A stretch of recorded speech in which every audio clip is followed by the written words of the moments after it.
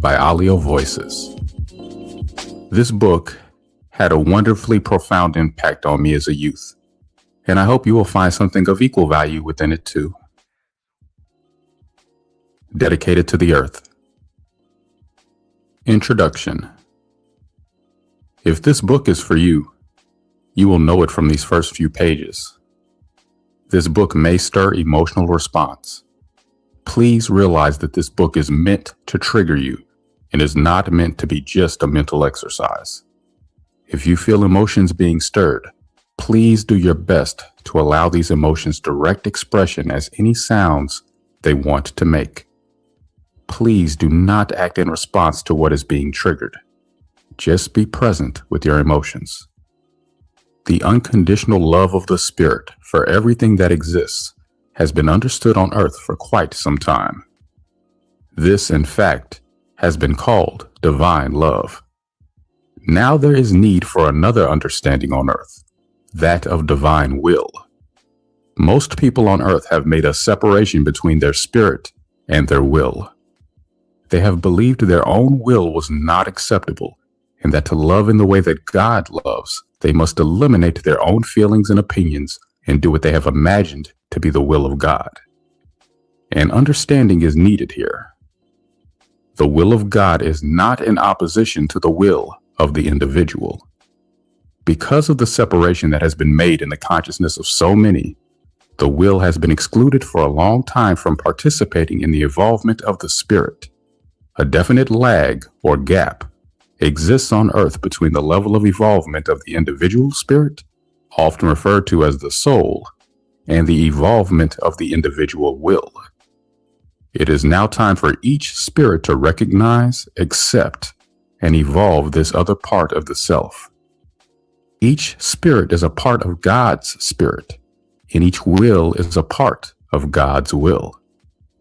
Each person must take responsibility for his or her complete being, and not for only a part of it. The will expresses itself as feelings, emotions, receptivity, intuition, and desire. Each spirit must fully accept its own will and help it evolve in a loving way that is not punitive, judgmental, or condescending. When the individual will feels that it truly has the loving acceptance of the spirit, it will be able to come into alignment with the spirit and with the divine will.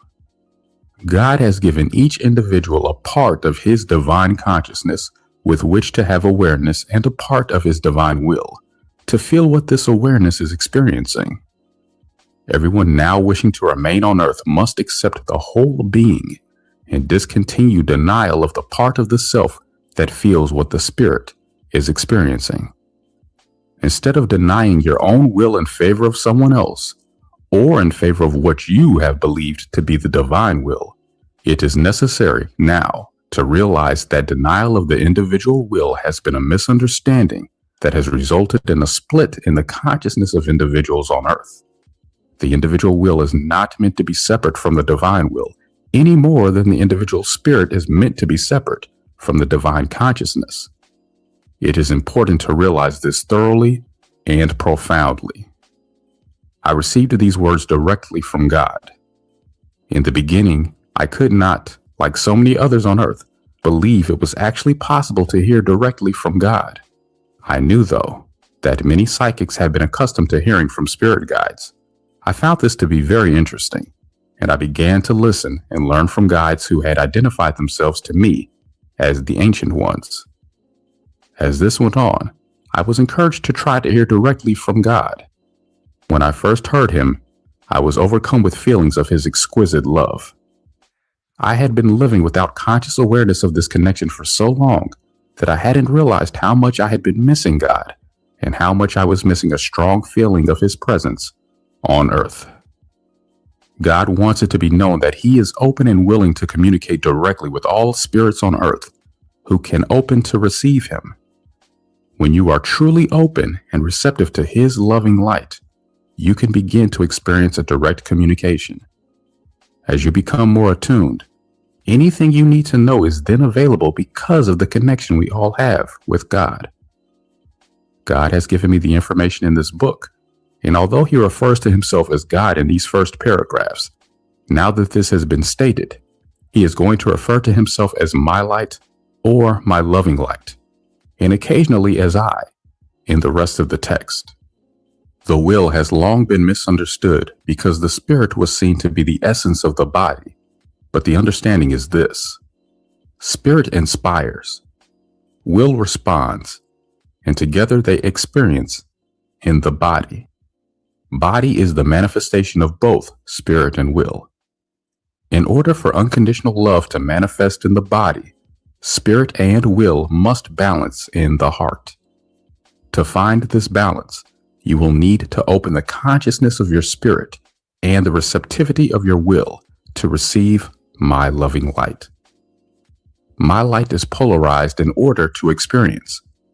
This polarization has been misunderstood as splits, in which the will was seen as disconnected from and not a useful part of spirit, and has even been judged to be in opposition to the spirit. However, the spirit and the will are the expanding polarities of oneness. Polarities need to be recognized as evolving expansions of a connected whole. Creation exists because it has both the spiritual essence that powers it and the magnetic energy that can open space to receive it. The same is true within each individual. The spirit and the will are not meant to be separate from one another in any individual any more than my spirit is meant to be separate from my will. In each person, the spirit and the will are meant to be unconditionally connected to each other. Each individual spirit is meant to be connected to my spirit, and each will connected to my will, and so all is one. The understanding needed next is, when anything is denied and not accepted by the individual to whom it belongs, that denied part of the individual has been placed outside of his or her love. In placing something outside of love, you have been feeding another reality that has troubled Earth for a long time. Because of its negative polarity, most people have equated the will with evil and with darkness. Everything negative has been assumed to be the cause of the trouble on earth. You need to realize that this is not true. Darkness and negativity need to be understood and accepted as the part of creation that can make a place for my light by opening the space to receive it. Until it opens space to attract and receive light, the will appears to be darkness. When the will is not allowed to express, it cannot vibrate. It is the will's vibration that opens space. Now, many people have thought they were evolving into unconditional love on earth, but they have forgotten that they must accept all of themselves first. There is no way around it. If you do not totally accept yourself first, you cannot totally open to anyone or anything else. Many have thought that by allowing their will to express only positive feelings, they would attract only loving light. But what they have attracted is the conditional love that results from denial. Because the will has been so misunderstood, the need to allow the will to evolve is great right now on earth. To evolve it, you must first accept it. You cannot beat it into the appropriate shape. It must be accepted as it is now in order to evolve. Denial of unlovingness will not clear it. You cannot just mentally insist that you are all loving. You must really be there. All levels of your being must really be there. Where your will has not been allowed to open and receive loving light, you have denial. Your denials are yours to heal. In healing your will, you must allow it to tell you how upset it has become. In hearing from your will unconditionally, you have taken the step of accepting it, wherever it is. Denial does not allow loving light in.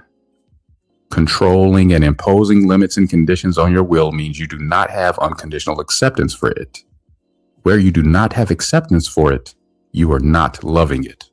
Where you are not loving it, you are denying it. When you deny parts of yourself, you are not accepting all of yourself, and so you do not have all of yourself present with you. If you do not have all of yourself present with you in loving acceptance, you are not loving yourself unconditionally. You cannot love anyone or anything else unconditionally if you do not have all of yourself with which to love them. You must accept all of yourself unconditionally by bringing all parts of yourself within loving acceptance and allowing them to evolve. When a person is denying parts of the self, that person will be denying others too. No one who wants to continue on the path of self-denial or of denying others, a path of imbalance, in other words, will be able to remain on earth.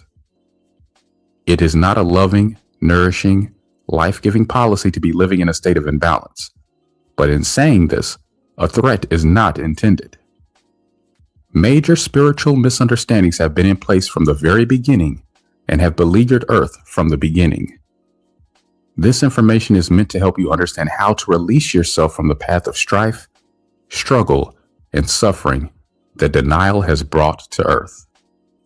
Earth has been imbalanced to the point of feeling her life is threatened and is not going to tolerate any more imbalance. The Earth herself is going to clear out of herself and off of herself everything that has not been loving toward her.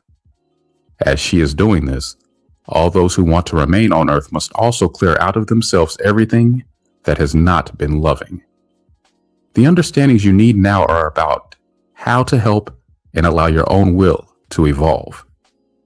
In short, allow your will to express everything you feel and do not stop until you are really finished. The problem with the free expression of the will on Earth right now is that it has been denied for so long that its attempts to express itself have looked out of balance, and they often have been. For this reason, let your will release in a private place, as the will naturally would with sounds, especially at first. The emotional release my light is talking about is direct emotional expression as sounds. So, be careful not to hurt yourself or anyone else, and do not go forward and act out on a wave of emotions.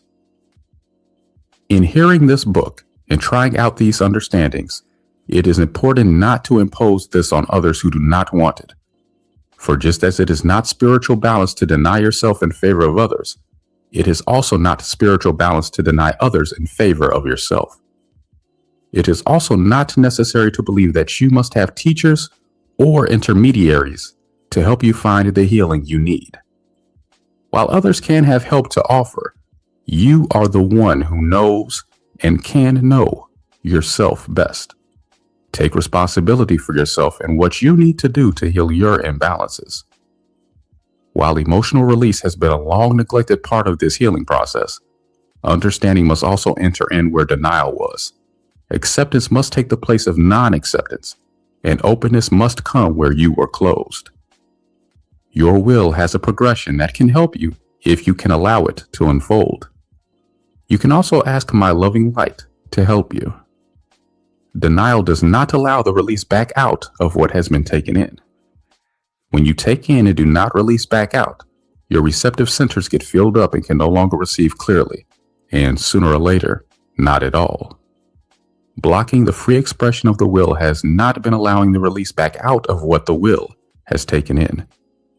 This makes it very difficult to exercise discernment and is one of the main reasons that most people on Earth do not, at present, have direct experience of my presence.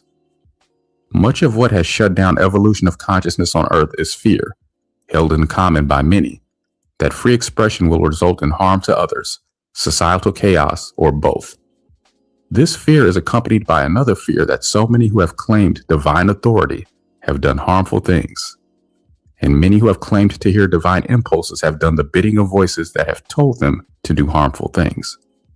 You can be sure that these claims of divine guidance are not my loving light if they have influenced people to do harmful things.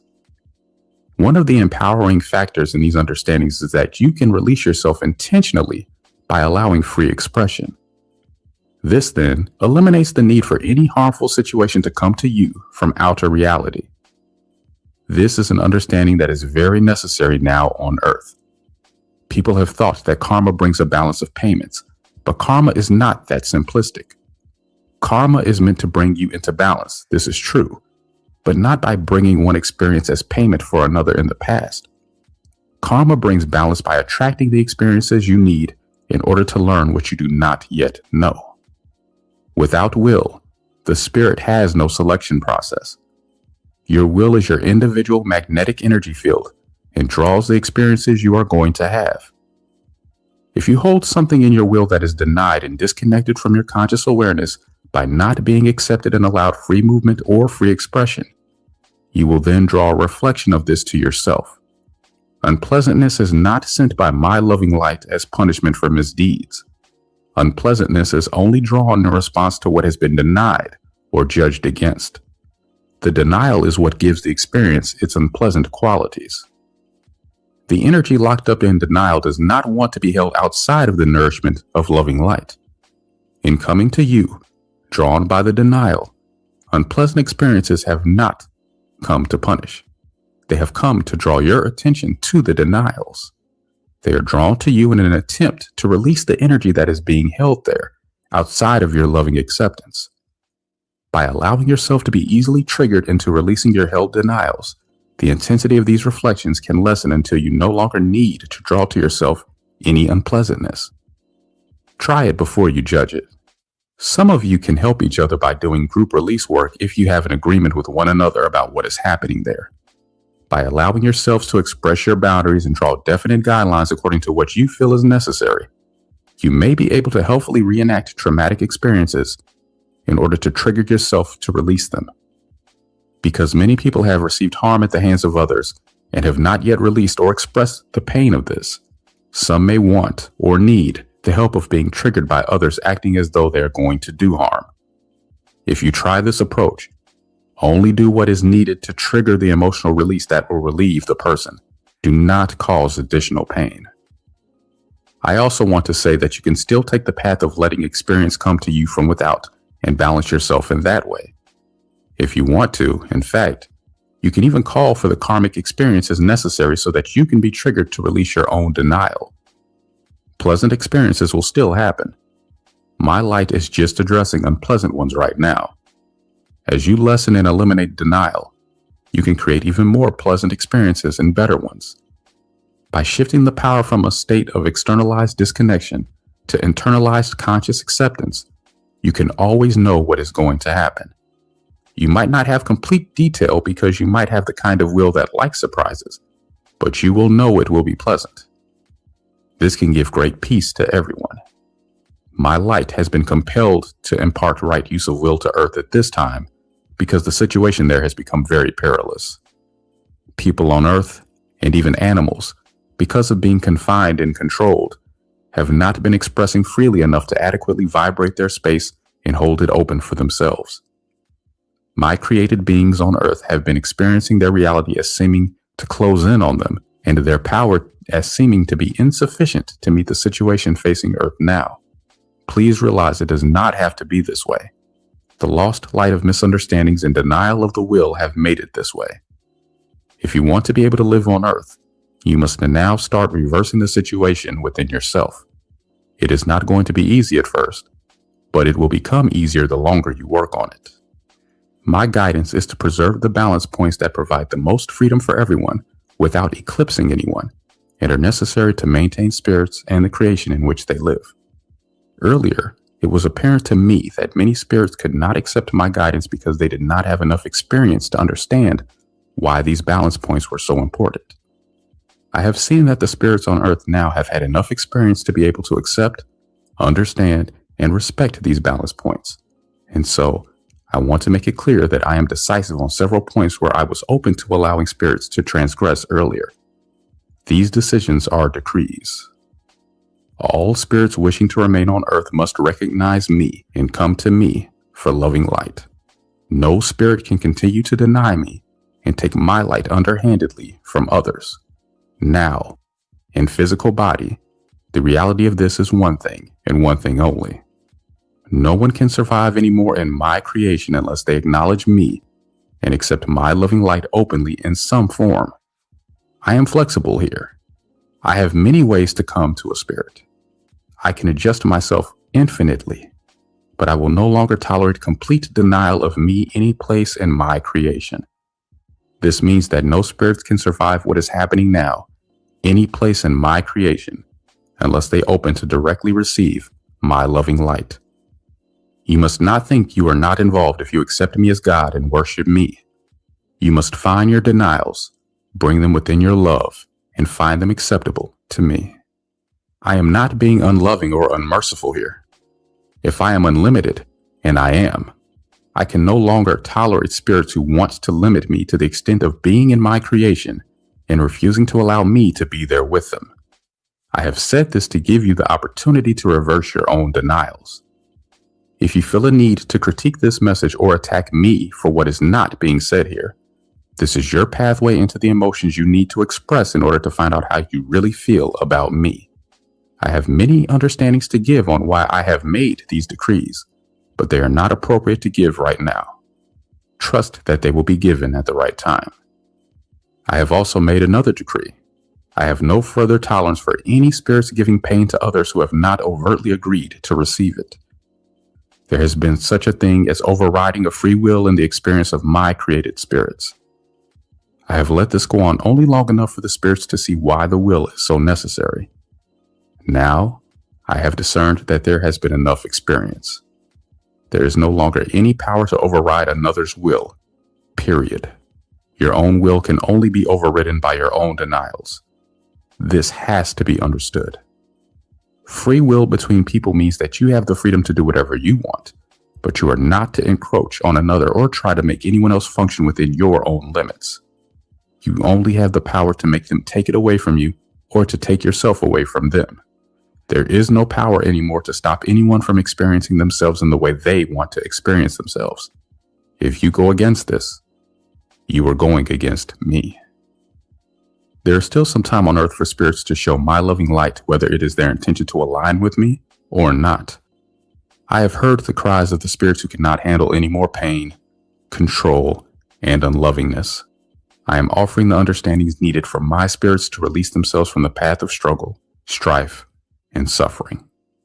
Because there are still many who do not believe that this is my loving light talking here, they are going to have to learn from the experiences they create for themselves. I am going to put them in their right place. If you do not want to go with them, you need to find and recover your own lost will and lost light involvement in this. In accepting these understandings, you only need to try them out, stop judging them, and allow them to be in process. You will find that they work for you and everyone else who is ready to try them. Some on earth have not yet had enough experience to try them, so I am reminding you again not to try to force these ideas on anyone. Just take them in if they are for you. In studying this book, connect to the spirit of the message and do not pass judgment on what has been left out. If there seems to be a gap that you cannot readily fill in with your logical, sequential thinking, you need to remain open and trust that it will be given to you when you have the readiness to receive it.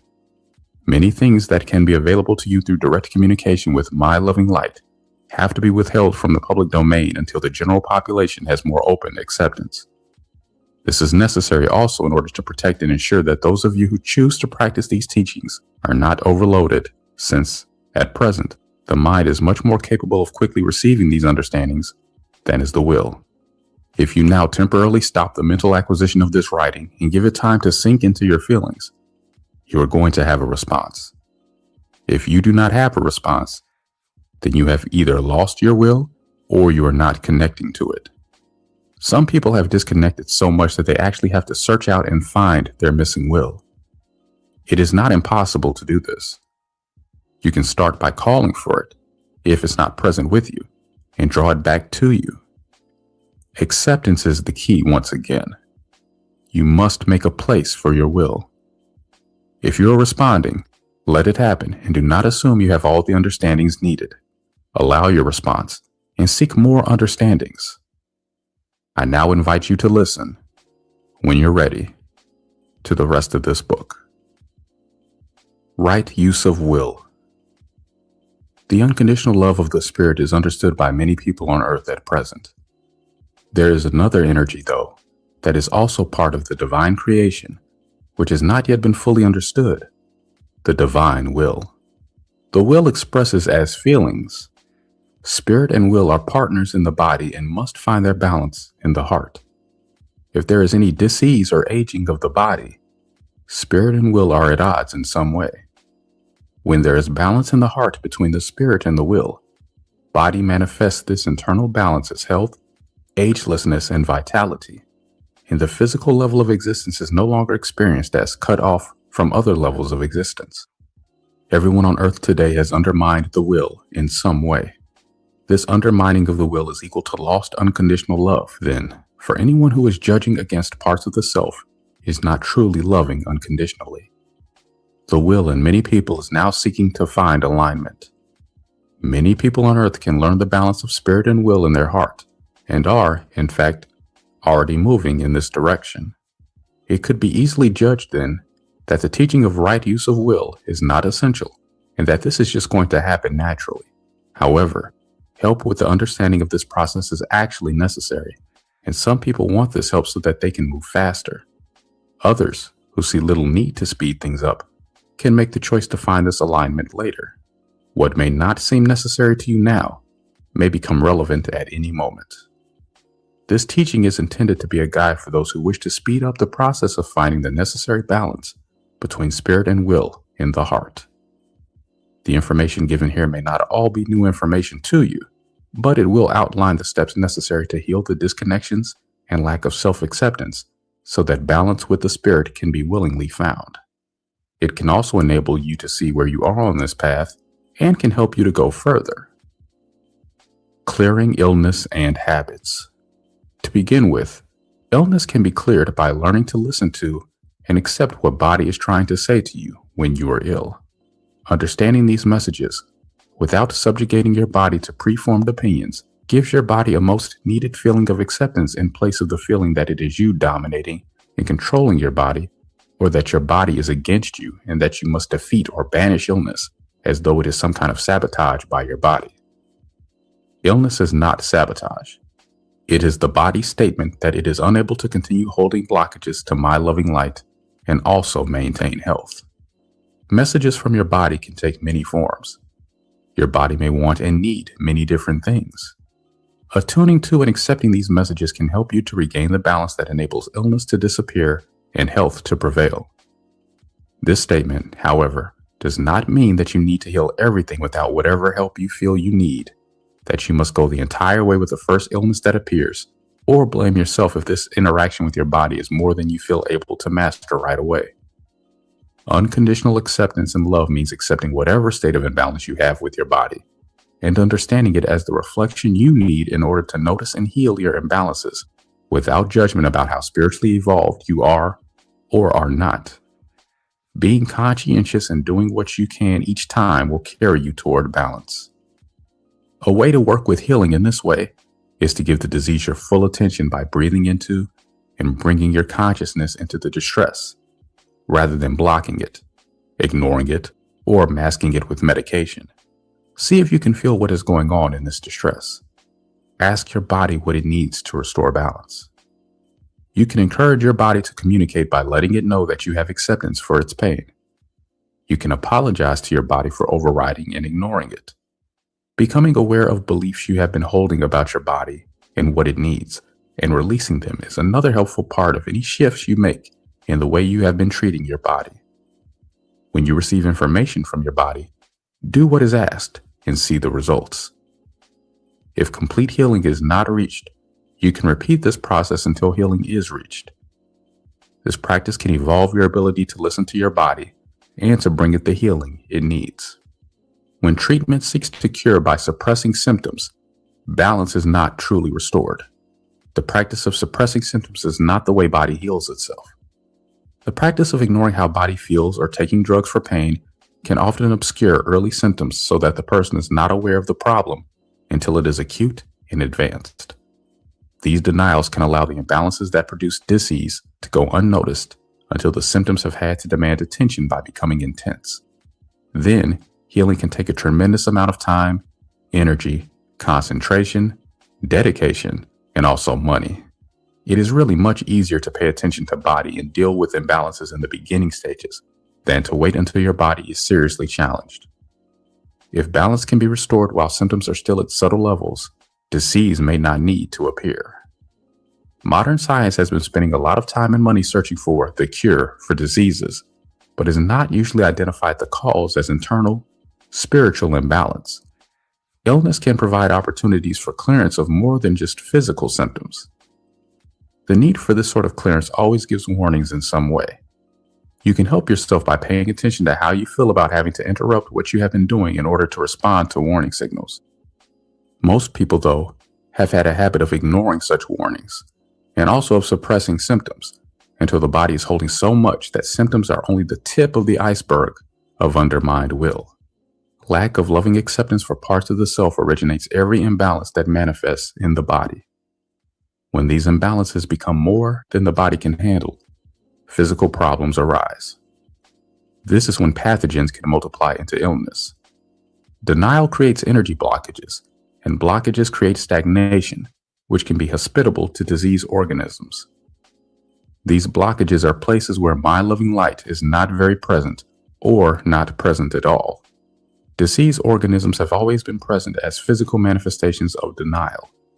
To find full healing, you need to find the cause, not only in your physical body, but also in your consciousness or lack of it. Symptoms can help you find their cause. If you want to receive and understand their messages in order to find full healing, symptoms should not be routinely relieved or suppressed. Treatments that only address symptoms do not bring a full healing. However, this does not mean that symptoms should never be treated. Treating symptoms while also seeking the cause is different from suppressing them so that you can ignore them and go on as you were before. When imbalances manifest as physical problems, there are many feelings involved that need exploration. All of these feelings need unconditional acceptance. However, intellectualizing feelings by only talking about them is not the way full healing is going to take place. The more you attune to and express from will and body in the ways they want and need to express, the more you will be able to clear before illness or unpleasant experiences manifest as an attempt to bring clearing. Even though some diseases indicate drastic imbalance, the idea that certain diseases are fatal has been accepted by many only because the way of treating them has been to deny the message of the body and treat body like it is something to manipulate. Instead of seeking to restore the balance, this approach has attempted to suppress all symptoms. Then, body is rendered incapable of healing. Body has its own free will to decide if it can heal now or not. No person needs to die from illness if body has another option that is real for it. If you are seriously trying to align, body will not die unless it needs the option of rebirth for full healing.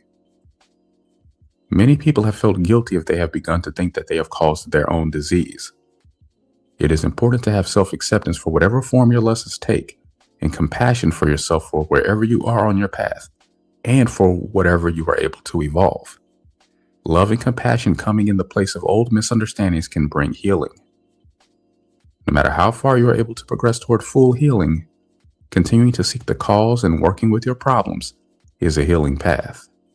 When there is the balance needed for health, an individual's energy is freed to create something other than disease. Health is an offering to spirits who can understand the way to live in the physical plane on earth. The other abilities of right use of will are based on a foundation of good health because a body blocked by imbalance cannot express the capabilities inherent in balance. Health can be the permanent state of affairs when spirit and will balance unconditionally in the heart. The practice of right use of will may at first, however, bring forward illness because the suppressed will is bound to have suppressed symptoms which body has had to hold. If imbalance is not rectified, illness is, quote, healed, unquote, only temporarily. The fear with which society has surrounded illness and death is a conditioning in need of strong attention. So many people have come to feel that illness is inevitable and that all must die of something, that the energy field emanated by these deep-seated beliefs has actually been perpetuating itself through the acceptance of it as inevitable. Even though health is the way, it has not been the way for such a very long time on Earth that it has happened as though no one any longer still believes that this really is the way. More immediate than regaining health for some people is the need to examine habits that are running the body down. Another way to look at this is to make a choice between living as you are for a short time and living long if you are willing to grow and make the changes necessary for good health. Once again, this is a matter of personal choice. Right use of will offers the opportunity of enjoying life to its fullest. This is what many people say they are doing when they indulge in habits. Habits appeal to memories of having felt good, but habits actually set the body up for physical death. Habits are a problem because they override the sensitive response of a body to a particular situation, and instead impose a ritualized behavior that a person has used in the past, whether it calls for the same response or not. Response from habit precludes response that is attuned to the particular situation. Habits are to the body what judgments are to the awareness. Both have a rigidity.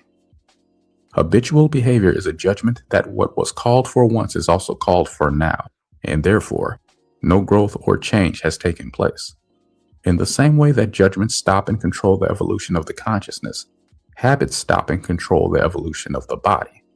Just as all levels of the being are run down by rigidity that suppresses the vibration, body is run down by the rigidity of habit patterns that lack sensitivity to its changing needs. The reasons for the habit need to be found and then accepted and understood, not condemned and disciplined away. The body and the body's actions remain imbalanced unless the person is willing to respond to the true needs of the moment, rather than taking a habit learned in the past and projecting it onto the present because it seems to apply. All habits need attention, for many, such as ways of breathing, making love, eating by the clock, reacting to situations without fully perceiving them first, and also habitual verbal responses can be easily overlooked. Encouraging the self is more healing than forcing the self, holding the self back, or suppressing the self. Dictatorship to end habits is another form of suppression. Habits can only really be released when the person is ready to see why the habit is there. All of the emotions and beliefs around the habit need to be accepted and allowed to express so that they can participate in the person's spectrum of awareness. Body also needs to express its feelings about habits. If habits have been suppressing this communication, but intent is to end the habit of overriding parts of the self, letting habits lapse to find out what has been suppressed can be helpful. The feelings underneath habits are often feelings that are being denied by the person who is using habits in place of true response. Then, there is also present a habit of avoiding feelings. In this case, the person needs to look at the habit of avoiding feelings and decide if this is what he or she wants to continue doing or not. If all the feelings are allowed total acceptance and expression, they can begin to tell the person what is needed in place of the habit patterns. All of the habits and appetites that people have thought they enjoyed have been judged against by various spiritual belief systems as harmful to spiritual development. Lists of things to avoid have included such things as alcohol, sugar, red meat or any animal products, drugs, caffeine, marijuana, tobacco, sexual enjoyment, and extremes of any kind. An understanding needed here is that the problem has not been these things themselves, so much as the habit patterns and extremes of imbalance that have been so often associated with them. Substances have been thought to be causal, but it is consciousness that is causal, and nothing else. For example, eating meat, and especially red meat, has long been thought to make people too dense to receive spiritual illumination, and yet, it is not causal here. The desire and need to eat meat has accompanied the consciousness needing to eat it. As loss of vibratory rate increased on Earth, density of the physical plane increased. Nourishment must match the vibratory rate of the consciousness taking it in. In not understanding what was causal here, many judgments have been made, and many have tried to break out of habits, giving up meat, for example, by using discipline and control. This method only causes the habit pattern to change its form. Breaking out of habits may look like a stumbling block to many, but realizing the goal and seeing habits for what they are is going to allow the process through which they can drop away. The immediate goal is to free yourself emotionally, which will enable you to feel better, to be more free, and to enjoy life more. Once you begin this path, you may find that the gratification of finding acceptance for parts of yourself that were formerly suppressed is gradually and steadily replacing your need for your habits. Many people have thought that right use of will is too difficult to do or means giving up habits in a spirit of sacrifice or self-denial. However, whatever you can do towards freeing your will is not as difficult as living in a body that has to hold the blockage, resistance, denial, and rigidity of an imprisoned will. This loss of vibration can produce intense symptoms in the body, which draws attention to these held places. Even though many have been intimidated by their symptoms and have felt they must take medicine to suppress them, this is also an opportunity to deeply connect to body. Feelings of being unable to receive body's messages or understand them adequately enough to balance the body are the result of a long-standing gap between spirit, will, and body. This gap will resolve with practice, and the feelings of fear will dissolve as success gives confidence to the process. If, at present, the fear is overpowering the ability to receive body's messages and respond to them, reassurance can be sought from others. However, reassurance only helps if you also seek your own feelings here, rather than abdicate to another's reality. Feelings of confidence and fear both need acceptance. They need to be allowed to bring understandings through the process they generate. Fear could be hidden in habitual dependency upon your helpers. The origin of the fear needs exploration and understanding. Do not judge in advance what the fear is. Feel the fear and let it give you the understandings. Release of any block improves clarity. Clarity improves communication. When you really listen to yourself, you can heal yourself. Then you can seek help in the spirit of confidence, knowing you need and want the help you request, rather than being dependent and confused because you don't know yourself. The undermining of free will on earth has been accompanied by another habit, the habit of looking outside the self for the answers. This habit has another aspect to it, that of denying your own will in favor of someone else's idea of what is best for you. This imbalance has opened the way for rules and generalized procedure because no one really knows what each and every moment calls for in someone else. This lack of attunement is a direct result of denying the will its right place. Freeing of the will to do what it is meant to do is going to return to each person the sensitive and appropriate attunement to the self in everything the self does. No amount of refining or improving standardized procedures, applied programs, rules, regulations, or, for that matter, manners, is ever going to come close to the individualized fine-tuning that free will has to offer. Your will is meant to guide you in this so that what is appropriate to any given situation is what you feel like doing and also do. When the will has been suppressed, it cannot give clear guidance. It has become clouded by what it has had to hold. Habits are substitutions in the place of attunement and attempts to compensate for the loss of attunement because of past denials. Will and body may not, at first, trust the spirit to be responsive and may not fully trust for quite some time. Since so many messages have been ignored in the past, some time and experience may be needed for will and body to believe that this pattern is really changing. If this is the case, it doesn't need to mean that you should give up. You can accept your feelings of wanting to give up and also continue on this path. Learning through experience gives the best understanding. At present, almost all individuals are holding conditions on this. Conditions limit growth in that they are judgments that can color perceptions of experience. Free will allows the evolution that can learn from experience, while the rigidity of judgments and habits creates repetitive experiences. A person's experience is his or her own individually unique experience and may or may not be the same as anyone else's. Learning from your own experience allows each of you to evolve in your own way. Learning in this way doesn't preclude the acceptance of advice or the sharing of observations and insights, and it allows everyone to be free. Your will needs to be allowed to recover and evolve with the rest of your being in order for you to experience and express the full gift of your spiritual presence on earth. The balance of spirit and will in the heart can be attained and can produce the health in the body that is the starting point for evolving in harmony with your outer reality. When there is balance, harmony and joy accompanying the way of evolving, physical existence can be as enjoyable as any other plane of existence and can evolve to include all possibilities. You are then able to do what you want to do when you want to be doing it, and for no other reason than that is what you truly feel like doing.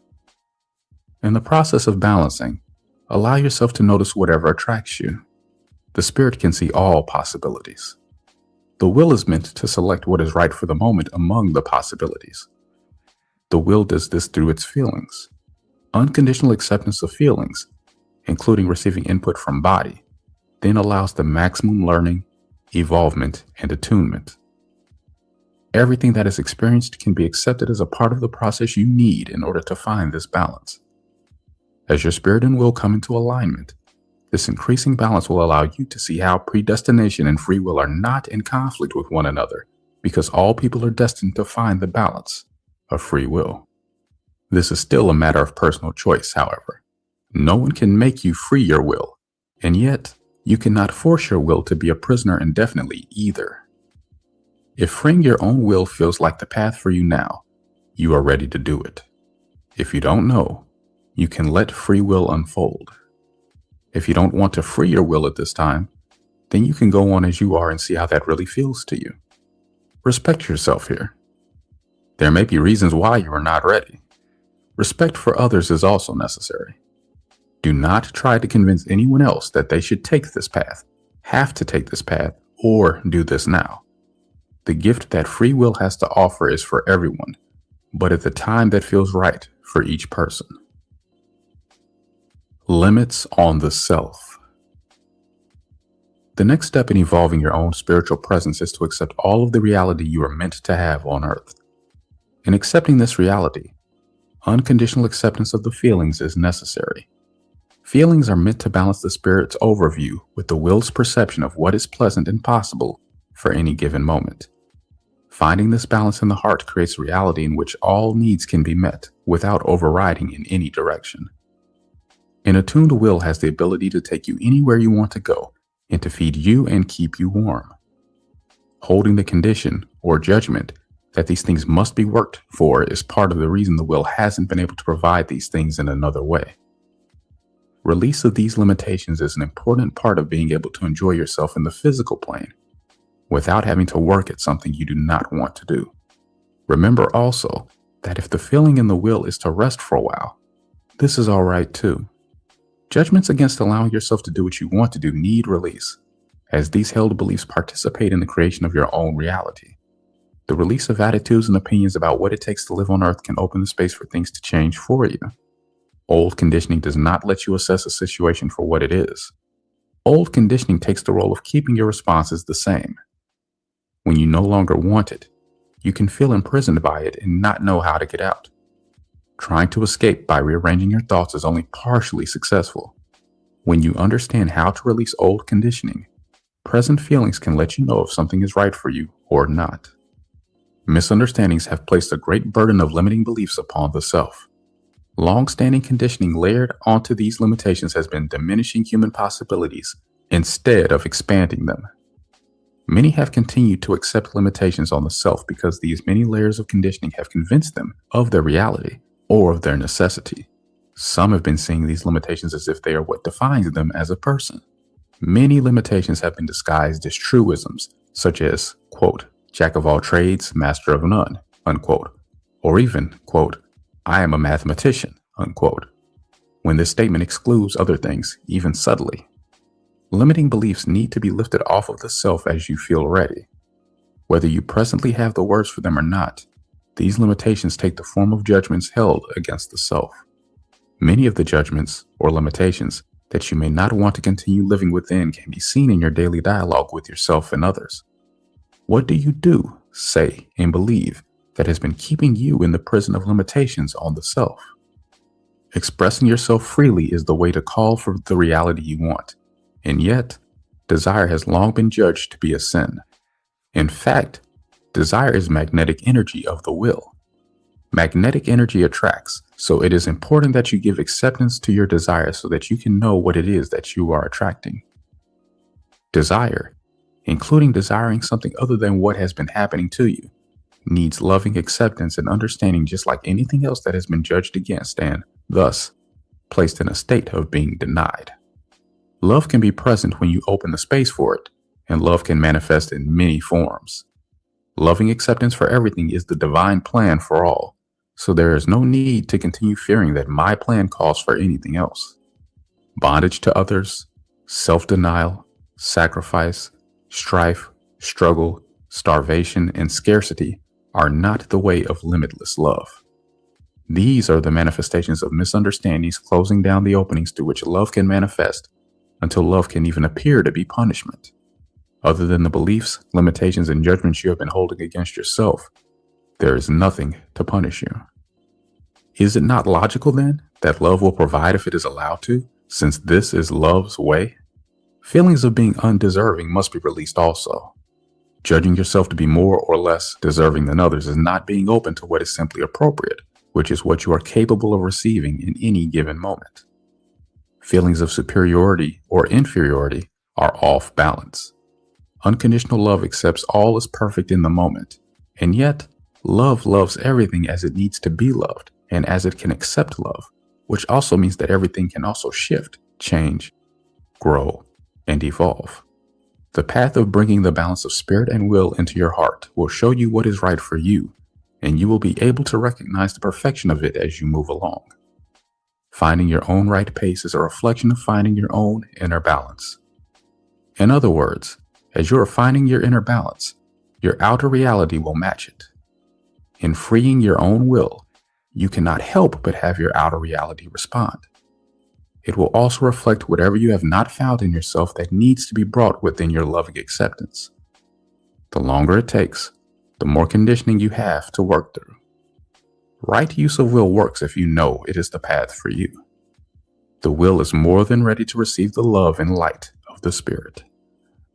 It is the individual spirits who must accept the question of free will and decide if it is right time or not. The feeling that recovery and healing of the will is too difficult is part of the illusion that has kept the physical plane of existence seemingly separate from the other planes of existence, or speeds of vibration. This belief has been involved in the immense loss of vibration in the will, and goes along with the belief that gifts are the reward of much dedication and hard work. The release of these judgments is necessary. Many spiritual teachers have said this because they have believed in separations that are not real or because they are confused and have taken the path of struggle and punishment. Attuning your spirit and your will can be accomplished if you have the intention to do it. Spiritual teaching should not be directing you to lift above and drop off the physical and emotional bodies in order to return to God, the light, the source, or whatever it is being called, without them. These are old misunderstandings that have placed many limitations on the self. The reality is that this approach will not work. What is yours, and you cannot solve anything by dropping it off. The way is to evolve, and to evolve you must begin to accept all of yourself in whatever state it is in. In the path of each person there is what is called original cause. Right use of will is beginning with what you are able to accept at first, so that a foundation can be built for understanding how these spiritual misunderstandings originated. For now, all that can really be said is that it is not possible to return to essence by dropping off parts of the self. Undercurrent here are judgments against creation. Manifested creation is not to be denied or gotten rid of as a mistake. The essence of creation needs to be allowed to vibrate and evolve so that form can come into alignment with loving essence. Manifestation is the way in which essence experiences itself so that it can evolve.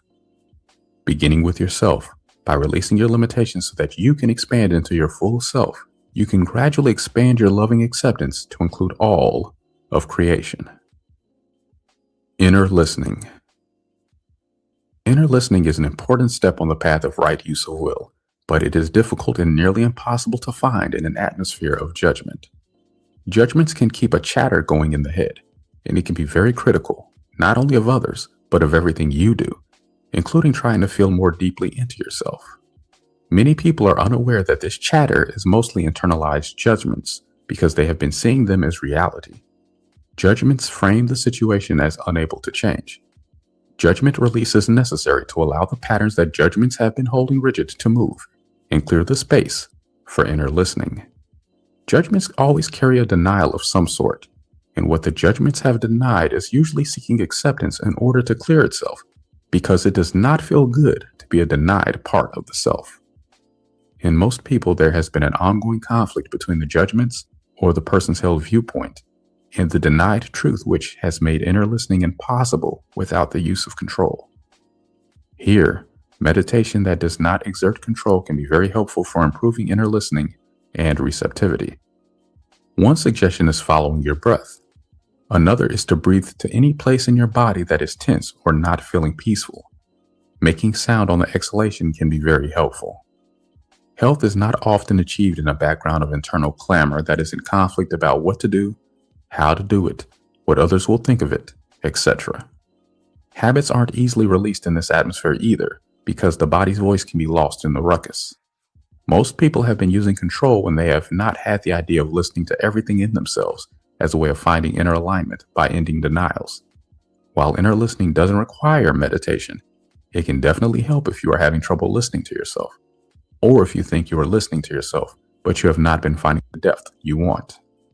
Inner listening is a receptive, or yin, aspect. The entire receptive aspect of creation is needing to be more deeply understood and included as an evolving aspect of creation. It is not just actions that must evolve. Understanding and receptivity must also evolve. The receptive, or yin, aspect of human development has been proceeding with a maximum of imbalance. East and West, yin and yang, masculine and feminine, intuition and thought, feeling and reason, nature and man are still seen as adversaries or as dominant and submissive, superior and inferior by many people. When polarities are seen as conflicting opposites, and especially when one is favored, the harmony that brings inner balance and the quiet with which to hear is obscured by the conflict. Polarities are the evolving limits of one principle, and so the answer naturally lies in allowing all of them to come into balance and complementary function.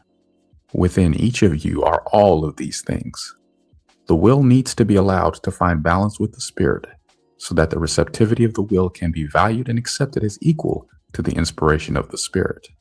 Then, balance in your inner reality can be reflected by your outer reality.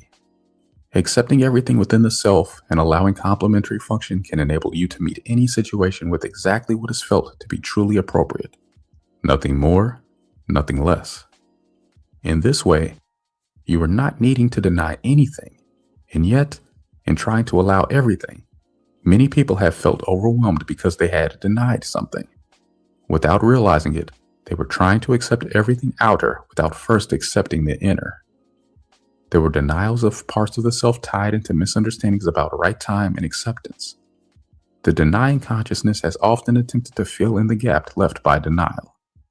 Judgments have often served this purpose as people have attempted to make sense of their overwhelm. Denial of the will has often been filled in by false teachings that the person has become convinced are real. Many people have been allowing the media and other people to entirely fill their already clouded receptive centers in an effort to fill an emptiness left by denial. If this source of filling yourself were to be turned off for a while, and you did not find some other way to distract yourself, you might find out how you really feel about the denial of spirit, will, heart, and body on earth. Most people, when confronted with this, have tried to fill their mind with thoughts to avoid what they have denied. If you have intent to heal, you need to let yourself feel what you have not wanted and let it express as sounds. You may feel terribly lonely and afraid underneath everything else. You may have experienced fear of being so ridiculed or rejected that you have believed it was the last thing you ever wanted to feel. You may have fear that you cannot vibrate yourself enough to stay alive. You may have beliefs that have told you that fear is a lack of faith in me. But where am I? And who am I that I would leave fear outside of my love? Maybe you are lonely to feel a real presence of my loving light there with you. Maybe you are afraid of death, and maybe you are ashamed of your feelings. Denial of the will has created an imbalance in the heart. Unconditional love cannot manifest from this imbalance. The alignment and balancing of polarities aligns and balances everything in between them. Ending your own will denials and the accompanying judgmental patterns is going to allow you to manifest unconditional love. This process for ending denials is the only process I have seen to work. The attunement of inner listening is an important, self-empowering part of this process. You can learn to receive input from your own spirit more and more clearly, and also to hear directly from me. Inner listening is one aspect of getting help with the specifics of your own denials. Fear and confusion may come up around this, and you may need extensive movement because, in addition to your will, your heart and body can also give input here. You may also have internalized a critical voice or voices trying to tell you what to do. You may even experience this as overwhelming confusion, especially at first, and it may be difficult to understand and sort these things out. By persisting with this process, you can find the understandings needed and find increasing trust for expanding the spectrum of your perceptions.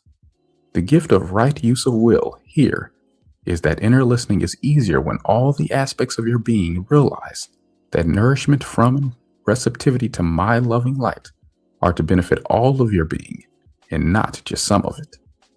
Then the alignment needed can be found. Ego self. Many have thought that spiritual growth requires death of the ego or the self. This is not true understanding. Death of the ego or self is not a necessary part of spiritual growth. Judging against, putting parts of the self aside, or not accepting them is denial of the self. There is no problem with ego self if it sees itself as evolving with the rest of you. This is a part of you, and like all of the parts of the self, needs acceptance. Denials and judgments against the ego self have created afflictions. Without seeing what denial and judgment have created, these afflictions have been thought to be the reality of ego self. Ego self is as divine as anything else. It is the part of you that recognizes you as you, and without it, you cannot tell the difference between yourself and anything else. Ego self operates to protect your present level of ability to accept, experience, and express. Many have judged self-love to be selfish and have had a habit of self-denial as though this is more loving than love of self. To be without ego, or to cultivate selflessness, has often been equated with oneness, but this would be a oneness without differentiation and thus no manifestation of creation. While this has been a goal for some, this is an unrealistic image of oneness. As soon as there is a recognition of consciousness, there is differentiation through recognition of the self that noticed this. The awareness of self was blamed as the initial cause of separation. Creation manifests from consciousness. Without recognition of consciousness, there is no way to experience it, and thus, no experience or evolution, and ultimately, no existence. Healing the ego self with understanding and loving acceptance is another aspect of personal growth. Balance between love of self and love of everything else is what is needed. Free will in the presence of opposition. The question of freeing your will in an atmosphere that doesn't appear to accept it is the next issue to be discussed. The question of practicing right use of will among people who do not yet accept or understand these ideas is a matter of personal choice.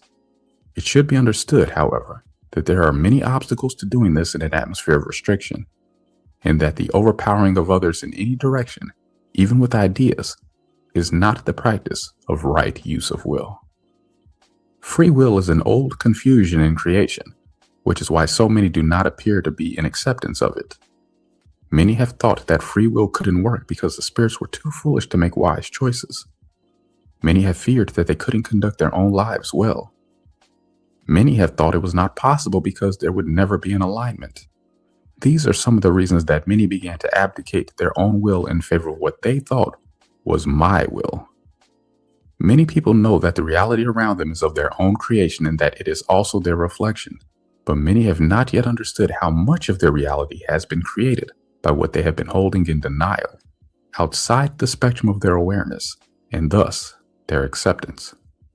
The reflection of non-acceptance for free will is going to be found to be based in your own misunderstandings, denials, and judgments. Evolution of the individual will is an important part of spiritual growth, and learning from experience is an important part of evolving the individual will. Because others are not the cause of the suppression of your own free will, the practice of right use of will does not need to force ideas on anyone or on society at large. The space to practice freeing your will comes from within you. Some people may want to seek ways to find others who understand and accept these ideas. Some may want to talk with others about the idea of freeing their will because they don't want to feel alone in what they are doing. Mutual support can be good. Any lack of receptivity here is a signal to find these places of judgment and lack of acceptance within yourself. Any seeming conflicts or disagreements can be more easily resolved by finding alignment within yourself first. If you recover your own lost will, you will find it much easier to change reality that suits you than to try and change an outer reflection of denial that you haven't changed within yourself. Finding the balance point between changing the circumstances around you and changing your circumstances is something that each person needs to find according to how it feels. If your needs are being denied you by someone else, and you feel you have done all you can to release limits you have been holding on yourself, then you can try changing your approach to fulfilling your needs by finding another place and/or another way in which to fulfill them. Instead of making any judgments here, give freedom a chance to work by allowing yourself to make whatever changes you feel the situation calls for. If this stirs fear in you, try giving it expression as sounds. Remember to make sure you feel safe when you do this. This fear may be holding judgments in place that having ideas different from the mainstream will be ridiculed, censored, or viewed as insane, and that you may be outcast or even killed. Having the thought and accepting the fear that there may be repercussions allows you to heed the caution without holding it as a judgment. Freeing your own will enable you to be free. Judgment release. Everything is a part of your learning experience. Denial does not open space for improvement because it denies that which could teach it. Denial is held in place with judgments and emotional control. Judgments do not open space for improvement because they substitute criticism and the rigidity of labels for good advice and discernment. Judgment is not the same thing as discernment. Discernment can draw on past experience, but it also notices the differences. Judgment release is necessary because spirit and will cannot find alignment in an energy field locked up by judgments. The inner conflicts that have been keeping attunement away have been misunderstandings. However, if true understanding is to come, full attention to the conflict is necessary. Past experiences are a source of wisdom, but judgments give false wisdom because they do not see the situation for what it really is. Judgments also say that the next experience will be the same as the last experience. This is the same as saying that nothing has been learned, and also that there is nothing to learn that could change things for the better. Judgments are rigid thought forms attached to the thinker. If you judge your experiences rather than understanding and accepting them, you lock the energy into rigid patterns of perception that take your focus away from what could help you grow. Each time the judgment is made again, and the emotions around it remain unmoved or intensify, the thought form intensifies. For example, quote, "I'm not a nice person," unquote, is a judgment and a label in place of compassion and introspection that could realize why you could have this judgment against yourself. When negative judgments are held against the self, repetitious experiences will reflect those judgments. Resistance to what is held there can, sooner or later, build up pressure in what is held until it may burst forth as an explosion in which the judgments usually spew forth propelled by denied emotions. This is learning by resisting the lessons until you, quote, meet your match, unquote. Reiterating the judgments then intensifies them while seeming to prove these judgments to be correct. Intense judgments are usually made amidst a wave of strong emotion when a person's usual sense of things is overwhelmed and there is a feeling of needing to push back, quote, make sense of the situation, unquote, or define it. While judgments do label and structure the situation, and therefore can give a person a sense of making sense of things, they are also limiting. In this way, feelings of not having enough understanding or personal power are compensated for by imposing misunderstandings and judgments that bring an illusion of understanding, power, and control. Holding rigid energy patterns that must be broken through by intense experiences is not the only way to learn. Judgments are not necessary steps on the way to understanding. Judgments obscure the ability to use discernment. Discernment and observation and evaluation, learning and experiencing can all take place without judgment. Judgments simplify and rigidify. Judgments are outside of time.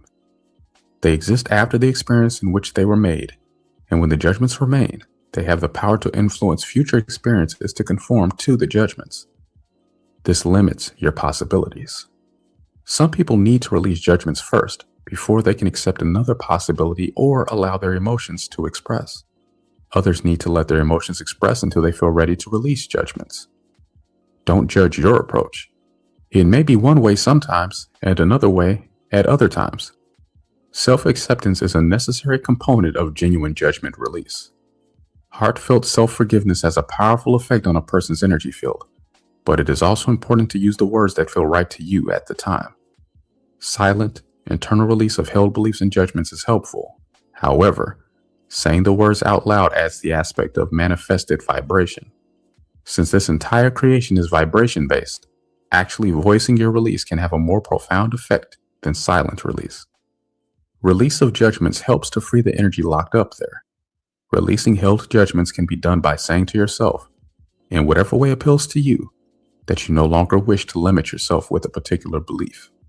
For example, you could say, quote, I forgive myself for believing, unquote, or, quote, I release the judgment that, unquote, or, quote, I no longer believe that, unquote. There are many judgments that need release, from the smaller events to the major themes in your life. Some examples are, quote, I forgive myself for judging and believing for so long that she can never be pleased, that he never listens, that I can never be really free, that anger is destructive, unquote. Releasing judgments in this way sounds so simple, but truly releasing them is not a matter of just saying words. A real shift in how you feel must also take place. There is so much long-standing conditioning that it can take quite some time to shift some of these patterns. Consider also the impact of societal habit patterns that speak in pronouncements and thus reinforce the conditioning. How then to stop judging? Judgment is something you need to feel. Your feelings can tell you when you are making a judgment, and in fact, just feeling judgmental can be enough to create judgments in yourself. True understanding can replace judgments and habitual responses when you can recognize and release the judgments and give free expression to the emotions that have been held there. Then self-forgiveness can come from a place that is real and deeply felt. In the way that it is the spirit and not just the letter of the law, intent also determines the judgmental quality. If love and acceptance are present, it is possible that statements may have seemingly judgmental words without being an actual judgment. This can include pure humor that doesn't project buried undercurrents. Even so, given that so many people have become conditioned to speak in judgments, it can be very helpful to relearn ways of speaking so that pronouncements are not being made when you say something. Lost energy, lost love, lost power, lost anything is the result of denial of aspects of the self, of holding them away from you instead of accepting them. What was lost can return when you can forgive yourself for denying it, accept it, and understand the possibilities for evolution there. This can mean forgiving yourself for behavior, but more often, it means forgiving yourself for the judgments you placed against yourself for that behavior. You can avoid making further judgments by speaking specifically rather than projecting your present opinions or assessments of a situation into the future with your words, as though this is how it is going to be forever. The following are some statements that have been believed to be reality, but are actually judgments. Quote, it is a sin to love self. One must love only God. God doesn't talk to people like me. If I think I hear voices, I'll be labeled crazy. No one is going to accept me unless I conform to their expectations. Everyone has to compromise to get along in this world. If I have it my way, I'm being selfish. There's no way out of death or taxes. I have to die of something, so I may as well enjoy myself. There's a certain order to things on earth, and I can't go against it. The earth is settled down, so big upheavals are in the past. So many people have prophesied things that haven't happened, that no one can predict the future. God doesn't work miracles on earth anymore, so maybe he never did. Reality stays pretty much the same. This reality is the way it is, the way it's always been, and the way it'll always be. Unquote. Judgments are a way of giving conditional acceptance. When the actuality has seemed so overwhelming or unacceptable, people can want to insist that their judgments are the actuality. This is denial of making judgments. However, sometimes people are not ready to face the actuality of certain experiences or the feelings surrounding them. Even though denial has been our survival mechanism at those times, if the intention is for full healing, these denials have to be faced, accepted, and understood when the person is able. Since making judgments stops the situation from changing and sets you up to repeat situations that are held within the framework of your judgments, this has the effect of reducing your perceptions of reality to something that may have seemed more manageable at the time the judgments were made. As I said, these judgments are often forgotten, mistaken for reality, and lost into the, quote, subconscious, unquote. These situations will then repeat until you realize that you are not getting the evolution, change, or personal growth that you want in your life. Emotional release. There's another aspect to judgment release, and that is emotional release. Emotion is magnetic energy. Judgments are held in place by unmoving emotions held in the will. Free will offers the gift of a much broader spectrum of reality in which feelings are balanced, free-flowing, discerning, and attuned enough to warn you of any impending harm. In most people, at present, emotions and their accompanying judgments have received many layers of conditioning that you have to accept reality as it is, and also that deviation is unrealistic, impossible, and can have disastrous results. The will has been so denied and subjugated that it needs an evolutionary process in order to catch up with present time. When the will is living in a constricted world of judgments, it is unable to fully surface anything about itself, and so, in the beginning of expressing any aspect of what has been held back, it is going to need to begin in any way that it can. Even though it may look very messy and chaotic along the way, rather than trying to get your will to comply with a program of release applied by your mind, this is a process that needs to be guided by your will.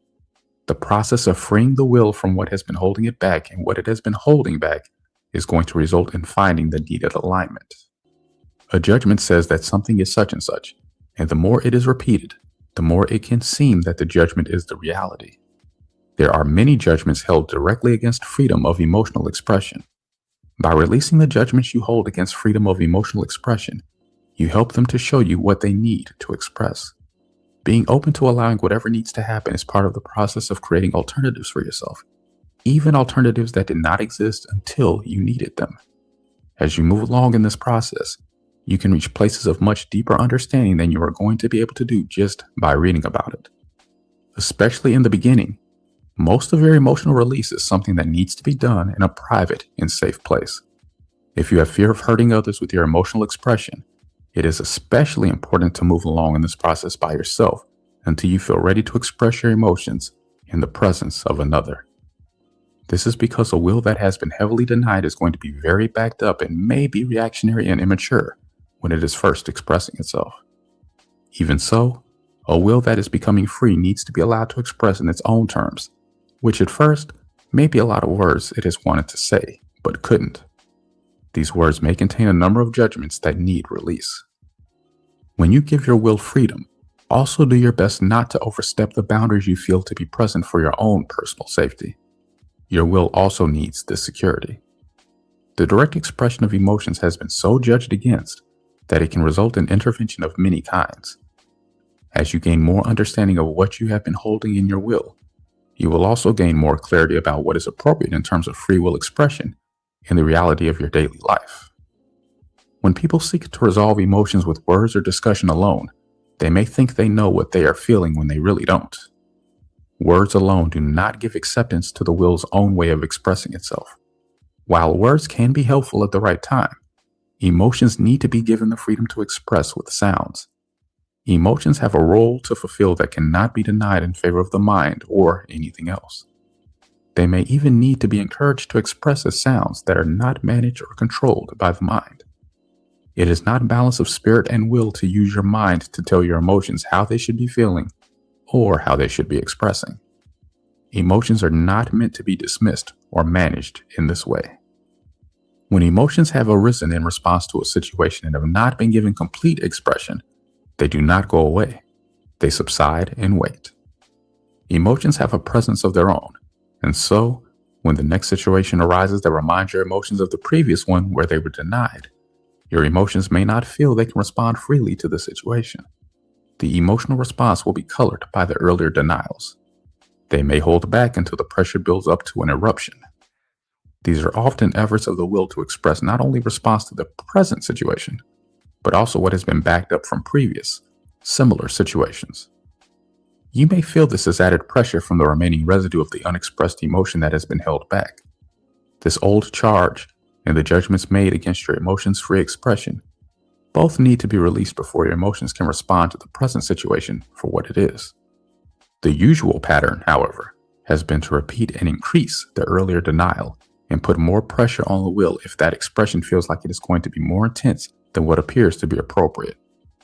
Instead of allowing free expression to the emotions, this pattern of suppression has been so pervasive that emotions usually only express in situations where they have had some acceptance in the past and in ways that have been accepted. This is why so many women have converted all of their emotions to crying, and men have converted theirs to anger. Instead of having the freedom to be self-determining, the will then is being managed and controlled by outer direction. These are severe limitations on the will's ability to evolve and integrate.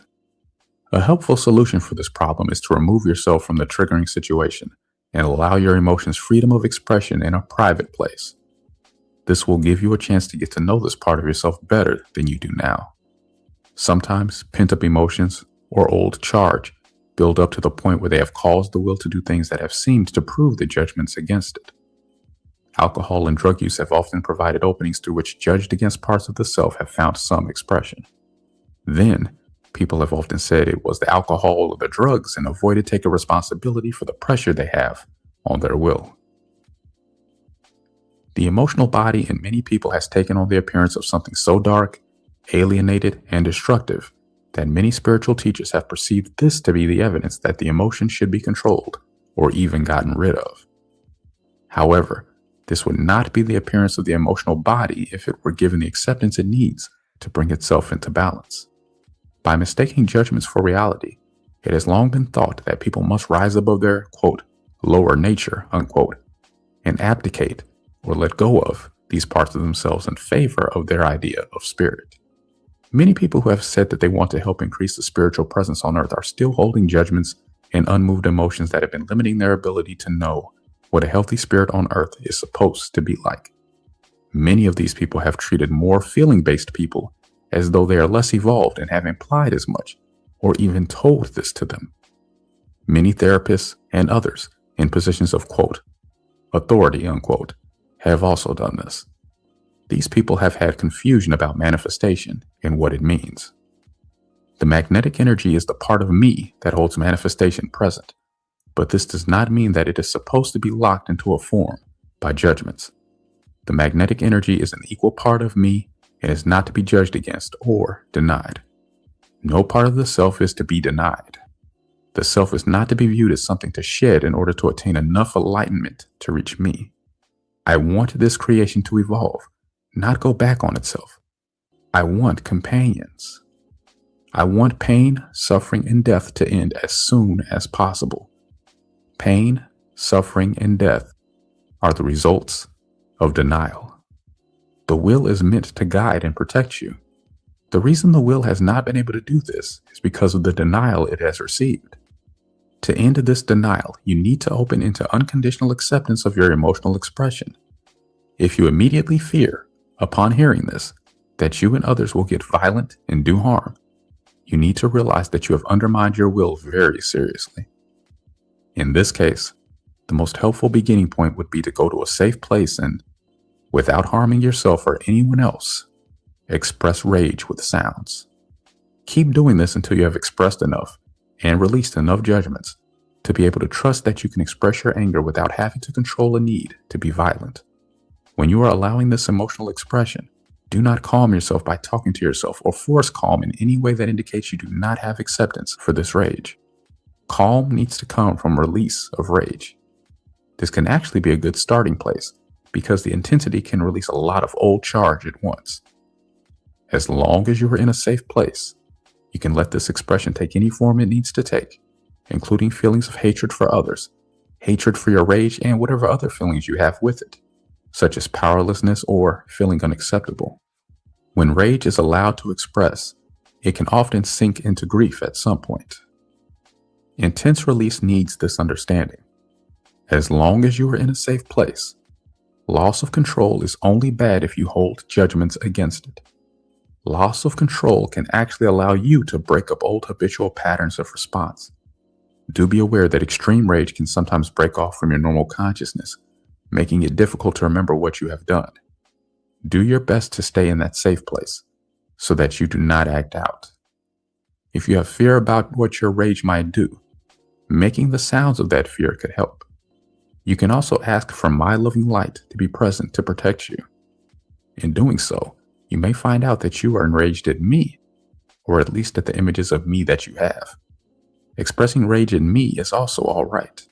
I have unconditional acceptance for what needs to vibrate in the will to bring healing. Now, my light wants to give some more information on what is meant by emotional release.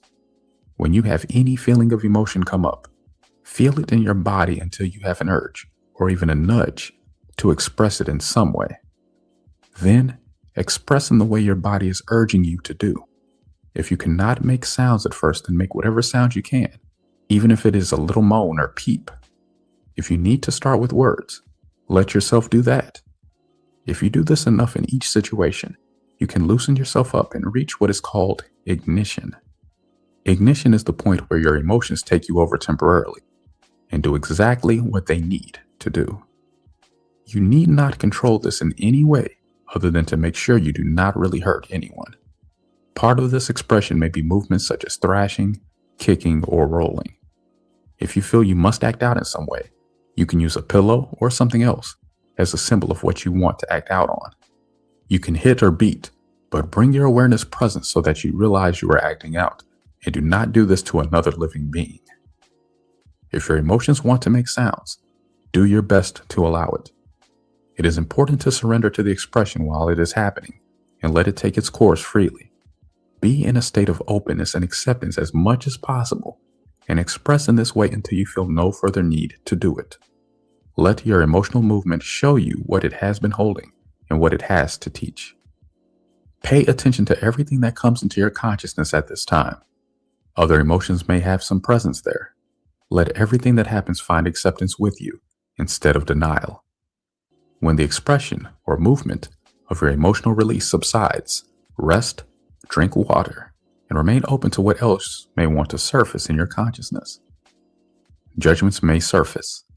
If not, seek the judgments you feel ready to release. Threads to other similar incidents may appear. If not, seek the threads or patterns that connect this experience to other similar situations. Be open to understandings.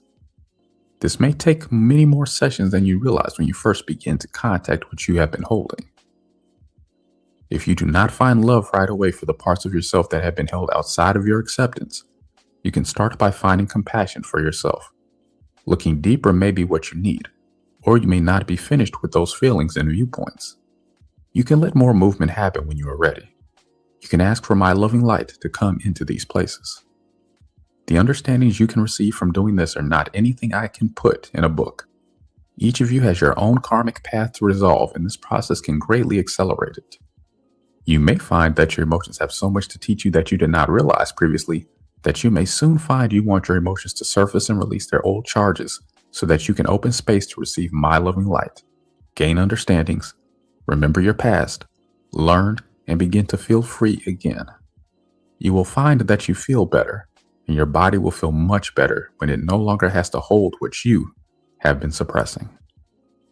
In some places in your emotional body, you may find some old charge that you fear and/or old charge that has too much fear of rejection to come forth easily in this release process. It is important to trust the progression in which your own will wants to surface these held charges.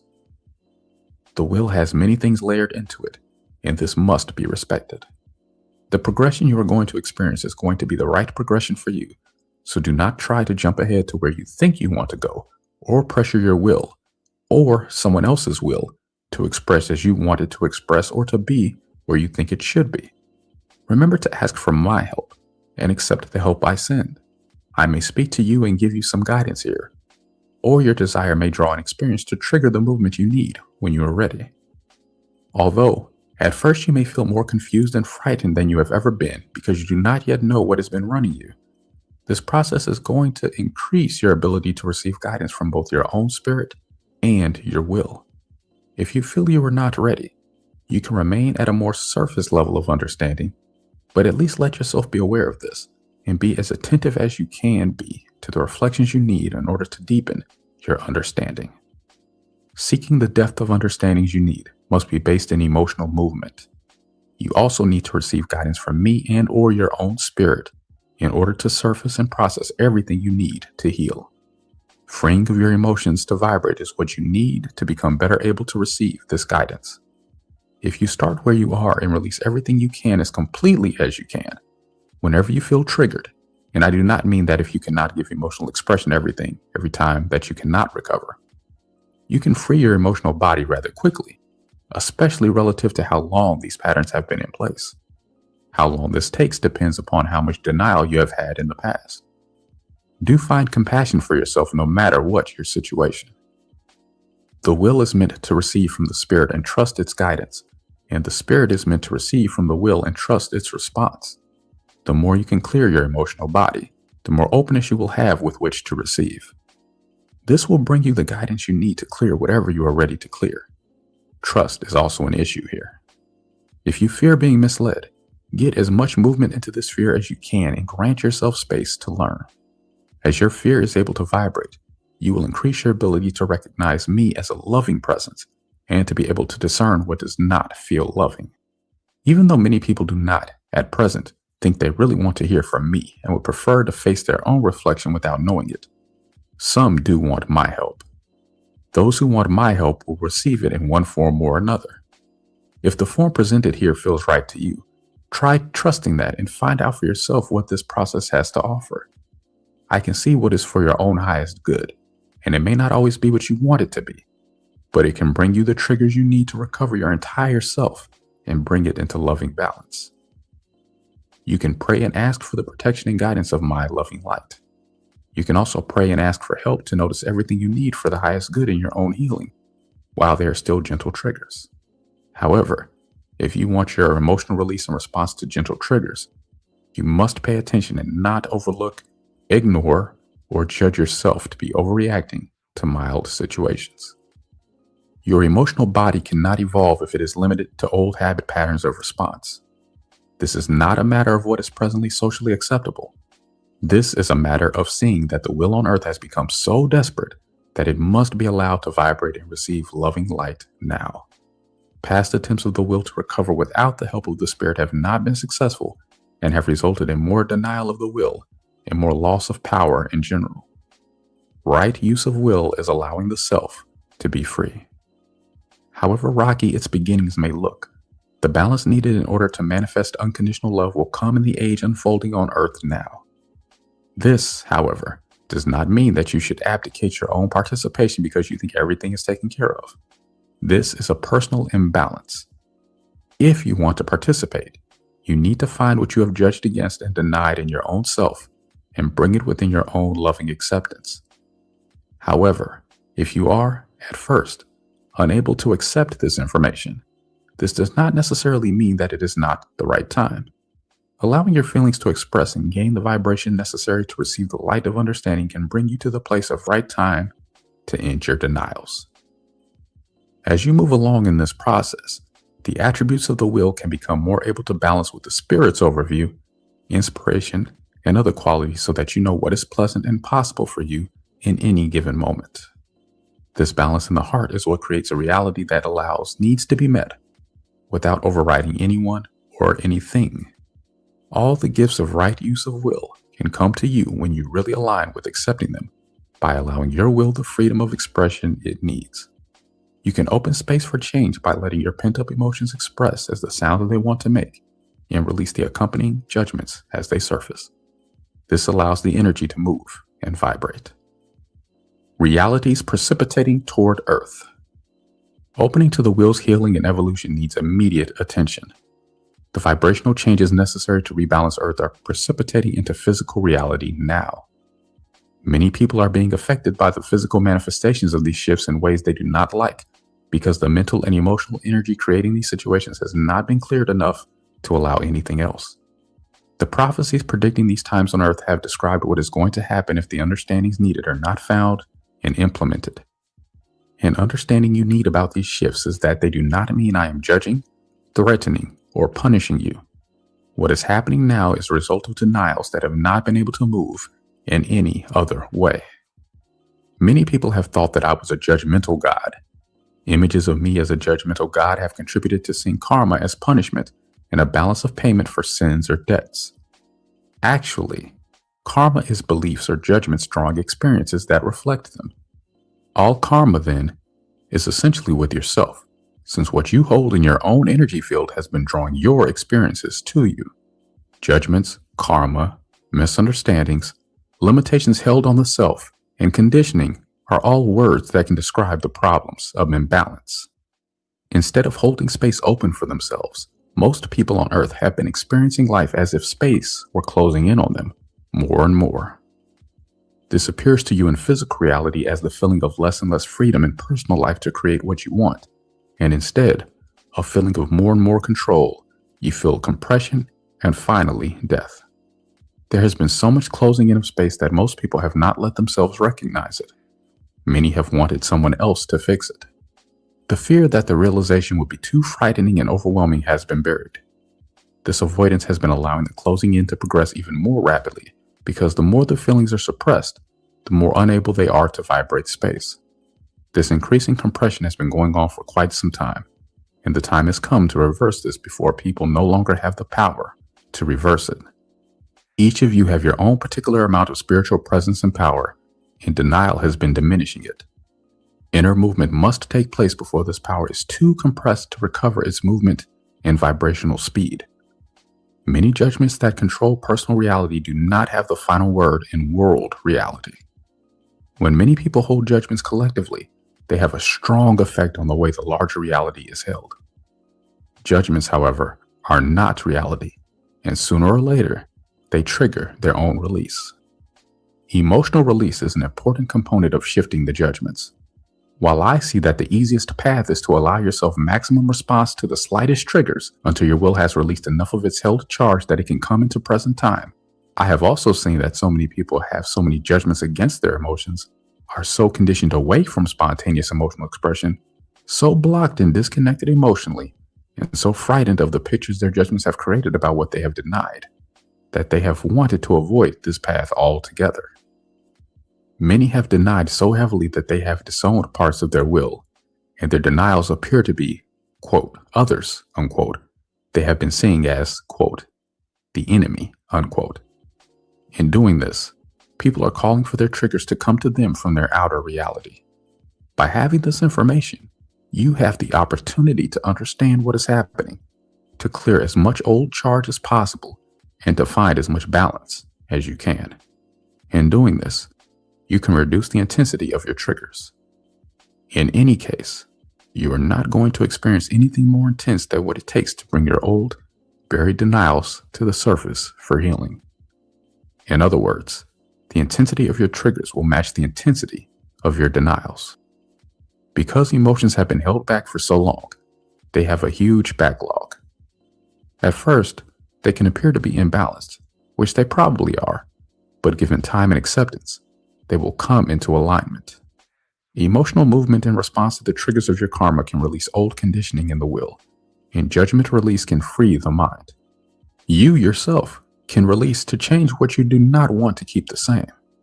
If you are thorough in your process, reality will change for you, even if it takes quite some time to shift these patterns. If the judgment patterns are partially released, the energy will start to move, but patterns reminiscent of the judgments will still appear in your life. This is not a curse or a sign that you aren't doing this right. This is to help you see everything involved in these patterns and find the depth of understanding that you need. If continuing to process what this triggers doesn't bring you the shifts that you want and need, you may still be dealing with symptoms and need to seek the cause. I am guiding this process so that it becomes a successful clearance process for all of the spirits involved. I am putting everything in its right place so that reflections necessary can be faced without involving anyone other than one's needing that particular reflection.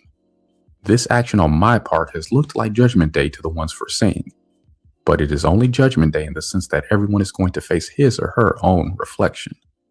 The understanding needed is that this does not mean it cannot be pleasant. Healing yourself in the ways being described here, at the right time and in the right place, can release your pain.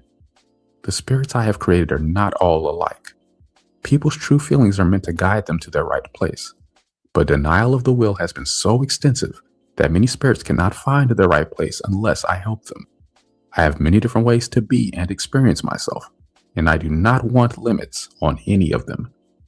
If you have a need for limits, trust that that is right for you at this time, but you must not impose your limits on another.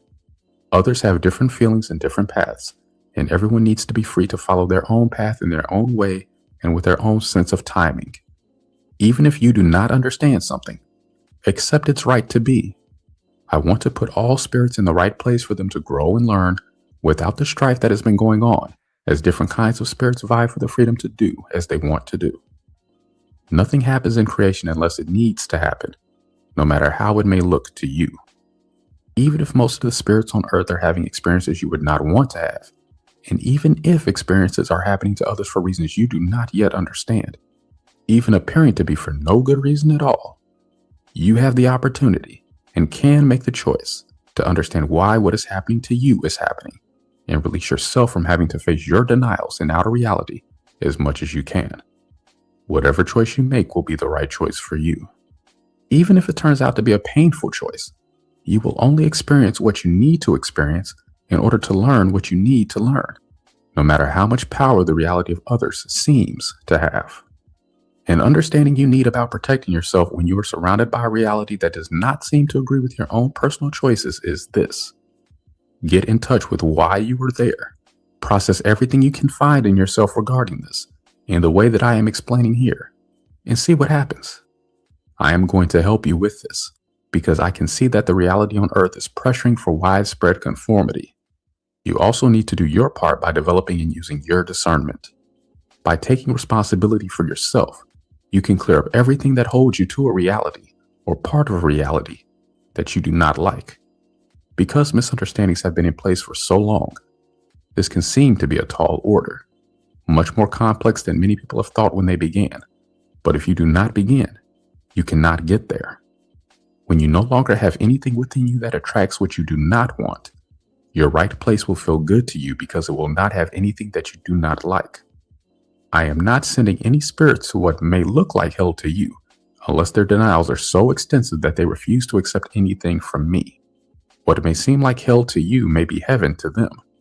I feel I need to mention this because so many teachings have said that man is base and that if he gives in to his true feelings, he will bring hell to earth or be condemned to hell. To bring your own will into balance, it is necessary to give in to whatever you feel in order to find your true feelings.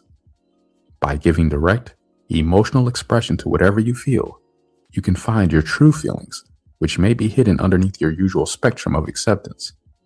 Your true feelings are not in opposition to me, but you must allow whatever you feel so that the warps and twists on your judged against feelings can have a chance to evolve. Through this process, they can come into alignment. I am love, but confusing self-denial and guilt with love has resulted in many people feeling afraid to make the shifts necessary to end their denials. If people are not ready to accept this information, I will accept their choice, but they will not be able to have this choice on Earth. Earth's time for harboring denial is over. These denials and the resulting imbalances have gone as close to the tipping point of being unrecoverable as I can let them go. I want this denial ended now. The pain present in that which is loving, but has been held outside of love, is unbearable and must be healed. Denial has allowed many to ignore this pain for a long time, but I am not disconnected from it. I want you to take responsibility for your own denials. The earth can no longer remain hospitable to denial and imbalance, and so only those spirits who are in harmony with ending denial and finding alignment and balance are going to be able to remain on earth. Fear needs to move around this. The fear of displeasing me is a very great fear on earth, which also includes those spirits who blame others and those who have been rebelling and acting out to, quote, show, unquote, me that they don't care what I think. All the spirits who originally came to Earth overstepped their limits of right time and right place and experienced things before they were ready that overwhelmed them, and with spirits they cannot accept unconditionally.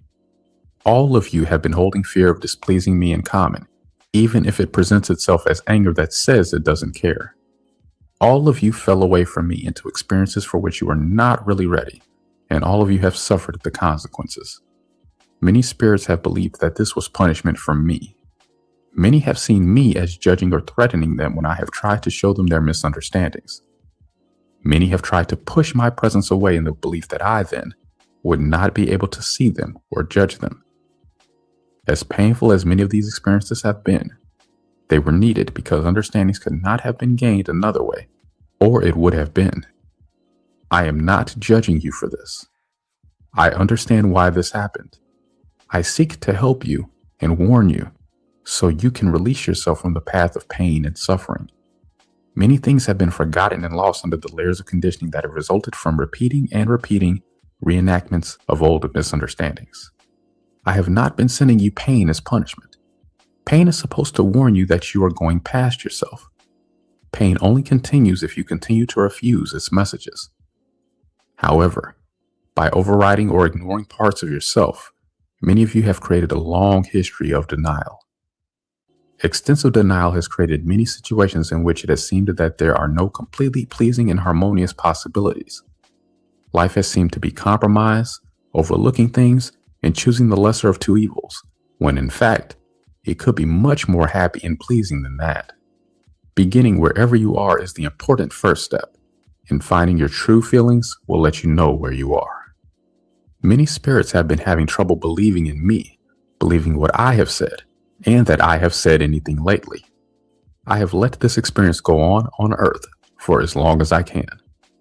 I am speaking now to all the spirits in the form in which they can receive me, because even the ones who still want to refuse to hear me must at least accept from me the power to put them in their right place.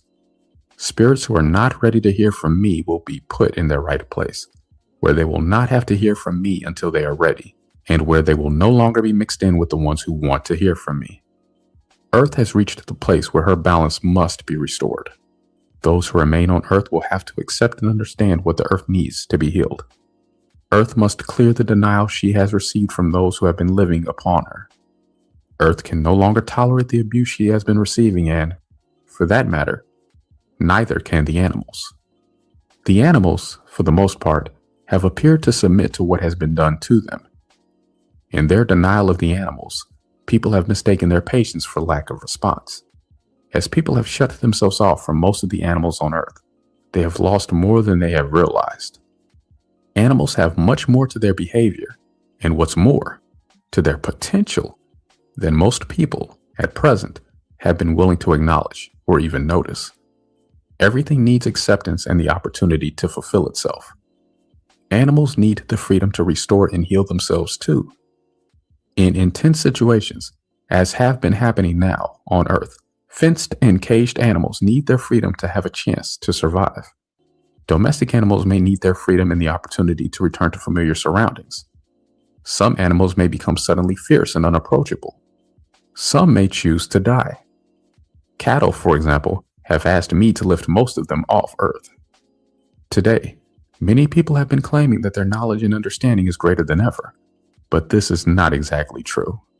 While people have more information and experience than they have ever had before, it has all been filtered through the widespread denial so present on Earth, and is an elaborate mindset that reinforces mass unconsciousness and the denials that have put this in place.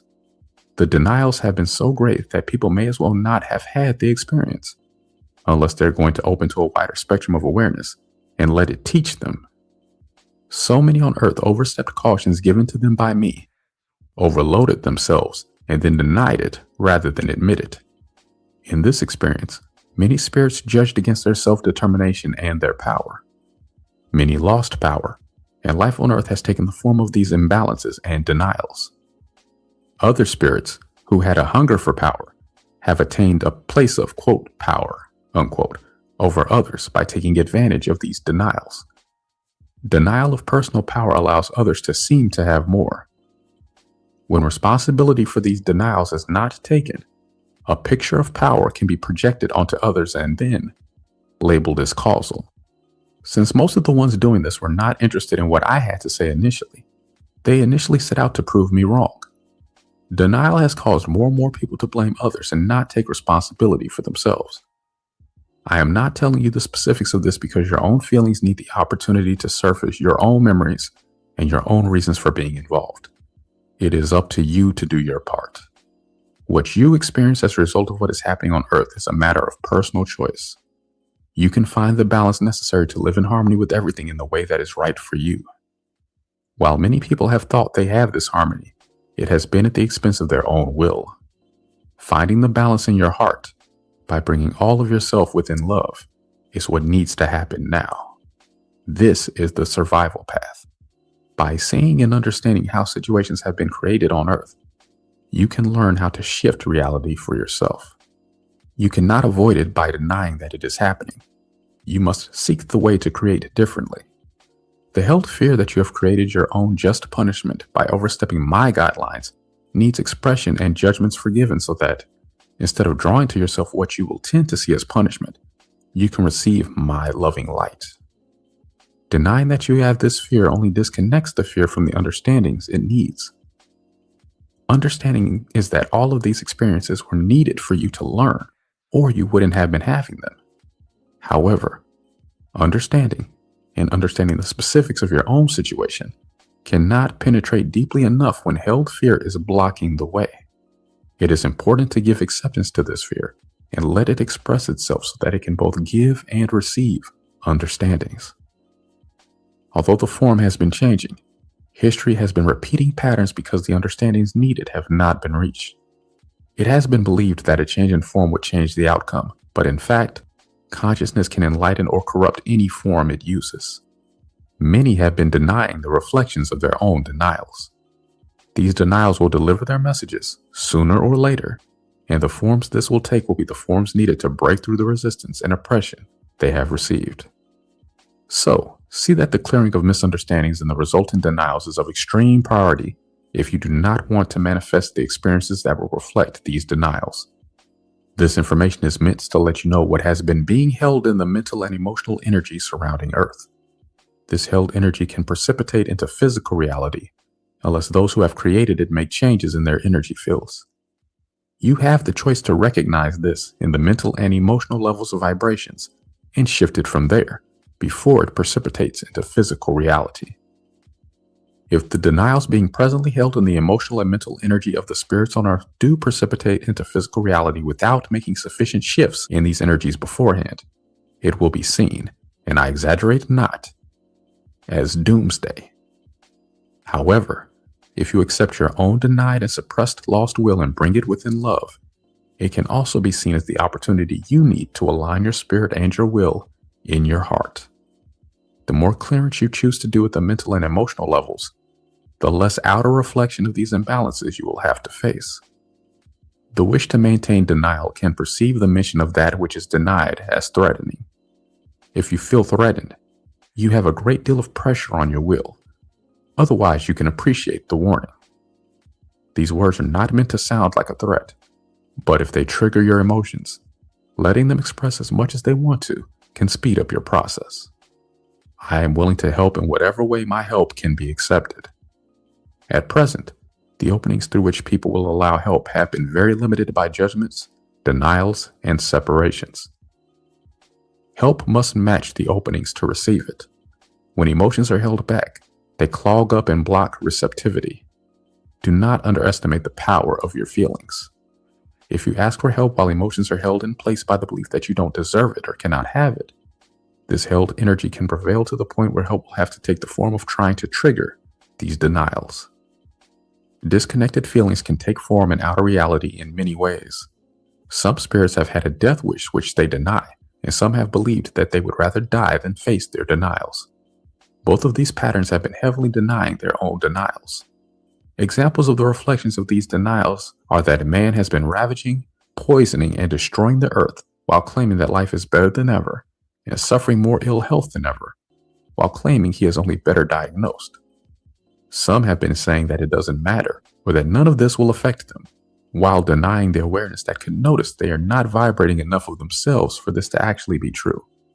The threat of nuclear war and the proliferation of radioactivity, while claiming there are no viable alternatives, are the most macabre reflections of these denials. Rather than being given direct expression as emotion, the acting out of anger held in a state of denial and judged to be destructive has been building weapons that could destroy the entire Earth, while claiming that these weapons are only to ensure peace and are not to be used. The practice today of overriding the Earth, the animals, and the people with pollution and other death-creating problems over which they have been given no real choice is not the practice of free will. However, this could not be happening if the vast majority of people had not already overridden their own wills. While it is possible that some pollution and poisoning could have taken place as a reflection of the imbalance of spirit and will, learning takes place before death results unless the denials are so substantial that death is all they can create. The massive attempt to kill Earth has been being carried out by spirits who have much denial.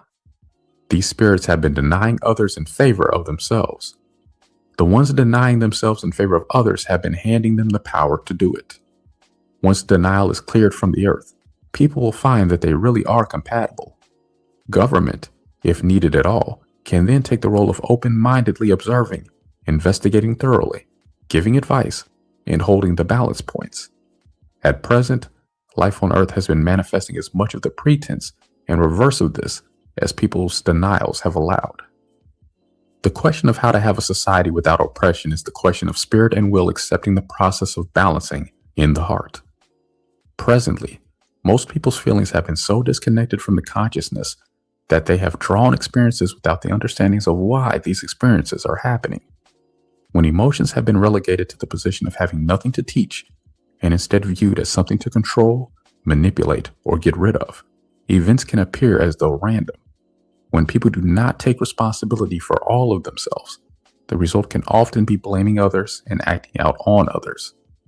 When denial is ended and responsibility taken, balance can be achieved without the extremes of imbalance reflected as injustice, crime, violence, rebellion, war, revolution, or any other form of social upheaval. If you deny yourself past the midpoint, you risk losing the power to keep yourself alive. This is the actual state of many people on Earth right now. Instead of allowing this denial to continue until it precipitates the destruction of Earth, I am intervening. I will not allow Earth to be destroyed by any of the means now being employed, because the death wish of some would override those who want to live. But I do want to warn you that your own denials could bring these experiences to you. Everyone is going to get their own personal choice, whether they are fully conscious of their choice or not. Everything being done on Earth right now to try to halt the destruction is necessary, and a part of the process of individuals reclaiming power over their own destiny paths. I want to point out, though, that inner work is extremely important. You don't know what you are really facing, quote, out there, unquote, until you find it in yourself. I will help in whatever way is appropriate, but I cannot lift this struggle off of Earth until enough has been learned that these same patterns will not be recreated or drawn back to Earth again. The Earth does not want to be inhabited by those who disrespect her any longer. Those who have been feeling victimized by the situation on Earth have something to learn here too. When personal denial is ended, everyone actually does have enough power to protect the self from harm. The end of personal denial allows the will to create a place for itself that is free of denial and what denial has been creating. Do not hold any limits on the possibilities here. The will wants to be freed to find balance and has been attempting to recover through any avenue it feels might be available to it.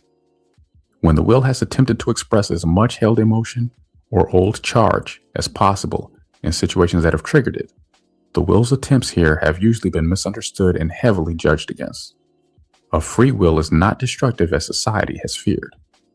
When the will is trapped in a web of judgments, its attempts to release the pressure of repression and denial have often done the things that society has feared. How could it be otherwise when the will has been so trapped that it has felt desperate? In this light, it can be seen that many have feared facing their own denials, while believing that they fear the will itself. The will can be encouraged to begin with the things closest to it. By finding the space for your will to freely express its response to everything you experience, you can begin clearing your energy field. Feel everything there. Accept the will's messages to you without waiting for an outward experience to prove it right. Understand, though, that the will has to be given the time and space to recover its lost vibration and clarity. Even so, it can still provide you with a lot of helpful understandings and information along the way. If the will is accepted, every experience you have is a learning opportunity to further clarify your energy field and improve your ability to create what you want for yourself. You are not fully filled with my loving light unless you have fully balanced with your will in your heart. While free will, when attuned, behaves appropriately, there is no place to start other than where you are. The will must be accepted wherever it is and allowed to express its held charge safely. This will bring the will into present time. No matter what anyone else chooses to do, you need only make your own personal choice to create your own reality in this way. The will seeks understanding and must feel trust in the spirit to be comfortable in its search. Will and body can be forced to serve the spirit, but this is a form of dictatorship and enslavement. Exhaustion, unhappiness, disease, aging, and death have been the result. The ability to live a long, healthy, and happy life comes when the will and body are not forced to do what they don't want to do. Many have fears that doing what they want to do will lead to inertia with resulting homelessness and starvation. Others fear they don't know what they want to do or that they cannot survive doing what they want to do, given the ways things are on Earth now. Some fear this will lead to all manner of degradation. These are all fears that need emotional movement and judgment release. Rather than making sudden changes, which would be a way of going past your fears, you can see these situations as changing and evolving with this process. Life on Earth is a constant flow in which feelings either remain in balance or they don't. This is the question of balance between spirit and will. Once the old charges are released and spontaneity and loving acceptance are found, feelings can accompany and enhance your life, like music. Discipline, death, and reincarnation. Discipline is a point of real confusion among most of the people on Earth today. Most of it is based in beliefs in the need to control situations and others. People have misunderstood, judged, and even made laws based on the idea that the nature of man is essentially base and evil and must be disciplined and controlled. This locked up energy has been slowing the evolution of consciousness drastically. Discipline is a direct result of undermining the will. Suffice it to say that an attuned will is always appropriate. When there is balance in people, there is no need for discipline. Disruptive behavior, or opposition of any sort, is always an attempt by the will to express what it can no longer hold. Often the origins are older than the person's present age. Lack of understanding about how to handle this has often resulted in discipline. Allowing direct expression as sounds by whoever is triggered by this behavior can help bring understanding so that the disruptive behaviors can be resolved with the loving acceptance they need. The process of aligning your own will has to show you the true understandings here, because the misunderstandings around the concept of discipline are, at present, so massive that it is best approached by letting go of preconceived notions and trying out the process of recovering your own freedom of will. The will must be unconditionally accepted by the spirit to be able to balance with it in the heart. The will has been so severely disciplined on Earth that it is extremely confused and, in fact, is very much like an abused child in most people, full of distrust and held emotions. Will has been damaged to such an extent that death has been the regular result, and nearly everyone has accepted this as the way it is supposed to be.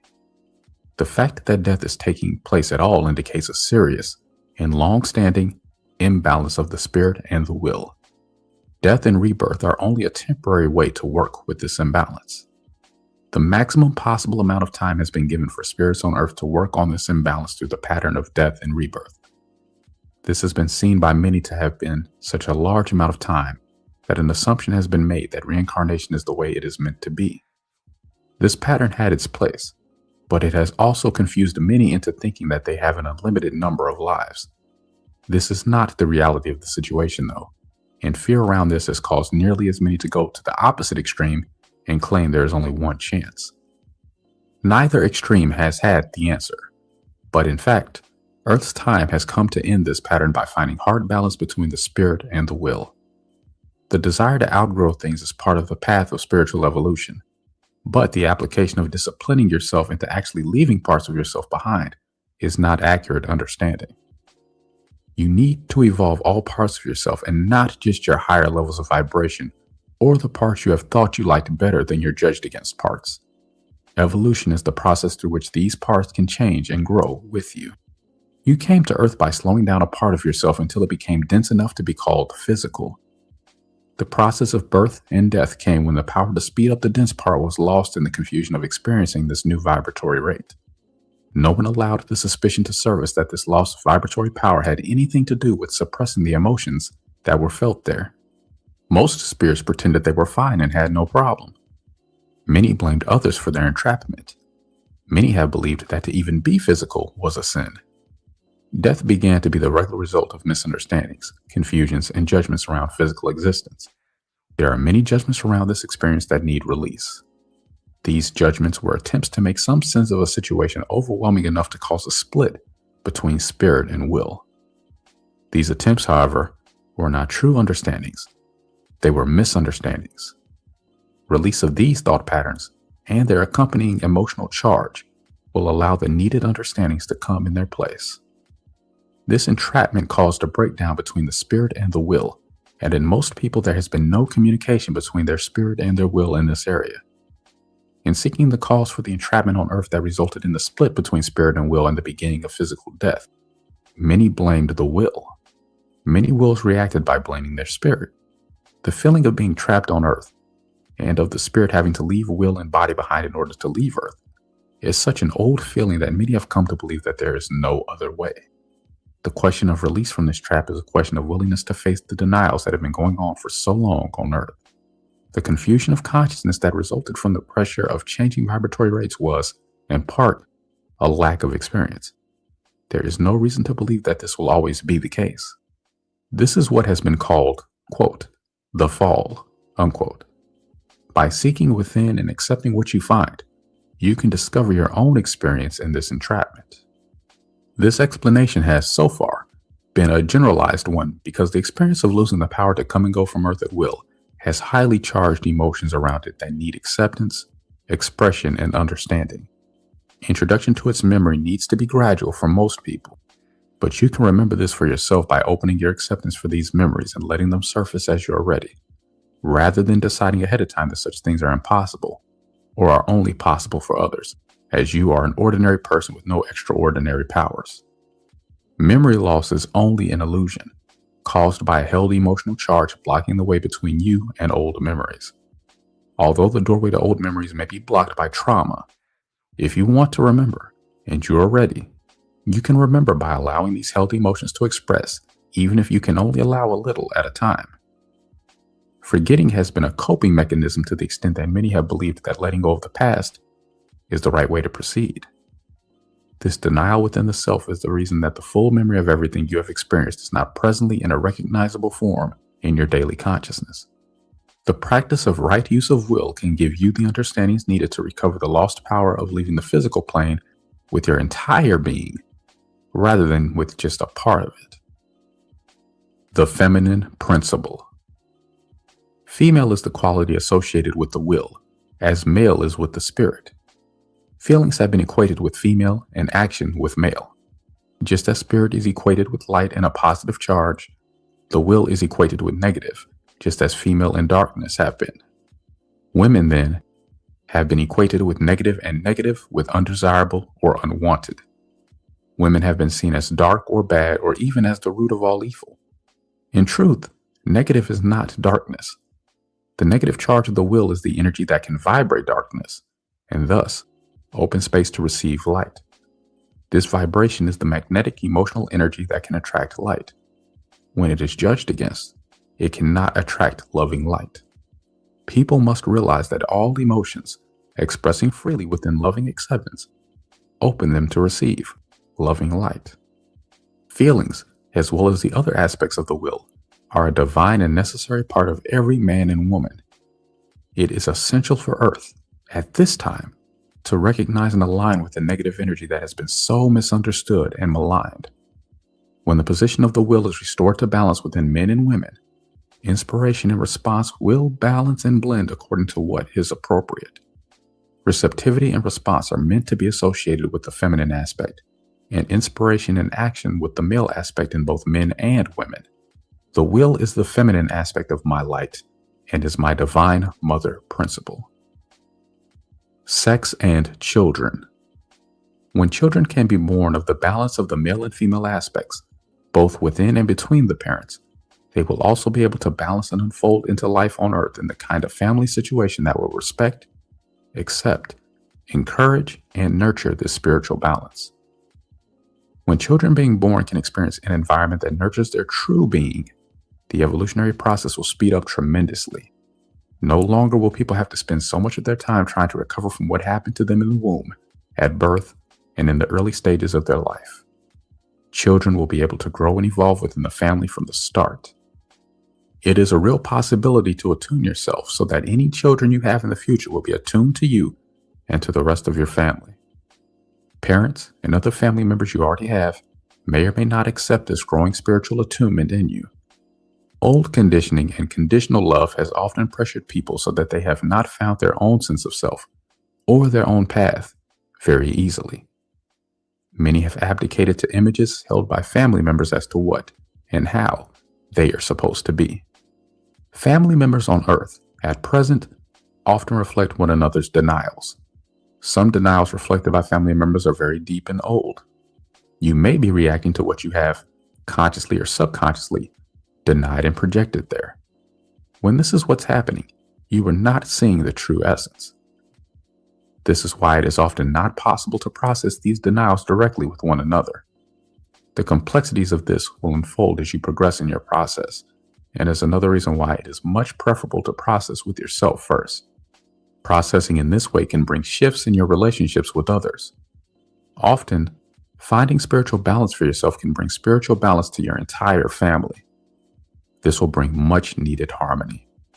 Many of the problems on Earth and within family relationships can be traced to sex without love or sex with only conditional love. When sex is not given acceptance within my love, this energy field has an adverse effect, not only on the people involved, but also on the children who may be conceived. When this is the case, the denials involved can manifest in the children, and the accompanying judgments can partially or fully block receptivity. The spiritual sanctity of sex is not in its right place when sex is treated as something dirty, shameful, or in other ways that place it outside of my loving light. Sex is not meant to be evil, base, lustful, animalistic, or any of the other judgments it has received. Sex is not to be placed outside of my loving light by labeling it as something to be outgrown or given up when spiritual awareness is seriously sought. Since the will has been so denied and misunderstood, the act of physically having sex has often been filled with these denials. Then, instead of a shared loving experience, sexual activity has often been dominated by denials, physical need, and a drive for gratification.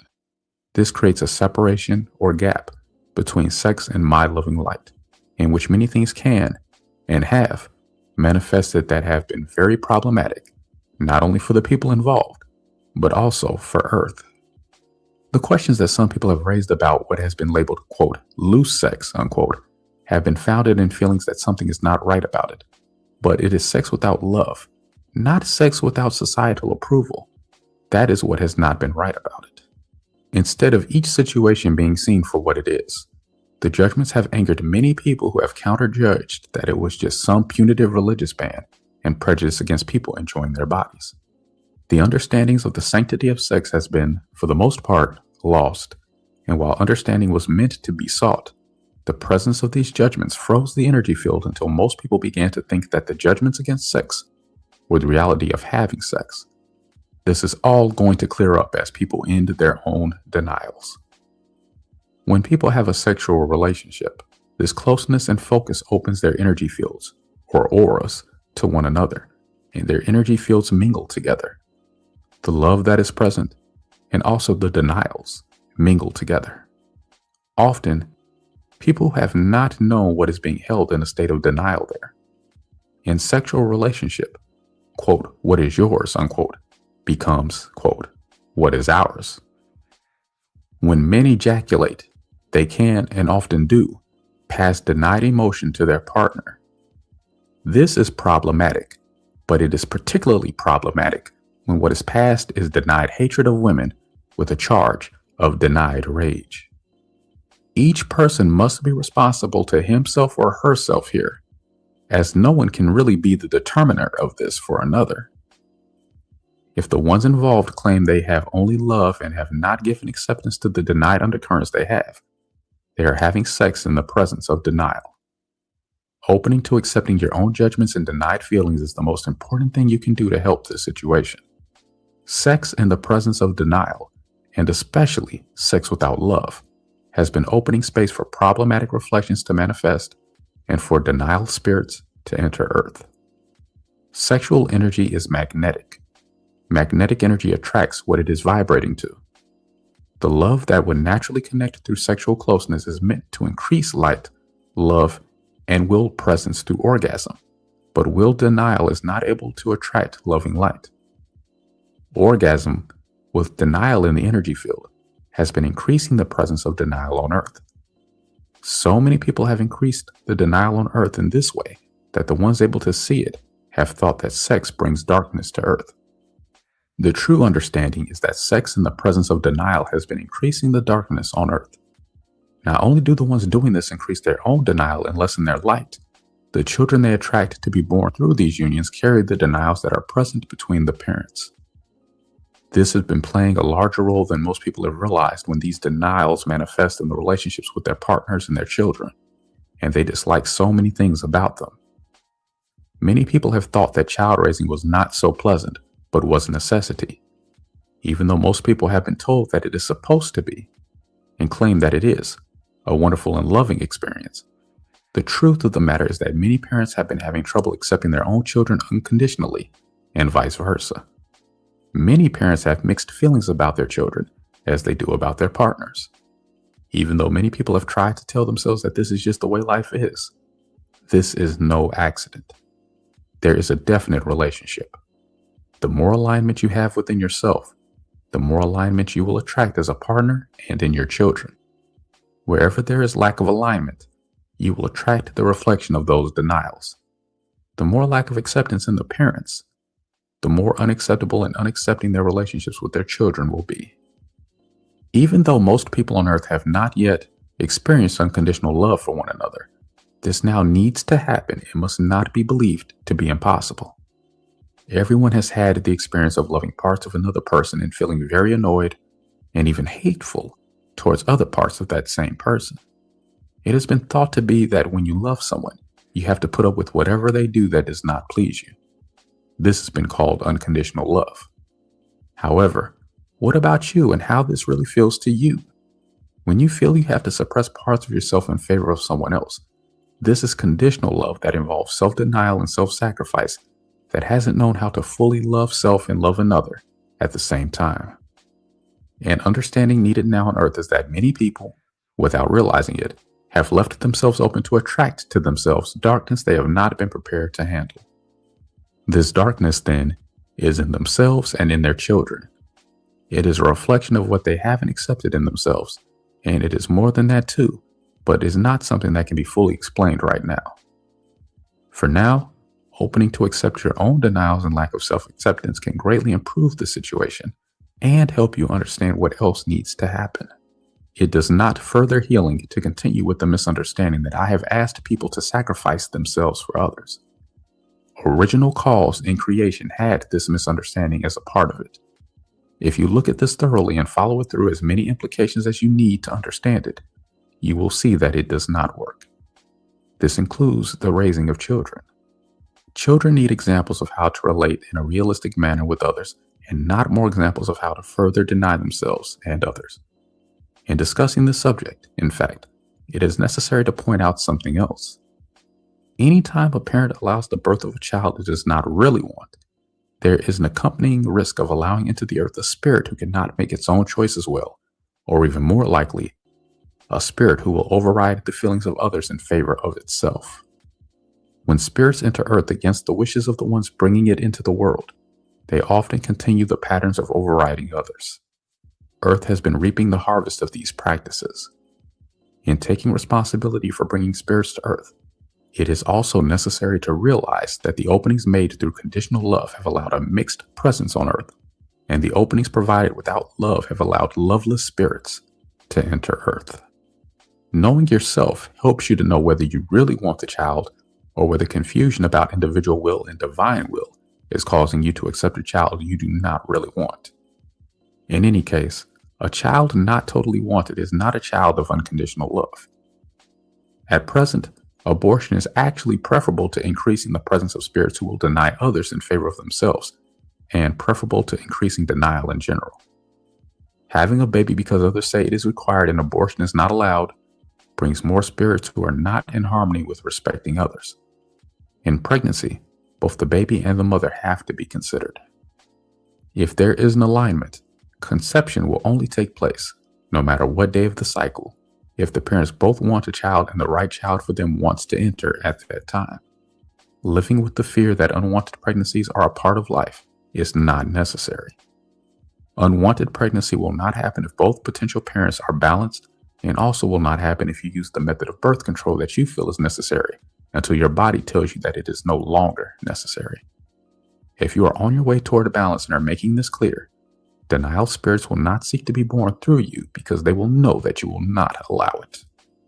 During the time that balance is being sought, unconditional acceptance of everything that happens along the way is needed, including any feelings of fear, anger, grief, guilt, and loss. If an unwanted pregnancy presents itself, seek the denials involved by looking over everything that presents itself about the situation and learn without making judgments. The conditioning that sperm are madly swimming for their life toward the egg no matter what, and that barriers to this are the only hope, need release. Sperm can be guided by the consciousness in which they are ejaculated. This is why some people wanting children and having low probability of producing them are able to do it anyway. This guidance is the consciousness of both potential parents, not just the male. The persons involved must both be clear about whether they want a child at this time or not, and the harmony must be at all levels between them. Not just mental or just sexual or just feeling good with one another or any other partial acceptance. If on the way to balancing, you are not finding wholly compatible partners, some birth control is still going to be necessary. You can still see the situation as evolving toward a time when the need for birth control is a thing of the past, as the balance between spirits experiencing sex with one another increases the presence of loving light, will, and heart on earth, and guides the process of conception to attract only spirits in harmony with the destiny path of earth. Rest assured that this can happen quickly, but don't pressure yourself to be there before you really are. Allow yourself the space needed to learn what you need to learn so that you can evolve. The outer shifts that will bring this evolution are close at hand, and the conception of a child at this time, I want to remind you, is going to reflect your denials as well as your self-acceptance. You will then have a more complex situation in which to find alignment, so unless you feel you can have unconditional acceptance for whatever is going to happen, I recommend postponing pregnancy. This will not stop anyone from having children later if they so desire. It will protect people from the grief of perhaps being unable to protect themselves and or their children from the consequences of these denials and from what is happening on earth. As much as possible, energy is needed now to focus on bringing the self into the balance needed at this time. You're going to be able to have children and lovingly care for them with much joy if you allow yourself to increase your own inner balance first. Having children without finding this balance first can still be a healing path, but may bring more pain for the spirit and the will to have to work out. Pain in childbirth, for example, is another expression of less than total attunement between spirit and will, and between mother and child. And understanding needed is that judgment here is not helpful. Painful and difficult pregnancy and birth, and also painful child rearing, can heal so that there will be no more painful or traumatic experiences with it. The pain of the will has increased each time it has given birth without the loving care and acknowledgement of the sacredness of bringing spirits forth on earth. Overpowering doesn't need to happen between parents and children. Children need an opportunity to develop their own responses to situations and learn to choose accordingly. Right use of will is for all ages. If family is not allowing children to develop their free will, the children need to realize that they may have chosen this family, or there may not have been any other opening through which they could be born. They will have to accept this to whatever degree is necessary and do the best they can to make space for themselves and hold on to their own sense of self until they are able to leave home. If parents are not intending to interfere with the free will of their children, but are not sure about what this means, let me say this. It does not mean letting the children run over you. This would be denying yourself in favor of them. However, do not deny them in favor of yourself either. This is a delicate balance, especially in the learning stages. If the behavior of your children does not make sense to you, as much as you can, discern between your own needs and theirs. For example, you might say, I understand that you want to do this right now, and maybe you can do it later, but right now, it is necessary for you to do this, whatever it is, with me. Encourage and support them. Let them learn and protect them while they are learning. You can give guidance and let them lean without imposing your reality by requiring them to do or see everything your way. Protecting children from danger is necessary, especially in the world at large, but this can be done constructively without filling them with fear, often by simply being present with them. For example, instead of stopping a child from learning to do things by telling the child he or she is going to get hurt, you could help the child to be successful. Instead of telling the child to be quiet, you could listen to what the child is trying to express. Rather than making judgmental pronouncements, you could help the child to learn. If you feel you need to say something, make your comment specific rather than a generality about the child's abilities. Trying to keep others where you are is not free will. If children are seeing things that you do not see, fearing a particular adult, for example, they need to be allowed to have their feelings, be acknowledged and feel heard rather than dismissed or pressured because you see this person as a, quote, nice person, unquote. It is important to give acceptance to emotional expression rather than use it to control what is accepted and allowed. If children are angry, see if they can be helped to find healthy ways to give it direct expression other than acting out, and start by giving acceptance to their anger. It can help to express your own anger without frightening the child with it. Acceptance and acknowledgement can increase children's confidence and self-acceptance. As they grow, they can become more and more able to realize their potential as well as recognize potential dangers or drawbacks. This approach can foster true independence, make the job of parenting easier, and create good alignments with the children. Then, when children are ready to leave home, they can do so with confidence and balance rather than in reaction to their parents. If the situation has not been as described here, it can always begin. Starting from where you are is the only point for beginning. You may need to begin by giving expression privately to your own emotions. This is often better done in private so that children do not misunderstand or become frightened of their parents' emotions. If you have enough self-acceptance to express your emotions in the presence of your children, this doesn't mean subjecting them to verbal diatribes. It means making the sounds your emotions need to make. Giving acceptance to children's emotions and points of view helps them to communicate and express themselves. Seeing that children and parents are together to learn from one another, and not just the child from the parent, can accelerate growth. Chances are that time is going to be needed to reach the understanding is needed. Allow time to show you what you need to see. Free will between people. Mixed presence on Earth has resulted in no one on Earth being able to completely fulfill his or her own destiny path. Everyone has been finding they can only do some of the things they want to do. Many have thought that compromise was necessary. But compromise is a judgment, usually in advance of the experience, that the entirety of the proposal is not appropriate or possible. The need for compromise results from denial. Compromise impedes the evolutionary process because no one compromising finds out if their own approach would work or not. Compromise is no more reasonable than denying parts of people in order to force them all onto the same destiny path. People can come to agreement freely. And having believed that free will carries complications requiring compromise, change here needs to come, and it is going to come, as a result of the process of freeing your own will. This process is going to change relationships and bring many new understandings. No amount of discussion can bring the alignment that freeing the will can bring. Freeing your will is going to show you that free will between people is entirely possible and not in the way so far attempted on Earth. All of the supposed expressions of, quote, freedom, unquote, have involved denials. Denials always involve overriding parts of the self, which inevitably leads to overriding of others, either overtly or subtly. The experience itself is needed to learn how it can actually take place, that everyone can do exactly as he or she wishes without having to compromise, be overridden by another, or be overriding toward another. It will be seen that relating in this way can take place without imbalance or potentially dangerous denials. By starting with yourself, the rest will unfold for you. The path to free will is not going to be as easy as it would have been had it been done initially, because there's so much conditioning. So many people have become so conditioned away from the straightforward expression of their true feelings that often feelings emerge sideways or in twisted forms. This conditioning has created a much bigger charge of unexpressed emotions than existed originally. Nonetheless, it can be resolved. Do not judge emotions by what you have seen so far, and do not judge emotions by the ways in which they may need to express in order to recover.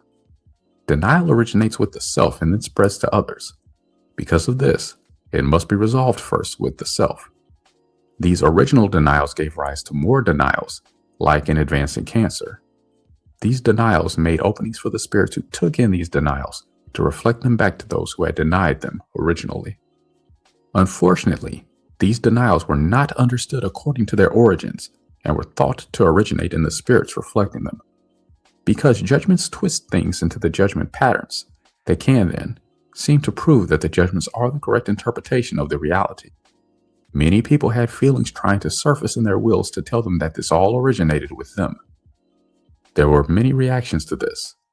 Some feared they were aggrandizing themselves to feel this way. Some had shame and didn't want to let anyone know what was really happening with them. Others decided to move away from those having trouble as though they were somehow better, and so didn't have these troubles. This increased shame and lack of self-acceptance in some, while others felt secretly superior and arrogant without realizing it was parts of their own will becoming lost and isolated in these separations. These misunderstandings amplified until now you have the situations that you have on Earth.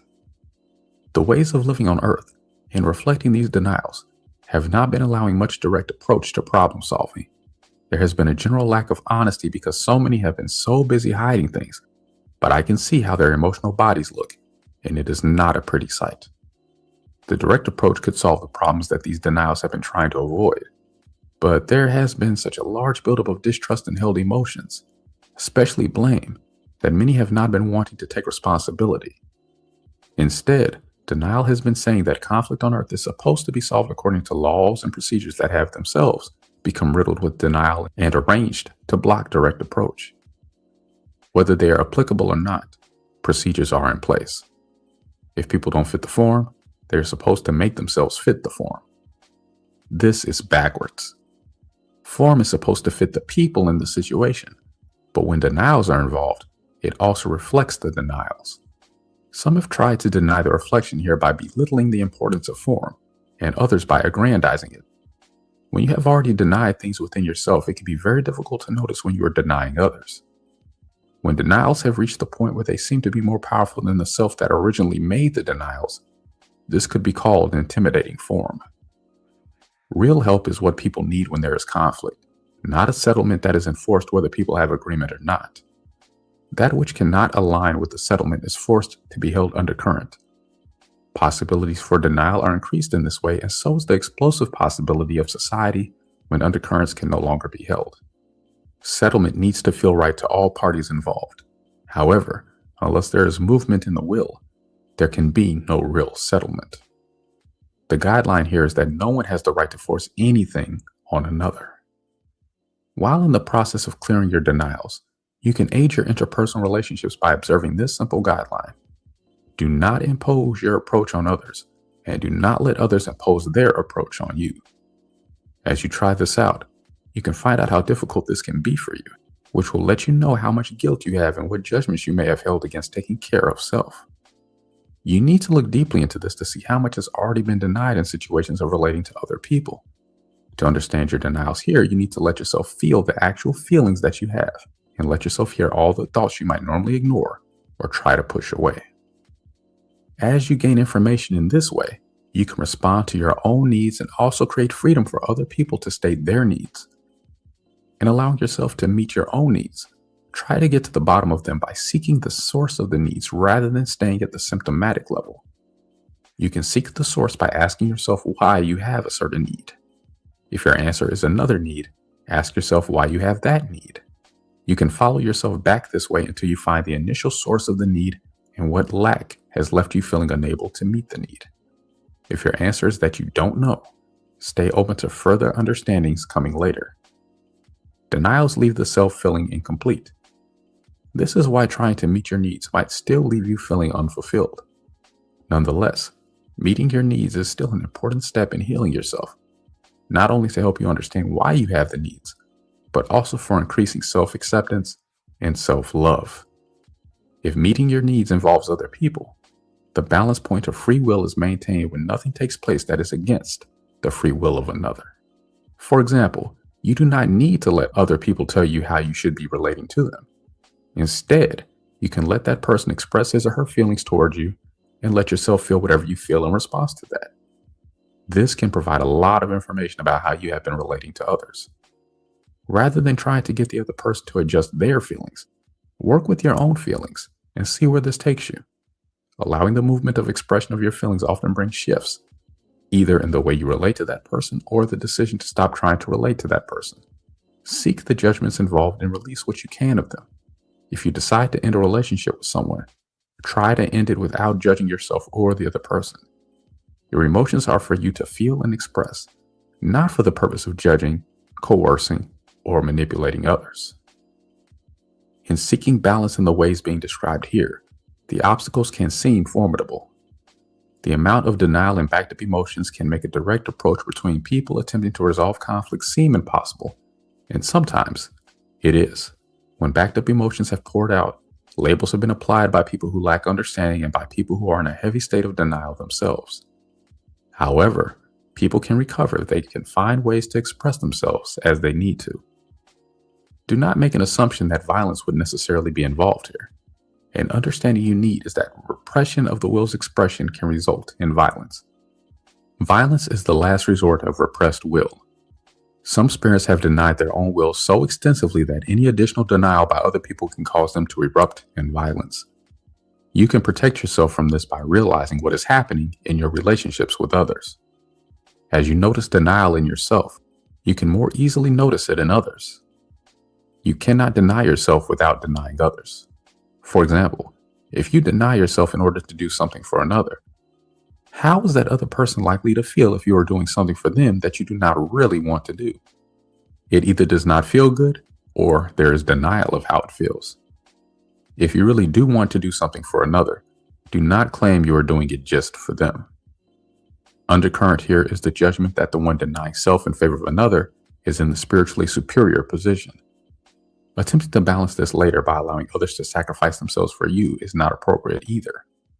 Feeling this is what will let you know that my light is right here. Time is short on earth for ending denials, but intent can help open space for you to make these shifts. Even though I have already seen who is ready to make the shifts now necessary on earth, if you have sincere intent to heal, I still want you to make an open declaration of your intent from your heart to my loving light. The fact of the matter is that the coming changes on earth are not going to be easy for many. Many people are going to be lifted off earth. Many of you need to stay present because you need to experience these changes and learn from them. The recovery of your own true feelings is your survival path. Allow yourself to express any fear, anger, and grief you have concerning me, so these places in you can also know that I am a loving God and be able to receive my light. Instead of judging me, accept me as the kind of creator who cares about what he has created, and accept that my loving light is willing to help you. Tell me out loud what your intent is currently and communicate with me frequently. Whenever you are moving your emotions and or recognizing and releasing judgment, Ask my loving light to come into these places where you held yourself apart from me before. Ask for my help as often as you need to, but do not expect me to do it for you, because you need to take responsibility for yourself now. The influence away from free will. Long ago, before there was any experience on earth, the will was denied in the heavens by spirit energy that did not understand itself well enough to accept will energy. The spirit energy saw the will as holding it back. The spirits who manifested this viewpoint wanted to have more expansive experiences than the will seemed able to accept. The spirit energy perceived the will to be in apparent opposition to this. They saw themselves as though they were birds chained to their perch by their wills. Overpowering of the will took place in every way it could take place, including disconnect from the spirit. This split has been in place ever since. Many times the will has almost recovered on earth, and as many times, this recovery has been undermined by something still held in denial. Because the denial was not recognized, it drew, each time, an outward reflection that seemed to deny free will by stopping the recovery. If this outward reflection had been recognized for what it was, the will could have recovered. The understandings needed were not there then, or recovery would have taken place. The will is not wanting this to happen again. The failure, so far, to entirely recover lost will should not be judged as evidence that this cannot be done, or should not be done, because free will does not work. Free will needs complete acceptance, and not conditional acceptance, so that it can give its full contribution. Many spirits have tried to deny the validity of free will by saying that it is unwise to grant freedom in advance of wisdom. The question then is, how are you to gain your own wisdom without experience? These spirits have promoted rules and regulations and procedures in the form of learning from teachers or experts who are supposed to know best. Progressing through this form in accordance with approval granted by those controlling the form has had the effect of keeping things repetitively the same. Freedom, which often meant privilege, was supposedly granted in accordance with the candidate's readiness to accept it wisely. One of the problems with this approach is that someone or ones must be set up as judge of what is wisdom and what is appropriate learning procedure for another. While some places have had more, quote, fairness, unquote, than others, wisdom for one may not be wisdom for another. Limits for one may or may not be limits for another. The path of one may or may not be the path of another.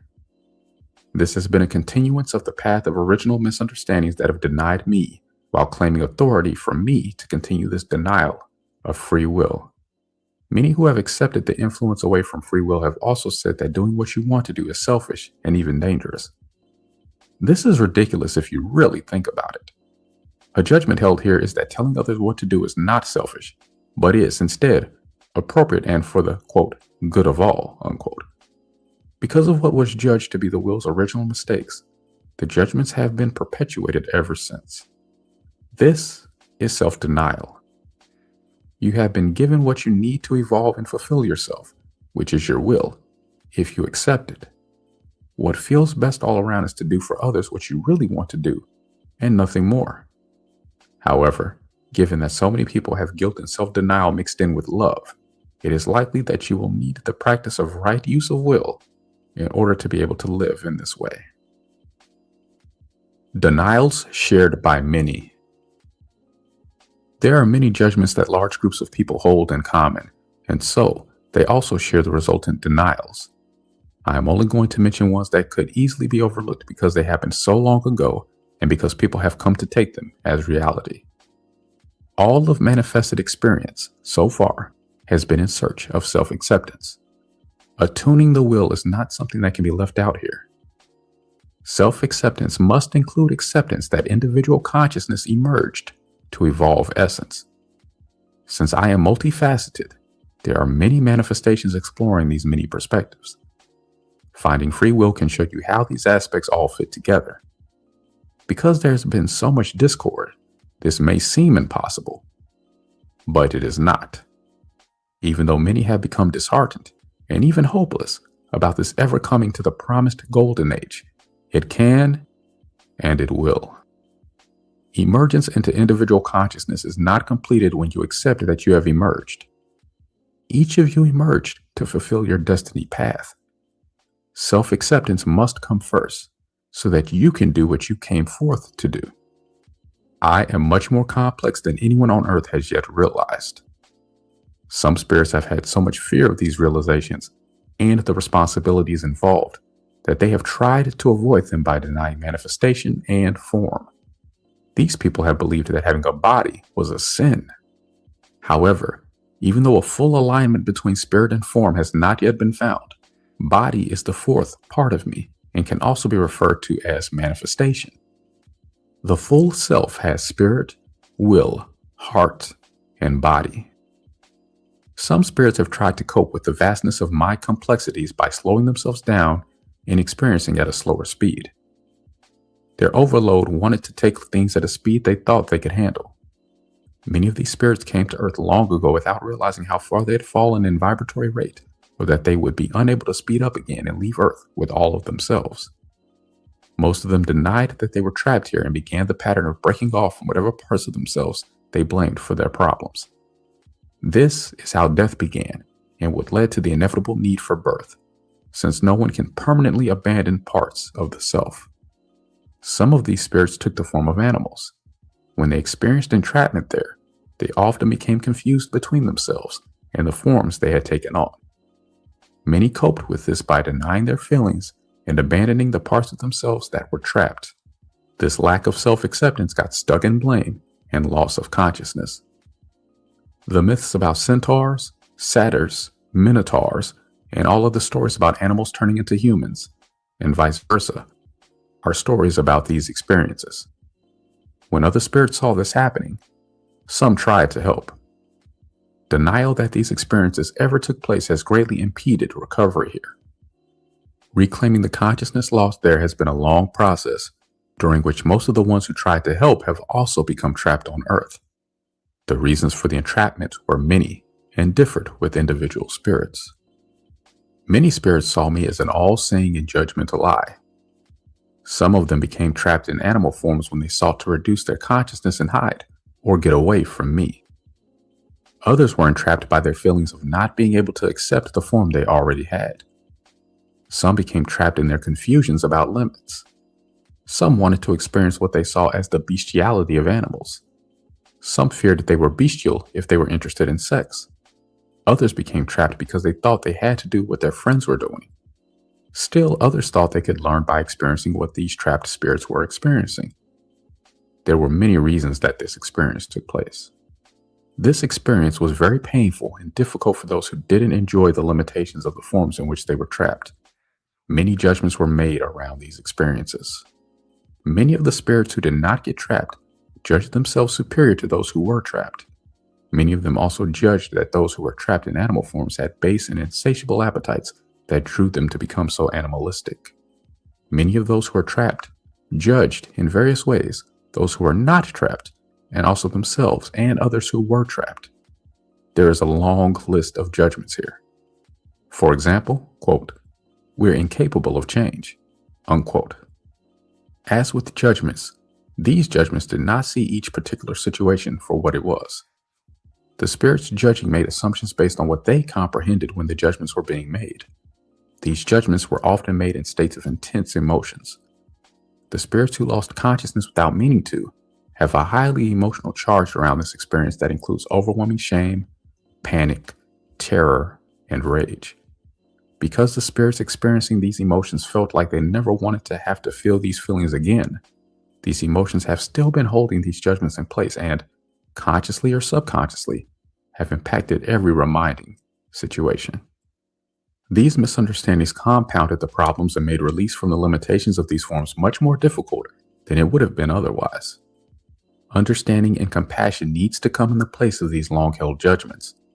Some spirits do not want life in human form and need to be allowed this experience. Others have lost consciousness from this experience that they really do want to recover. Everyone on Earth has involvement in this experience, whether directly trapped or not, and the emotional charge here has not yet been released. Your healing can be helped by remembering your own past relative to this situation. You can connect to these memories by being open to anything that tries to surface in your consciousness around this issue. By going into the emotions surrounding what tries to surface, you can increase your awareness. When I showed some spirits on Earth how to liberate the trapped ones, that had varying degrees of success in liberating the entire consciousness of the spirits involved. The spirits involved often resorted to denial of the part of themselves that was so overwhelmed and released the rest of themselves from their entrapment. This experience is another aspect of why most people on Earth now do not have their full self present with them. The spirits liberated from these animal forms at that time were given human form in which to evolve back to their full consciousness. All the spirits liberated were given human forms, whether they were human types of spirits or not. The main reason for this was that most of the spirits involved believed their lack of self-acceptance and lack of acceptance of one another was largely due to how different they were from one another. I gave the human form and the necessary time in which to inhabit it so that the necessary experience could be gained to learn otherwise. Many spirits who have embraced expansive consciousness have held a judgment for a long time that everyone should and must have this sort of consciousness the way they do. An understanding is needed here, and this understanding is one of the main points of denial responsible for undermining the recovery of lost will. Not all of my spirits are alike, and not all of my spirits seek the same thing. Some of my spirits seek reduction in consciousness, compression, and death, and they must be allowed to have it. Many spirits have, so far, been unable to believe that this could possibly be true. In holding a judgment, the spirits who embrace life have been unable to see and accept these spirits for what they are. They have continued to hold the belief that these spirits really are like them or will evolve to be like them. The judgment that everything is similar in essence, no matter what its form, was the lack of understanding based in feelings of not being able to accept that these spirits were what they were showing themselves to be. Denial of these feelings led to more denials, such as an attempt to simplify me and fit me within their limits. While I see that these spirits have needed more experience to be able to accept me on this, I also see that they held undercurrent feelings that they knew better than me and were going to show me that these spirits could change. This was also a denial of the alignment of form and essence.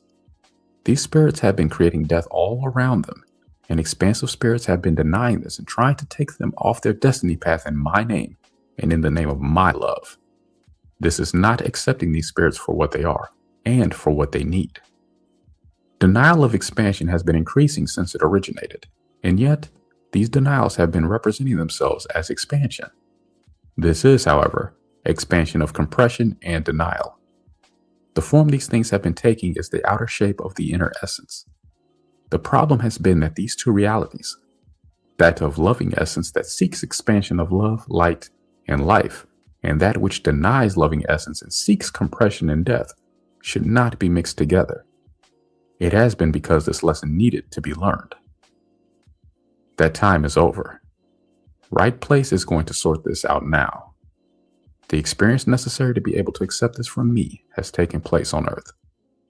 Death is unconditional denial of me.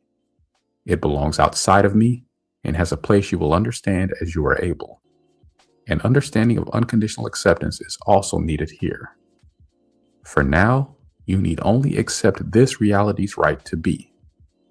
This does not mean that you are to accept this reality into yourself and embrace death and denial in any form unless you truly do not want life. The will is meant to guide you to your right place and will do so if allowed to. This is the way in which you can have the freedom to have experience without destroying yourself. Do not think of this as mostly an outer reality. The spirits who fell to Earth have been mixed in with this essence that denies life, not only outwardly, but also within themselves. Recovery of free will on Earth has been stopped each time by a lack of understanding about how to sort this out and by not understanding the need to do it. The time has come to open to me here. Let yourself learn to feel this denial for what it is and let it go. More understanding is needed, and this process can bring it to you as you are ready. This denial of my loving light cannot leave on its own. It needs my help to go to its right place. These denial spirits have been trying to kill loving essence because they have to get away from it somehow, and because of the confusions I have been describing here. Loving essence has not been letting it go. This situation cannot change for you until you accept it for what it is. An understanding needed here is that the difference between loving essence that has been denied and the denial of loving essence is that the one seeks love, light, and life and has been mistakenly denied, and the other seeks to escape love, light, and life and has been mistakenly pressured to accept it. This has been further confused by the fact that unconditional denial denies everything, including the fact that it does not want love, light, or life. Denial that does not want love, light, or life can be felt by the will, but the will needs to be allowed to tell you the difference here, instead of being judged against as unloving itself for trying to bring awareness of this. The recovery of your lost will is going to be able to give you this information, because the original undermining of the will was involved with this confusion. The will has been able to feel unlovingness from the beginning, but has felt extremely guilty about these feelings. Much of the personal denial took place in an effort to prove to me and to yourselves that the will was not right here, that everyone really did have loving essence. Time was needed for experience to develop discernment and understanding, but without the will's participation, this never happens. Denial must be seen for what it is. Loving spirits need to recognize unlovingness and end personal denial of loving essence. The judgments here were many. You need to find the ones you are holding yourself, but I will mention some of them. Everyone judged that their kind of consciousness was the best, and many judged that their kind of consciousness was best for everyone. Many spirits judged that if they were loving enough themselves, they could teach others to be loving like they were. Many judged that I was not unconditionally loving when I told them they were making a mistake here. Undercurrent here was a judgment that they were more loving than I was. Another judgment many spirits made here was that in time, these unloving spirits would come around, that they were just slow. Another judgment made here was that every spirit was supposed to return to me, so the ones heading away from me were going in the wrong direction. The only other judgment I want to bring forward now, as a general judgment that was made by everyone involved here, is that all of you judged against the will for feeling like it wanted these death-creating spirits outside of my creation. Reality is that this is what they seek, want, and need. To free yourself of involvement here, you need to recover whatever lost will you gave to these spirits in an effort to help them become loving in whatever else you denied there. Death does not feel at all good to the spirits who seek life, and yet you all embraced it and tried to make yourselves accept it. The understanding you need now is that all denial that is not seeking life must go outside of me. You must separate this reality out of yourself and let it find its right place by learning to discern between denied loving essence and unlovingness, and unconditionally releasing everything that creates death, be it ever so slight in involvement. You need to do this in a way that denies nothing at all in yourself, at the time that is right for you, and in the way that feels right to you. In other words, separating death out of your energy field needs to feel good and not more like self-denial. Even if these understandings seem overwhelming to you at first, they will become clear in time. Release of these deep denials is not an easy thing to do, and yet it must be done. The realities needed to show these denials for what they are have been intensifying on Earth, and letting your will respond emotionally to what is happening can help you recognize and clear your own denials if you let it. Death is not meant to prevail in my creation, and yes, I am everything and everywhere, even though you may not fully understand what I am saying here. Originally, many created spirits tried to force themselves to experience every place because I did, whether they were desirous of it or not. Although the reality of these denial spirits felt terrible to the spirits of loving essence, and they had to use force on themselves to experience it, they judged against their own wills by saying that it was not the reality of these denial spirits that was terrible for them, but that their own wills were terrible for feeling this way. When the will was reacting emotionally to these denials, many spirits who thought the will was in opposition to the spirit thought that the will itself was this denial. Many also judged that their wills were actually drawing or creating the death that they were taking in from these denial spirits. They made their wills hold this because they wouldn't accept or allow the emotional expression needed to release it. The will of a loving spirit does not create death. If it is experiencing death, it has taken this in through denial in some form or another and must reverse this in order to escape death. Twists and turns on judgments. Many people make judgments without realizing it. These judgments may be thought to be the answer or the truth for that person, but these judgments twist the truth. Sometimes the truth is twisted because the people involved don't understand the truth, don't like the truth, are ashamed of the truth, or misrepresent the truth without realizing it. Sometimes the truth is twisted because the ones doing this have intent to twist the truth. Many people have claimed I was judging when they themselves were doing it, and in this way have twisted the truth. The way to understand the difference between a judgment and the truth is this. The will must feel the truth for you. There is no way I can or want to delineate for you the truth of every situation you might ever meet. Instead, you have been given your own will, and your will is going to evolve if you accept it. The will is meant to feel the situation and give these feelings to the spirit. The spirit is not meant to dismiss these feelings or pressure the will in any way to rearrange these feelings to please the spirit. The spirit is meant to accept these feelings and seek to understand why the will feels the way it feels. When the will appears to judge with feelings that seem inappropriate to the spirit, it is important to consider that the will may be right, and the spirit is reluctant to accept this from the will. If your feelings have been told not to respond according to the way they naturally would, but to respond according to the ways the spirit will accept, your feelings are clouded with judgments. In these cases, you may not be getting an appropriate or accurate response from your will until it has had an opportunity to clear what it has been holding here. When judgments are being held and the will is being allowed only conditional expression, the true feelings are not accepted. A false will is then created and accepted in place of the true will, according to what the spirit wants to be feeling. When true feelings are not accepted, the truth cannot be determined because the will is being pressured to give false information.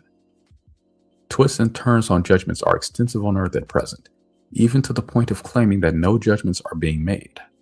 However, nearly everyone is holding judgments. In both indigenous and technologically oriented societies, belief systems have judgments embedded in them. Many judgments have appeared to stand as truth because they have been removed from their context, so that important pieces of information are missing. These beliefs, or judgments, have been presented as though they are the voice of authority that has the right answers. I want to point out here that if the answer is right, it can be felt to be right without manipulation, pressure, coercion, force, or threat of punishment to gain acceptance. I want to point out here that if the answer is right, it can be felt to be right without manipulation, pressure, coercion, force, or threat of punishment to gain acceptance. The truth has enough presence to be recognized by those who have intention to find the truth. However, people's unmoved fear can be manipulated to accept statements as truth when they are not. Those who have not recognized something that others feel is the truth need to be free to seek the truth in their own way. For many of you, what I am mentioning here is a mixture of what you have recognized for yourself and what you have not yet recognized. I want you to see what they all share in common, and I want you to be able to recognize this thread in other situations. The common thread is death-seeking denial and the denial of being death-seeking denial. Loving essence mistakenly denied seeks acceptance. Even so, the denials cannot be approached directly. Death-seeking denial unconditionally denies even that it is seeking the death that results from total denial.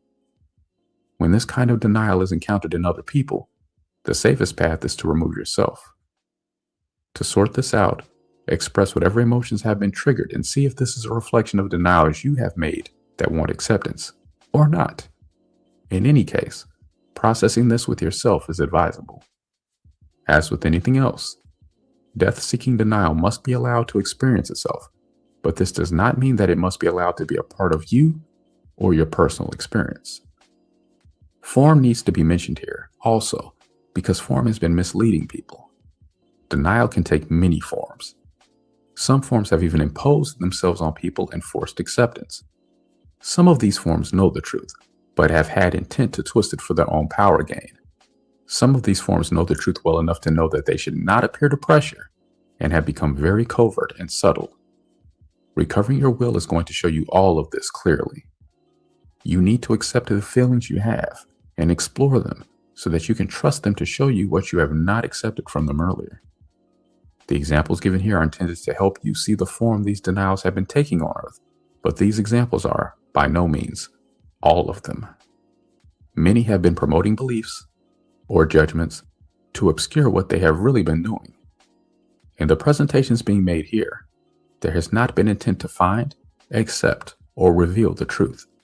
Many twists and turns have been presented to people about education, health, medicine, nutrition, diet, exercise, agriculture, politics, international relations, interpersonal relationships, birth, death, taxes, the legal system, governments, law enforcement, my loving presence, and nearly everything else. Many judgments are also fed to children in school as though they are the truth. The legal system has repeatedly stated that it wants only the facts and has routinely accepted twists and turns on judgments in place of the facts. So far, whenever the legal system has been involved, it is almost always involved in overriding of free will in the way the, quote, facts, unquote, are presented and the settlements reached. Many people feel they have been forced into compliance by a system that has not told them they have any other option or provided them with one. Imposing the same rules, regulations, and limits on everyone has been called fairness, but lacks the flexibility and sensitivity to individual needs and differences that an attuned will could provide. It is also not appropriate for one set of limits to cover entire areas so that people have no place to freely express themselves. Every minority, even if the minority is only one person, has to have a place in which it can freely express itself. Trapping people within society's limits when people have deliberately removed themselves in an effort to escape these limits, and following people out into the countryside to impose limits on them, which, if appropriate at all, would only be appropriate in concentrated population centers, is not the practice of free will. Even though you can probably immediately think of examples where it seems that this couldn't be the right understanding. Intervening is only appropriate to preserve the balance point of not allowing anyone to override another, for example, harming them. When people are trying to get free, they must be allowed to get free. Another prominent form of denial is the media. The media has been interpreting reality by what it omits and what it includes. Not reporting some things has been focusing the public on a reality that has been selected for it. Even in what has been reported, many of the relevant aspects have been omitted. This has been done consciously in many cases, and also unconsciously when the ones doing this have held the same narrow view of reality being presented in their reporting. This is a twist on judgments because this information is usually presented as an open-minded report on what is happening in the world. The repetitious presentation of this reality has been programming people to expect things to be a certain way, to remain a certain way, and to change according to the ways that have been projected. Presenting information as though it is open-minded, while denying the holding of beliefs and judgments that limit that openness, misleads people. Advertising also has responsibility here, because advertising has been making it appear that facts and truth are being presented, while omitting information and grossly misrepresenting the true situation. Even when, quote, facts, unquote, have been presented, advertising has twisted them in ways that have caused many people to overlook other relevant aspects. When given their full context, many of these so-called, quote, facts, unquote, can be seen to be irrelevant or even lies.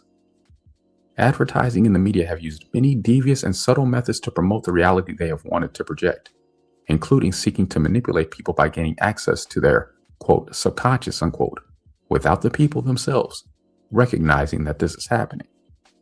Many people have seen this, or partially seen this, but few have realized the full implication to the will. The reality of young children is especially vulnerable to influence before they have the awareness to understand or discern among these influences. Many young children have been very manipulated by the media even as to what emotions they feel. Young children have the ability to feel these things, however, and this ability should be recognized and encouraged rather than denied or overlooked. When young children have been manipulated before they have found themselves, they can have a very difficult time finding their true self later. It can also be seen that television has such a strong grip on so many children because they do not have enough of any other engaging reality in their lives to counter their strong influence. Children's television programs, the advertising aimed at them, and even the educational programs all have twists and turns on judgments programming responses and, quote, reality, unquote, into children. The bright, glowing colors of the television screen reminded many children of the way colors look in other planes of existence that they still remember, and so these bright colors attract them. It is known that children's minds open and receive the quick succession of projected images without having time to do anything other than take them in. A programmed reality is being presented to them in this way, and this reality is telling them how the world is and how to respond before they have the experience to know for themselves or can find their own responses. All of this amounts to presenting a judgmental picture of reality on a wave of strong impressions that this is the reality of the world, the way the world works, how the world has always been, and how it is going to continue to be. This undermines children's creative imagination, which is how they create their reality and which is meant to evolve and remain an active part of them as adults. Watching large amounts of media-produced programming manipulates and impairs the development of a child's emotions and has been sidetracking the energy field of many people on Earth. Instead of projecting their own reality, many people have been helping to hold the patterns in place that have been given out by a few people. These few people have, thus, used the media to project and protect a continuance of their own version of reality, and have done this while denying they are doing it. Many parents do the same thing to their own children without realizing it. The creative imagination of childhood is meant to be given freedom and encouragement to develop. Children are not meant to have a programmed reality conditioned into their being. Children are meant to contact the world in their own way, with the freedom to accept what feels good to them and turn away from that which they do not like. Each spirit, when it incarnates on the earth, is meant to be given another chance to gain the understandings needed. Right use of will can enable the gaining of needed understandings in these areas. Clearing the energy field can open the way for reality to be created according to heart's desire. If this, in fact, were happening, reality on Earth would be much more fun, have more variety, and many more possibilities open to individuals, and even many more levels of reality available to those who felt attracted to them. The grip of mass programming has severely reduced this evolutionary process to a very limited and linear progression of near sameness for every spirit incarnating, especially in the United States and for those following her lead. Government has also participated in this. One of the ways to pressure for conformity is the passing of laws that force participation in mass consciousness and impede the freedom to experiment with other ways of living. Governments have revealed intent by choosing to enforce or overlook their own laws according to the situation and the influence it will have on their system. It has been to the benefit of those in power to have people programmed in such a way that they believe their personal power and strength are not enough to overcome the oppression. Instead of oppressing, government is meant to study, advise, and hold the balance points in order to provide an atmosphere of the most balanced personal freedom. Intent is needing mention here. This is not a simplistic creation. Intent to understand me will guide you to understand me, and intent to deny me will lead you to deny me. Many well-meaning people who have limits that are not everyone's limits, as well as personal denials that prevent the presence of full understanding have, even so, presented things that have value and intent to communicate. This is not what I am talking about here. They are sharing the extent of their knowledge while others are limiting the extent of knowledge they share. Being able to feel the difference here can show you that many things that appear to be the same are not necessarily the same. Everything that is claimed to have good intent does not. Twists and turns on judgments are very prevalent in Earth's reality at this time. Judgment is always limiting, but judgment takes a more serious turn when it is twisted by the claim that it is fact, not judgment. Medicine and science, for another example, have established the minimum daily requirements for certain nutrients without including in the spectrum that different people, vibrating at different rates and receiving different amounts of light in varying colors, need different nutrients in different amounts. Lifestyle, ancestral lineage, stress, population, and every other variable are all factors to be taken into account here too. Every time a factor is rendered irrelevant, it is a form of judgment and denial. Reality is not something that should be delineated and defined in such limiting ways. These are attempts to lock up reality when reality is supposed to be fluid and evolving. Everything has consciousness, and nothing is to be denied its role in creation. The way in which most scientific experiments have been delineated renders them irrelevant to a free reality. The denials powering most of modern science have produced a reflection of their imbalances. With few exceptions, schools have also been reinforcing and further programming the mass view of reality, presenting a particular version of science and evolution as fact, while not accepting creation as a participant in this is a twist and turn on judgments that is misleading to people. Even telling children that fairyland exists only in stories is giving them an image of reality that is based in many judgments. This denial does something worse than just disappointing children. It teaches them, from an early age, to deny what many of them see right in front of them. Most children have been convinced that many denials are true, when in fact, they are not true. This is one of the many ways in which people have been taught to disconnect from the full spectrum of their own awareness and perceptions. This conditioning can make it difficult to suspend judgment and stop dismissing these things. One of the most direct ways to increase openness and widen the spectrum of awareness and perceptions is to start noticing, as much as you can, what you would usually ignore. By starting with whatever you can notice first, which may be feelings you have generally dismissed as unacceptable, giving it as much acceptance and expression as you can, and by encouraging the listening, receiving, and noticing aspects of your nature and expanding their expressive possibilities, you may be amazed at how your consciousness can expand and unfold into wider awareness. At present on Earth, everyday reality is both limiting possibilities and having its possibilities limited through patterns that have been held within rigid forms. These forms are not really reality. They are the images people have been projecting of reality, and there has been little awareness of the difference. Churches and world religions that have been holding the image of themselves as having the best belief system have responsibility here as well. The images they promote are not the full picture. They are based in judgments that have been projected as fact. When churches and world religions hold beliefs in place about what I am, receptivity to my living light can be limited by believing I must fit within the limited image of me which they have accepted. I am much more than what has been received on earth so far. I am a living and evolving God. Belief systems reflect the ability to open and receive me at the time they have been adopted. My word has always been right for the time, place, and situation of those receiving it.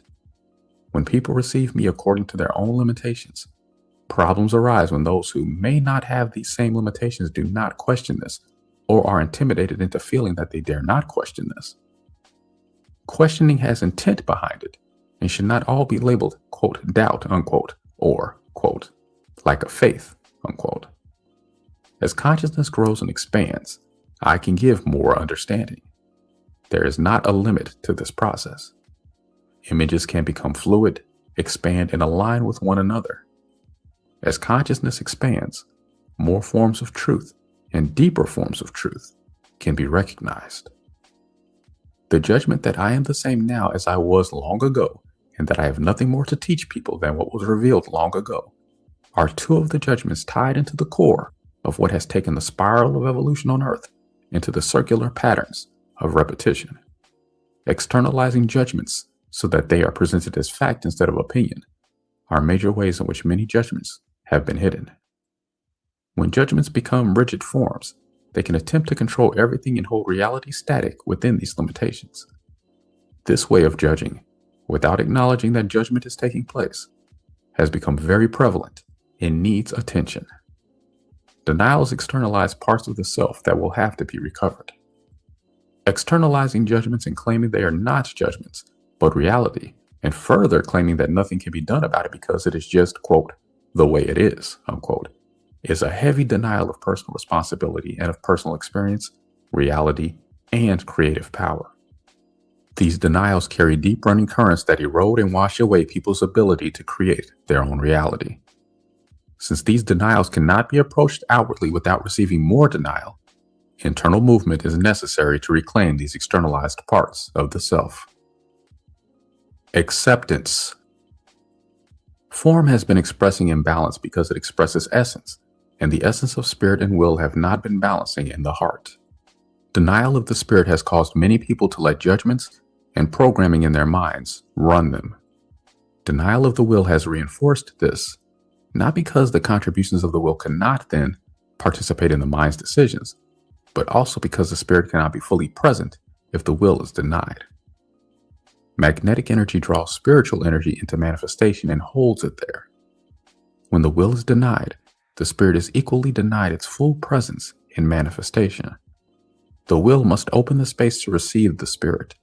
To do this, the will must feel from the spirit unconditional, loving acceptance that allows it to freely vibrate. The essence of the will wants to receive the loving light of spirit.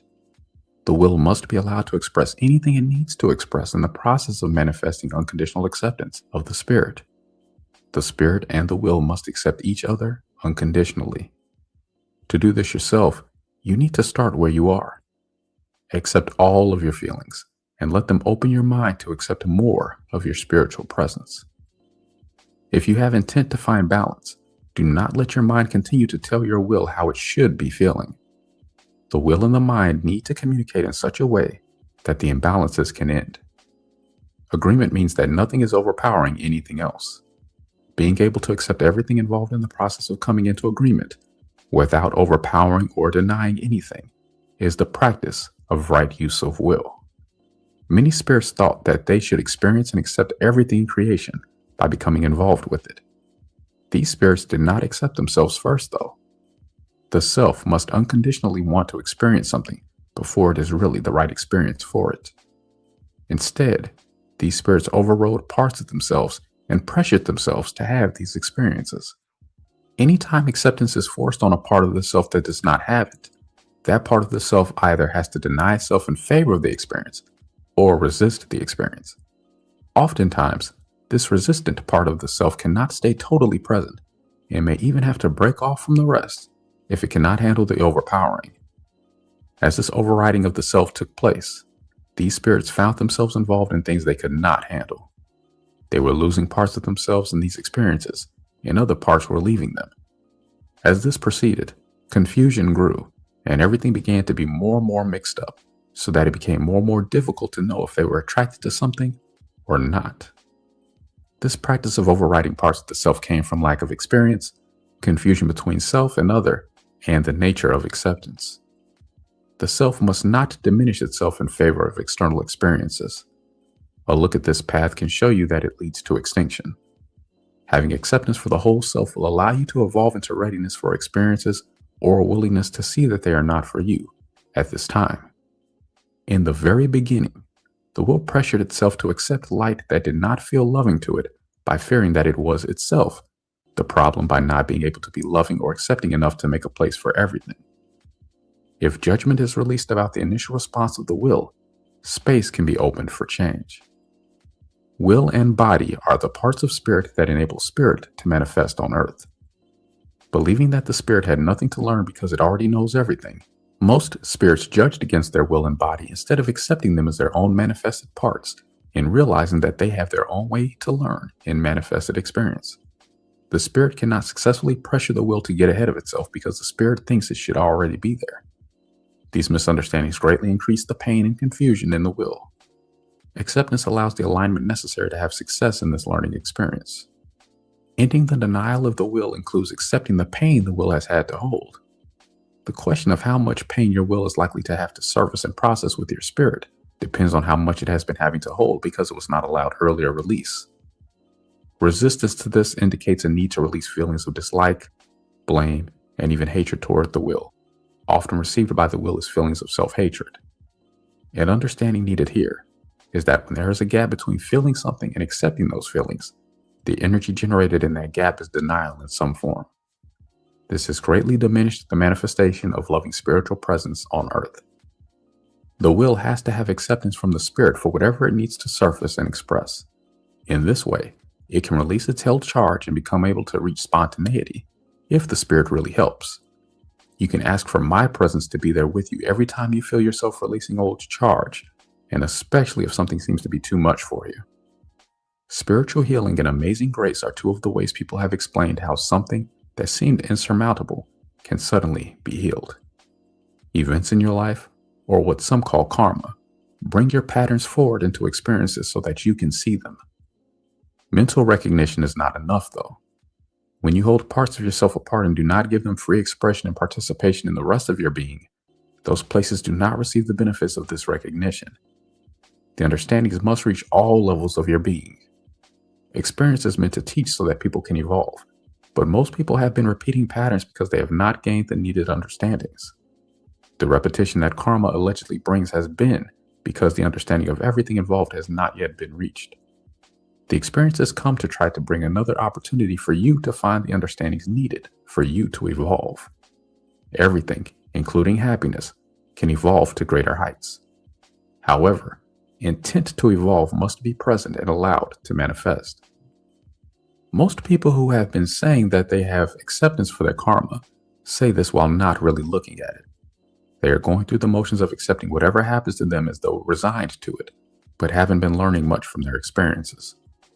Karma is not a payment of debts to others so much as it is a manifestation of the person's held belief systems, judgments, and limitations. Acceptance needs to be felt more fully, without the assumption that because it's being allowed, this means there is acceptance and surrender. If your true feelings do not want to accept or surrender, do not let it happen. The image most people have been holding of surrender to God, my will, or anything else it might be called, is not an accurate understanding. The image that joy can be found this way, if you just surrender more, is not accurate either. Holding an image of what you think is the correct spiritual attitude, rather than seeing what is really happening, holds true understanding away. The real truth for you is going to come from true self-acceptance and nowhere else. As you increase acceptance of your full self, you can gain more conscious ability to determine your reality. As it stands now, most people are being run by old karma or subconscious beliefs.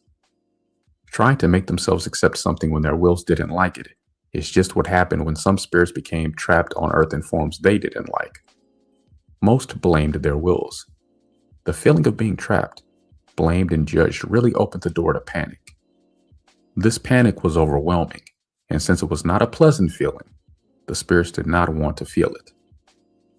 Instead of feeling and expressing them at the time, the spirits largely suppressed their emotions here, without realizing that not allowing free movement of their emotions was most of what was trapping them. These feelings need to be accepted now. Earth people have been trying to accept reality as it is, but if they were to really feel their feelings, they would have to say that they don't like it much. The pain of the will around this needs acceptance and not more judgment, dismissal, rejection, or denial. Panic, deep fear, and even terror are held undercurrent in most people and can be felt if the depth of the true feelings is felt. In most people, these feelings have been hidden in shame, guilt, and judgment because, at the core of it, has been the fear that being entrapped in this way had displeased my loving light. If you're starting to feel any of these feelings now, stop listening and let your feelings be felt. Express and release everything that you can. Open to any further waves of these feelings also. These old feelings are the feelings of being trapped with no way out. When you have released the judgments and given expression to the feelings that you are trapped with no way out, you will have made an opening to find one. Holding buried feelings of being powerless to help yourself impedes your ability to help yourself. Besides the intrinsic needs of the self, there is good reason to give these feelings acceptance, expression, and release. The situation on Earth has been worsening and worsening because so many have been holding feelings that they can't do anything about it, and even that what is happening is deserved as punishment. This is really confusing the lesson with punishment. As long as you believe you must accept something whether you like it or not, you are overriding your will. If you are doing this to yourself, you are opening the door for others to do it to you, and perhaps more obscured from your view, also doing this to others. Overriding has been happening for a long time and has been heavily powered by many misunderstandings and denials. These misunderstandings and denials have been imprisoning the very emotional response that could change things for the better. The situation on Earth is very perilous and needs immediate attention. It is actually to this point. The ones holding panic and terror, denied and not being given release, are as though against a wall or worse. The ones who have been denying these feelings are the ones who can help the situation by finding these suppressed and lost feelings within themselves, giving them expression, and bringing them within the light of love. Hating these feelings and continuing to push them away, instead of allowing their movement as direct emotional expression, It's going to precipitate more and more disastrous scenarios until events make it so that these feelings can no longer be held away from you because they must break out of their entrapment somehow. Panic, fear, terror, anger, and rage have the power to change these pictures if they are given loving acceptance and allowed direct expression as sounds and judgment release. Remember to ask for my loving light to come into these places that have been held outside of love. You may have taken on a guilt that says, since this is your own fault, you must accept punishment and fix it all by yourself. These feelings also need movement. The feelings can become divinely attuned. The will is attuned to the destiny path and is willing to undergo whatever is necessary to speed its recovery and seek fulfillment of its destiny path, but it needs loving acceptance to do this. If you are a spirit of loving essence, you are a spirit who can help the situation on earth in this way. If you connect to these feelings and feel overwhelmed and out of control, even if you feel and express panic, fear, terror, anger, and rage all at once, it is still better than any other option you have. The Land of Pan. I now want to tell some stories to help you understand more fully what I am talking about. These can be very enlightening stories, and if you can let yourself be triggered, helpful stories also. The popular version of the history of Earth is not entirely accurate and is another example of twists and turns on judgments. As I have said, many people have tried to avoid the responsibility on Earth in many ways. Pretending not to remember things that they have not wanted to remember is one of the main attempts at this, even to the extent of doctoring history so that it sounds better to the ones seeking to avoid responsibility. This has not really worked though, as quite a few people have felt that straightforwardness is lacking, and it is. Many people have been denying so much that they have only a small, narrow opening through which information can be received. This has to be reversed now, because it has reached dangerous proportions on Earth. These stories of the past will help open your channels so that you can begin remembering what you have denied for so long. In the beginning, when spirits first entered the Earth, it was in a land called Pan, which is now under the Pacific Ocean.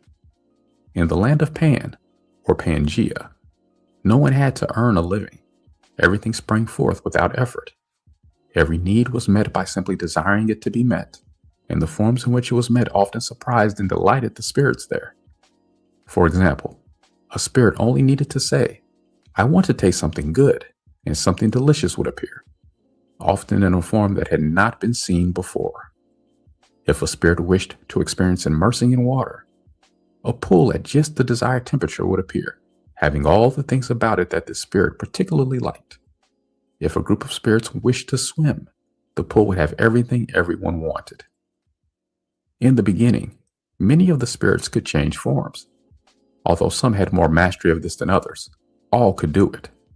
It was not unusual at that time for a spirit to do acrobatics on the way to a pool with arms and legs, and then, upon diving into the water, transform legs into a fishtail if swimming was more fun in that form. If later there was a desire to fly, wings would appear. Some spirits began taking this for granted. They received without feeling gratitude and even began to use these gifts to their own advantage. Hoarding of the abundance and the use of form to present the self as other than what it was were two of the ways in which these gifts began to be abused. Earth was created to be a living fairy tale without any shadow of evil or doubt. The ones abusing the gifts did not know how to live on Earth, and many did not accept or even like Earth's intended way. They tried to make Earth spirits feel that their fairyland was silly, immature, and just a pretend world. And to the spirits denying Earth, it was a pretend world because they held a different view of reality within themselves. These spirits had home planets other than Earth and were lost. They would not admit this, however. Instead, these spirits acted superior and said they had come to protect Earth and all the spirits who insisted on living in this silly fairy tale with no protection from what was really going on in creation. Not long before this time, there had been a war in the heavens. The fairies and elves, brownies and pixies, dwarves and gnomes, mermaids, and all the other fairy folk on Earth had felt that the war was over. They were in a healing, celebrating mood. These other spirits, who claimed they had come to protect them, did not want the war to be over. These spirits had emerged during the war in the heavens because they responded to that energy and started the fight. The earth spirits had emerged earlier than these larger fighting spirits in a great burst of golden light, and had fallen away from me before learning everything they had needed to know to be on their own. Some older rainbow spirits and some angels too had gone after them to see if they could help because it didn't seem that they should already be on their own. All of these spirits had come to Earth, and they all had one thing in common. They all had hidden feelings of rebelliousness toward me. Many of them believed I had let lack of acceptance among my different kinds of spirits go to unnecessary extremes, and that because I did not stop it, this had resulted in the war in the heavens. I want to give a short synopsis of what happened on Earth so that you can understand how the Earth came to be so dense and slow that magic seems lost, and manifesting and changing form seems difficult and slow. This is also how it happened that nearly everyone now feels they have to work for a living or inherit money. If Earth spirits feel their true feelings, they feel that Earth is not the way it was meant to be, but that everything has become a trade-off or a compromise instead. Long ago, in Pan, the air smelled of flowers, and the earth was soft with mosses, grasses, and sandy beaches. The rocks were gemstones, and the waters were liquid light that sparkled and danced. The weather, and even the seasons, changed in reflection of the moods of the spirits. This harmony manifested as music. Even the wind in the trees and the waves on the seas gave rhythm to the melodies. The monkeys and cats and all the birds sang and danced with the fairy folk. The fish and the mermaids even sang in the seas. Everything glowed with colored light during the golden day and also during the soft blue night.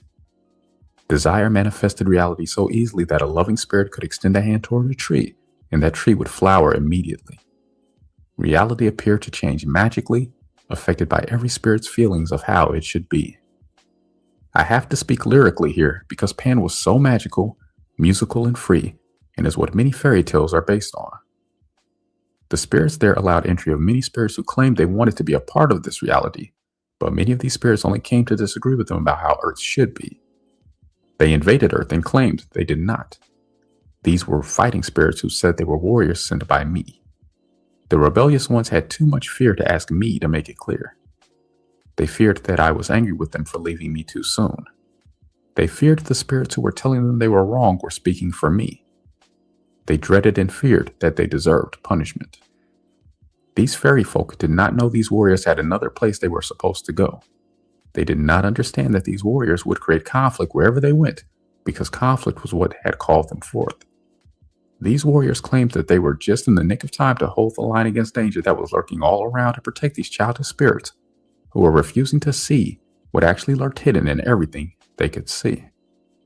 In fact, these warriors did find danger and strife lurking wherever they looked because that was how they wanted it to be, and that was all that they could see. The more the warriors claimed to be finding danger on Earth, the more the other spirits began to fear that the warriors really had reason to be there. The more the Earth spirits began to fear, the harder it became for them to stay clear. They no longer felt sure that joy and freedom had much allure, if they were being naive about danger lurking near. Some even feared that struggle and strife were a necessary part of me and of life. These spirits also had fear that they had to listen to these warriors because they couldn't depend on me anymore, or on what they thought creation was meant to be. They even thought I didn't look much to Earth because they weren't interesting to me, and that what they were doing didn't have much worth. Judgments were made here that changed their reality. It was no longer considered appropriate to be creative, wild, and free. Everyone now was supposed to be orderly. The warriors reflected these fears by saying the Earth spirits wouldn't be hearing directly from me anymore. They said I had sent them as my emissaries and intermediaries to head up Earth, implement my orders, and protect them from realities full of hidden dread. They were lying, but the Earth spirits didn't suspect this at first. In this way, step by step, the warriors began to lead the spirits on Earth exactly where they dreaded to be. Everyone on Earth still tried to be gay and free, and play and say they could still live in their old way.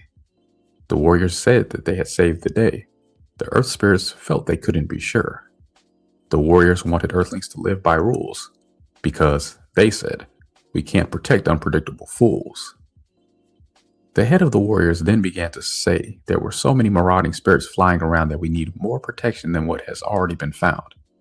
He was not completely wrong either, for as long as the warriors were there was always going to be something to fear. They have a purpose in my creation, and I am not unloving toward them, but Earth is no longer their right place.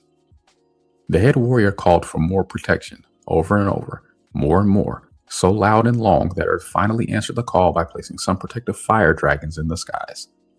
These fire dragons had taken on an intimidating form that was huge enough to encircle the Earth. They hung out in the skies, watching everything with very sharp eyes. With their breath of fire, they blew away spirits they didn't want to enter the Earth, but they didn't remove any that were already there. They did not believe that they could or should, and so denied their true feelings there. There were many on Earth that they wanted to send away, but feared it was wrong and that they might scorch others who got in the way. If they had accepted their own true feelings, they could have found a way. Instead, the fire dragons held in many of their true feelings and only expressed towards spirits trying to enter for the first time.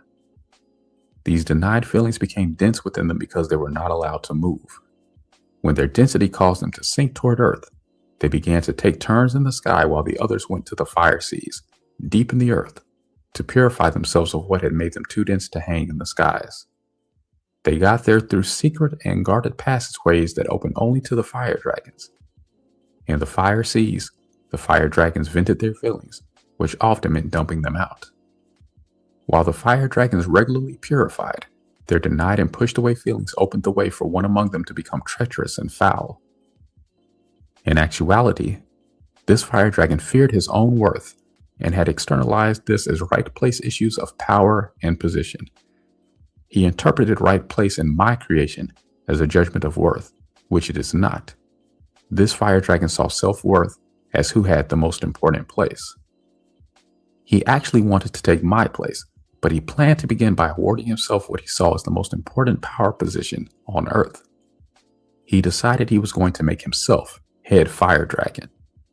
He wanted to be the one to say who could come and go from Earth, but he disguised his true purpose by saying that no one should judge this way. Instead, let all spirits enter. Let all spirits stay. He did not feel good to the other fire dragons, and his words did not ring true, but the fire dragons' own denials did not let them know what to do. He implied that he was more loving than they. He said they were judging him and the others who wanted to be on Earth. His presence was intimidating to the other fire dragons who did not know what to do. He had become the biggest, and he turned his fire on them, which none of the others did. Fearing they dared not speak up, the others vented underground when this fire dragon was not around. They wanted to tell him to leave Earth. Instead, they asked him to leave, and he refused. He was asked not to allow any spirit onto Earth unless the other fire dragons approved. The fire dragons wanted consensus, and again, he refused. Meanwhile, the warriors began refusing to protect Earth for free. They began to demand gifts and services. Without admitting that they could not manifest like the others, the warriors insisted that tribute was their just due. In this way, they were using the light of others instead of receiving from me. Whatever they received from the earth spirits, they saw as not being what they wanted it to be. When they received something, gratitude was missing. They all complained that it was not enough, and the more they complained, the more they decided they needed to demand for themselves. Their power issues wanted complete control. The warriors demanded everything as their just due, and still, they felt empty and incomplete and as though what they were receiving wasn't enough. The earth spirits felt they were having to agree to more and more control and less abundance for themselves. They had fear, which many covered with anger. Their fears about me did not allow them to ask for my help. They called out my name and said they were asking for my help, but greatly feared they would hear nothing or that I would not give them the answers they wanted to hear. They beseeched me for help, and I did not answer. The earth spirits feared, even more than, that I had sent the warriors in my place. I did not send the warriors, but I also could not lift the struggle off of Earth. The warriors had their own viewpoint in place of hearing me.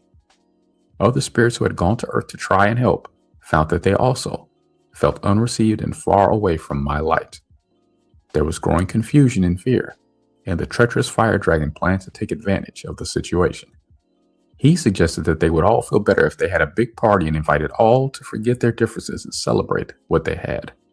He even volunteered to guard Earth alone that night so that the other fire dragons could go to the party. The other fire dragons did not trust him. They decided they'd take turns guarding with him that night. One of the fire dragons, though, could not stand being on duty with this treacherous one. When it was his turn, he left his post and slunk off to the fire seas, telling himself everyone was so busy partying that no one would notice. He did not feel good about doing this, but his own denials did not allow him to find another way to exercise what he thought was his own free will.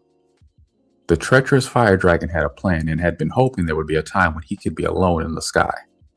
This fire dragon had been communing with another force that opposed me, and as soon as this fire dragon was alone in the sky, he called to that force and led it onto Earth. He thought that he was about to gain control of all of Earth because he thought he could control this force and have it intimidate Earth for him. This force, however, had another spirit already controlling it that this fire dragon had not seen because of his power delusions. This spirit blasted past the fire dragon with that force and hit Earth with its hot, dry, raging cosmic wind of destructive anger. The fire dragon, who had thought he was about to take over, was scorched and thrown to Earth like a discarded rag doll. He was barely able to crawl into a cave and hid himself. Writhing in agony, he tried to abandon his form to escape his pain. This hot, dry wind raged across the face of Pan that night and sent the partying ones scurrying for shelter. It burned off vegetation, seared great cracks into the land, and made it unbearably hot and steamy on Earth. Its raging fingers reached into the Earth itself, causing volcanoes and earthquakes. The hot, dry wind could not stay in one place. It raged on, wreaking destruction every place it went, until finally, it seemed to burn out. At first, the Earth spirits feared that it was me who had hit Earth to punish. Then, some thought the fire dragons must have done this, but when they saw the fire dragons and asked them, the ones they found claimed they didn't know anything about it. When they found the treacherous one, he claimed he had suffered terribly trying to defend Earth. The other one, who was supposed to be on guard with him, said that he had been hurt too. The Earth spirits now had even more fear of me because they did not know how the hot, dry wind had come to Earth. They did not know if it would return or not. They feared they could not depend on anything. The head warrior said that the existing protection was obviously not enough.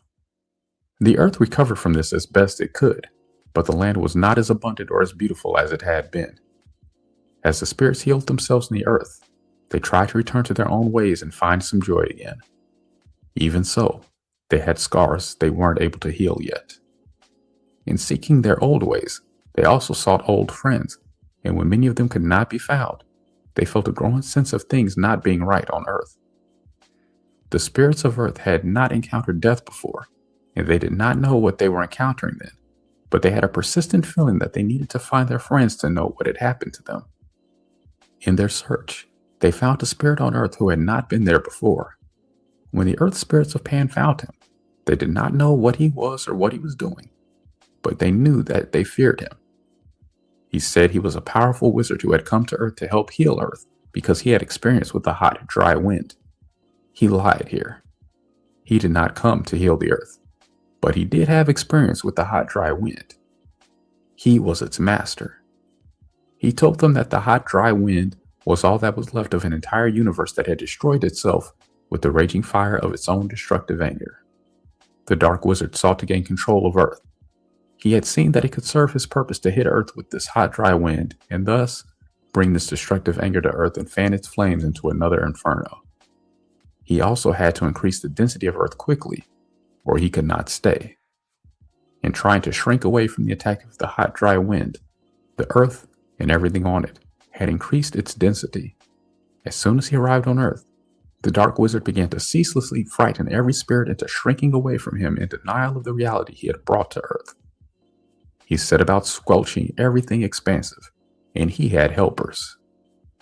I want you to know that the Dark Wizard is about to find himself removed from the Earth because his flames of destructive anger have reached the potential for nuclear holocaust.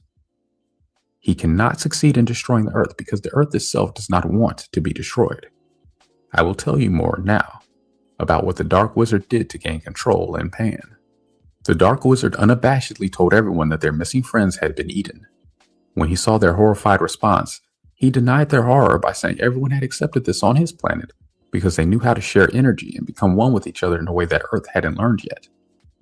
He acted more knowing than anyone and said that it was only fair to take turns being and being food for those who were being. He said it was time for Earth to do this. The Dark Wizard had brought with him many spirits who had not been on Earth before. These spirits had entered forms already present on Earth. As the Dark Wizard spoke, he pointed his finger at some of these spirits, and beings who had not done this before began fighting, killing, and eating each other. This was frightening and strange. Until then, no one on Earth had ever eaten anything other than what had manifested solely to be eaten. No one had overpowered another against their will to this extent on Earth before. These spirits were fighting, overpowering others, and disappearing them by eating them. The spirits being eaten were screaming with pain and terror. This traumatized the spirits on Earth. The Dark Wizard said they were screaming in ecstasy and denied that any of these spirits had overpowered the forms they had entered. He said that they were well received because many wanted to learn this lesson. The warriors liked fighting, and even though they maintained a stoic presentation, the Earth spirits feared that the warriors liked this. The Earth spirits felt very alone and afraid.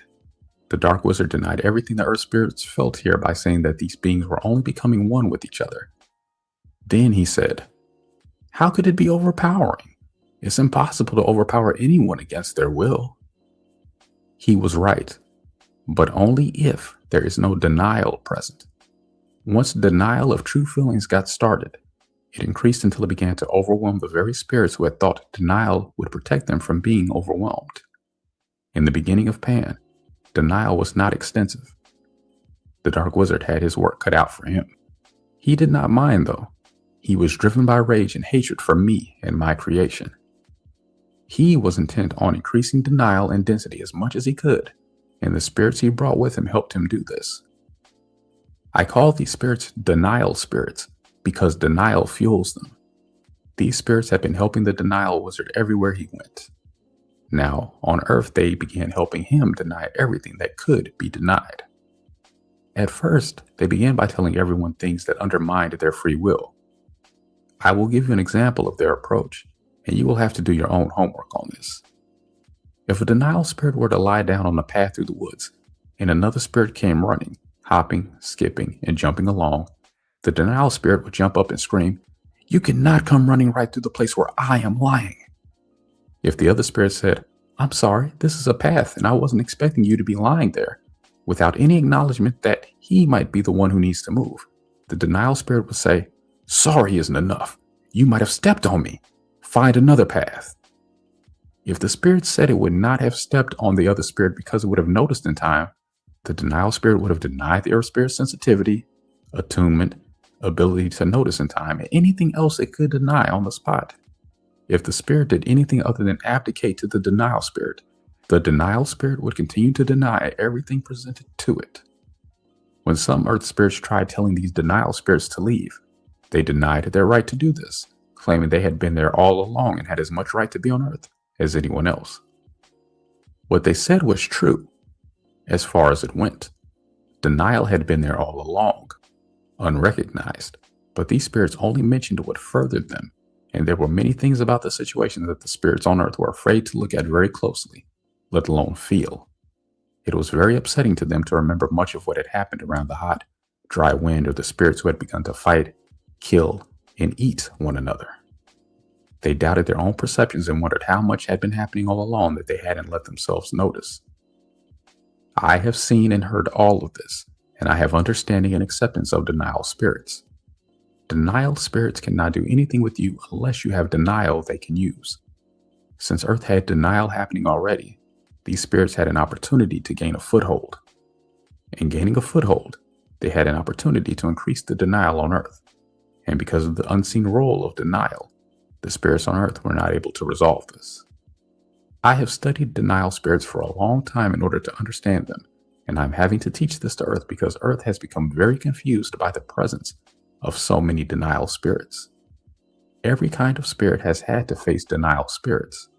Denial spirits have taken every form there is and reflected the denial of every kind of spirit.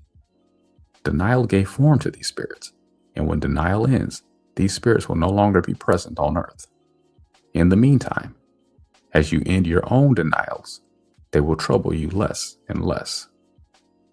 If the spirit on the path in the woods had had no denial, he would not have gotten entangled in any denial there. He could have continued running, leaped over the denial spirit, and been gone.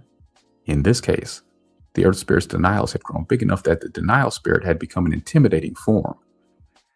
There were many denials present there, but the imbalance my light wants to mention now is that not wanting anyone to spoil his good time had become turned around in this spirit to not thinking it was all right to spoil anyone else's good time.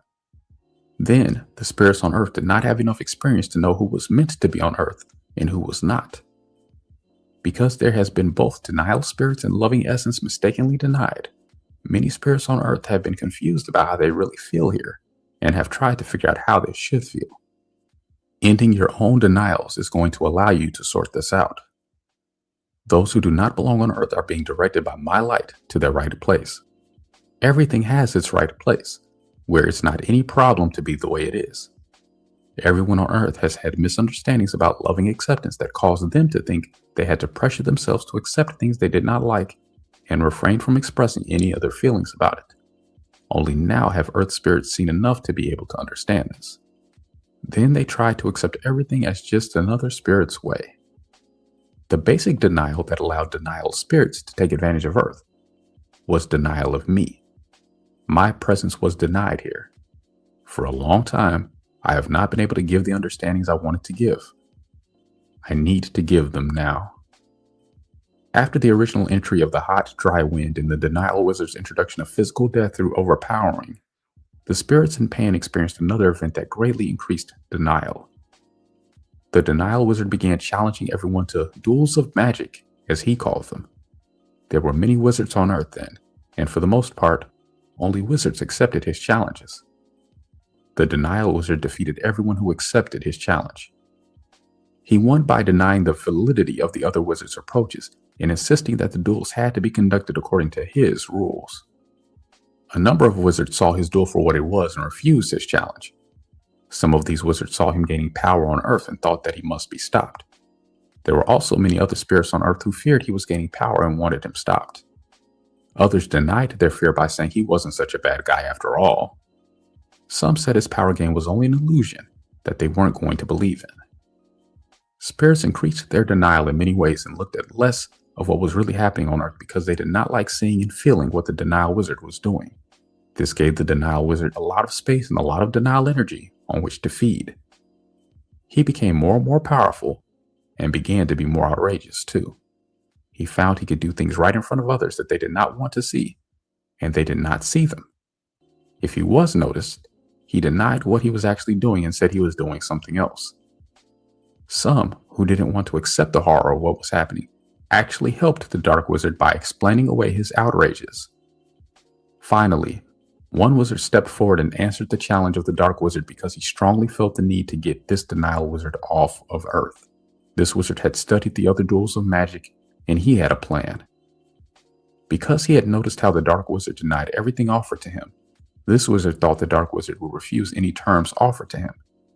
He offered the dark wizard everything that he did not really want him to agree to. This wizard did not realize, however, just how extensive the dark wizard's denial really was. The dark wizard immediately recognized the light wizard's denial. Instead of denying the denial offer, the dark wizard accepted this light wizard's denial of himself and insisted he stick to the deal. The dark wizard was not like the light wizard. The light wizard had looked at the dark wizard closely, but he had not seen him thoroughly. He had misjudged his denial, and he had misjudged his scruples.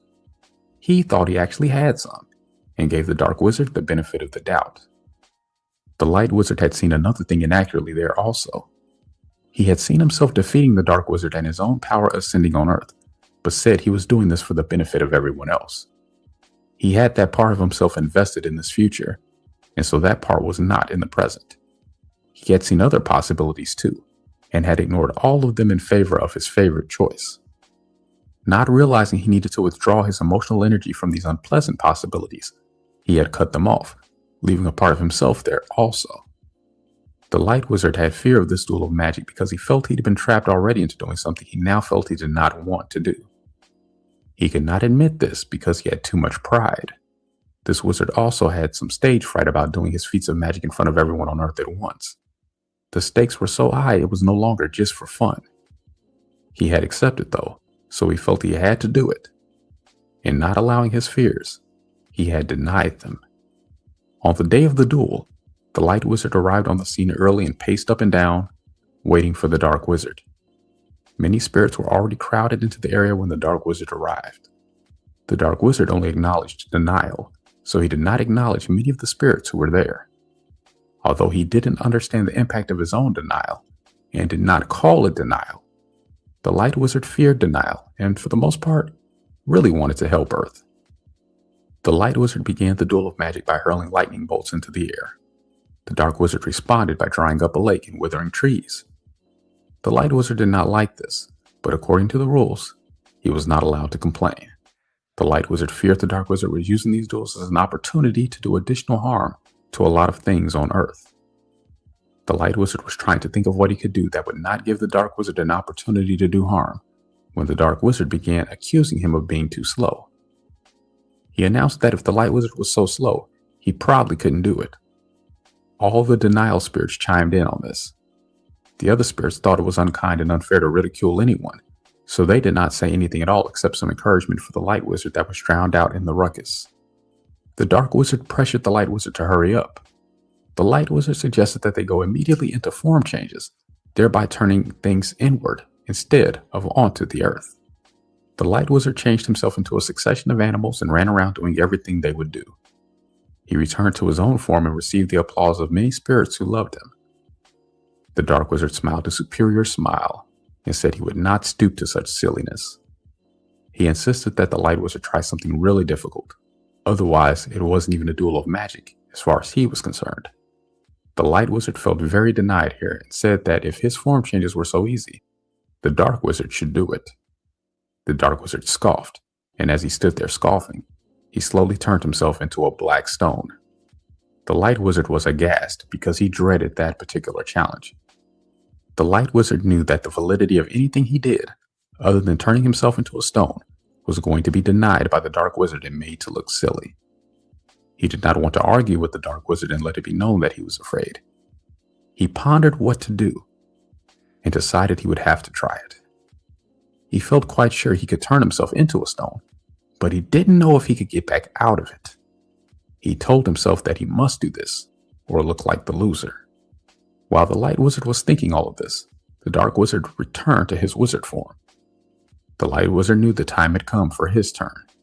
He pressured himself to change into the form of a stone against his will. He denied his fear and pressured himself until he finally turned into a bluish amethyst-like crystal. The Light Wizard then got stuck in the stone because he did not know how to get himself moving again. His fear of the compression had made matters worse. He had believed that he could not express his fears and also win the duel of magic at the same time, so he had denied his fear, which was considerable, and this had put him over the midpoint.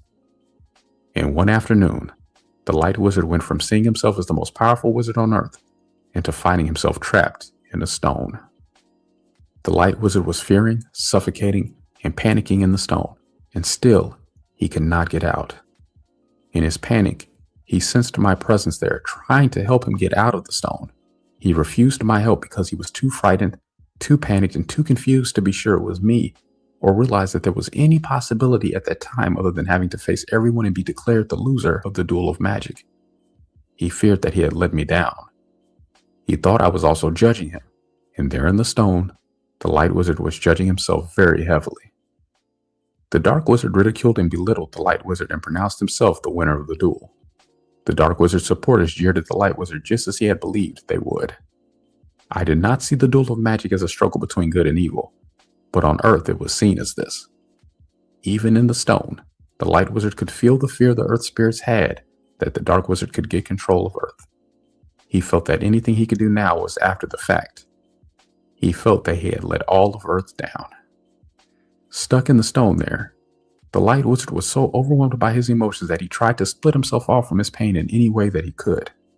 He wrenched as much of himself out of the stone as he could and left the rest there.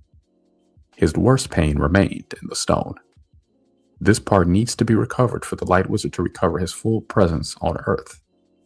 The Light Wizard left so much of himself in the stone that, even though this part of him managed to emerge, no one recognized him except the Dark Wizard, who saw what others were afraid to see. The Dark Wizard immediately pounced on this fragment of the Light Wizard, overpowered him while he was still disoriented, and devoured him in full view of everyone. Yet, no one seemed to see it. As the Dark Wizard began to walk away, his helpers picked up the stone that was still there and followed behind him. Only those who ran and hid were able to escape the aftermath of this duel of magic. While they managed to escape further direct experience with the Dark Wizard, they could not escape all of their feelings, and so took with them whatever effect the duel had had on them. Whether they had denial of their fear or not, all the spirits who saw what happened to the Light Wizard in the duel of magic now had fear struck into their hearts. The Light Wizard lost the duel to his own denials before he even began the duel of magic. But the misunderstanding at that time was that he had been overpowered by the Dark Wizard himself. This misunderstanding gave the Dark Wizard a lot of power he would not otherwise have had. He had successfully created the illusion of having overpowered the Light Wizard with his own power. He has continued to do this ever since. The Dark Wizard has also continued to be a master of form change and has remained powerful because of people's denial. He needs to leave Earth soon, but he cannot leave until his stolen power has been taken back from him by the ones who gave it to him, with their denials and their belief that he had more power than they did. There are many judgments about power that need release here too. He is going to go to his right place, but I do not want him to take any denied essence of loving spirits with him. I want all of you to end your denial so that neither you nor any part of you goes where he is going. If there are some places in you that you do not feel like they belong to you, let me have the final word here by accepting my need to put everything in its right place. Accepting and letting go can be protected if you ask me to help you by putting everything in its right place. Then the Dark Wizard can go to his right place with only his own energy, and you will have all that is yours with you. I have to tell you that if you are not ready to let go of denial and accept yourself, you will have to go wherever your denial takes you. The fear involved here may see this as threatening you, but this is not my intent. I am the one who has been, and still is, warning you. I am telling you what is happening, but I am not telling you it has to happen to you. You have free will. I am explaining what denial creates. The rest of what I want to say about Pan right now is going to give more understandings about the denial present on Earth today. The spirits having fear of the Dark Wizard held this fear within themselves and did not express it because they did not have the self-acceptance or understandings they needed. They tried to live their life the way they had been living it before the duel of magic took place. In order to do this, they had to deny many feelings, especially fear. Then they repeated the pattern of the Light Wizard.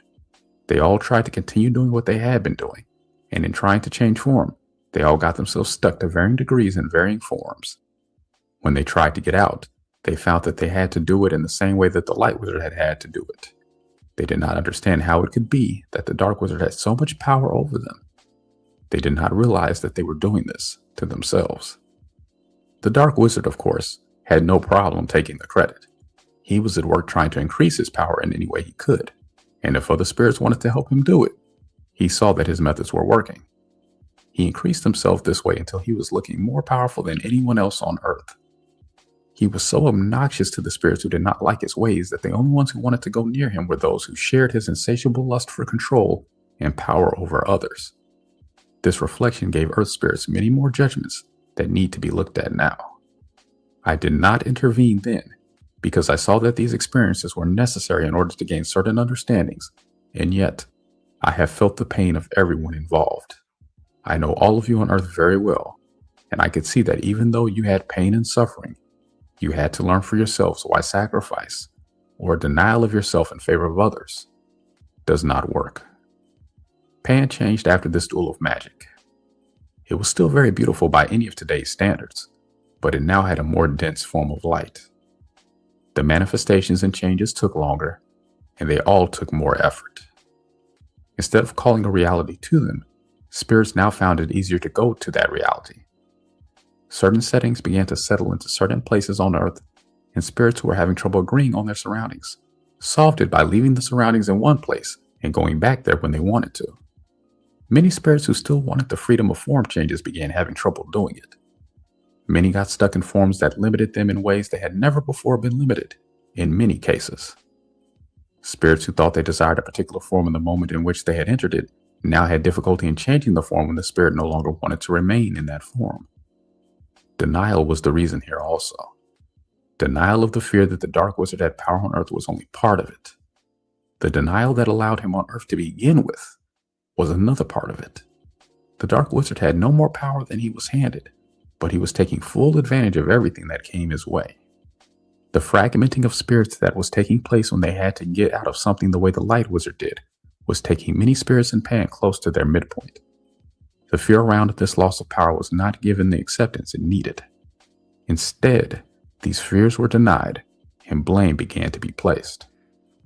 Some spirits blamed my lack of presence, some blamed others, and many blamed the Dark Wizard. Almost everyone involved blamed themselves to a certain extent, and in doing that, put the blame on the part of themselves that they felt had caused the problem. Some blamed their spirit and me.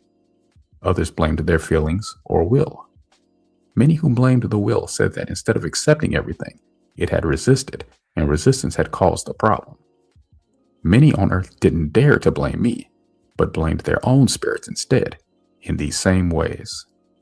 One part of the self blaming another part of the self caused a split in the consciousness. The warring in some individuals between their own spirit and will has been very extensive. Many people have even disconnected as totally as they can from parts of themselves. This diminished the spiritual presence on Earth of everyone involved, even more. The denial reached such extensive proportions that physical death began to result. When spirits felt that they could not get any farther with their own wills in the forms in which they were enmeshed, they began volitionally breaking off from parts of themselves for a while and returning later to work on realigning themselves. This began the pattern of death and reincarnation, or of focusing consciousness into different levels of existence at different times. The reality is that body and will do not completely lose awareness during the time their spirit is not with them, but they do lose the ability to express or understand it. You need to know that anything that has ever happened to any part of you will have to be accepted into your consciousness. Because it has happened to you, it cannot be denied. It is important to realize this in its full implication. Denial of what has been happening to body and will on Earth has been very strong and really needs attention. Denial must be recognized in order for it to end. The longer you wait to end your denial, the more denial there will be for you to clear. Many have tried to deny that they have any denial in order to avoid the overwhelming reality they would feel if they accepted it. Many have tried to avoid the impact of what they have really done by telling themselves that God wouldn't really let this happen. I had to let this happen, and I will tell you why now. You would not listen to me. Nothing less than the experience of everything that has happened to you on Earth was going to get the understandings across to you, or you would have them already. And in fact, many will not hear me yet. I am having to intervene now as I eventually had to, long ago in Pangea. I intervened then because I had to straighten things out enough that spirits could go on and try to resolve this for themselves. When I projected a part of myself onto Earth in the land of Pan to intervene personally, I found every sort of possible confusion of form that Earth could have come up with then. All that needed human form and would accept help from me at that time received a human form in which to work out their situation on Earth. I also made some rules to protect form from chaos until form could be better understood on Earth. A rule I made then was that animals and humans could not join their forms together and could not mate and have children together. Prior to this rule, everything had been mixing together and forms had been going rapidly toward chaos. Though I intervened, I did not remove the Dark Wizard from Pangea, and though he has had only the power to use denial, I will emphasize again that he took advantage of everything that came his way. Denial has been increasing on Earth ever since these times. I am intervening again because denial has again been crossing the midpoint. I am going to bring another form to Earth that will help you work out your situation. This form is called for because there is now enough experience that it can be accepted. This form is the form of right place. I now want to go on and follow these experiences through 2 subsequent civilizations on Earth that also had my intervention. I stepped in to restore the balance point because it was necessary, and that is what I am having to do now. Lemuria. The split and disconnection that took place between the spirit and the will during the time of Pan led to the next 2 major experiences on Earth. Lemuria polarized to the will, Atlantis polarized toward the spirit, and both civilizations tried to prove that their polarity was superior. The will felt very hurt over being blamed for the problems in Pan. Feeling it could not rely on spirit, the will felt it was going to have to go on its own. Ultimately, this is not really possible, but the attempt was a necessary experience. Because of the judgments present, the will in Lemuria was not able to receive the loving light of spirit, release their pain over what had happened, and reconnect with their spirit there. Lemurians called their land the motherland. Many of the spirits whose home planet is the Earth lived in Lemuria. The name Lemuria calls lemurs to mind, but the Lemurians were not lemurs. The people were small and brown, slender and lithe, but they had no tail, and they were not covered with hair. Although the will still held a great deal of pain there, the split between spirit and will had given the Lemurians a feeling of freedom from what they had been experiencing as the admonishing presence of spirit, and not feeling continually judged, they were able to evolve the will to a high degree. They enjoyed this time of feeling as though they had more acceptance, but they also had feelings they held in the background that feared this was not all right with my light and that they were going to be punished for this. Lemuria had a lovely civilization in its height. It was set in a subtropical garden that had no insects or reptiles. Flowers and fruits were everywhere for the picking, and no one ever had to think about how daily needs were going to be met. Everyone made sure that everyone was well taken care of and had a place in the housing compounds. These compounds were much like Spanish haciendas that enclosed lovely gardens in the middle. They were plastered white with a plaster that resisted the subtropical rains. Pottery was a developed art, and so was fresco painting. Groups of people often made combinations of the plentiful foods available, served them in large pottery dishes, and offered them to everyone around. They made baskets and soft mattings for sleeping. The Lemurians had whatever clothing they wanted for fun and adornment, but clothing wasn't a necessity for them. The Lemurians were again able to feel like children playing and having fun, and they often made music and danced for hours every day. They were happy to be recovering again and felt they could do anything they willed themselves to do. They could teleport themselves with the power of their will, but they also enjoyed leaping, jumping, and soaring. They were natural acrobats who were more adept than any monkey in the tree and vines. There were also others in Lemuria to whom I had given human form, however. Many were people who had been trapped in the monkey family in Pan. There they had learned just what monkeys do, and later had been restored to a fuller consciousness, in part as a result of their acceptance of the state of consciousness they had inhabited in monkey forms. The Lemurians learned to do many things with sound directed by the will, including moving of rocks and other things, some sculpture, and healing if anyone had the need. They had spiritual beliefs of a mother in the heavens who, together with their father, had made this home for them. They acknowledged that they had a father, and many of the things they did were because of the presence of my loving light that did love the will. But they related more directly to the divine presence of a mother and longed for her warm embrace. Spiritual teachings were given to everyone, and many understandings, since lost about the will, were known then and taught. Their hearts were open, especially to the will energy, so they were very warm, as was their climate, but not wanting any more loss. They were also possessive. They had close ties with others, pride in their will orientation, their way of life, and in the ways they were developing. The Lemurians were able to recover much of their lost understanding, but not all of it. They were a very high people, though, and they were very joyful and loving and accepting of everything, except their own spirits, which they felt had judged them and abandoned them to their earlier entrapment. They felt they had evolved out of their predicament in pain without the help of their spirits, and not having felt helped by their spirits, they did not feel very inclined to let their spirits come back and reap the benefits of their recovery. They did acknowledge that my light had helped them, though, and because of the presence of my light, the Lemurian culture spiraled higher and higher in its evolvement. However, without their own spirit's presence to help them grow and evolve, the Lemurians began to exhaust their possibilities. If they had been able to find acceptance then, Lemurians could have healed this polarization between their wills and their spirits, but it did not happen. Neither side was ready to release their viewpoint. Instead, the judgments were made over and over again. Lemurians refused anything that felt judgmental toward their polarity. Will was being reactive and yet, at the same time, was feeling its own potential and beauty. Lemurians had a long time to see what they could do, but they still didn't open very much to their own spirit presence. Most Lemurians continued to be distrustful of spirit, and from their viewpoint, not without reason. In the height of Lemuria, some teachers came to teach Lemurians about the spirits. Even though these teachers claimed to have come from me to help Lemuria, most Lemurians were suspicious of the teachers' motives and distrusted their teachings.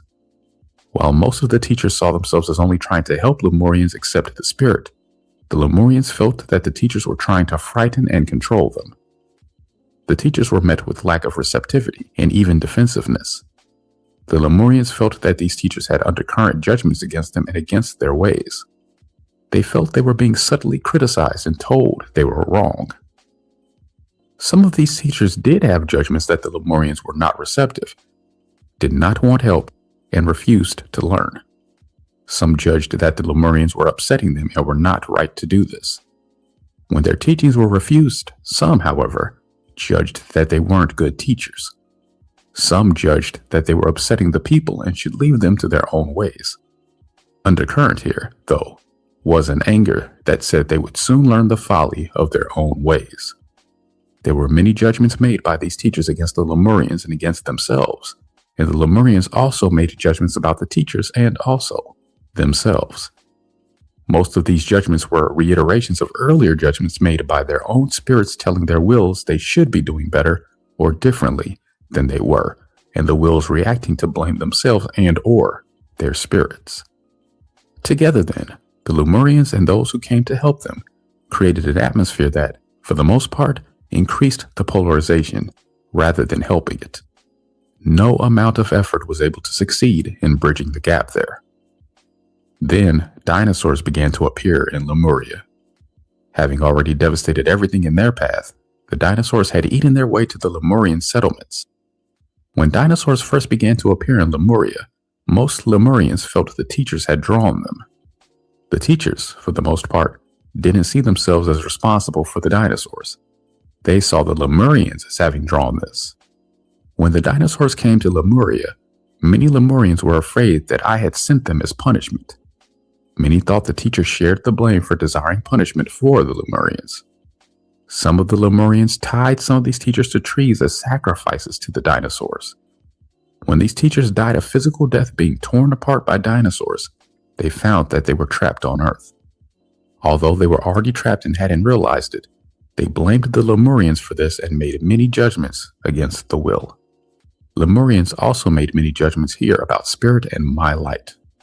This situation led to further misunderstandings, and without the understandings needed, great fear arose. Feeling that only the will energy could be trusted was a problem for Lemuria. Their spirits weren't allowed to be present, and I was banished by the Lemurians who blamed me for their plight. Without help from spirit, the Lemurians became more and more frightened. They had no weapons or means to combat something as immense as the dinosaurs on their own. The dinosaurs destroyed Lemuria's beautiful vegetation. Many Lemurians moved as far away from the dinosaurs as they could and went underground to protect themselves. By the time that the Lemurians were living underground and dinosaurs were destroying everything on the surface, their wills were very undermined again. Pressured and threatened by the dinosaurs, the mental capabilities of many Lemurians began to seriously deteriorate. Living in this constant survival threat, they became savage in many of the ways the base nature of man has so often been pictured to be, and became like early humans or cavemen that modern science discovered later. Some Lemurians, however, remained more intact than others. They had some receptivity to spirit and were able to trust enough to be shown the way to escape from Lemuria. I gave them a reed boat design that could withstand turbulent water. They managed to build these boats and leave Lemuria in search of other places to live. Some of the Indians of the western United States and into Central and South America, many of the Polynesians and some Hawaiians are descendants of people who fled Lemuria in this way. They all have legends about this, and their legends are accurate according to what they themselves experienced. If there is disagreement among those legends, it is because the small bands of people had somewhat different experiences. But they did escape Lemuria, and then Lemuria sank and took most of the dinosaurs with it. Even though it has been a long time, these past experiences are not cleared yet. The understandings needed about Pangaea and Lemuria are many. Many who went to the polarity of Atlantis made judgments against the will as Lemuria was going down. If you had these experiences, you will be able to feel them in your own consciousness when you are ready to heal them. Seeing the understandings is only part of it, though. The feelings need to be brought forward into the spirit's consciousness as well. Connecting to your own experience here can trigger the release of the feelings. Allow the feelings without judging them to be the permanent state of affairs. Freeing the feelings can give you understandings that can, in turn, allow release of the judgments. Atlantis. Atlantis began to flourish as a civilization toward the end of Lemuria's time. Atlantis was a huge continent, most of which is now under the Atlantic Ocean. It was a brilliant manifestation of spirit energy, unfettered by any of what they viewed as limitations from the will. A popularly held image is that Atlantis was the highest civilization ever to exist on the earth.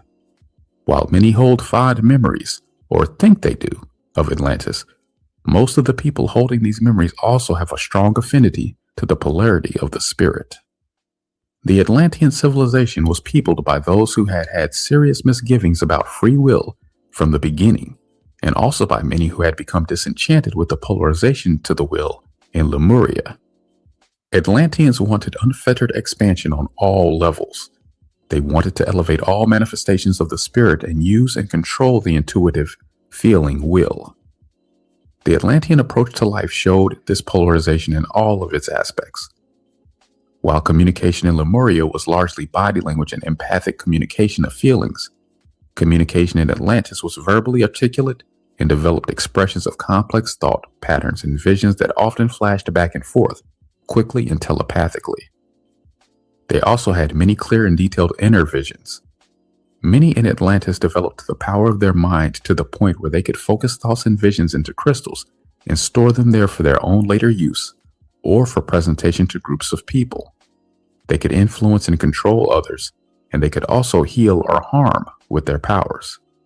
Music in Atlantis consisted mainly of intricate, melodic patterns woven with voices and accompanied by stringed instruments that were also melodic. Music in Lemuria emphasized drums and rhythm. The buildings of Lemuria were earthen, while Atlanteans built refined, palatial structures of highly polished stone.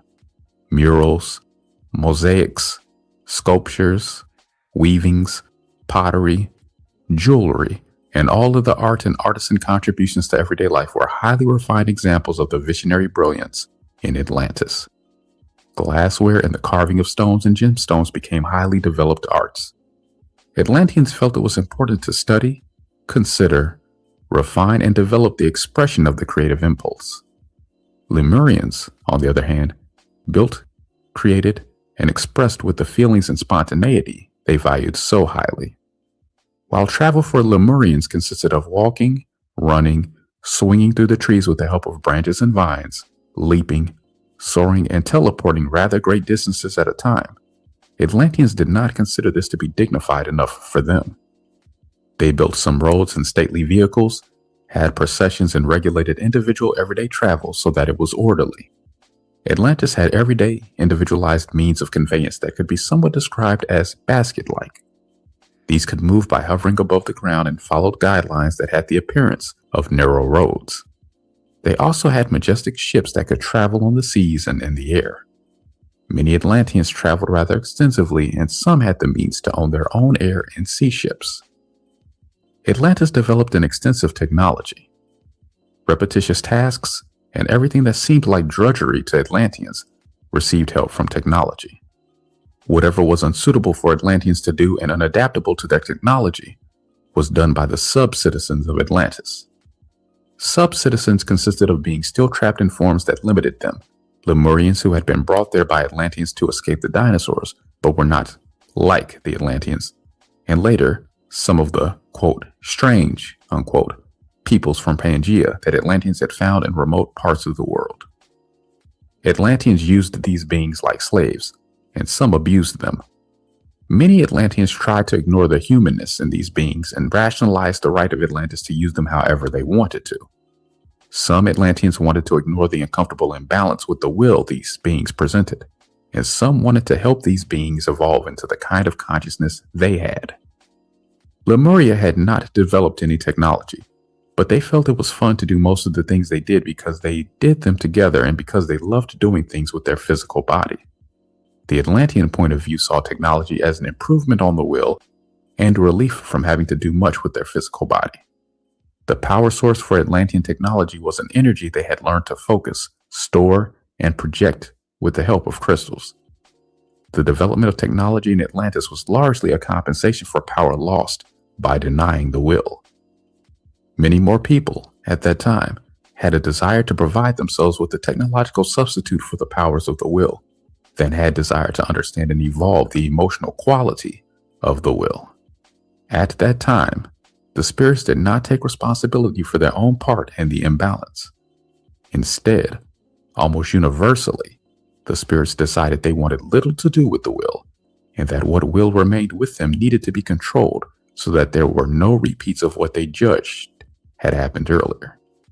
Since most Atlanteans saw the earlier problems of imbalance as something that could be solved if the spirit was in control, the spirit polarity in Atlantis began to emphasize regulation, discipline, and orderly procedure in place of spontaneity and doing what they felt like doing. At first, the will in Atlantis went along with this and did not object or try to influence the spirit. The will really did fear that it had not done well in the past.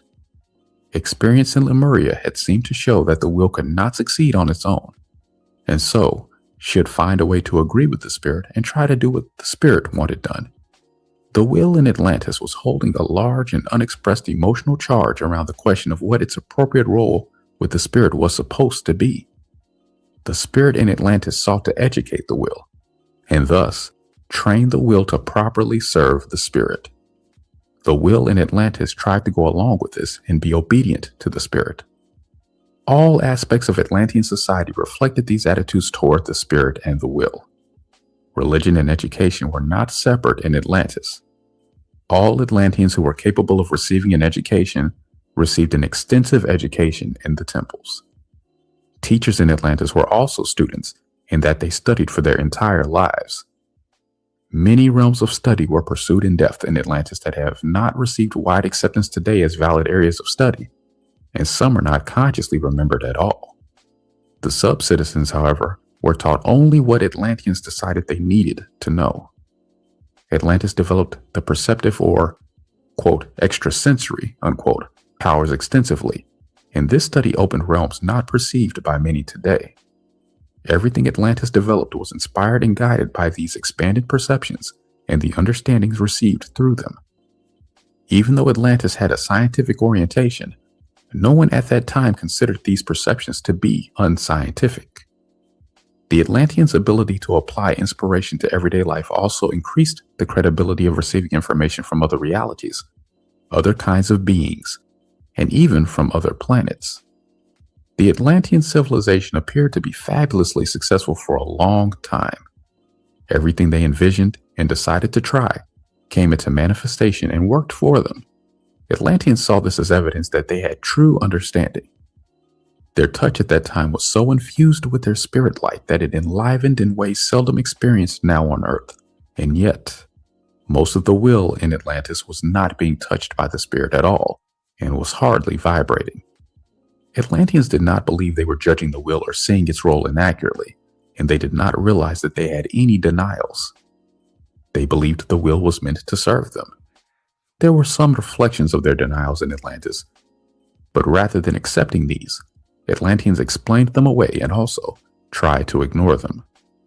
Atlanteans were holding beliefs and judgments about reality, and also, being proud of their accomplishments, mistook these judgments for reality.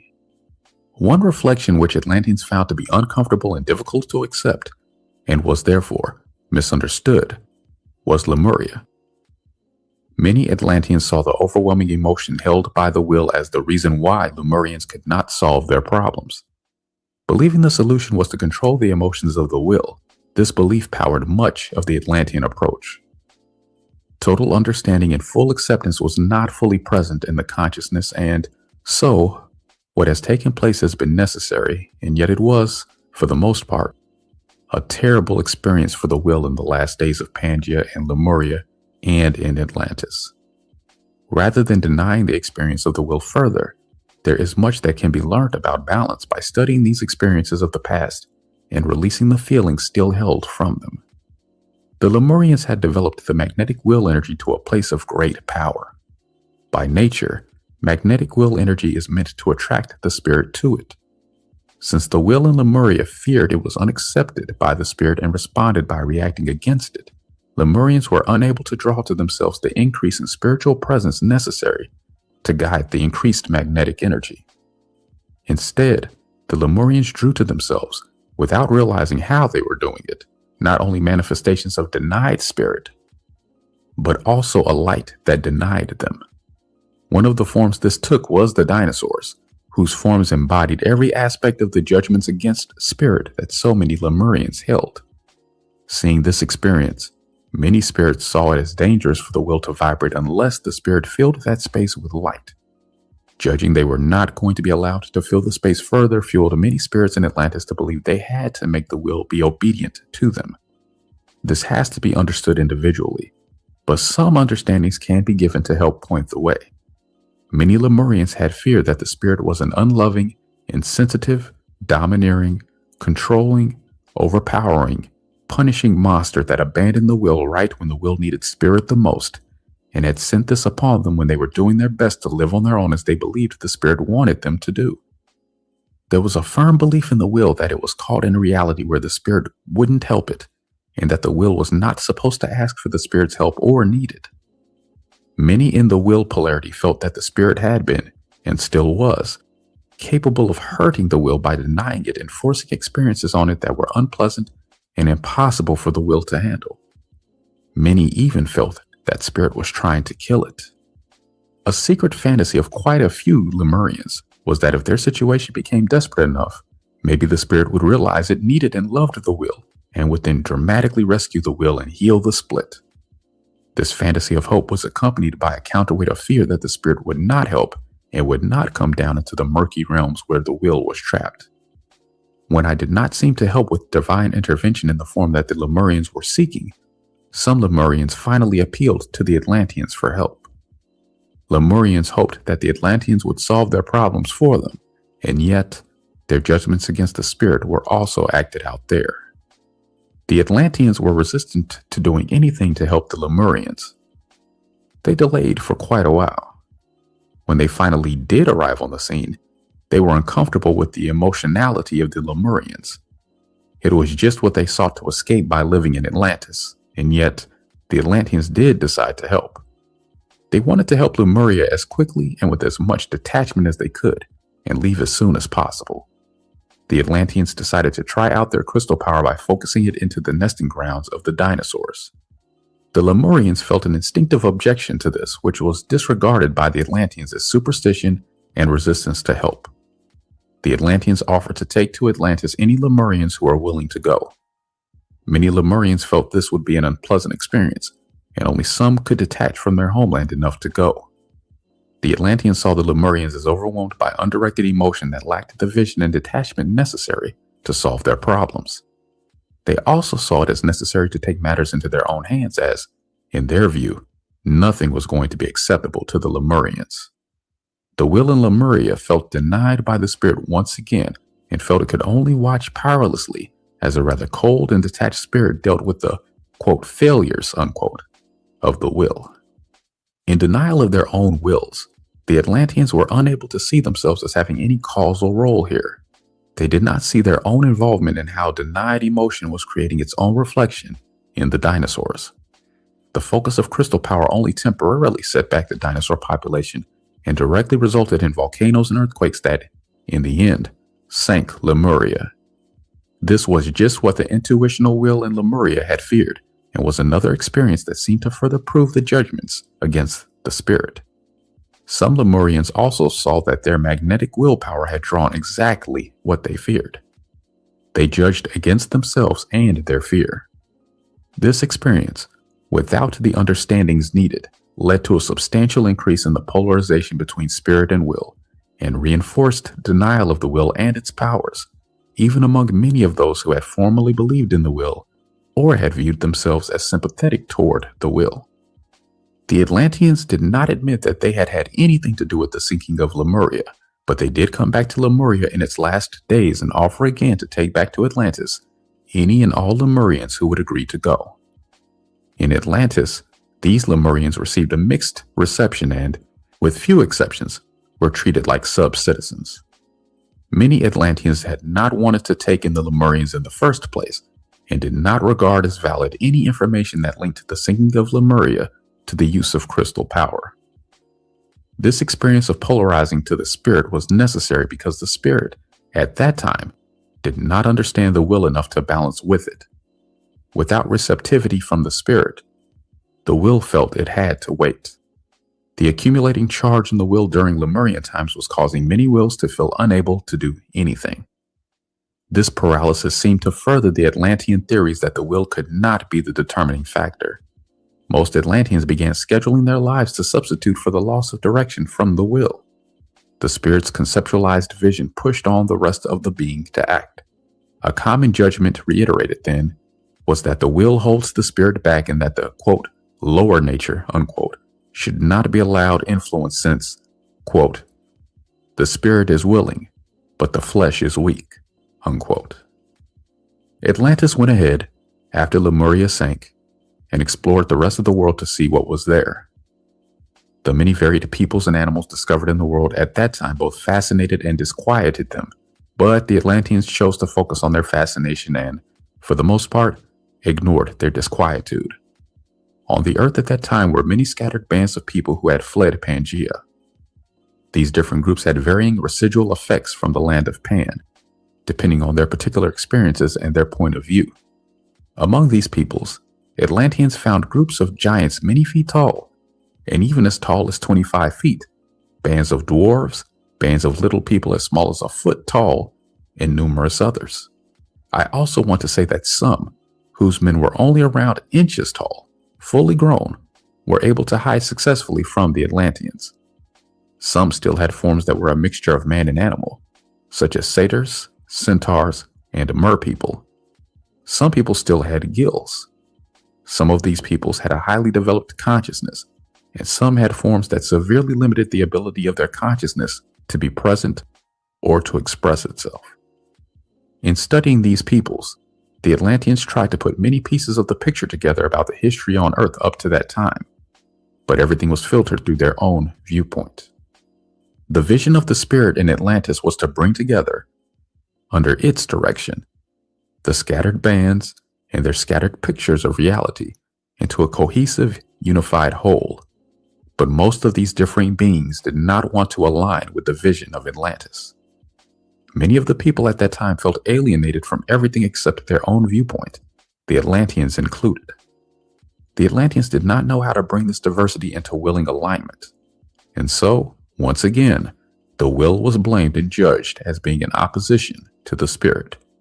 Undercurrents of frustration, fear, and anger grew behind these judgments, And since the Atlanteans had left no avenue open to accept these feelings and bring them into loving alignment, they concluded that they had no recourse but to overpower these peoples.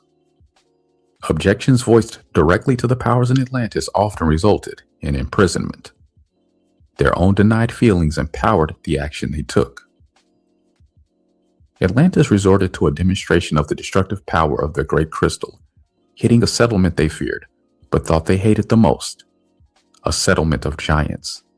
They showed pictures of this destruction to the peoples who did not want to accept Atlantean domination, and feeling powerless against this force, most of these peoples gave in or appeared to give in.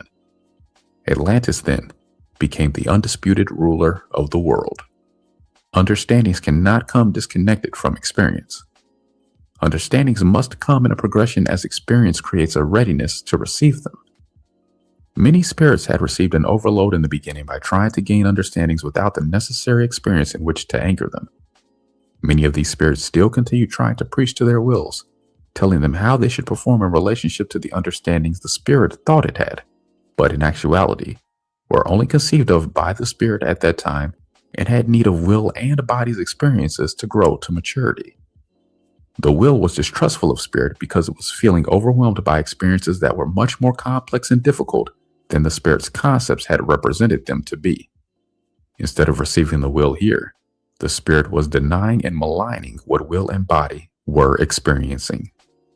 In Atlantis, the will was not opposed to the vision of the spirit so much as to the ways the Atlanteans were going about implementing it. The will had wanted to have its feelings accepted. Then it might have felt more ready to receive the spirit. The spirit was still feeling more than uncertain about wanting to have much at all to do with the will. The spirit wanted the will to accept it on its own terms and told itself it might then be more receptive to what the will wanted to say. As time went on, Atlantis entered what could be called its middle period. The will reached the place where it could no longer obediently hold its growing charge. Now, whether the will understood itself or not, it began to stir. Feelings and desires that Atlanteans thought they had disciplined, refined, and evolved out of themselves began to stir again. When the suppressed will in Atlantis began to move, it was under the heavy weight of judgments that Atlanteans were holding there. Many Atlanteans began to express aspects of themselves that they had not been expressing earlier, especially sexually. Many unexpressed emotions and judgments were channeled into this sexual expression. Conflict arose again within the self concerning morals and correct spiritual approach. Disagreements between individuals increased. Some people began to express more of what they were really feeling. In others, the will began to have more influence over the way they approached their lives. Neat schedules and orderly procedures began to break down as people began to do a little more of what they felt like doing rather than just what they had been told they were supposed to do. Many in Atlantis who began to do what they wanted to do made up reasons why they were supposed to do it or why they had to do it. The lack of alignment in Atlantis between the spirit and the will made them feel that what they wanted to do was something other than what they were supposed to do. The conflict between duty and desire made room for an increase in guilt that they should be feeling and doing differently than they were. The spiritual presence in Atlantis had deeply denied fears about what had happened in Lemuria, which they did not recognize as fear of the will. They still believed that the will was not willing to align with the spirit. They still believed that control of the will was essential and that if the will got out of control, it would destroy everything.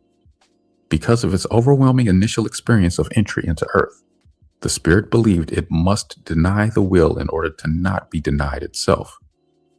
In Atlantis, this meant that the will was to express only in the ways the spirit allowed. The will felt it was being told again that only certain aspects of itself were acceptable to the spirit. The spirit seemed to confirm this by not touching the will with its light in these judged against areas. The will, however, had the feelings that it had about its experience on Earth, whether the spirit accepted them or not. The spirit denied these feelings because they did not feel good to it, and tried to avoid these feelings in the will by not allowing them to move and express. The spirit believed that if it did not allow the will to move freely, the will could not move into the areas that had been so unpleasant for the spirit. The will, then, had tremendous obstacles to being able to clear what it was holding. When the will began to stir again in Atlantis, the Atlanteans responded with more controls, regulations, disciplines, and pressure to conform. When the will in Atlantis could not continue to hold its growing charge, it still tried to move in any way it could.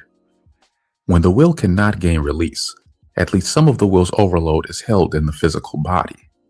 When the physical body could no longer hold what the emotions were not being allowed to express, the physical body tried to move it in a physical way.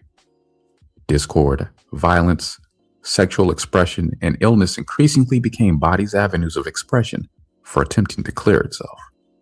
As denial of the will went on, the health of Atlanteans began to break down. Instead of allowing illness to express and tell its story of imbalance so that balance could be found, the Atlanteans applied their sound, light, and other therapies for healing body with greater fervor to combat this growing, quote, sabotage, unquote, of will and body. Medical treatment and treatment of insanity took a punitive and suppressive approach toward the body and the emotions. In some cases, Atlanteans even resorted to surgery. Although, when problems have advanced too far and no other means of healing are known or understood, surgery and other drastic measures may be necessary. The concept of cutting out an ailing part of the body and throwing it away is not really more advanced than human sacrifice. Both of these approaches believe a part can be sacrificed for the good of the whole. In both cases, understandings can bring balance before such drastic measures are needed. If an accident is manifested or a part of the body is ailing, then something is impeding its ability to receive loving light. What the spirit denied in Atlantis, it did not nourish with its light. When the spirit blocked the clearance that will and body needed, both the will and the body began to feel desperate. This desperation carried Atlantis into its third and final period. The more the spirit tried to control the will, the more the will's held charge grew from fear, anger, and sadness into terror, rage, and heartbreak. The will was feeling denied, overwhelmed, and compressed beyond its ability to endure.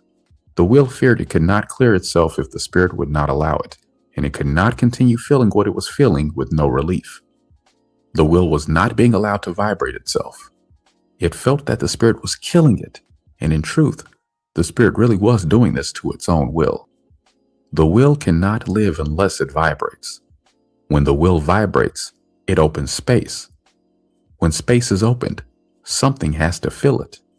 If the spirit does not fill the space with loving light, then denial fills the space. When something in the will is completely ignored, that area of the will receives, in effect, nothing. When this happens, the experience of the will is the experience of opening to receive nothing, or, even worse, opening and receiving unlovingness. No amount of pressure, force, or imposed procedure is going to fill this space in the right way. When the will cannot move, density increases until there is no vibration, which is death. The will has to be free to move, and the spirit has to fill this space with loving light. In the final period of Atlantis, the desperation of the will manifested itself in any way that it could. The old charge of the will was trying frantically to clear itself. The more it tried to move, the harder it was hit with denial. Every attempt it made to release itself that was not met by acceptance from the spirit was met with more denials in the form of controls and reprisals by those still attempting to cling to the belief that control of the will was absolutely necessary. These people continued to hold their judgments against the will and viewed the action of the will as further proof that the will was denying of and in opposition to the spirit. The social manifestations of the will's desperation were many. Increased pressure on the will caused the wills of some to break through the controls of the spirit and express in a, quote, out of control, unquote, manner. Often, the disconnect between the will and the spirit was so severe that it was as though a stranger had taken over the normally spirit-oriented personality. Many could not remember what they had done during these outbreaks. The lack of alignment between the will and the spirit was also acted out on a larger scale in society. Wars broke out in outlying regions. Disorder, civil disobedience, and crime increased in Atlantis itself.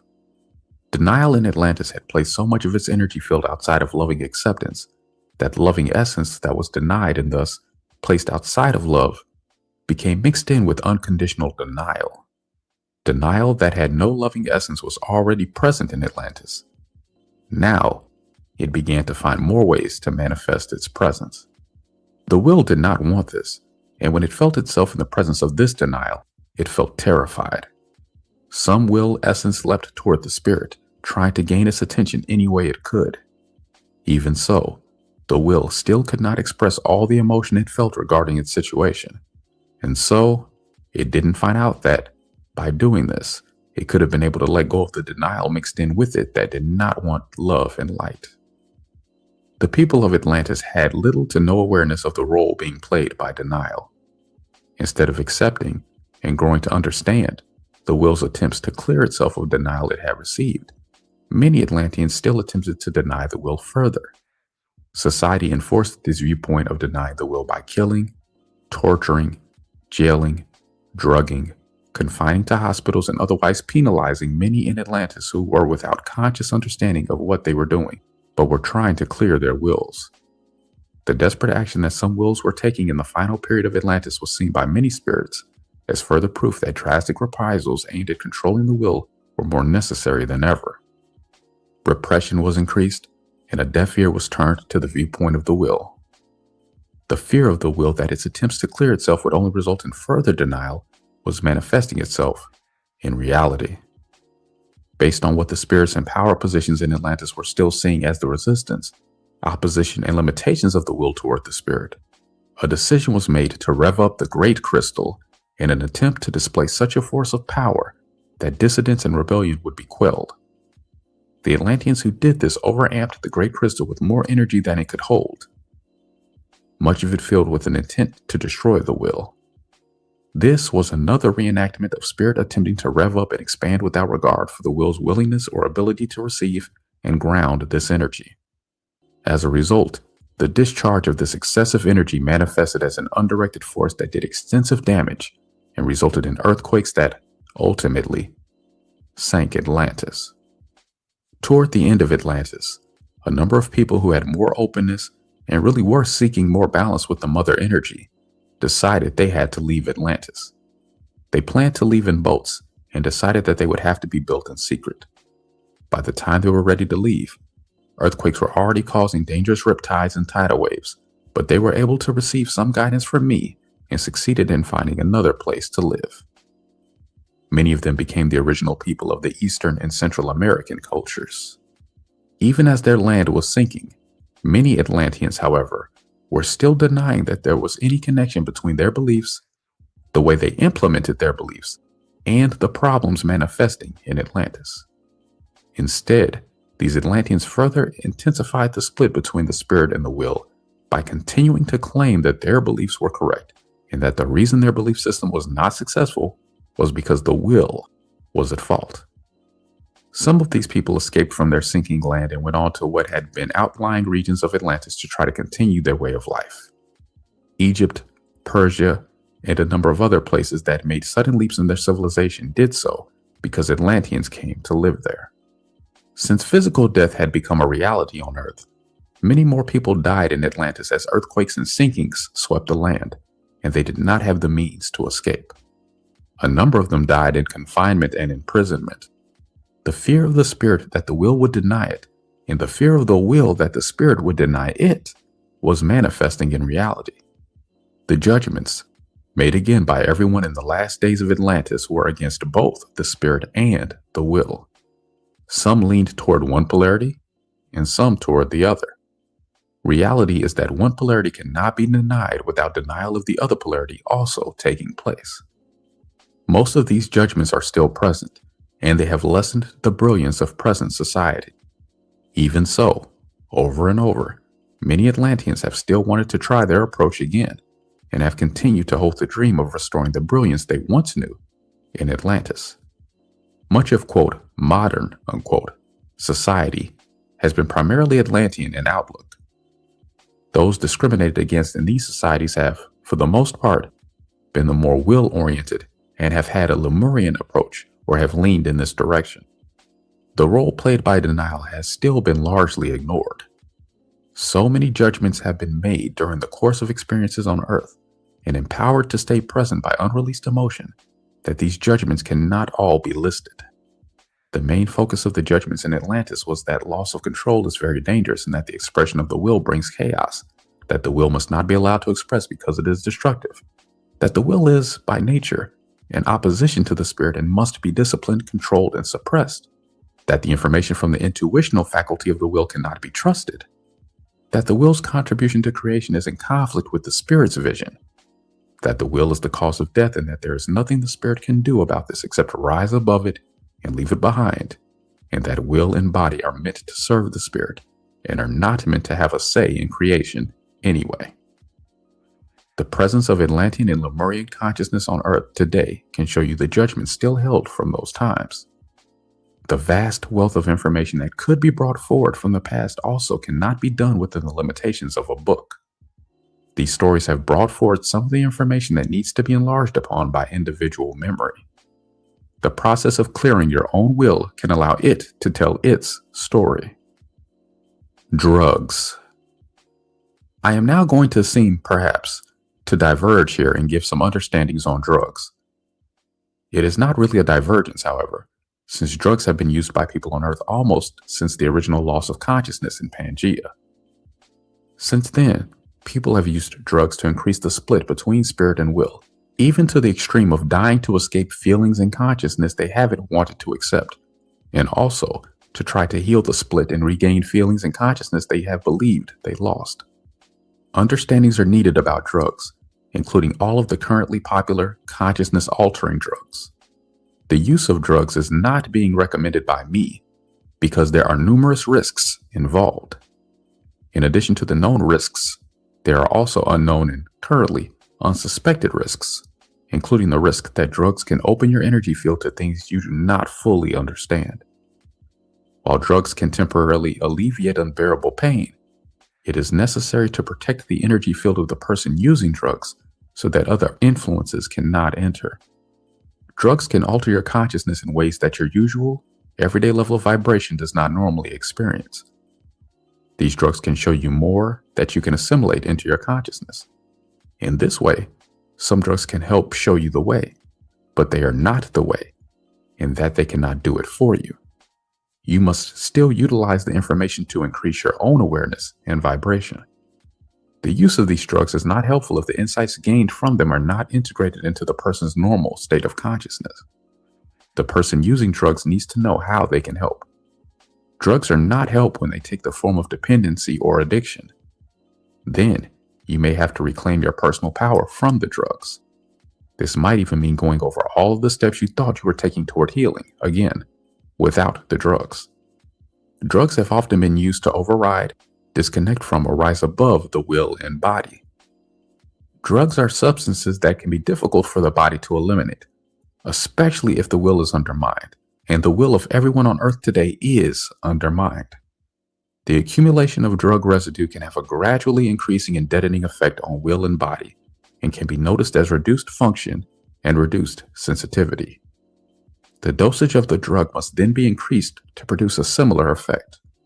This increases the residue, which calls for increased dosage once again.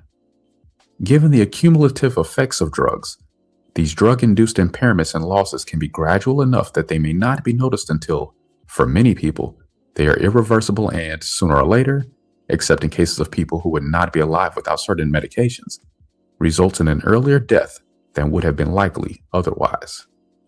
Drugs have, so far, shown themselves to be treacherous because of their ability to gain a hold on the ones using them. Any judgment held about drugs affects the experience of the ones using them. If someone believes he or she must have a drug, then he or she must have it. If belief is held that a drug is necessary to get high, or that pain can't be handled without drugs, then that will be the person's reality. Some of these beliefs are held at very deep levels and can require a considerable amount of deep movement to shift effectively. Many people have had an uneasy, unsettled, empty feeling that they have tried to avoid in this and other ways. Some people have masked and avoided symptoms with drugs until the body's problems have become extensive and serious. If surgery is required, even anesthesia for surgery will result in eventually having to accept both the pain of the surgery and the other levels of pain that part of the body accumulated from the denials it received and had to hold when the messages of its symptoms were not being accepted. Drugs have a place like everything else. Sometimes relief from pain is necessary. Sometimes expansion of consciousness has helped. But for many, drugs have declined into a habit pattern which is not helpful. Drugs have actually damaged many more people than they have helped. So be careful with the use of drugs. All drugs. If you want to recover your will, drugs may not be what they seem to be. And more people than not, the relief, the upliftment, the increased consciousness, or whatever was originally sought has, with habit and time, taken them where their conscious mind did not think it was going to go.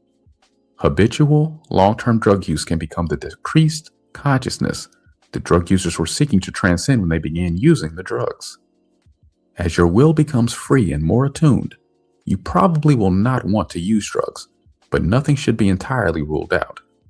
However, I will emphasize that drugs can be a treacherous path that can lead you into your own pit of denials, whether you are ready or not, and whether you know how to handle this or not. An understanding also needing mention is that people are not ultimately meant to decide about the use or non-use of drugs for one another. Once again, denials have played a large role in this intimidating form. When some people judged drugs to be damaging, they may have been accurate as far as their knowledge went, but the form of a judgment is not useful. More than the drugs, it is the consciousness using them that is the determining factor. Drugs cannot be used to permanently further your own denials or to avoid what has seemed too unpleasant or too overwhelming without having to recover this denied essence later. Healing the whole self includes bringing consciousness and the healing presence of loving light into all places of pain. You need to let yourself be aware of what you are doing and why you are doing it, and be willing to accept, as soon as you can, anything that drugs have been helping you escape, such as intense pain or grief. Nothing is left unfelt when you are completely present with yourself. Any space in which you are unconscious holds feelings that need to be accepted when you can. This is not to say that you are always going to be in pain if you don't shut anything out.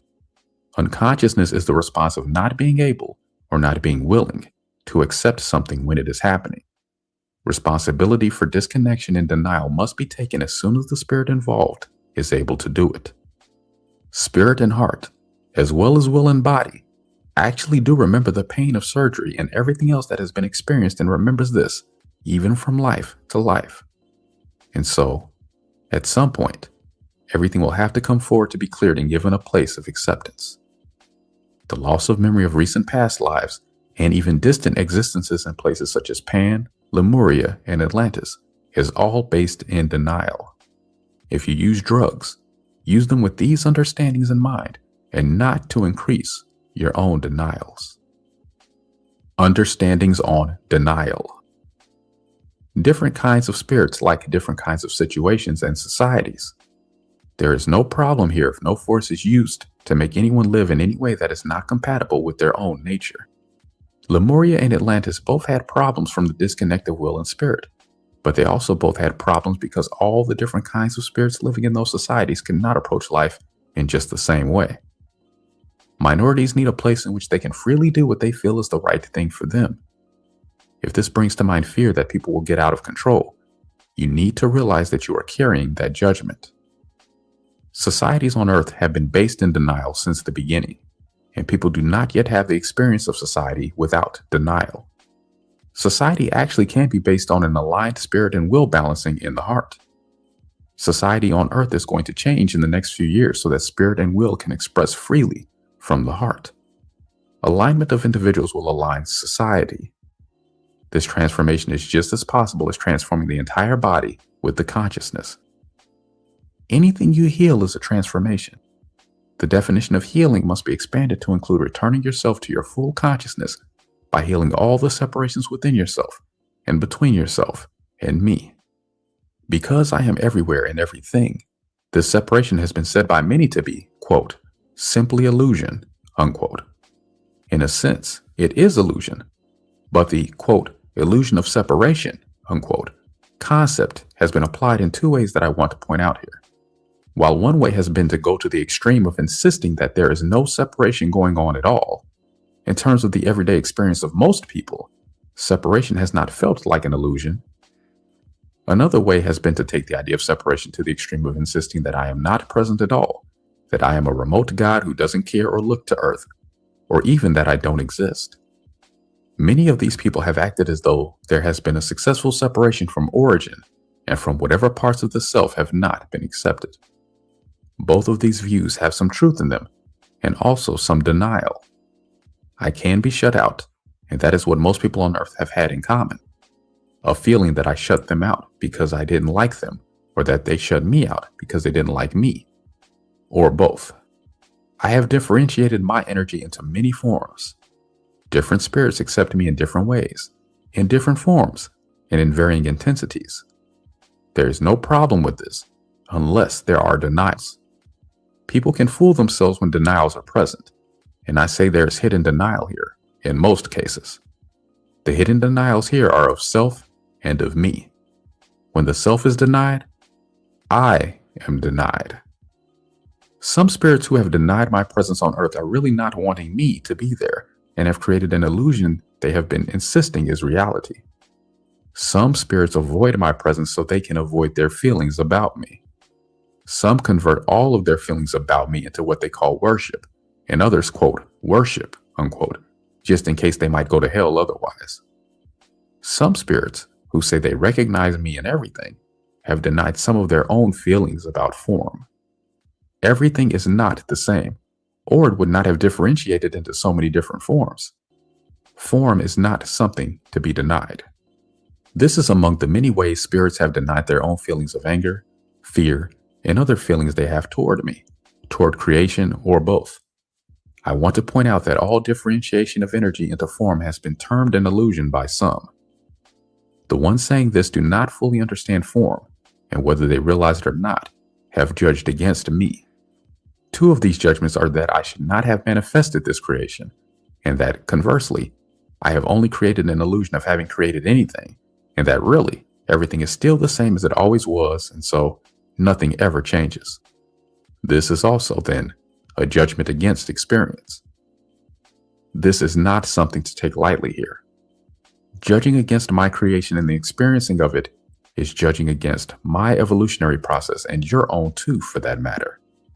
Buried here are often feelings of not liking creation the way it is, and rather than notice this and acknowledge that they don't understand it, it has been easier to judge against it. If you hold this judgment, this will be your perspective. Rejection of my creation is possible, but this then will be your own experience and not the experience of my creation as a whole. Many spirits have made these judgments without realizing what they were really doing. Some have believed the views of others to be the reality, and some avoid their feelings of lack of acceptance for themselves, others, and creation by hiding their feelings behind the belief that, quote, all is illusion, unquote. I wanted to comment on this because it is a confusion that has been very widespread on Earth. Many who have claimed they accept me have accepted me only as light and have not accepted my forms. Others who have been caught up in the world of form have claimed that they do not need my presence as light because they accept me as form. I am both light and form, and spirits need to accept me as both. The split toward me is part of the separation illusion on Earth.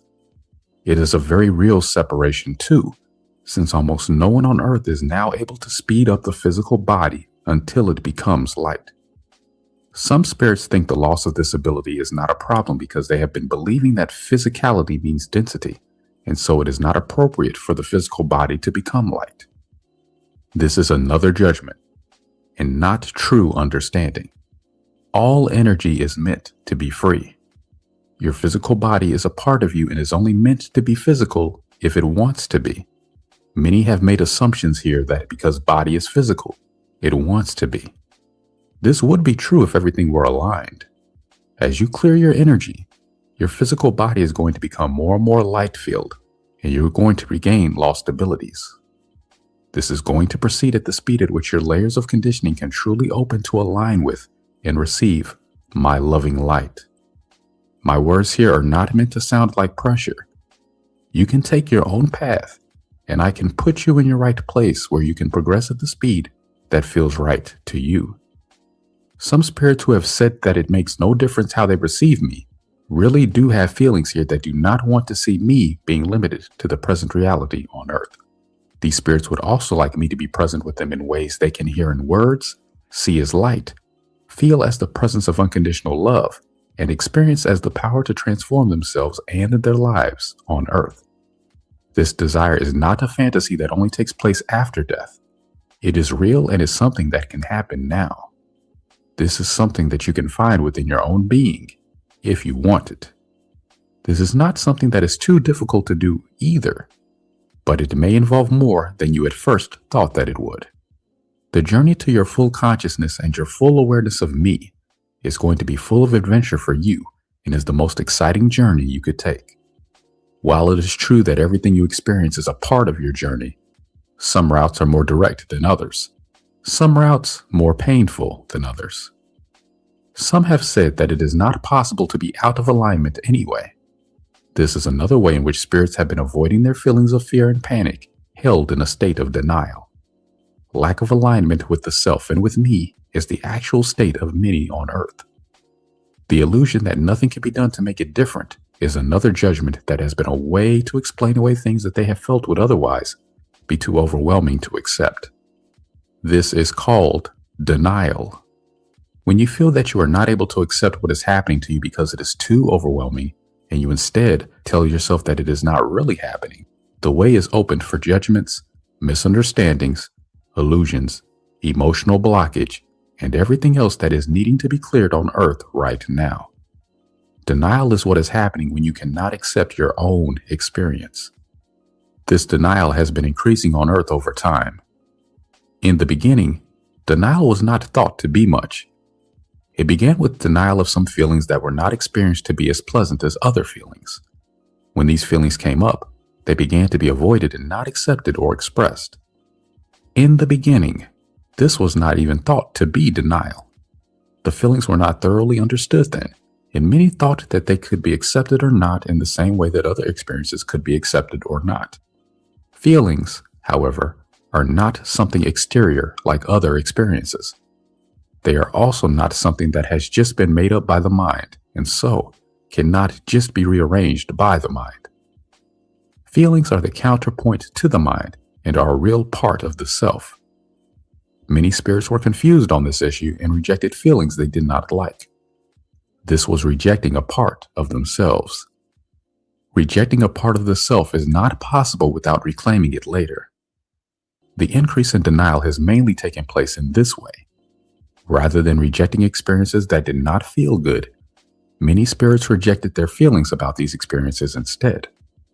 In the beginning, before the response of the will was warped by denial, the feelings were only responsive. They were not causing an experience to be unpleasant. Feelings are the will's response to what it is experiencing. When they did not like their will's response, many spirits overrode their wills and denied the validity of their will's response. Among all the spirits, the entire spectrum exists from no denial to complete denial. Early experience overwhelmed many spirits because they were not heeding their wills and removing themselves from experiences that they did not like. There was another misunderstanding present here among many spirits, and that was that they should ignore their own limitations and experience everything because I did. The ones trying this had another misunderstanding about right time. They were not ready. Some denied this by saying, quote, "Time is an illusion," unquote. The accumulation of experience is not an illusion, and that amounts to time. There is a pattern of denial here. Some have had this pattern because of confusion and misunderstandings, and some because they thought that they could deny the reality of their own experiences in this way. Some have denied ever making judgments. Some have denied that they have any misunderstandings, and some have denied that death is their intent. Once again, intent is the determining factor, and some spirits have even been denying what their intent really is.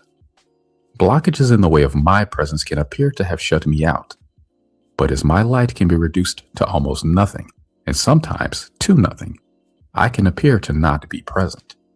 I am, in fact, no longer present in some cases where I have decided to put this essence outside of my light. I am, however, still present in a state of denial in some very dense places. By not recognizing light in such dense forms, some spirits have convinced themselves that they have gotten away from me. Others have convinced themselves that they are with me because they recognize everything as a form of light. If your intention is to end your denial, you can end it once you realize that you have it and begin to recognize what your denials are. Since denial is so extensive on Earth right now, I need to point this out. When your denials are effective, you do not realize you have them. You are convinced that your denials are reality. Reality is that once you connect to some of your denials, you will find it easier to connect to the rest of them. Denial on Earth needs to be cleared. Reality is going to change soon in such a way as to make the retention of denial impossible if you are going to stay on Earth. If you are not ready to end your denials, you can continue them on another planet. A planet has the right to say who can live on it. Earth has chosen to have denial cleared and wants to return to its original vision of itself. This is why no one can remain on Earth and hold denial. I already see many spirits who do not want to remain on Earth. Since I do not want spirits to blame me for removing them from Earth, I want all of you who feel ready to take responsibility for yourselves to decide if Earth is for you or not. Remaining on Earth means accepting the full self completely, clarifying intent to end personal denial, and find balance in your heart and being aligned with the Earth itself. Instead of fastening on the idea that you must heal everything immediately, you need to start with yourself by making an unconditional acceptance of how it really feels to be you and accept those feelings. You need to have a completely committed intent to end denial and heal all of the separations that your denials have created. The spirit must have acceptance for its lack of experience in manifestation, and the will must have acceptance for its emotional response to this. Spirit and will must accept themselves and each other here. Then heart and body can receive the balanced energy they need. Suffering is the path of having experiences that you do not really want to have. I have not required suffering in order to come to me. I have not required spirits to test themselves in this way. I have not asked anyone to find out if courage is sufficient to go past fear. These are all misunderstandings of me. When I describe original cause, you will be able to see how all the various images of me came to be. Suffice it to say for now that I am a living, evolving God, and all the held images of me are frozen pictures. Even the ones saying that they do not worship an image of me are holding limits of one sort or another. For example, some believe that I am a human-like father in heaven, and some believe that I am so far beyond humans that I do not even speak to them anymore. Some believe that I am terrible, angry, and judgmental, while some believe I am impersonal and have no feelings at all. Some believe I watch everything they do, and some believe I never look at Earth. I could go on, but I believe that these examples will suffice to show you the understanding I want to impart. All of this is imagery and not the total picture of me. Original cause can help you to see how all of these pieces can fit together and be healed. You need to heal yourself enough with what I am giving you now to be able to accept more. I also want to say that this channeling is clear, accurate, what I intend to say, and from me, which is not to say that you cannot question. If you feel doubts and fears within yourself, accept them and let them find their right place in your process. Allow yourself the freedom to question, doubt, and search within yourself until you feel for yourself what is true for you. In summary, I want to point out that having experiences you cannot fully accept, along with the accompanying pain and denial, has not been increasing the presence of loving light within you. I also want to make you aware that, for all practical purposes, it is possible to take yourself out of existence in this way. Another understanding needed here is that denial does not generally result if you do not have an experience until you are ready for it. Since you cannot escape from what has happened already, you need to take responsibility for it, clear it, and gain the understandings needed. In this way, you can learn how not to have to suffer from pain, fear, or denial because you won't be creating it. The question of the past has been raised by many who have said that the past is over, so forget it. Usually these people are referring to unpleasantness that they perceive as having occurred in the past. However, the idea that the past is past, as though it is somehow disconnected from the present and so does not influence it, is not true understanding. If it was really, quote, over, unquote, it would not be affecting the present, and history would not be repeating itself. No matter how it may look at first, lack of understanding the past does not create a beneficial change in the present or the future. The past is part of a continuum which is not unchangeable. The past is a reservoir of wisdom available to the present. If what has not been liked about the past is not fully understood and utilized as a source of wisdom, even though it may change form somewhat, it will repeat in some form until it is accepted and understood. Acceptance brings loving light, which is what is needed for something to be able to change. Studying the past for what can be learned actually allows the present to become more free and more creative, more abundant, and more open to change. Accepting, understanding, and freeing what's been held in the past can change the present, and since the present is creating the future, it affects the future too. The past 200 years or so in America have much to teach that has been largely denied and ignored. The people originally living in America had preserved everything so that the continent had everything to offer when America was, quote, discovered, unquote. Their vast wisdom about how to live on this continent was disregarded, disrespected, even buried, trampled over, and largely lost, so that most people have only scant information about the past here. The indigenous people who met the first explorers denied some of their true feelings in favor of ideas about what they should do. Denied because they did not like to feel them, these deep and mostly lost feelings had manifested as an outer reflection that brought to them their karmic involvement in what happened. These old denials, drawn to the American continent, were already affecting the, quote, old world, unquote, and have now affected the entire world, even if only remotely through the pollution and other side effects their presence has caused. Painful as it has been, and is, these denials need to be seen and understood for what they are. These same beings have incarnated into America for several lives and have each time worked to further their denial of true feelings and of the earth itself. Denial has even been going on where you may think there has been acceptance. If you study this, rather than accepting it as it appears, you can see what I mean. For example, those who conceived the Constitution of the United States were intending to create freedom for themselves only. Form has received so much denial that it can appear to misrepresent itself. For example, what has been represented as, quote, the expansion necessary to life, unquote, has actually been the expansion of denial, compression, and death. Seeing these denials personified as others and not understanding it, many have thought that this reflection was proving their judgments to be right.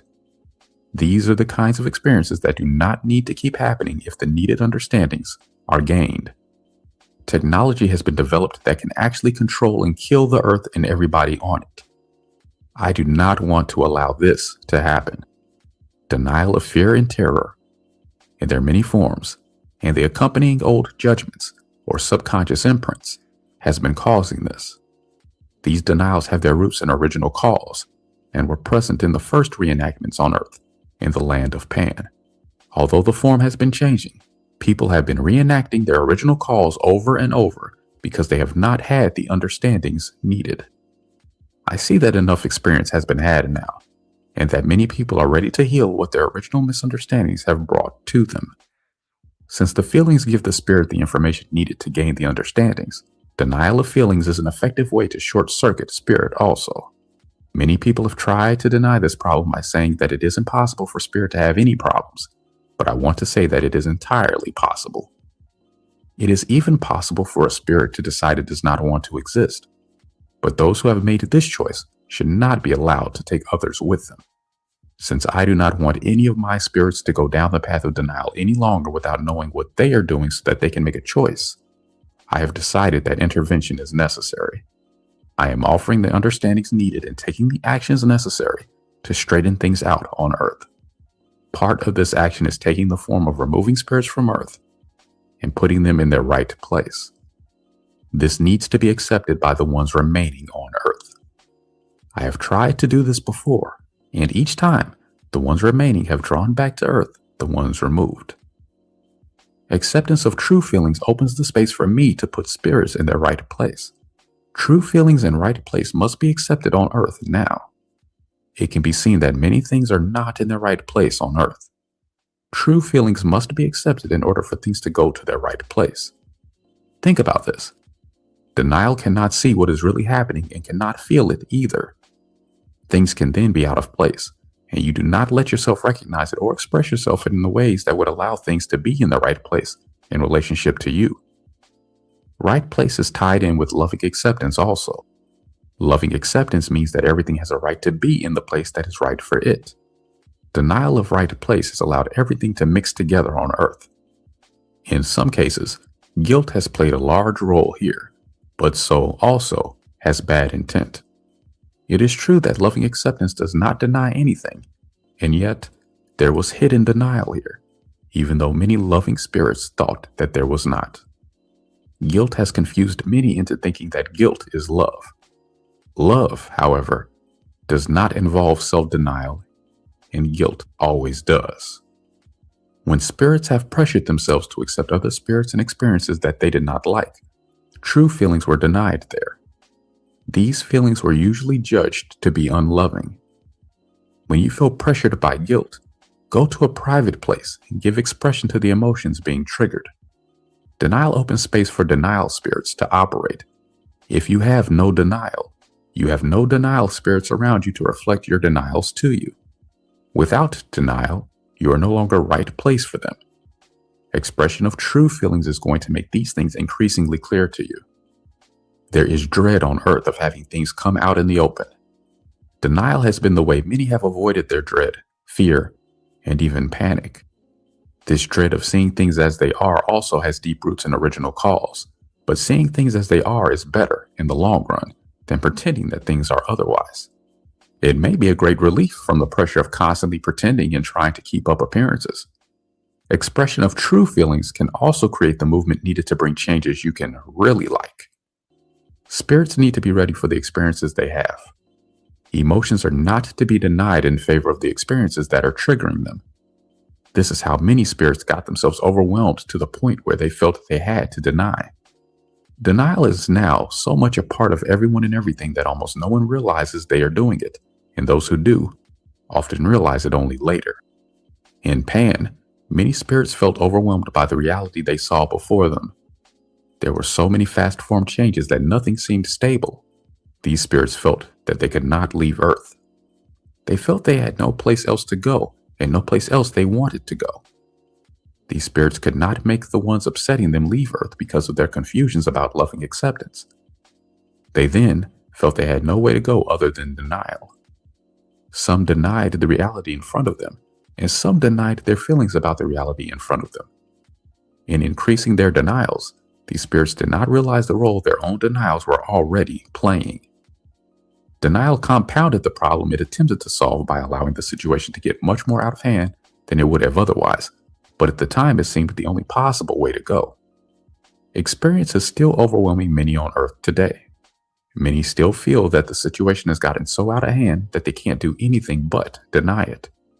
Many have been holding everything they feel about the world in general in denial, trying to live their lives as best they can, yet this is no longer the way they want their lives to be. Those who think that life on Earth, at present, is good, have lost their vision of how life could be and of how life is meant to be. Denial in your personal life has been enabling you to avoid what would otherwise make your life unpleasant and frightening. In short, many feel they have been pushed to the wall on Earth. The denial now has to move. This is the only out available. The recognition and ending of denial is going to open the way for reclamation of power. Individual power is lost when parts of the self are placed in denial. Overpowering has taken place because of denial. When denial ends, overpowering will also end. Form and graven images. The idea that everything is one is an accurate understanding, and yet Differentiation and delineation are necessary in order to experience this oneness in manifestation. Form has many things to teach, as does experience. There have been many misunderstandings about form on earth, and many understandings have been denied. Denial of the importance of form has already imbalanced form on earth so seriously that it has not been able to fully express the consciousness within it. When this has happened, I have had to intervene to straighten this out enough that form could stay in manifestation. Manifestation in form must be respected, even by those who do not understand its purpose. The purpose of manifestation is not fully understood on earth, but manifestation must be accepted so that experience can bring the understandings. Form cannot be judged to be beneath me. I am everything. When spirits have shut me out of their consciousness by their own limits, I have let them learn as long as possible and have interceded only when I have had to restore balance. Because I have not seemed to intercede lately in ways that have been clearly apparent to those denying me, these denials have seemed to prove their own judgments that I am not interested, don't exist, haven't any real powers, am beyond man, or don't relate to man. Judgments believed by the mind and held in place by unmoving emotions have drastically limited the channels open to me to reach people in ways they can recognize as God. Refusal to recognize and accept me has created a strong illusion of separation between myself and most people on earth. Many deny this separation, but the illusion is real enough for the ones experiencing it. Holding limits on me does not allow you to see me for what I am. This is not unlike worshiping a graven image. Form is a manifestation of essence and must be aligned with essence in order to really manifest that essence. Confusion about form in the beginning caused many to deny their true form in favor of another form. In doing this, many had to deny some of their essence in order to take on another form. Expression in form has been imbalanced because of the imbalances between spirit and will. You can restore your true form by aligning your spirit and will. True form needs to return and will return. By taking the steps you can take to align with me, you can make this process easier for yourself. At one time on earth, I gave everyone who could accept it human form temporarily to see if this would help them to work out confusion about form. I have watched this closely, and I have clearly seen that even though I have restored the balance in form numerous times, these spirits have also continued to deny essence that is really theirs, and their form is still trying to express this essence. Even though these spirits have claimed that their problems were because they were different from others, giving them human form has not solved their problems. Many on earth are not comfortable in human form, and yet they asked me for it and told me that their true form was not the form they wanted to have. I have given these spirits the maximum amount of time possible to give for experiencing a form other than their true form.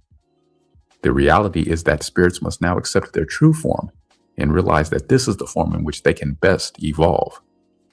Locking oneself into rigid form, flowing through form changes without realizing why, claiming that form is all there is and claiming that form is something to be transcended, are manifestations of some of the ways in which form has been misunderstood, used, and thus denied.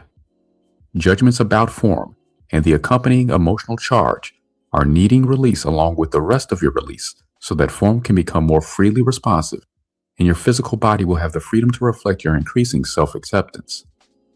I want to point out that some spirits did not want their form to reflect their essence. These spirits denied that their form did reflect their essence because they did not want to be seen for what they were. This denial of form confused many others about form and essence, and they began to deny their true forms also. Some denied true form in an attempt to disguise themselves, some to aggrandize themselves, and some in an attempt to diminish themselves. There are many emotions here. One effect of these denials was pressure formed toward becoming much more similar and much less differentiated than it is meant to be. This has been another attempt to limit me by limiting my expression in form. Many of the spirits doing this claimed that I was trying to force essence into forms it did not want, or that I was punishing by forcing unwanted forms on spirits who did not deserve it. While these points of view were certainly believed by many, all of creation has free will, whether the spirits understand what this really means or have to learn it. Form has had a rigidity on earth for quite some time, and this needs to heal now. Right use of will as a healing power for yourself and Earth. If you feel that you are holding too much to risk clearing yourself by starting with what has been given in this book, I suggest that you trust your own feelings here. Remember though, that even small releases can help you, and if it is really too much for you, you can appeal to me to bring you another way to heal yourself. The pattern of increasing personal denial along with the denial of the Earth itself has been crossing the midpoint, which is why I must now intervene. Once denial has crossed the midpoint, once you have denied more than half of yourself, you have lost so much understanding and personal power that you must reclaim what you have lost step by step so that you are not misled by confusions the denials present. When you have denied more than half of yourself, your magnetic center is weaker than the denial, and denial has more power over your life than the rest of you has. This is the reality faced on Earth today. More than half of the spirits on Earth have denied more than half of themselves. Problems with keeping the full self together have been being handled by bringing forward only some of what needs to be cleared at any one time. In terms of reincarnation, this has meant that people have been incarnating with only a part of themselves. See that increasing the holding patterns in the part that you have with you now can imperil your ability to clear. Aging and illness indicate that body is in need of nourishment from my loving light. Death means that there is no other option, and for some people, this is going to be the case. It may be that body cannot hold anymore, or it may be that Earth is no longer that person's right place. For some, death means that not enough of the self came forward with them in this life, and they need to use this means to go and seek the rest of themselves in order to heal. When you have stated intent to heal, whether you are able to recognize the form it comes in or not, you can regard everything that comes your way as an opportunity to heal something. When you have cleared enough of what you have present with you, aligning with your full self is going to be necessary. This includes parts of you that you are not aware of yet. Some of you can draw these parts to you. Some will need to go and join these parts, and others will need to move in both of these ways. Surrendering to your own will and its progression is important, but this does not mean that the will is supposed to control you. It means that the will has been left so far behind that it needs focus to be able to catch up and come into present time. By no longer denying anything in yourself, your spirit and your will can find balance in your heart. When the will is freely able to respond to everything the spirit has to suggest, it may at times appear that the will does not want to accept some things from the spirit. If the spirit gives the will as much time and understanding as the will needs, and it still cannot align with the spirit on some things, the spirit needs to look at itself more fully. Do not make a judgment that something cannot happen if the will cannot do it yet. It may not be the right time, or it may not be the right experience for you. When both spirit and will have unconditional acceptance of each other, each can fulfill its role. Heart then receives this balanced flow of energy, and body can freely manifest. This is the path of free will and of unconditional love. Denying and overriding and even deceiving, coercing, and forcing the will were instrumental in creating the original imbalances. When the will then could not accept the experience it was having, the spirit did not accept this pain from the will. When spirits didn't know what to do with the pain in their will, many spirits told their wills they had to let go of these things without their spirit having to receive it. The will was not able to do this, and then felt it had to hold this until the spirit would accept it. Most of this pain has been held from the very beginning. When the will's response was not accepted, the holding patterns that were established then shut down most of the will. The overpowering of the will has prevented it from having enough trust in spirit to surrender easily to it. Because the will felt that it could not come straight ahead and be accepted, it began to be manipulative, indirect, or sideways in its approach to spirit. The will needs the spirit to give this held pain loving acceptance so that they can both gain trust. Surrender means that you have unconditional acceptance. This is never achieved in any real way by overpowering something until it has to surrender. Neither will nor spirit is to be overpowered, and nothing is to be denied. Because anger often felt it couldn't be bothered with all this, it just wanted to do what it wanted to do. Anger movement is going to be necessary. Where there are many old and deep denials, there may be resistance to the idea that manifesting this healing means you are going to have to go down first in order to bring these denials up. and into present time. Many have judged the physical self to be base and dense and have found themselves to be trapped in this. These spirits began to break off from what they didn't love and leave their physical body behind when they longed for other planes of existence and found that they could no longer speed up their physical body and take it along. Instead of denying how you feel about what the experience on Earth has been, realize that this denial is a way in which power has been being given to the very ones denying free will on Earth. The fact that dissidents have been arrested or worse, and that effective actions to curtail the overriding of free will on Earth have, so far, met with so much denial is not reason to believe it will always be this way. If denial ends in the ones wishing to protect themselves and the Earth from being overridden, outer reality can't shift. The way to protect yourself and the Earth does not require that you do anything you don't want to do. Moving with your own internal process is going to be enough, if you really do it. This does not mean that your ability to act outwardly is going to be paralyzed. You are seeking to find balance, and imbalanced moves may be difficult to rectify. You can express the feelings you have about what is happening on Earth with yourself, to me, and with those you trust. Do not underestimate the power of this expression by judging or holding the judgment that expressing emotions does no good.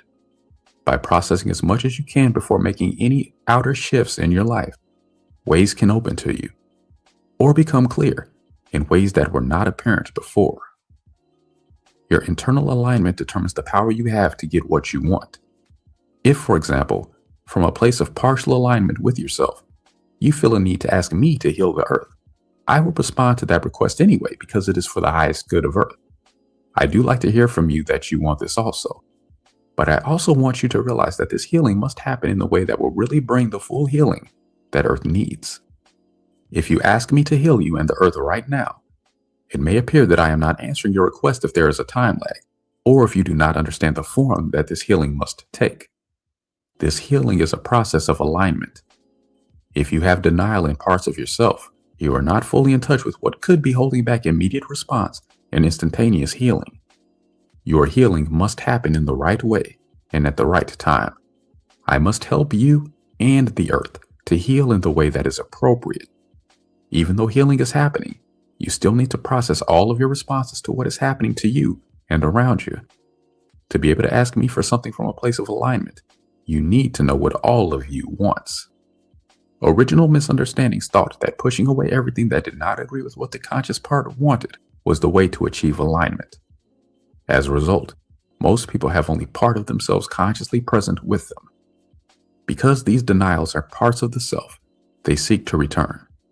When some parts of the self are not being given acceptance, they continue to seek access to the conscious awareness by drawing repeat patterns that reflect their presence. Because denial draws its own reflection, denials can draw experiences that are not what the conscious part thought it was creating.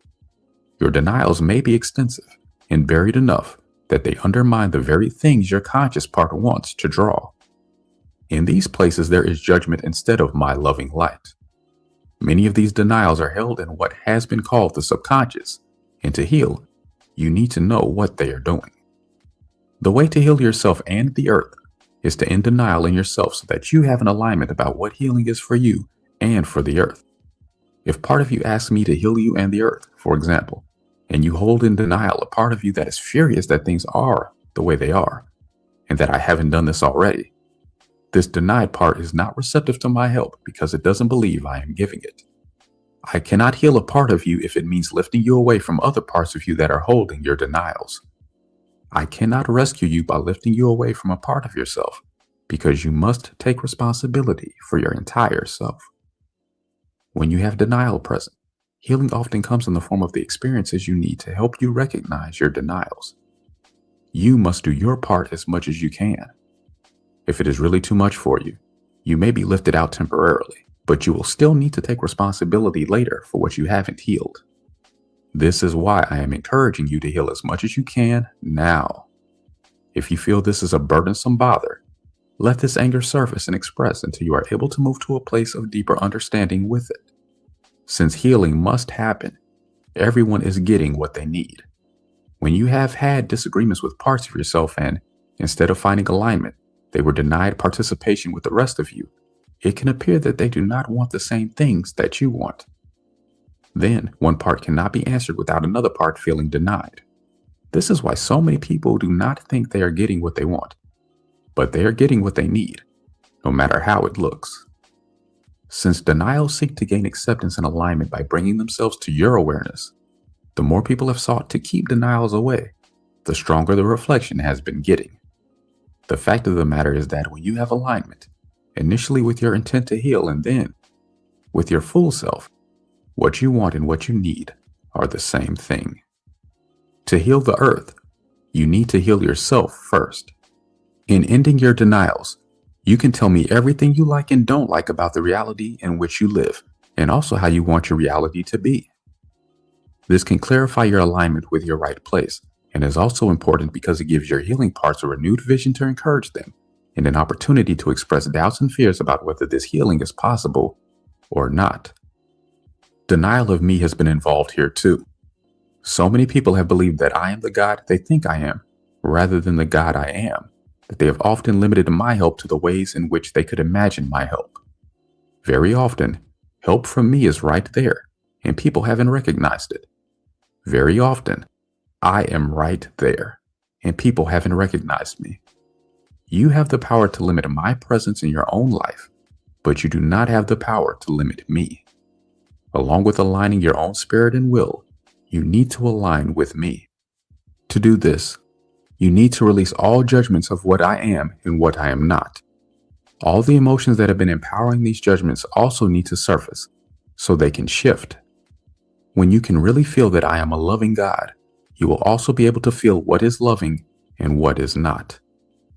Right use of will offers an opportunity to accomplish more and also give oneself the opportunity to learn to come and go at will from the physical plane again, without having to use the birth-death approach. This can allow the spirit to leave Earth with its entire self, rather than with only the less dense levels of vibration, and relieve people of much of the grief of separation when a loved one passes away. This alignment is necessary because the physical part of everyone is just as much a part of the spirit as any other part. Body is the divine manifestation of spirit, will, and heart, and so is the fourth aspect of my light. When you have aligned in this way, you will be able to ask me to help you in the earth and know that I am. You will be able to ask me for deeper understandings and to help you understand the needs of everything on earth. You will be able to ask me to restore the earth to its full beauty, purity, and ease of living. You will be able to hear me and see me at work there. You will be able to recognize it when I speak through people around you and when I do not. When you have alignment, you have agreement about what you want. This agreement allows it to happen because nothing in your energy field is in contradiction with your desire, and your desire is attracting it to you. When desire is aligned with spirit, there is no problem in having your heart's desire. Spirit needs to inspire and guide. The will needs to respond, and their balanced interaction needs to select. However, the free and full response of the will has been mostly missing, and I have seen that denial is why the will has not been responding. Clearing this denial is going to allow true feelings to emerge, and true feelings can then tell me how you would like your reality to be. I do not want to deny anything, and I won't, but you have the power to deny yourself. I am offering you this information as an opportunity to end your denial so that you can recognize, accept, and feel gratitude for what you are being given. This recognition needs to be in all parts of you, not just the part that wants to tell me that you already know this. Healing the earth is something that comes along with healing yourself more than you may be able to recognize in advance of the experience. If you are willing to take the path that leads to your own healing, you need only begin where you are and let it unfold. You can tell me anything you have in your consciousness and everything you want to have. While this is happening, you can feel me drawing near as you open to receive my loving light. Steps to healing and complete recovery. It is important to honor the progression that arises from your own will. However, I would also like you to know that you cannot go the whole route to your own healing if you do not understand your own original cause. Letting your process unfold in this way will help you understand how the causes have affected everything that has happened since and enable you to clear things at their source. Will movement without input from my light about original cause may present you with some things you do not understand. If you allow the movement, you may get the understandings, but you need to be open to information that does not fit into anything you have been aware of so far. Many things have been lost into the, quote, subconscious, unquote, that needs to be brought into consciousness now and understood. For most people, this is impossible without the help I am giving now, although some people have deeply held feelings toward me that will make them want to give it a try on their own. When these things lost in the, quote, subconscious, unquote, begin to surface, they will surface showing you the judgments against them which caused them to be pushed down and out of your consciousness. These are judgments, and not all there is to the reality of your original experiences. This sort of deep movement in your will may not happen at first, but when it does happen, it needs to be when you are alone or in the presence of others you trust. Expression from parts of your will that have been heavily guilt-laden should not take place in the presence of others who do not understand and who might take the role of acting out the judgments you yourself hold against the expression of these emotions, such as deciding you are crazy or dangerous. Some of you who are more will polarized may have upsurging emotions as your will's way of beginning this process. Another way to begin is by recognizing your own denials. A way to do this is by accepting every feeling and thought you would otherwise push away or ignore, by going into them rather than away from them. You can gain the understandings needed there. I want to point out that talking yourself out of the need to do this can be a form of, quote, positive, unquote, thinking. So-called positive thinking is based in denial when it encourages focus on only a part of the self. Part of you gets better and stronger, and the other parts get weaker and more denied. This is why so many have felt they have had to use repetitive affirmations, discipline, control, and other means of pressuring themselves to keep away what they have labeled, quote, negative, unquote. What has been denied here is fear of negativity, as though it causes the problems rather than pointing them out. These denied or judged against aspects of the self have things to teach and need acceptance. As you begin to notice your denials, the next step is to reclaim these denied parts of yourself. In doing this, you must not feel that it is just a mental exercise. In addition to judgment release, movement in your emotions is what is needed to open the space for these denied parts to have a place with you. Freedom of emotional expression as sounds, combined with releasing the judgments that have been held there, can allow this essence to move and change. But this is not a method that can be applied. It has to be felt. These parts can integrate with you and be a helpful addition if you give them the understanding and acceptance they need. Once the will feels able to come forward with held charge, it may want to rush forward at times. You will also find that when held charge in the will feels received and has been able to express this held charge, it will not feel the need to press forward so much. First responses can be habitual, conditioned reactions arising from the subconscious. Even though your rational mind may be telling you that there is no real reason to be reacting in the way that you are, your reactions can be explored to find pathways into your subconscious. Gaining understandings can make it possible to shift the reactions you want to shift, rather than having to deny and control them. Your first response can also be your intuition. Increasing your attunement to yourself is going to let you know the difference here. When you are getting in touch with more parts of yourself in this way, you may find some things that just do not feel like a part of you. It may be a critical voice, urges to take actions that do not feel right to you, or something else. Critical voices can be addressed and told to give good advice, not criticism. Direct expression of emotions as sounds can replace urges to take actions. If this feels like it may be a part of you, but very sickened by its state of denial, you need to nurse it back to health in any way you can. If, however, you do not feel that you can find any way to get the shift you want with these problems or come to peace with this as a part of you, you can ask me to put it in its right place. Then let it go, and I will do this for you. If freeing your will is your intent, the process of right use of will is going to be ongoing in your life for quite some time, until free will becomes so integrated that it becomes your natural self-acceptance and spontaneity.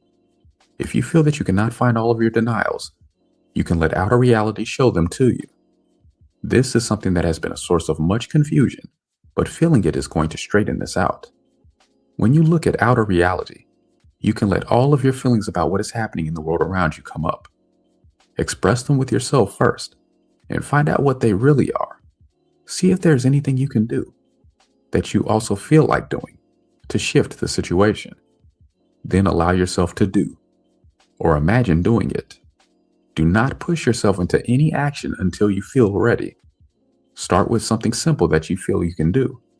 For example, you might start by telling someone who is talking to you for longer than you want to listen that you want to end the conversation. When you feel it should end, tell them in your own words right then, and don't give them an untrue excuse for ending it. Try to do this before unnoticed anger comes forward and gives it a punch. Even something as simple as this has not been considered polite in many circles. I want to point out that, even though they may still be necessary at times, manners are based in denial and guilt. A tuned will is naturally considered inappropriate. However, many people have impaired expression centers from long-standing denial and may not be able to speak or act in the ways they would truly want to. If you need to express more emotions before you can take any action or find the right words, allow yourself to do that. Notice everything you feel and allow these feelings to have expression. Notice that you may be feeling guilty. Guilt is a form of fear that how you feel is not all right, and this fear needs space to move. The attunement of free will has a sensitivity that does not require any rules of manners because appropriateness can be felt. Denying one another in favor of externalized procedures is widespread at present and may not be an appropriate way for you anymore. If the ones around you will not accept any efforts on your part to move toward more honesty and less denial, make sure that you are not still holding these judgments against yourself. If those around you are still not opening to accept you here, you can try to seek people who are more open in these ways. The fear I see in people around this issue is that this sort of behavior is selfish and, if you carry it a step further, that society will revert to barbaric chaos if people only do what they want to do. I want to tell you, these fears are all based in the denials that resulted from misunderstandings about free will. If people clear their denials, true feelings will behave appropriately. You can find this out by trying it. If you are not doing what you want to do, it's not right for you to be doing it. However, what you want to do is a broad-based feeling. If there are things you don't like about what you are doing, there are several ways to help yourself process this. To help yourself decide what you want to do, you can turn the tables on something that confuses you. If it would not feel good to you to be the receiver of what you are doing, then do not do it. For example, do you want to have someone listening to you when they do not want to? Turning the tables can help you to clarify your intent and your direction.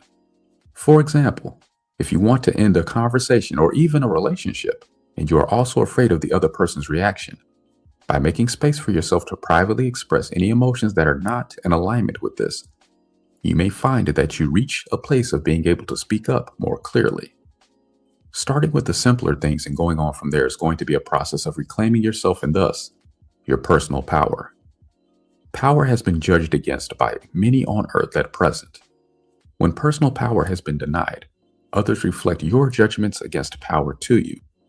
I did not make spirits to overpower one another, but you can be overpowered if you have given up some of your own power so that others appear to have more. Personal power is seriously imbalanced on earth at present. The imbalance of power increased step by step, and the reclamation of your personal power needs to take place step by step. Those who have had an interest in overpowering others have been able to increase their power by using power abdicated by others. The use of force to intimidate others into abdicating their power has been a direct and terrible reflection of judgments against personal power. It has been a powerful illusion, increasing power by diminishing others. These are old patterns of self-denial that need to be healed now. They have been going on for so long on earth that many people do not believe they have power over their own lives anymore. In general, birth to death has become regulated. Think of everything you have believed you have to do just to be able to go on living on earth. This is not the way it's meant to be. Everything on earth is meant to be free, abundant, and hospitable. No one is meant to have to do anything he or she doesn't want to do in order to have food and shelter. Even though certain religious teachings have said that I changed it so that man had to work for everything, I did not. Man himself changed it. I only informed him of what he had done through his own misunderstandings. Now, if you have had enough of the misunderstandings and the realities that reflect them, you can free your will, release all the judgments you have been holding, and step by step, restore your full self. The process of ending your denial and restoring yourself to your full consciousness and personal power is not simple, but it is also not too hard for you to do. Compared to how long these problems have been in place, it can happen quite quickly if you really dedicate yourself to it. The first thing you may notice as you start releasing your emotional blockages is a greater ease with yourself. Then you may begin to feel things you didn't realize you felt. You may have feelings come up from the distant past or from other lives that need acceptance, expression, and resolution. You may be triggered by outer events. Allow this to happen also. Your hearing, feeling, and seeing may expand and give you more information than you were aware of before. The appearance of your body may start to change. All of these changes will be gradual at first and will accelerate as you become able to handle it. It is important to notice what you yourself have been holding that is not allowed to change, especially for the better. If someone around you is denying you, take a look. It may be a reflection of denials you haven't recognized in yourself. For example, if someone tells you that you are acting like a baby or that they see no healing in this path, you can help yourself by finding what in you feels their statements may be true. Your path to finding this may be in the emotions being triggered. If you want to, you can ask me and also your own spirit to help you with all of this. You will be able to receive direct guidance as you become able to accept it. Intimidating form. Form has intimidated many on Earth because it has not been understood. If you look around, there seems to be a whole world full of intimidating form that appears to have power over you to tell you how you have to live, what you have to do, and even how you are to think and feel. I can make a long list here, but I will only list areas that have overridden nearly everyone's free will and had the power to force compliance. Laws, rules, and regulations are not necessary in a society of free will, and they are not valid in a society that is in support of freeing the will, unless they have the purpose of protecting people from being overridden by others, no matter who they may be. Many laws that appear to start out this way have become imprisoning because of the ways in which they have been applied. Laws should really be guidelines to preserve the balance points in society. Enforcing laws is another intimidating form. Society will exist without any law enforcement if it is a valid society. Compulsory education has become another intimidating form to some, as well as having to have formal education to be considered, quote, qualified, unquote, and then also to have to pay the cost of it or you have your innate knowing shut out. Family pressure can be another intimidating form and, for many, is the first place to begin understanding the presence of intimidating form in your life. Another intimidating form is the idea of land ownership and national borders. Yet another intimidating form is the belief that you have to buy something or pay rent all of your life to have any place to live on Earth. Added to that is the idea that you must have a job to pay for it and also pay taxes forever. Another intimidating form that needs mention is the frequently repeated admonition that nobody owes you anything, but meanwhile, you are always owing. Industry is another intimidating form. The idea that large companies are needed to manufacture the things needed in everyday life is an intimidating form that has itself been manufactured. Relative to this, I am wondering how many pieces of plastic people are going to exchange for money without realizing that they're not getting anything real for their money or their labors. Instead of leaving a legacy of beautiful and lasting creativity that can be handed down, the current legacy is one of deterioration and residual pollutants. The establishment of a military in every nation is another intimidating form that has convinced many people of its necessity and power. Industry and the military present as though they expect people to continue living on Earth, and yet they have both treated the Earth as something they plan to discard in the near future. I will not allow this, however. Instead, they are going to be removed and put in their right place. Form is a reflection of the consciousness it holds. Acid rain and other chemical pollutants, as well as radioactivity, have been reflecting denied death wishes held by many people on Earth toward themselves and toward creation.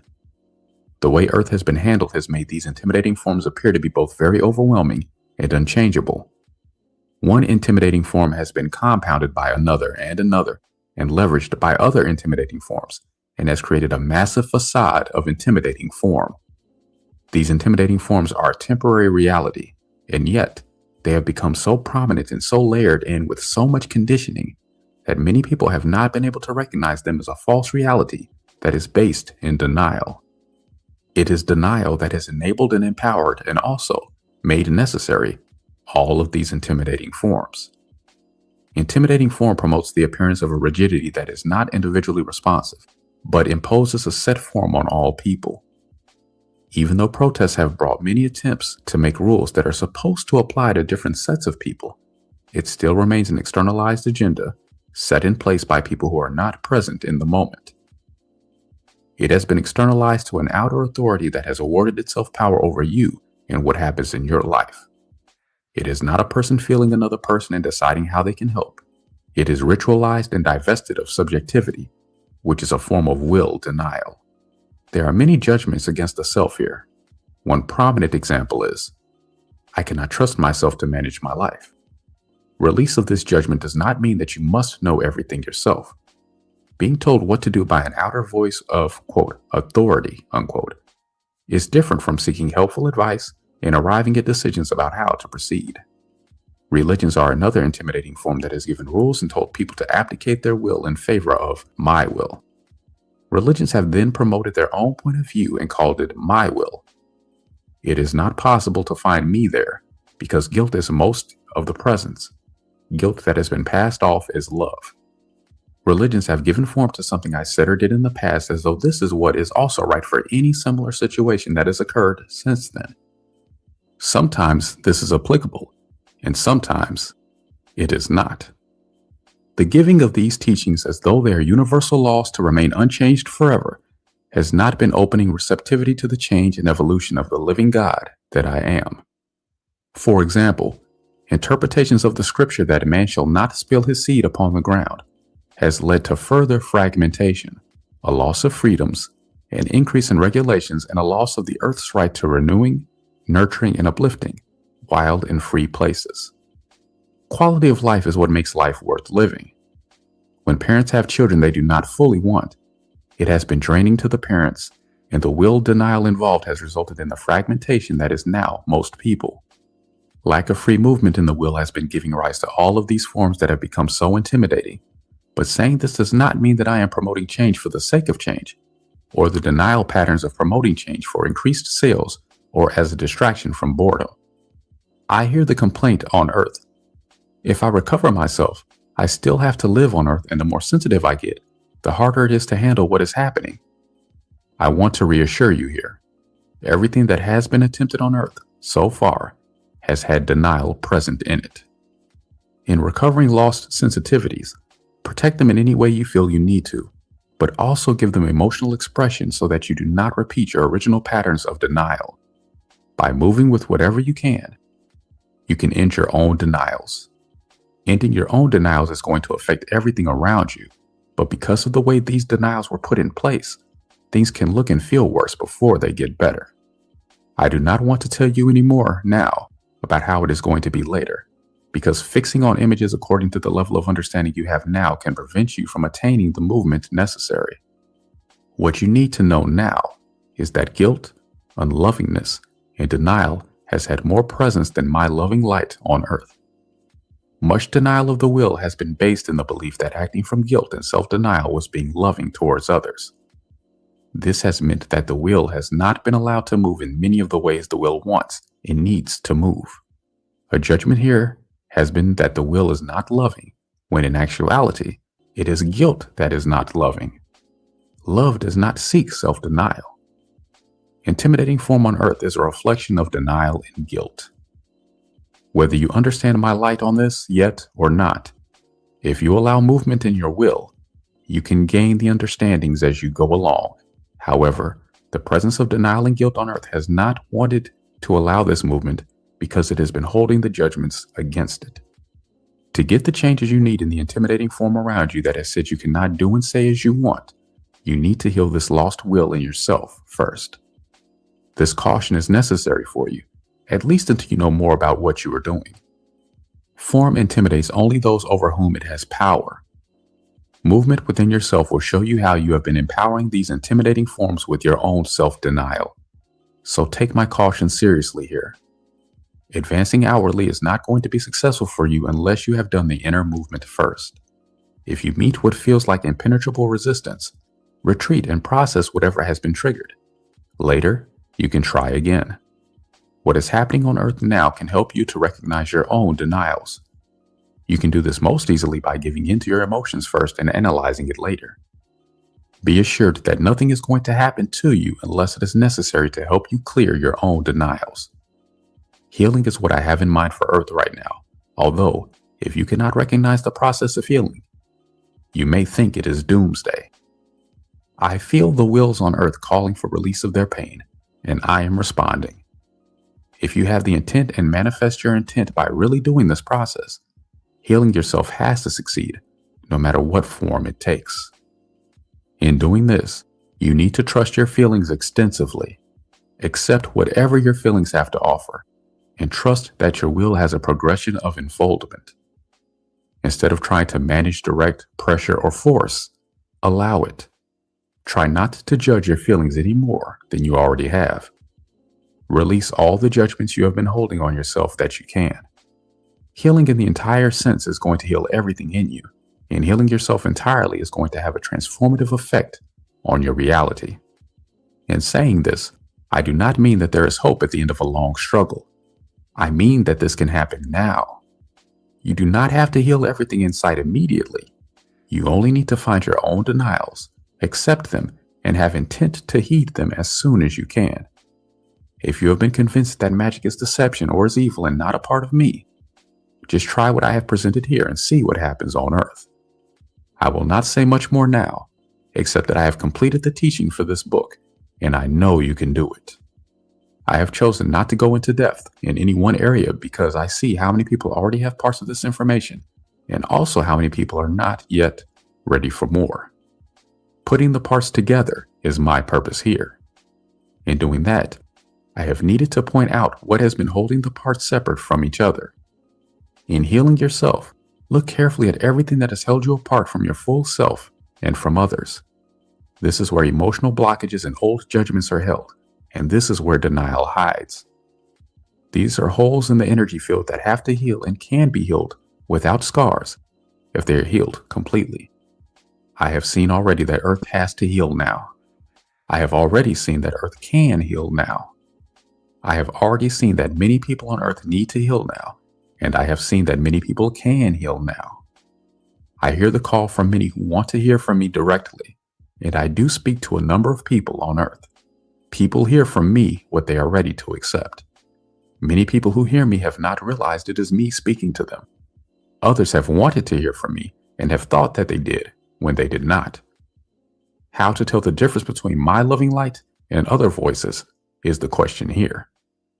You must know your own intent and your own heart. The more you clear your own will, the more it can be felt to be my guiding presence or not. You can help yourself by going slowly here and feeling into it. I am everything, and I am in all places in one form or another. I love all of my spirits, and I want to give them all what they want and need. If I am not feeling good to you in this form, then this is not the right form for you at this time. If you need to relate to me differently, you will find the image you need. I hold no judgment or denial here. I will just put you in the place where you can receive me in the way that you want to receive me. I have only healing in mind here, and I want you to know that it is entirely possible to heal Earth in the coming years. I will do it, and you can help me by healing as much of yourself as you can. I will help anyone who needs my help in any way in which they can receive me, if I am asked to be present. The more you open to yourself, and the more of yourself you receive into your own love, the more you can open to me and increase your own light on Earth. Earth has my unlimited love, and the more you open to me, the more my light will increase within you and on Earth. I end now with one of my favorite endings. Amen. It's important to call Law Tigers before your insurance company so that Law Tigers can represent you and guide you through the process and get you what you deserve. I think it's important to call Law Tigers if you're in a motorcycle accident because you are going to need the assistance to do things the right way. You should call Law Tigers before your insurance company because most insurance companies, they don't want to pay you out. Law Tigers will help you step by step of the way to get you to maximize your insurance payout, as well as knowing the process of how everything's supposed to go. Law Tigers really helps us whenever, we're 800 plus people, somebody's obviously going to get into a situation now and then. When they do get in that situation, Law Tigers is there to help them, support them and get through that with really the best support possible. So they're very happy with their outcome and gets them back on two wheels as fast as possible. For years, I've been inactive due to knee pain. At my last checkup, I was told I need to get moving again. To help me prepare for my first 5K, my run club suggested I check out Roadrunner Sports. A fit expert took me through the perfect fit zone. Wow, the technology they used. The 3D foot scan, the treadmill analysis, it was awesome. With new shoes and custom insoles, I'm walking on clouds. No more knee pain. Now I'm back, living an active lifestyle and doing it pain-free.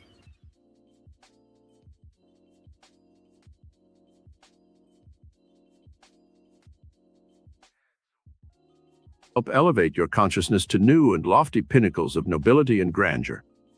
Our own American philosophers Emerson and Thoreau are also worthy of study and emulation. 6. You can receive divine inspiration through doing charitable acts for others. Helping to inspire those who are less fortunate than yourself is a wonderful way to recharge your brain and body with new inspiration. You can also help inspire others with your smiles, words of encouragement, and kindness. 7. Prayer lifts man's soul into lofty dimensions of spirit that transcend Earth's gravity pull. Pray often during the day. Little short prayers help inspire you and energize your mind and body. 100 times a day I say little prayers like this. Thank you, God, for this beautiful day. I am grateful to you, God, for sending me such good friends. Thank you, God, for this lovely sunshine. Help me, God, to overcome this problem. God, give me guidance and inspiration to carry out this task. These are little soul boosters which keep one in constant attunement with the divine source of all life and all good. 8. The 9th key, dynamic action. The first law of the universe is the law of action. To stir the miracle response centers of your mind into creative patterns of thought, there must be dynamic action in your thinking first. Everyone has some form of action in his life, but the miracle-working kind of action is known as dynamic action. Synonyms for dynamic are energetic, vigorous, forceful. The type of thought that reaches out into time and space and stirs creative forces into motion is dynamic thought. A dynamic thought is one that you hold persistently, and that infuses your brain and body with the necessity for dynamic action. When Edison tried 10,000 times to find a substance for his electric light filament, an assistant said, "It's no use, Mr. Edison. You've tried 10,000 times and failed. You might as well give up." The great inventor, driven by some inner compulsion into a vortex of dynamic mental and physical action, replied, "Give up. Never. Now we know 10,000 things that won't work." His next experiment the following day proved successful. Regime for releasing dynamic action. 1. Emotionalize your thoughts for greater dynamic action. The nerves and muscles of your body respond to emotions that are fervent and dynamic. The lukewarm mind, that is without enthusiasm or emotion, seldom has the drive to get things done. Toynbee, the noted historian, says that the southern peoples, who lived in an atmosphere of indolence and inactivity, where the weather was extremely hot and the people became lazy, have always been conquered by the northern races, who lived in a stimulating climate that engendered dynamic action. No matter where you live, north or south, you can achieve more dynamic action by emotionalizing your thoughts. When you want something, want it urgently. When you love someone, do so with emotion. When you face a new job, show enthusiasm and happiness. When you want more money for some specific thing, Flood your mind with thoughts of the things you will buy and how much you will enjoy them. In this way, you will stir your brain and body into dynamic action patterns with your emotions and make it much easier for you to achieve the things you desire. 2. Overcome the tendency to procrastinate and put things off until tomorrow. This tendency kills dynamic action, and many wonderful ideas you have will never be carried out into forms of creative action. Adopt a do it now, and even put a sign over your desk or work table with the words "do it now" written on it. I did this for years until I acquired the habit of doing things that I wanted to put off. One of the most important letters I ever wrote, which brought me good business results, came as a result of this habit to do it now. If I had waited a week longer, it would have been too late. 3. Work with the laws of nature, not against them. You cannot burn the candle at both ends and have light very long. If you dissipate your energies, stay up late at night, gamble, drink excessively or smoke too much, or overwork or overplay, you are upsetting the law of balance in nature, and you cannot have dynamic action. Your mind and body must be kept at a peak of perfection and high energy at all times. Otherwise, you will become inefficient and ineffective in everything you do. The law of balance in nature decrees that there must be balance in everything we do mentally or physically. Balance your work by having some fun and relaxing as often as possible. Balance physical love with the spiritual needs of man's soul, the need to worship and the love of God. This cross of balance will tend to give you more dynamic action in everything you do. 4. Use the law of adaptation in your life so that you are not constantly bucking the tide. Some people spend all their time and energy opposing other people. They carry a chip on their shoulders and make enemies instead of friends. Others fight the elements or society's taboos and restrictions. These are the rugged individualists who want unlicensed freedom to act in any way they wish in a society that is rigidly regulated by codes of morals and behavior. This includes the beatnik generation who wish to wear long hair and beards and appear in public in dirty and shabby clothing.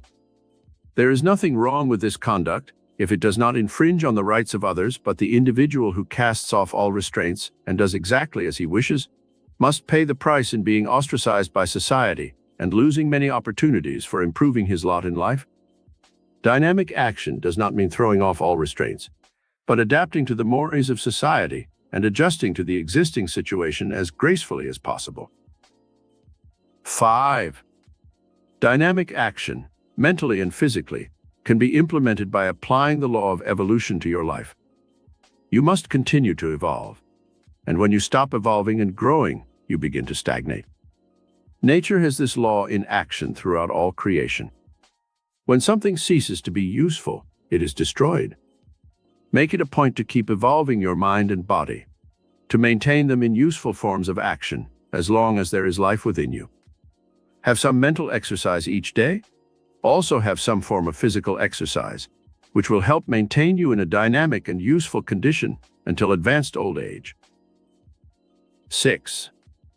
Love of humanity has been one of the great master motives which has stirred countless thousands of men and women into many forms of dynamic and successful action. Father Damien worked with the lepers of Molokai for years, bringing new methods of treatment to that dread disease, and finally gave his life in that work. He was stirred to such dynamic action by his love of humanity. Mia. Curie and her husband worked for 20 years in a miserable lean-to, where snow drifted through the cracks in winter, extracting minute particles from hundreds of tons of pitch blends to isolate a gram of radium. Their work was for the good of humanity, and now many people's lives are saved because of their loving sacrifice. Dr. Albert Schweitzer dedicated his life to serving the Africans in the jungles, where he brought healing to thousands. This dedicated man was inspired to dynamic action by his love of people. 7. To increase your flow of dynamic energy for all purposes in your life, have some definite goal which you are trying to achieve.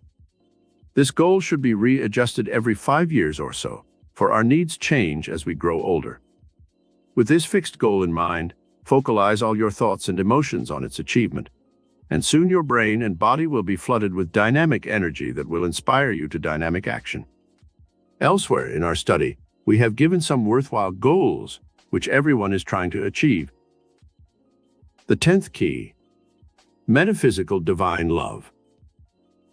Master Metaphysician Jesus said, "A new commandment I give unto you. Love ye one another."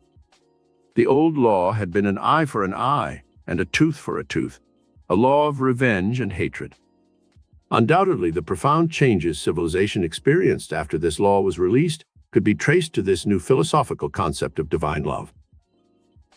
There are many different types of love. Elsewhere in our study, we learn of the healing power of love and also the need for physical and emotional love in our lives.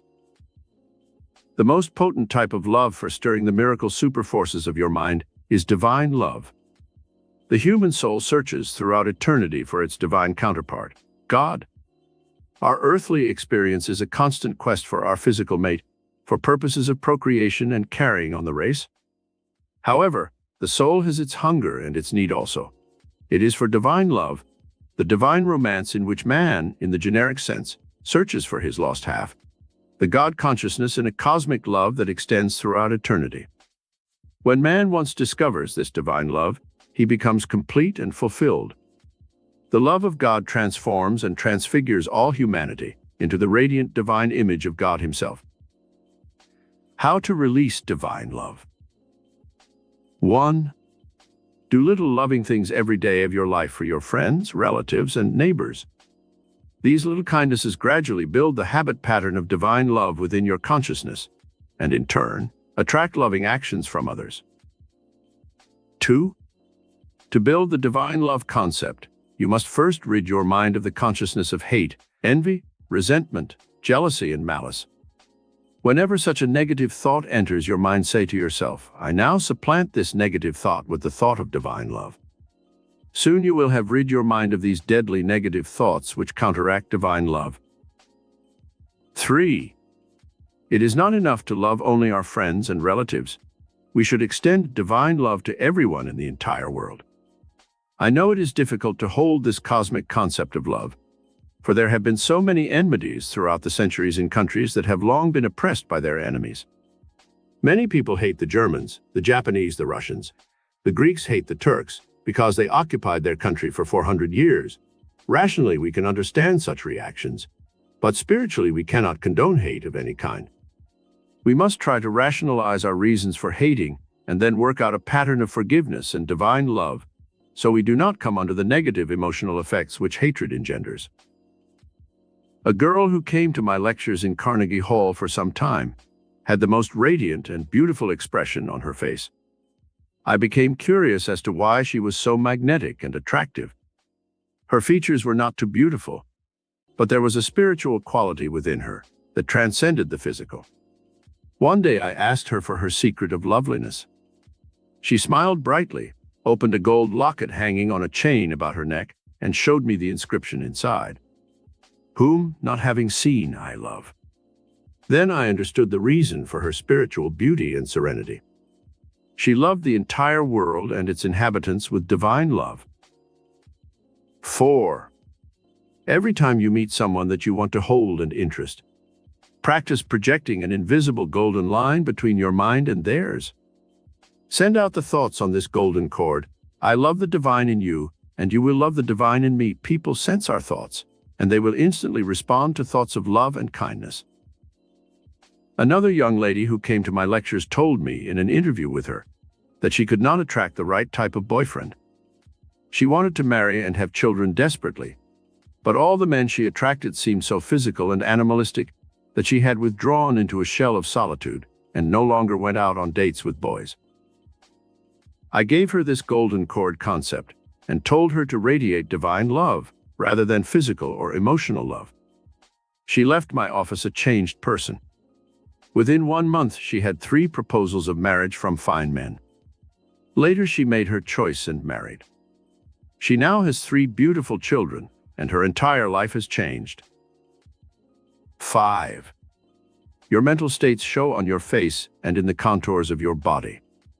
In order to show to the world the image of divine love, begin at once to change your facial expressions from anxiety, fear, worry, and hate to expressions of love, confidence, peace, and poise. To do this, stand before your mirror and study the various expressions that come onto your face with various emotions. Think of something you hate. Notice how the face assumes an ugly mask. Fear and worry do the same thing. Now change your thought. Think of someone or something that you love. See the uplifted expression of the cheeks and mouth. When you meet people you want to attract or impress, carry the expression on your face that you have when you say, "I love you." 6. Another important way for stirring the consciousness of divine love from within is to memorize beautiful and romantic poetry. The electrical pulsations from your mind to your face tend to set the mold of your expression in the form of the thoughts you habitually think. Emerson said, "What you speak so loudly that I cannot hear what you say." To shape the inner consciousness so its radiations are romantic and beautiful in your face and form, absorb the beauty and meaning of romantic poetry. Learn Elizabeth Barrett Browning's beautiful poem, "How Do I Love Thee?" in its entirety, and say it often when you wish to become inspired with divine love. Study the poems of Keats, Shelley, and Byron, also the love sonnets of Shakespeare. 7. Learn to be a lover of beauty in life, and soon you will reflect beauty in your soul. This soul beauty transcends physical beauty and will make you radiant and beautiful. Chapter 9. The metaphysical miracle power used by the world's richest men. What miracle power is used by men and women who accumulate a fortune?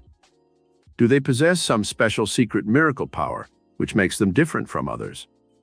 Have they learned how to tap a hidden vein of gold, a vast reservoir of mental and spiritual power with which they can convert their ideas into a radiant golden stream of riches? In our study of this miracle power for building a fortune, we shall explore the ancient secret of the alchemists who tried to convert base metals into gold. They failed, but the principle of transmutation they used is a solid one, and this law of transmutation is behind all great riches. This secret power of transmutation is in all of nature, and we see it at work in the soil. When we put a seed of wheat or corn into the ground, nature transmutes it into a pint of grain. Plant a pint and nature gives you back a bushel. The law of the harvest is to reap more than you sow. Nature knows the alchemist's secret of transmutation well. She takes black soil and fashions golden apricots and pink watermelon. From green grass, the alchemist of nature produces white milk and yellow butter. From the same patch of soil, this miracle force in nature will yield corn, apples, wheat, potatoes, and cotton. What strange secret power is in the soil that can give such a diversity of riches from the same elements? Metaphysical alchemy. Secret of the ages. Throughout the ages, there have been men and women who knew how to use metaphysical alchemy to achieve miraculous results. With this superpower of divine mind, they were able to wrest a fortune from nature. They were able to convert their ideas into material substance. They knew how to use the hidden forces of nature to create new substances like nylon and plastics. They discovered the hidden reservoirs of wealth and brought forth oil, coal, steel, and gold from the hidden places of earth. They tapped giant trees and from their resources created mansions and skyscrapers, and from their sap brought forth sugar and rubber. However, nature does not yield her priceless treasures to man easily. There must be a regime of work and study of the laws of nature. There must be a willingness to give something to the universe in return for what we are to receive. Nature does not give man anything. Man must pay a price for all these priceless treasures. Metaphysical alchemy, the secret power of the ages, may be used in your own life to convert your ideas into golden treasures, if you wish to become rich. Or you may use this secret miracle power, as so many geniuses of history have, to achieve some worthwhile goal through releasing your creative talents in other ways. Everyone does not want to become a millionaire. Many people are satisfied to have a comfortable income and security for old age.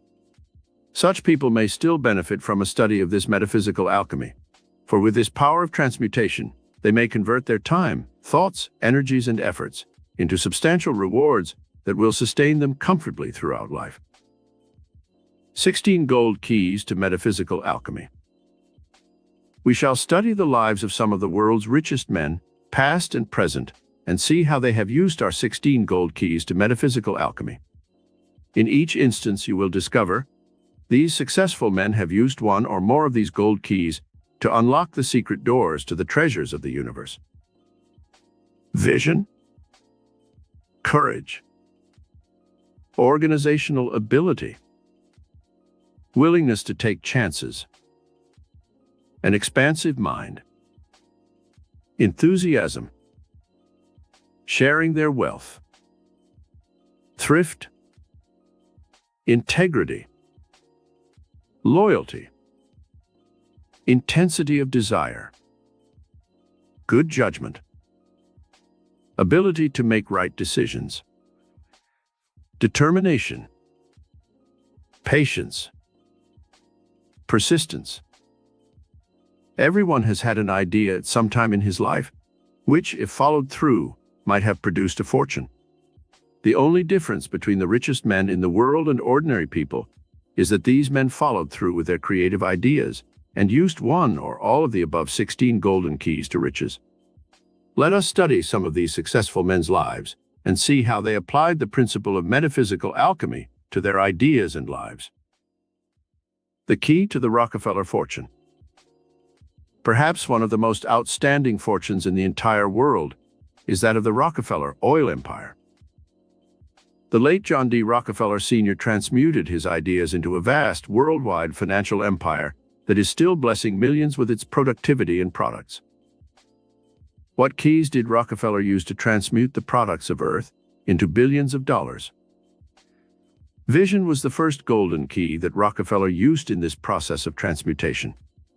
Back in the early days when the automobile was still in its infancy, he had the metaphysical vision to realize that one day the wheels of industry would turn with oil. He obtained oil leases on land that was useless on the surface and harnessed the natural resources of the earth by drilling oil wells. Anyone else who had vision could have done the same thing. Vision was the key to the Rockefeller fortune. However, Rockefeller used other keys that are given in our list. He had great organizational ability and formed a company which he headed. He also showed a willingness to take chances, number 4 on our list, and risked his capital, which he had to first borrow on this extremely hazardous undertaking. He showed enthusiasm, an expansive mind, numbers 5 and 6 on our list. He had thrift and integrity. He also exhibited good judgment and the ability to make the right decisions. He shared his wealth. Millions of people have been helped by the scientific and medical discoveries of that altruistic organization, the Rockefeller Foundation. He also used the last 3 keys on our list: determination, patience, and persistence. Rockefeller loved his work. He was at his desk early and remained until late at night, personally taking care of the thousands of details that came up daily. He continued this habit of work until he was in his 90s. His enthusiasm gave him amazing glandular stimulus that carried him successfully through periods of illness, worries, and problems that might have floored a weaker-willed person. Andrew Carnegie and his golden touch. It is said of Andrew Carnegie that he possessed the golden touch. Everything he undertook turned out successfully. This was no accident. It was the result of painstaking care and effort, coupled with an intuitive sense that was almost psychic. In his youth in Scotland, Carnegie was extremely poor. He had one great determination early in his life. It was to be a great success and make a vast fortune, so he could help the world in some way. His desire to become rich was not motivated by greed and selfishness. He had a great desire to give his poor family the comforts of life, as well as to share his wealth with the world. Carnegie exhibited vision as an early trait. When he came to America, he saw the great possibilities of an expanding economy in a new country, where the industrial and motor age were booming. Carnegie fastened his mind on steel as the foundation of his future fortune. He used golden key number 5, an expansive mind, and first accumulated all the knowledge he could regarding the production and refinement of steel products. He worked hard and observed everything carefully. He worked in a steel mill where he got first-hand experience. and gradually worked his way to the top of his own company. He showed qualities of organizational ability and good judgment in hiring good men to head his organization. He founded his own steel company and obtained financial backing from banks because of his integrity and ability. Gave away hundreds of millions. After building his vast fortune, Carnegie gave away hundreds of millions of dollars. One of his greatest gifts was 1,200 public libraries throughout America. This golden key, number 7, a desire to share his wealth, was the key to Carnegie's character and one of the reasons why he succeeded. He also founded Carnegie Hall, a cultural institution that has brought priceless treasures to New York City for many years. He had numerous other philanthropies and charities which he supported. He believed that wealth should be distributed for the good of all mankind, and that it should be used to help humanity. His own life was a living example of this creed of generosity. Andrew Carnegie used every one of our 16 golden keys to perform the metaphysical miracle of building a vast fortune. The Hearst Publishing Empire. The great publishing empire that was built by William Randolph Hearst was based on the 16 golden keys we are studying. Hearst was left a considerable fortune by his father. He took this money and bought up newspapers and magazines until he had established himself as the most powerful publisher in the world. Hearst transmuted ideas into a steady stream of gold that made him one of the world's richest men. What metaphysical miracle power did he use? Hearst started with the golden key of vision, first on our list, for he realized that a growing America would need newspapers and magazines to keep itself informed on worldwide happenings. He used keys number 3 and 12, for he had great organizational ability, and when he chose Arthur Brisbane to become his editorial assistant, he showed good judgment. It was Brisbane who helped Hearst give America the type of journalism it seemed to want. He appealed to the masses with sensational headlines and exciting stories of sex, scandal, and crime, which sold millions of copies of papers. Other golden keys on our list that Hearst used to build his vast fortune were courage, an expansive mind, enthusiasm, loyalty, intensity of desire, ability to make the right decisions, determination, patience, and persistence. Onassis, the Golden Greek. Aristotle Onassis is known as the Golden Greek. He started life as an ordinary seaman, rose to a position as an officer in the Greek Navy, and learned all about ships and the sea. He had vision, the first key on our golden list. He realized that modern shipping of goods was too expensive. If he could find a way to use cheaper labor, fewer men, and faster ships, he could make a fortune. He obtained financing and soon had a vast fleet of ships sailing around the world. He is now one of the world's largest ship owners, and his fortune is estimated to be nearly $1 billion. What keys did Onassis use in his climb to fame and fortune? In addition to vision, he showed tremendous determination, 14 on our list. He had courage, willingness to take a chance, enthusiasm, an expansive mind, good judgment, the ability to make the right decisions, and patience and persistence. All these factors combined aided him in his rapid rise to a vast shipping empire. Courage, the key to Henry J. Kaiser's wealth. The main key to the vast fortune built by Henry J. Kaiser is courage. When the government needed ships rapidly in order to win the war in the South Pacific, every builder said it would take months to ready the vessels. Kaiser had the courage and vision to promise the ships within 30 days. This was an impossible feat, and everyone expected him to fail. Kaiser brought the assembly line methods used in manufacturing cars to the shipbuilding field. Within 30 days, the Liberty ships that helped win the war were rolling off his assembly lines. What miracle powers did Henry J. Kaiser use? In addition to courage and vision, this creative genius used the metaphysical keys of organizational ability, willingness to take chances, enthusiasm, integrity, intensity of desire, good judgment, ability to make right decisions, determination, patience, and persistence. The new millionaires of Hollywood. Spectacular successes are the exception, not the rule. However, in the make-believe land of Hollywood, This same metaphysical miracle power of mental alchemy has worked to create new millionaires. In the old days, when movies first began, such people as Harold Lloyd, Charlie Chaplin, Mary Pickford, Griffith, DeMille, Goldwyn, Zanuck, Selznick, and many others rose to positions of fame, power, and riches overnight. In almost every one of these great careers, the golden metaphysical keys we have listed were used. The miracle power of mental alchemy is not dead today. It is as alive and powerful as it was in the days when the above made their fortunes. They say that Frank Sinatra is worth approximately $35 million. What golden keys did he use? He had vision, courage, a willingness to take chances, enthusiasm, intensity of desire, good judgment, determination, and patience. When his career as a singer had run its course, everyone thought he was a has-been. However, he persisted and had a great desire to become a dramatic actor.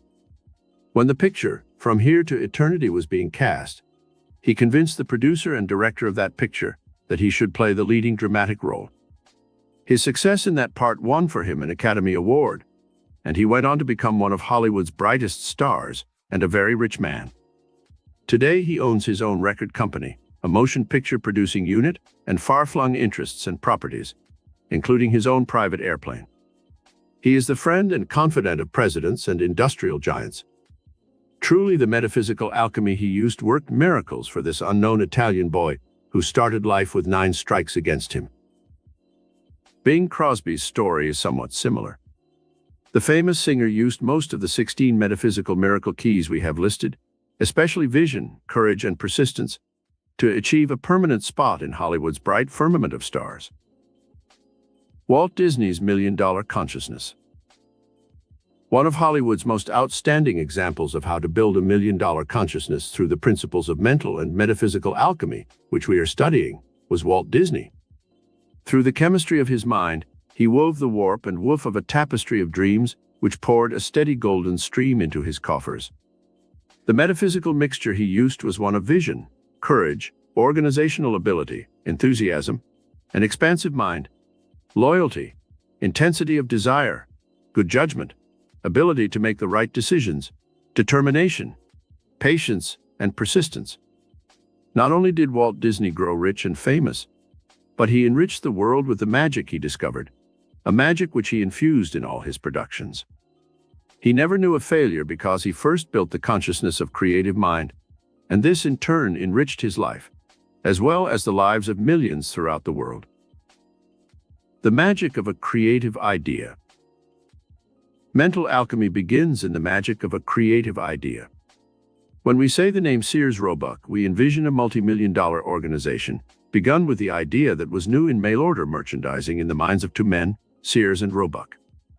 They used all of the 16 golden keys given in our study to build a most successful merchandising empire. When you think of rubber, you think of Goodrich or Firestone. When you think of drugs, you automatically think of Liggett. Revlon calls to mind Charles Revlon. Chrysler Corporation brings to mind the creative genius of Walter Chrysler.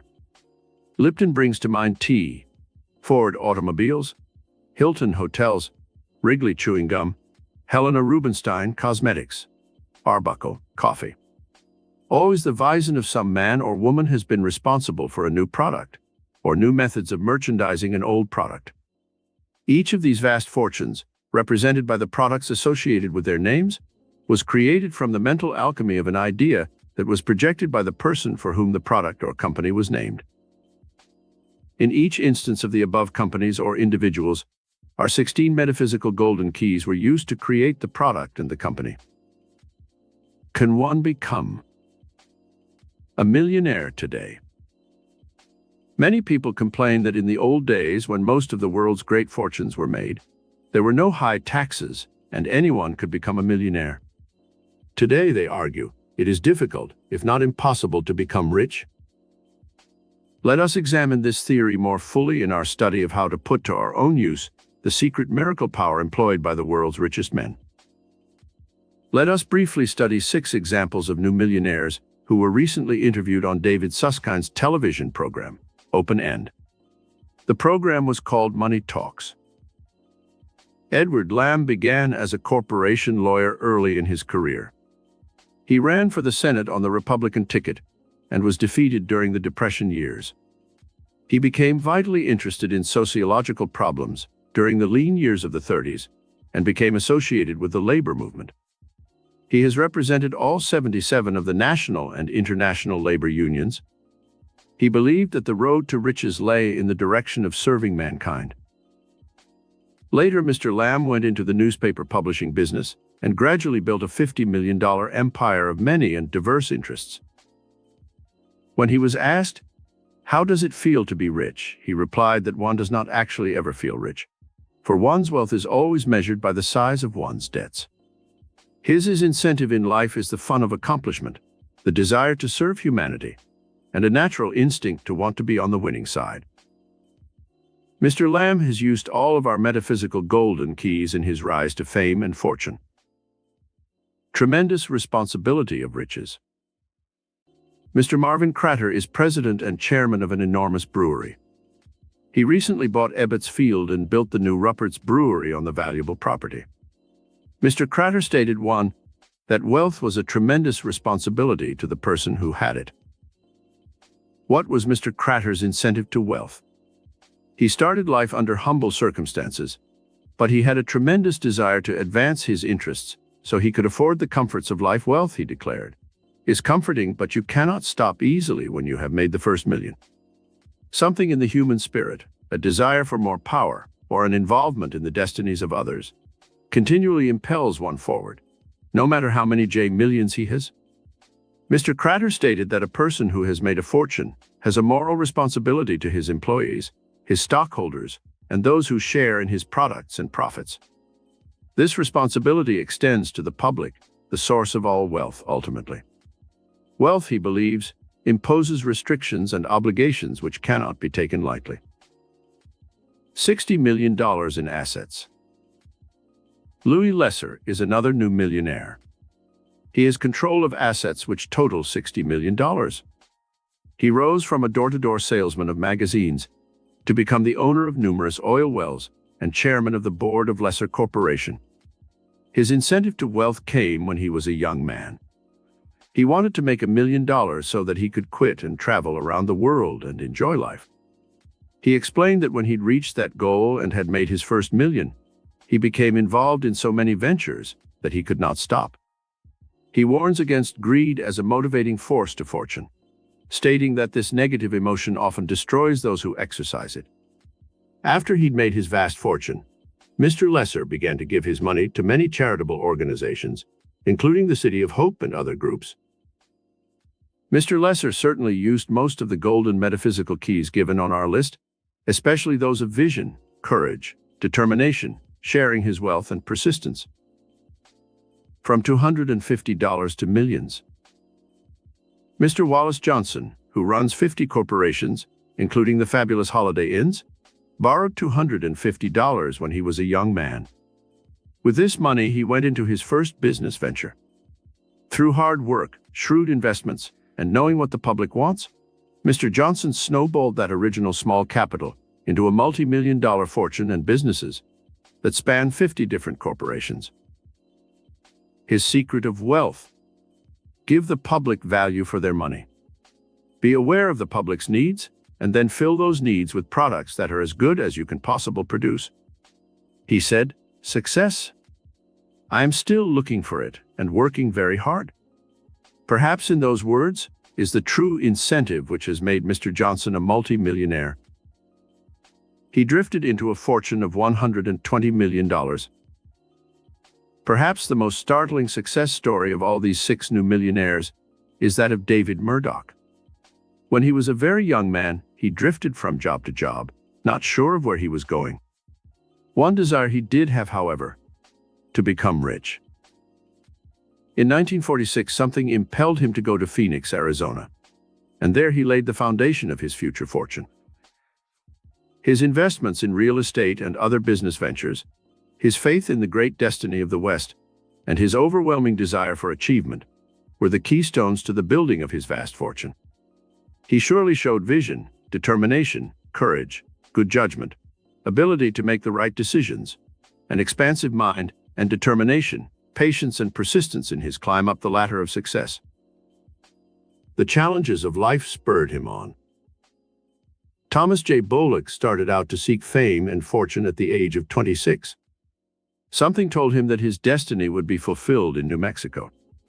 The country teemed with hidden possibilities, which could make one rich if one had the vision and foresight to see it. In the barren desert land of that arid state, Mr. Bullock discovered oil, and he was on his way to achieving his boyhood dream of success. Mr. Bullock wanted to serve the people of the state that had made him rich. He successfully ran for governor and added new laurels to his crown of success. All life is a challenge, Mr. Bullock believes, and one must be prepared to meet that challenge by facing life's obstacles and overcoming them. He also believes that one must utilize all one's gifts and skills in converting nature's free resources into usable products that will enrich and benefit humanity. He thinks of himself as only a trustee for wealth, and that he must use money to do as much good as possible for the people he serves. Only then, he said, is one worthy of such a high and sacred trust. How to motivate the miracle power to acquire riches. 1. First, unlimited your consciousness by having vision. Know that it is possible for you to become as wealthy as you wish to be. There is no limit except that you place on yourself. The Bible says, "Without vision the people perish." Have the vision to see yourself successful and rich. If you do not want $1 million or more, then ask the divine mind within for security for yourself and your family. 2. Go to your public library and obtain books dealing with the lives of such rich men as Morgan, Vanderbilt, Astor, Baruch, Ford, Carnegie, Hearst, Chrysler, Getty, and any other men who have built vast fortunes. Study their lives carefully, take copious notes, find out what mistakes they made, so you can avoid the same mistakes. Emulate their patterns of thinking and action. Become conversant with their methods and then try to apply them to your own life. 3. Turn your thoughts inward and ask the divine mind within you for ideas, formulas, inventions, stories, creative thoughts that you can use to become rich. One idea can bring millions. The law of transmutation can work for you to turn your thoughts into gold. Build your faith in your own powers of creative mind and search within until you find the key that will help you unlock doors to the treasures of the universe. 4. Sit for 15 minutes every day for 1 month and concentrate your thoughts on nothing but money. Mentally visualize yourself receiving a large sum of money. See yourself banking it or spending it for something you want. Go through the pleasurable emotion that such good news would bring you. Plan on all the things you would do with money if you had it. Walk on the streets and look in store windows and mentally put your mark on the things you will buy with your fortune when your dream ship comes in. 5. Use the money and the possessions you now have wisely and take good care of them. This will prove to your higher mind that you are capable of taking care of a big fortune and of spending it wisely. Many people waste their money, their food, and their time. Such wasteful habits prove they are not yet ready to assume the full responsibility of having a fortune or better homes or possessions. 6. Treat your present home as if it were a palace to prove to your higher mind that you are worthy of a finer home. Decorate it as tastefully as possible.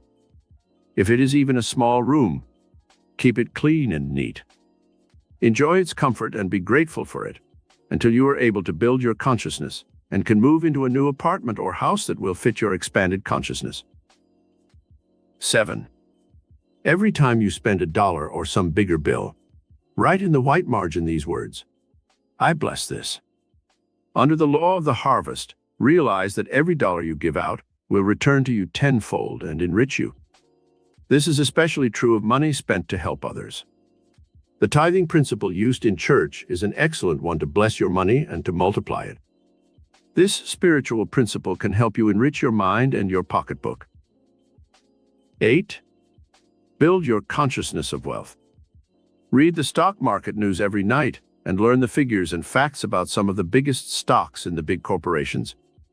Do not hate Wall Street and rich people, for this will raise a mental barrier and keep you from ever getting rich.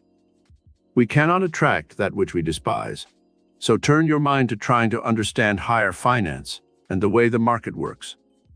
The capitalistic system has made America one of the richest and most respected nations in the world. Millions of Americans have a part in American industry, and such big businesses as American Telephone, General Motors, Ford Corporation, Radio Corporation of America, Standard Oil, and Chrysler are really owned by the people who own the stock. Have a desire to become a part of this vast network of creative thought and learn all you can about industry and financing. Soon you will find the means to make investments that will pay you rich dividends in the future. 9. Sit down every night for the next week and ask Divine Mind to give you 3 ideas for improving your position in the world.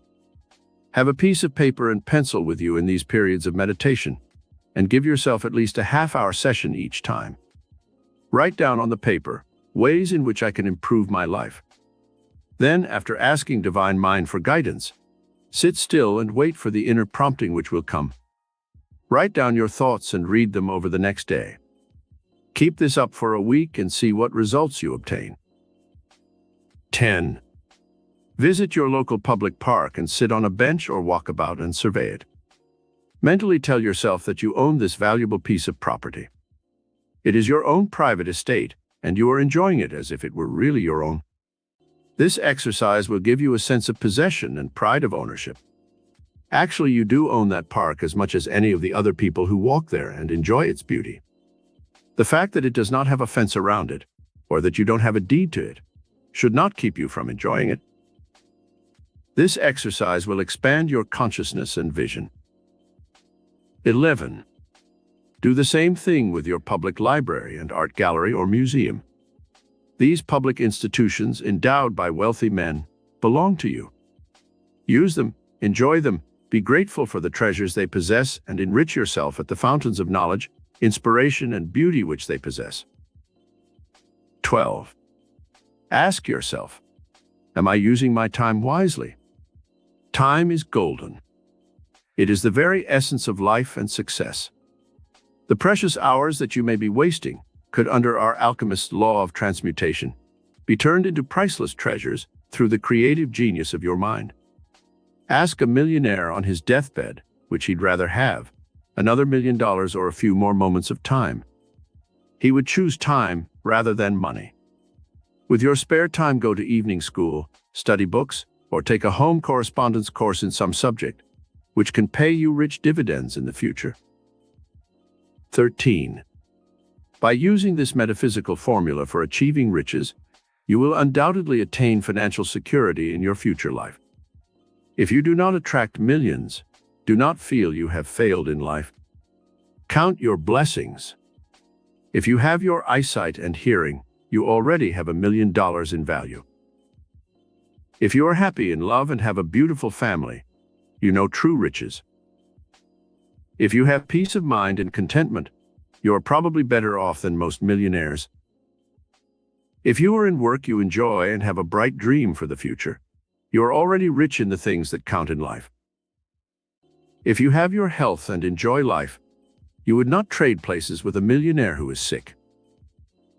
If you are aware of the beauty of a sunset, of the ocean's dim horizons that beckon with hidden adventure, if you thrill to the song of a meadowlark, or laugh with the cadence of a flowing brook as it wends its way to the sea, you are in tune with cosmic beauty, and your soul knows true contentment and peace. If you love God and humanity, you already possess infinite treasures. Count your blessings and have faith that you can attract to yourself everything you will ever need to bring you peace, contentment, and fulfillment of your destiny.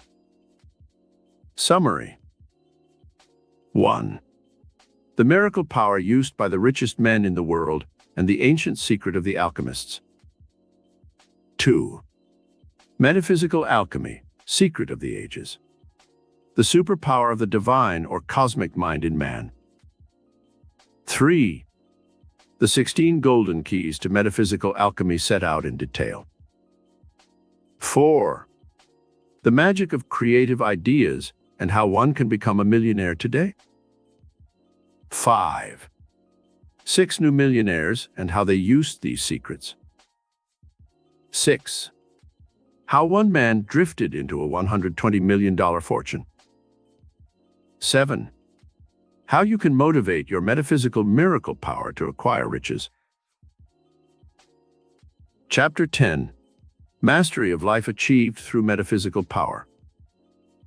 The illumined souls of the past who have conquered the forces of life are called masters.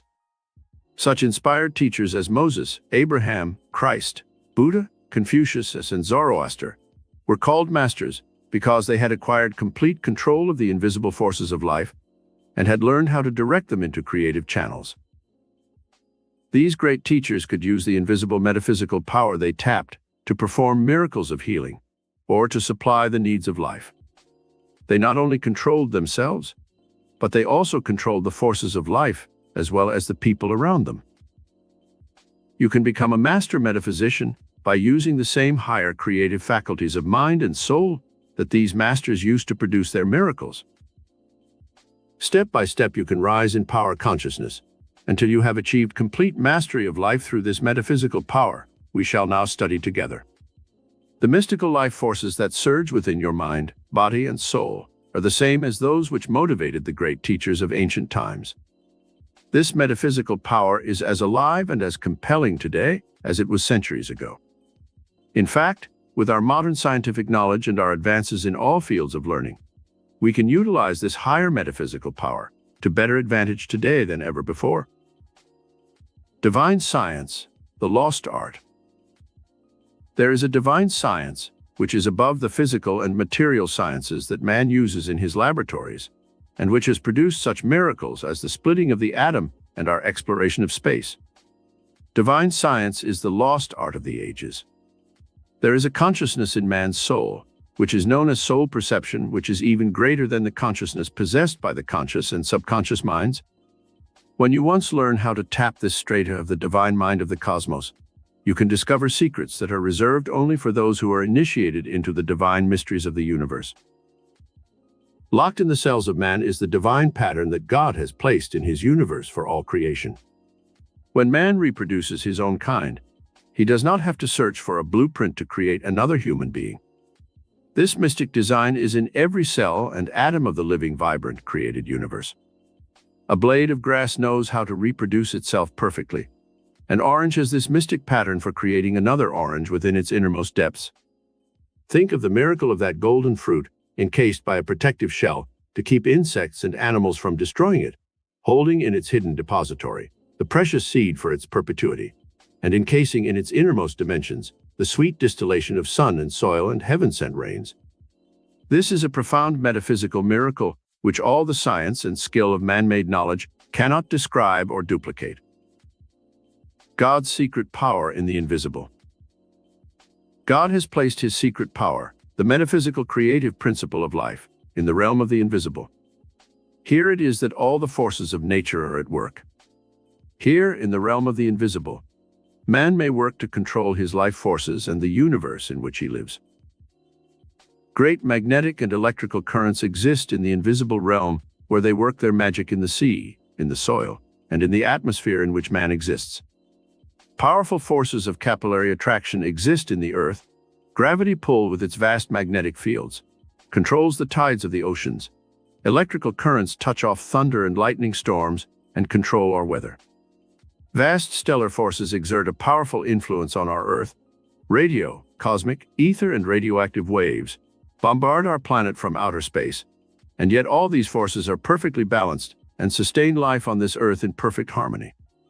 Man's mind exists in this universal dynamo of power, working in its own dimension of time and space, and it may channel any or all of these invisible dynamic forces and use them to perform miracles of all kinds. Mastery, the path of achievement. In order to achieve any goal in life, there must be complete mastery of the self and of the multitude of invisible forces which surround us on this planet. The regime of mastery must begin with the self, for it is through the self that consciousness of cosmic awareness. The great teachers could control and master the invisible and mysterious forces of life, because they first learned how to master their own thoughts, their emotions, their spiritual powers of meditation, concentration, and projection. The 6 realms of metaphysical control. There are 6 realms of metaphysical control. You can achieve complete mastery of your mind, your environment, other people, and the invisible forces of life when you once exercise these 6 realms of control. First realm of control. Mastery of your thoughts. All control of our life forces must begin with control of our thought currents. As thoughts are electrical and magnetic, they exert a powerful effect on our brains and on our bodies. They also go out into time and space and affect other people. The person who has control of his thoughts can direct tremendous forces and exert a powerful influence on his body, his environment, and on other people. The body's health is determined to a great extent by the thoughts one thinks. In modern psychosomatic medicine, which has to do with the effect of the thoughts and emotion on the physical body, it has been found that almost every type of human disease can be caused by man's destructive and negative thoughts. Just as disease can be induced by destructive thoughts, so too, health can be created in the body cells by the judicious selection of positive, life-giving thoughts, and healing can take place in the sick when their thought atmosphere is changed from a negative one to a positive one. Proof of the power of thought. A woman who had a benign tumor in her abdomen, which made her look as if she was pregnant, was given thought control through autosuggestion that her tumor would shrink and gradually disappear. This type of autosuggestion was given by the woman to her higher mind every night and morning for a period of 3 months. At that time, the tumor had shrunk to the size of one's fist. A man who had sugar diabetes and had to take daily shots of insulin to keep his blood sugar reduced was given autosuggestions telling his higher mind that his body would begin to secrete insulin. He kept up these autosuggestions, and within a month he lessened the amount of insulin taken. Within 3 months his body was secreting enough insulin so that he could discontinue the injections of insulin entirely. Doctors always hasten to point out that all cases do not respond to this type of autosuggestion, but even if a few cases respond, it proves that there is some power within the mind of man which can be reached for purposes of healing under the right conditions. Rather than try to heal sickness, man can try to prevent it through a process of thought control and positive mental and emotional action. If thoughts can make man sick, dynamic spiritual action mentally can also heal him of sickness. Regime for control of your thoughts. 1. Sit for half an hour a day and meditate on your thought processes. Be conscious of your thoughts all during that time. At first, do not try to control them. Let them run rampant, but be aware of what is happening. You will see how uncontrolled they are, how they jump here and there without any order or control. The second day of your meditation, try to stop the rapid changing of thoughts and select one thought at a time. Fasten your mind on that thought and think exclusively of it, and do not let go of the thought until you choose to. From an Indian guru or teacher, I learned the secret method some Indians use to achieve mastery of their thoughts. He told me to mentally visualize my brain as a tree, and my vacillating thoughts as little monkeys jumping from branch to branch in that tree. Then, he urged me to mentally pick up each monkey and put him into a mental bag. He would kick and scream and fight, but one must forcibly eject him from his perch in the tree. This process is to continue until all the monkeys are safely in the bag and the tree is free of their screaming, jumping, and chattering confusion. This is a good method to use to clear your mind of unwanted, confusing, disoriented, and negative thoughts. You must force the issue at first and eradicate all unwanted thoughts. Gradually, you will choose only those positive, beautiful, and inspiring thoughts that you wish to dwell in your mind. You will find the release of tremendous power when you have once achieved mastery of your thoughts. You will not waste all your electrical and magnetic energy on useless thoughts. You will be able to overcome worry and fear and other negative emotions that erode your mind and decrease your physical vitality and energy. 2. Now you are ready for the process of selection of suitable thoughts that you want to occupy your mind. Your destiny is shaded by your thoughts. Choose every day what thoughts you want to accompany you in your business life, your social and personal life. These should be thoughts that are inspiring, good, healthful, beautiful, opulent, joyous, expectant, and friendly. If you want to motivate people to friendly action with your thoughts, Send out the magnetic thoughts of love and friendship. Emerson's injunction of how to have friends is a good one. To have a friend, be a friend. Passive love treatment to control others. One lady who came to my lectures in Carnegie Hall complained that her husband nagged and abused her constantly. She could hardly stand being in his presence because of his constant negativity and criticism. I told her how to insulate her mind against this barrage of negativity by simply saying to herself every time he was negative, "I send you only thoughts of love and kindness. You are created in the image and likeness of God, and I see only the divine image within you." She held to her course of passive love treatment for a month. She came back and told me that for some mysterious reason, her husband had begun to change in his attitude toward her. One day he said, "What's the use of my screaming at you when you greet every word I say with that vacant stare and half-smile?" The magic of love gradually transformed her husband into a peaceful, understanding man. 3. Remove the negative charges that are in many thoughts and words. Refuse to entertain thoughts in your mind of things you read in the papers of killings, accidents, disasters, and robberies. These negative charges must be removed every night before you go to sleep, or they will haunt your conscious and subconscious minds and interfere with the free flow of electrical and magnetic currents to your body cells. One simple affirmative statement which you can say every night before going to sleep will help you clear your mind of these negative charges. I now discharge from my mind all negative thoughts of every kind that I have put into my consciousness today. I insulate my mind with positive thoughts. I am created in the image and likeness of God spiritually. I am under His divine protection, and while I sleep, my consciousness shall be bathed with His divine love, His beauty, His peace, His radiant joy. I now consign myself to His loving care and sleep soundly and safely, cradled in His loving arms. 4. During the day, while at your work or in your home, direct your conscious minds in the choice of thoughts that you shall think. Thoughts are like guests who inhabit your house. You would not choose unruly, boisterous, common visitors to come to your home who might destroy your furniture, burn holes in your carpets, and shatter your peace of mind with rude, coarse behavior. Your thoughts are also invited guests that inhabit your mental house. They can make of your mind a palace or a hovel. The choice is up to you. You can choose thoughts that are lofty, beautiful, and inspiring, and these will give a coloration to your mind and your personality that will enchant everyone you meet. 5. Avoid saying words that are obscene or telling stories that are undignified and common. They may make people laugh momentarily, but every time they think of you, they will associate you with the obscene words you used. Maintain dignity and an awareness of your high quality, and soon people will have greater respect for you. Second realm of control, nerve energy.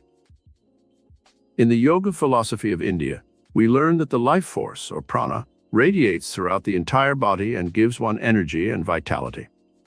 When it is abused, this nerve energy is dissipated and wasted, and the body becomes weak and debilitated. The following regime must be mastered in order to gain control of your nerve energy. It will give you more power, better health, youthful vitality, and a more radiant personality. Regime for control of nerve energy.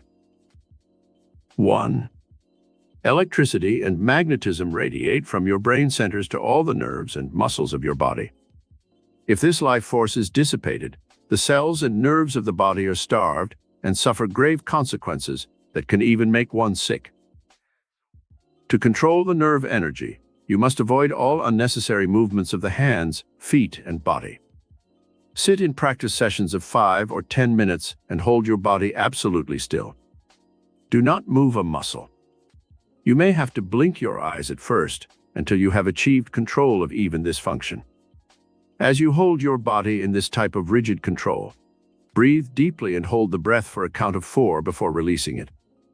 The electricity and magnetism which radiate to your nerves is in the air about you. You must breathe it into your lungs consciously, and then after holding it for 4 counts, exhale it. You build the prana or life force through your breathing. 2. Now sit in practice and meditate on one specific part of your body. Say your right hand. Consciously move each of your fingers, closing them and shutting them at will. Then move your concentration up your arm to your shoulder. Raise the arm and hold it in rigid position above your head for a few moments only. Concentrate all your nerve energy in that hand and arm. You will feel warm currents flowing throughout your arm in a few movements of the hands, feet, and body. Sit in practice sessions. Many people have used this method for zone therapy to heal parts of their body by concentrating on sending the healing magnetic currents to the affected parts. One lady in our class work in Carnegie Hall had a son who was in the army stationed in a very cold country. He complained in his letters how cold he felt at night and how his feet nearly froze.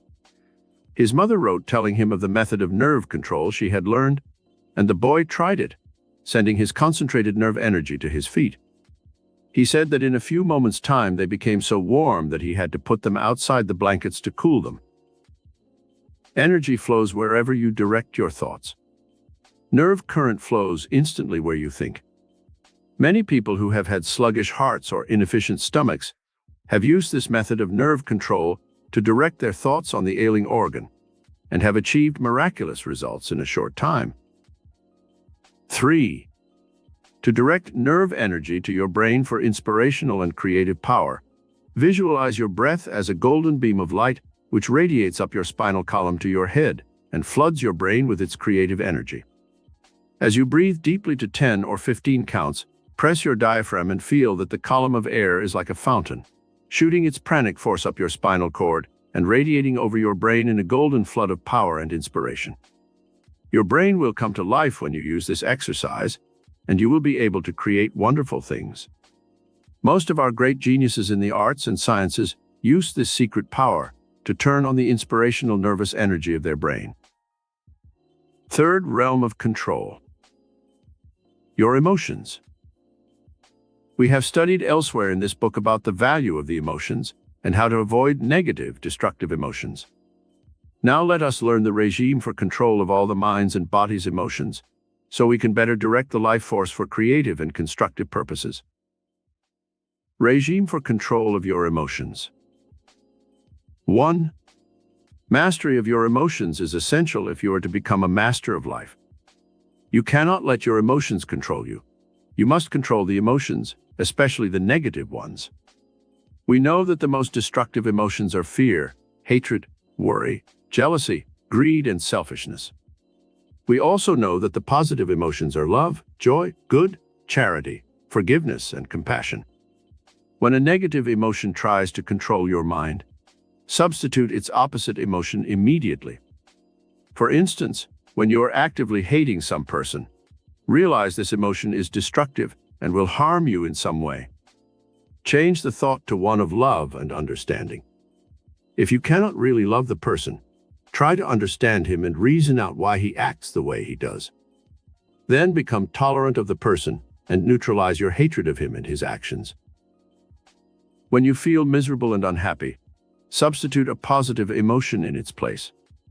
Try to visualize some good that is coming to you, or some past event that brought you happiness, and by dwelling on this positive emotion, you will automatically neutralize the negative one. 2. Practice each day with a new positive emotion until you are able to build a control regime for every emotion and every day of your life. Choose a different emotion for each day and live in the conscious awareness of that emotion for that day. For example, Monday, your tranquility day. Concentrate your thoughts on remaining tranquil and calm no matter what happens. Tuesday, your day of courage. Face life's problems with courage and do not flinch from facing reality. Wednesday, your day to live with beauty. Find new beauty in your environment. Be aware of nature's beauty. See the beauty of soul in everyone you meet. Thursday, your truth day. Practice to see the truth and express the truth in your dealings with others. Friday, your day of love. This healing emotion should be expressed all day in all contacts with others. Saturday, your day of forgiveness of others' slights, sins, and offenses against you. Sunday, your day of contemplation on the divine mystery behind all life. A day of worship and prayer. Fourth realm of control. Your body. The body can make insatiable demands on your mind and time if you do not control it and its appetites. Nothing is ever perfect. It's either too hot or too cold. Appetites nag the body constantly, from a desire for food and water to a desire for sexual satisfaction. The true master learns that he must control his body early in life, or he will spend a lifetime in misery and discomfort. Regime for control of your body. The following regime is the one used by higher yoga in India for this body control. 1. Sit in the Buddha pose with your legs folded under you and your hands resting in your lap. Now concentrate the power of your mind on the area of your head. Close your eyes as you do this exercise. Visualize your head with its functions of sight, taste, smell, hearing, and thinking. See your brain as a physical organ capable of all kinds of thoughts and emotions. Hold your thoughts on your head for several moments and try to control each of the 5 senses. Be aware of your sense of hearing. Listen to the sounds in the room, the clock ticking, the sounds in the street, the distant barking of a dog, or the blowing of a siren. 2. Now concentrate on your sense of sight. Open your eyes and look about the room. Register as many objects as you can see. Hold your gaze on a spot on the wall for a count of 10. Increase it until you can hold your eyes on one spot for a period of 5 minutes or more without blinking. This may take you several days or even weeks to accomplish. Do not rush it. Take your time and achieve control of this faculty of sight gradually. Then expand your vision to inner sight. Close your eyes and see how many mental pictures you can accurately recall from your past. Hold your body still while you are performing this exercise. 3. Now concentrate your faculties on the sense of taste. Take something sweet on your tongue and concentrate on its sweetness. Do the same with salt or something bitter. Let your faculties dwell on what you are tasting and nothing else. 4. Now develop the faculty of smell. Have incense burning in your meditation period, and as this aroma floods your being, be aware of the sense of smell. Another time you may take the bloom of a flower or a drop of perfume, which you concentrate on, letting your sense impressions be concentrated on the odor you wish to examine. 5. The sense of touch should next be developed. Hold a piece of wood in your hands, close your eyes and feel its rough texture. Change it to the petals of a rose, feel the velvety softness and be aware of the difference. Change the objects you concentrate on until you are able with your eyes closed to tell the difference between things you hold in your hands. 6. Now concentrate on your heart and its rhythmic beating. Do not try to control it. Just be aware of it in an impersonal way. Later, when you have gained control of your bodily functions, you can slow down the rhythm of your heart or accelerate it. You can do this with your blood pressure and other bodily functions at will. But for the present, just be satisfied to listen to your heartbeat and be aware of the life rhythm within you. 7. Do the same type of concentration on your stomach and its functioning. Be aware of the stomach. Visualize its workings. See the process of osmosis within that organ, which permits the fluids to pass through the walls of the intestines into the bloodstream. Be aware of your digestion for 10 or 15 minutes. Some people have been able to control their stomachs with amazing power and regulate the flow of hydrochloric acid and aid in the process of digestion consciously and at will. 5th realm of control. Other people. It is easy to follow all of the above 4 realms of control relating to the self. It is a matter of discipline and habit to gain control of your thoughts, your emotions, your nerve energy, and your bodily functions. Our 5th realm of control is a little more difficult, for it has to do with the actions of others. You cannot always control the actions of others, but you can control their effect on you and your destiny. With your mind power, you can, to a great extent, determine the people you will attract into your orbit of activity. The quality of the persons you attract as friends will, to a great extent, determine their influence on your future destiny. Choose your friends well, and when you have made your choice, use the following regime of control to make certain that your friends and acquaintances do not infringe on your privacy and affect your decisions and actions. Regime for control of other people. 1. To control other people, you must first win their respect and admiration. People will be friendly to you if you first show friendliness towards them. In social groups, where you do not know many people and you wish to enlarge your sphere of friends, make yourself known to others. Be friendly and take the initiative in breaking the social ice. They are as anxious to be friends as you are, but many times people are hampered by conventions and modesty, and will not take the first step to be friends. An example of this in my own life is an instance where I went to a big Hollywood party and saw a lonely-looking, unattractive man sitting in a corner by himself. No one paid any attention to him. They were all courting the famous stars, directors, and producers who were there.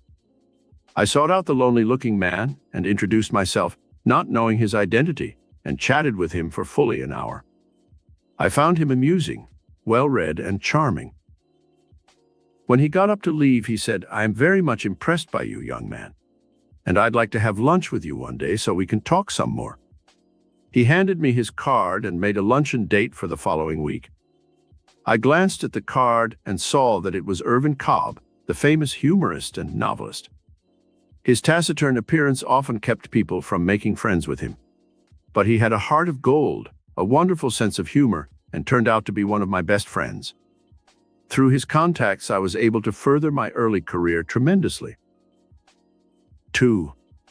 When you meet a person for the first time, try to fix his name in your mind for future reference.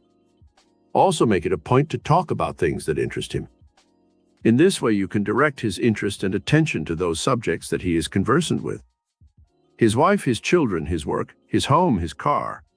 These are all things that give him a sense of familiarity with you and make him like you without being conscious of the reasons why. 3.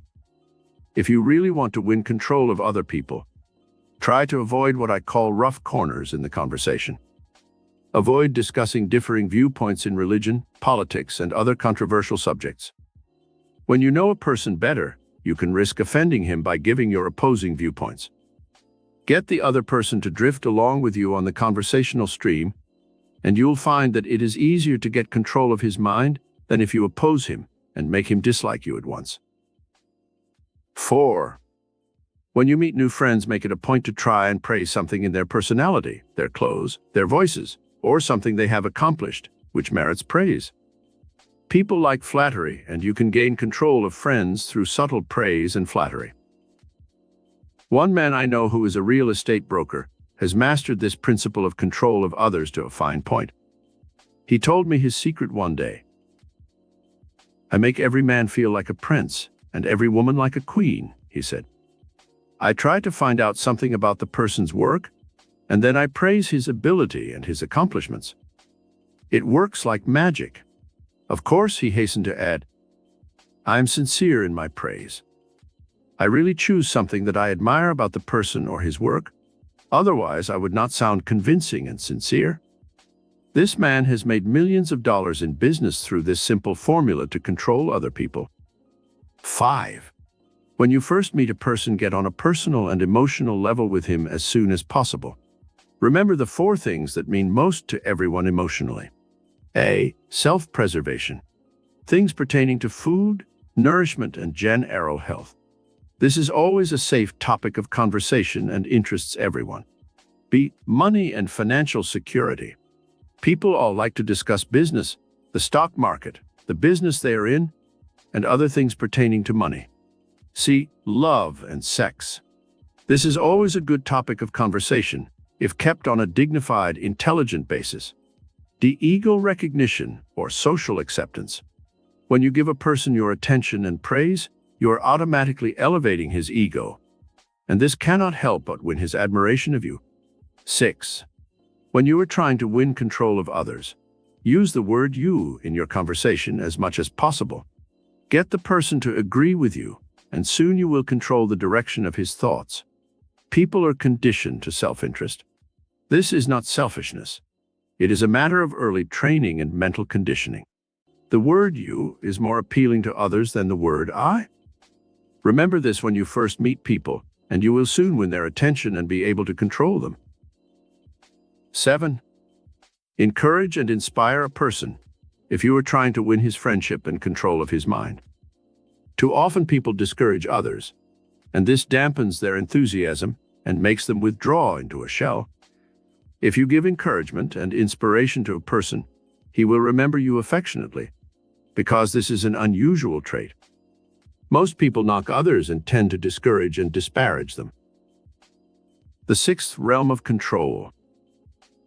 Soul perception. There is a 4th dimensional realm which is above the physical and material, as we have learned elsewhere in our study. This is the realm of the soul. Here it is that man may have divine perception if he once learns how to ascend to this lofty realm of perception and know the past, present, and future. Mystics are able to achieve miracles when they once learn how to control this vital function of the human psyche. Regime for attaining soul perception. 1. Sit in meditation for at least half an hour a day and enter the inner sanctuary of the soul by withdrawing your mind from outer material and physical things. Contemplate during that time on the divine mystery, the nature of God, the mystery of life, your spiritual identity. Let your mind be inspired by candlelight, incense, and soft music. Forget the cares and burdens of the day. Withdraw your mind from problems and worries. Hold your mind on the sacred image of the Godhead that is implanted within your own immortal soul. 2. Concentrate your thoughts on the divine mind within your consciousness. In meditation, ask this higher power for guidance in your life. Bring specific things to the attention of the Father within. This session should take about 15 minutes a day and is different from the above type of meditation, where you think only of the divine mystery. In this session, you can bring to the divine mind specific questions you want answered, problems you want solved. Ask this higher mind, just as you would a friend, what should I do? How will I solve this problem? Where can I get the money for my needs? How can I find another job? Should I marry this person? Should I move to California? Then sit in the silence and wait for the inner self to answer. Sometimes the soul perception does not occur immediately. Do not get discouraged. Go about your regular activities, and suddenly, like a flash of inspiration, the answer will come. Soul perception gives you clues as to your future events, persons you will meet, and trips you will take, long in advance of the materialization of the actual physical or material event. 3. Soul perception comes when we are peaceful and quiescent. Still the turbulence in your environment if you wish to receive the divine pulsations of intuition and prophecy. See how this divine force works in nature. It is in the still, secret places of the earth that the acorn sports and grows. It is within the innermost, silent places of the egg that the chick matures and grows strong enough to burst forth from its prison house. Soul perception flourishes in an atmosphere of peace and stillness. It vanishes in the presence of discord, friction, bickering, selfishness, and greed.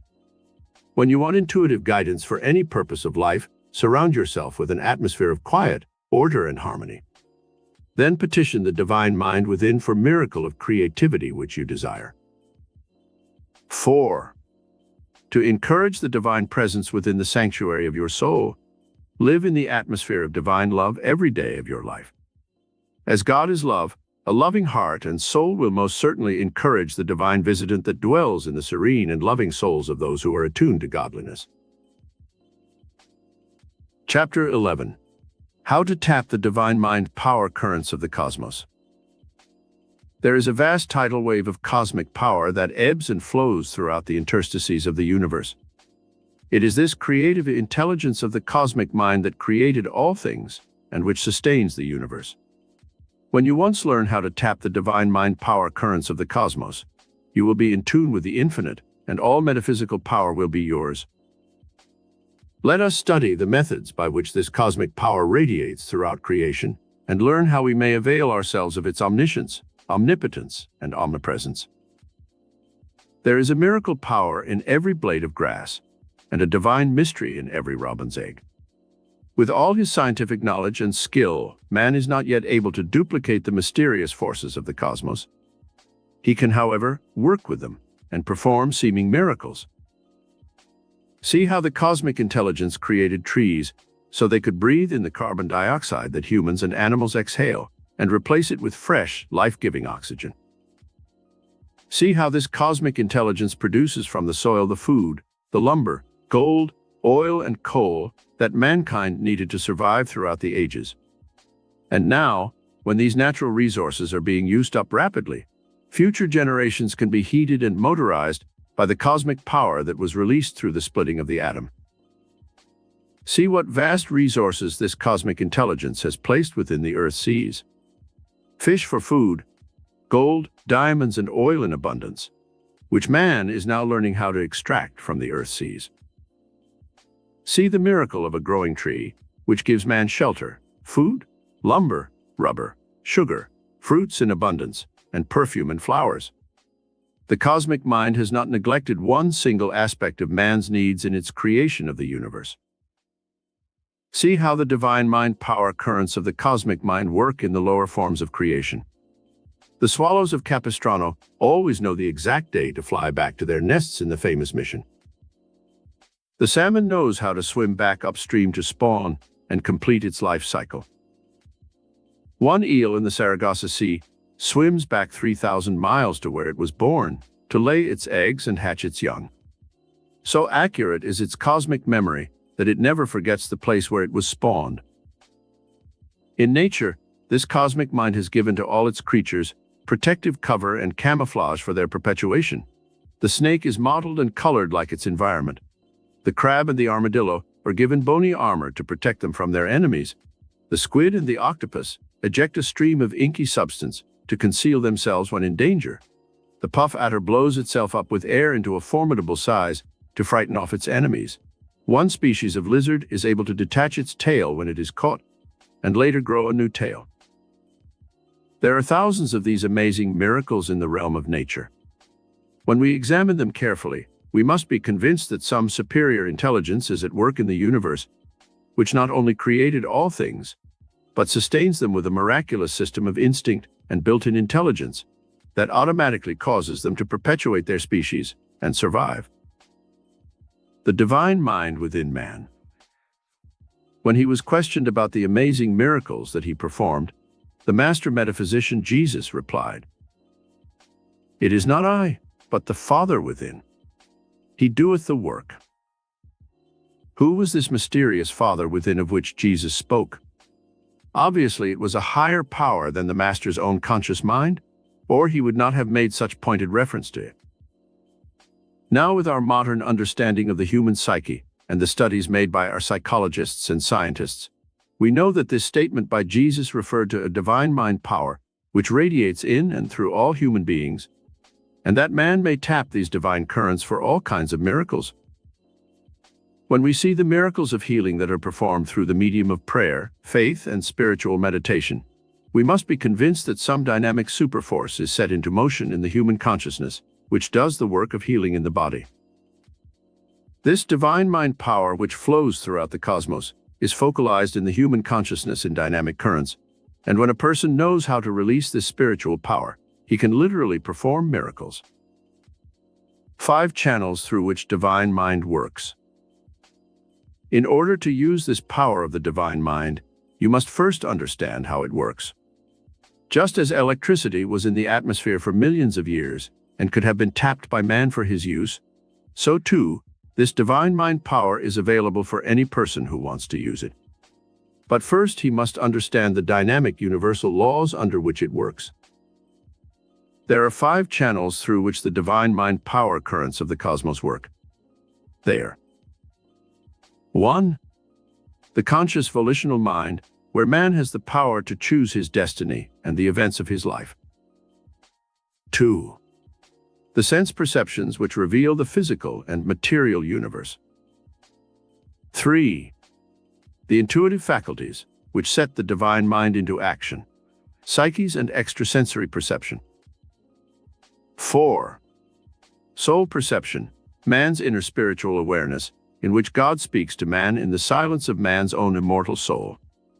Man's awareness of his immortality and divinity. 5.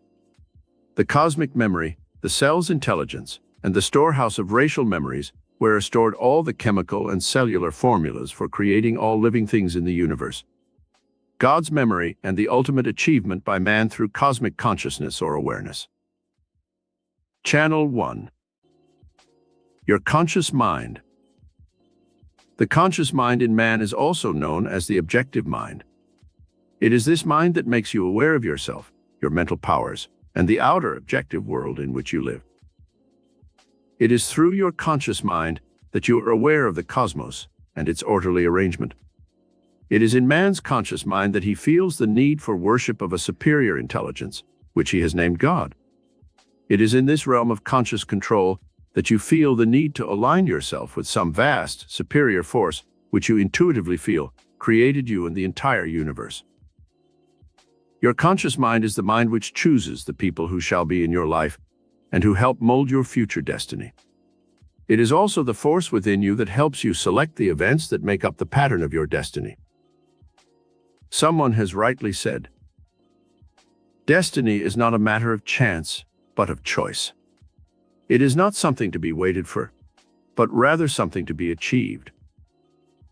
The laws ruling your conscious mind. The conscious mind can only reflect the higher power of the divine mind when you are aware of your true divinity. When you know that this God power is within you, as it is in every cell of the visible and invisible universe, you will become infused with a new life force. There will be new purposefulness and meaning to your entire life. There are laws that rule this conscious mind, and you must observe these laws if you wish to avail yourself of the efficiency and dynamic power that is inherent in your conscious volitional mind. 1. The law of order. The law of order is a cosmic one in that it applies to all creation. There is order in the heavens. All the planets revolve in their orbits without confusion or collision. Think of the countless billions of stars and solar systems, bigger than our own, which are involved in a cosmic scheme so vast the mind of man cannot comprehend it. Then realize that these planets have such a system of order in their workings that we set our earth clocks by them. Duplicate this law of order in your own mind. Have a schedule by which you live. Write down a list each day of the things you want to accomplish that day. Have a plan and system underlying everything you do. Keep track of your expenditures daily. Rockefeller's system, on which he built his vast fortune, consisted in jotting down every expenditure, even if it was only a few cents. The mental habits he built of order and system later extended to his vast financial empire and made him a multi-millionaire. 2. The law of balance. Never let your mind race out of control, for the law of balance in nature demands that we pay a price for every excess. The law of the balance is likened to the swinging of a pendulum. The same arc it prescribes in its upward motion it must duplicate in its downward swing. When you carry any emotion or indulgence to excess, nature exacts a penalty in order to maintain the law of balance. When you do not sleep enough on one night, you must make up for it the next day, or your brain suffers from fatigue and inefficiency. An excess of alcohol or cigarettes or sleeping pills must be paid for by the body's reaction to the poisons pumped into the bloodstream, with a lowering of the body's resistance, fatigue, and a subsequent slump in all of the body's functions. The divine mind power that works through your conscious mind is a delicately balanced force and quickly withdraws when this law is upset. Each day balance work and play, love and worship, so that you do not have excesses of any one thing in any department of your life. 3. The law of rationality or reason. The conscious mind works best with the divine mind when you rationalize your actions and your mental processes. Be consciously aware of your use of your conscious powers. Know why you do certain things. Reason out the need for the physical emotion of love. Control the functions of your mind and body. Do not let them control you. Every year, thousands of Americans commit suicide because they have lost the art of rationality. Their minds get out of control because they do not make the daily effort to reason out their actions. Back of every mental cause, there must be some physical effect. When you lose a good job through some thoughtless action, reason out the reasons for the loss. Do not blame society, the government, capitalism, or communism. The cause can be traced back to your own conscious or unconscious acts and thoughts. 4. The law of attraction. What you put into your conscious volitional mind becomes the pattern of that which you shall attract. There is a law of magnetic attraction which applies equally to the mind as well as to the body. You are what you think. Put only those thoughts into your conscious mind which you wish to externalize in dynamic forms of action in your outer circumstances of life. Think friendly thoughts and you will attract friends. If you think thoughts of enmity, hatred, and envy, you will attract people who will personalize these traits in the outer world. You have it within the power of your conscious choice to set the stage for the enactment of your life drama. Do you wish it to be a drama or a tragedy? Is it to be a romantic love story? Is it to become a comedy in which you play the part of a clown? Do you wish a stage setting of beauty and opulence, or will you select a backdrop of ugliness and barrenness in which to act out your life drama? The choice is up to you. The power of the divine mind within you will help you externalize anything that you consciously choose. Make that choice carefully, and then sit back and watch how events will shape themselves to fit your mental pattern of action. Channel 2. Your sense perceptions. It is through your sense perceptions that you are aware of the objective world of reality. Elsewhere in our study, we have learned of the importance of the 5 senses. Now let us learn how to channelize the divine mind power through these sense perceptions.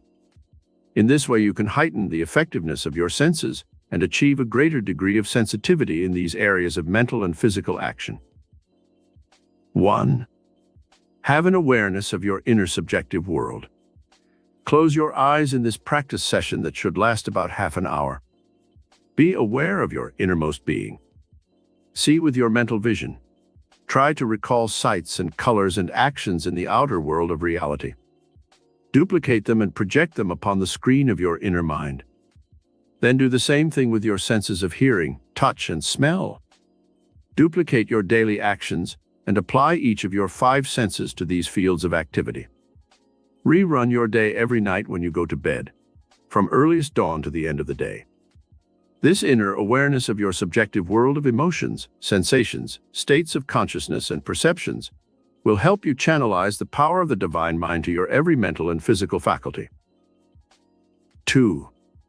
In another practice session, which should last for a full week of at least a half hour a day, sit in meditation and have an awareness of the outer, objective world in which you live. Be physically aware of heat and cold, of the room in which you meditate, of the outer world in which you work and love and play. Run through your mind the physical emotions you experience when you eat, when you work, when you dance, when you see a movie, when you love. Take a walk through a public park or street and be aware of the physical size and dimensions of trees, flowers, buildings, and your surroundings. Be aware of form, dimension, and physical characteristics of the environment in which you exist. Notice the trees, the leaves, flowers, the formation of the grass and bushes. If you walk on the beach, notice the sky, the distant horizon, the mountains, the blue skies, the golden sunshine. In other words, make it a point to become physically aware of the entire objective world about you, just as if you were an artist trying to reproduce everything on a canvas, or an author trying to describe everything in a novel. This exercise will tend to channelize the divine mind currents to your conscious mind and increase your sense perceptions enormously. 3. Extend this awareness of your sense perceptions to your body and its needs. Consciously be aware of the form and dimensions of your physical body. Look in the mirror at yourself and study your face carefully. See what mental impressions you create in the minds of others with your facial expressions. Put onto your face the mental masks of greed, hate, jealousy, fear, and worry. See how the facial muscles respond to these negative emotions. Now change the mental mask and put on the expressions of charity, love, trust, and confidence, and see how the facial muscles pull upwards gently, giving your face a totally different expression. Channel 3. The intuitive faculties. The power of the divine mind within you is activated by your intuitive faculties. Everyone has some psychic and intuitive ability. It can be developed so that you can receive divine guidance on every move you make in life. It is possible for man to know the future, not every specific event, but the general trend of his life and destiny. See how this power works in two of nature's great miracles. You have seen a tiny pollywog in a country stream. It is a little black, squirming creature with a long tail but no legs, and certainly does not look a bit like a frog in that stage of its metamorphosis. A short time later, its tail disappears completely, and it begins to grow legs, and finally takes on its true shape as a frog. Inherent in that pollywog was the image of the frog. It can be said that lowly little creature knew its ultimate destiny. The imprint was within its body cells and whatever form of mind it possesses. The same can be said of a crawling caterpillar. It certainly does not look like a golden-winged butterfly. Some divine instinct within that creature causes it to weave its cocoon and sleep throughout the long winter, to emerge the following spring in its ultimate triumph, as a winged creature able to soar aloft in the empyrean blue. Inherent in the caterpillar was the divine wisdom and prophecy which caused it to weave its cocoon and become a butterfly. It can be said that its destiny was known to the caterpillar. How to release divine mind through intuition. 1. Intuition is the immediate knowing or learning of something without the conscious use of reasoning. You can use this gift of divine mind consciously.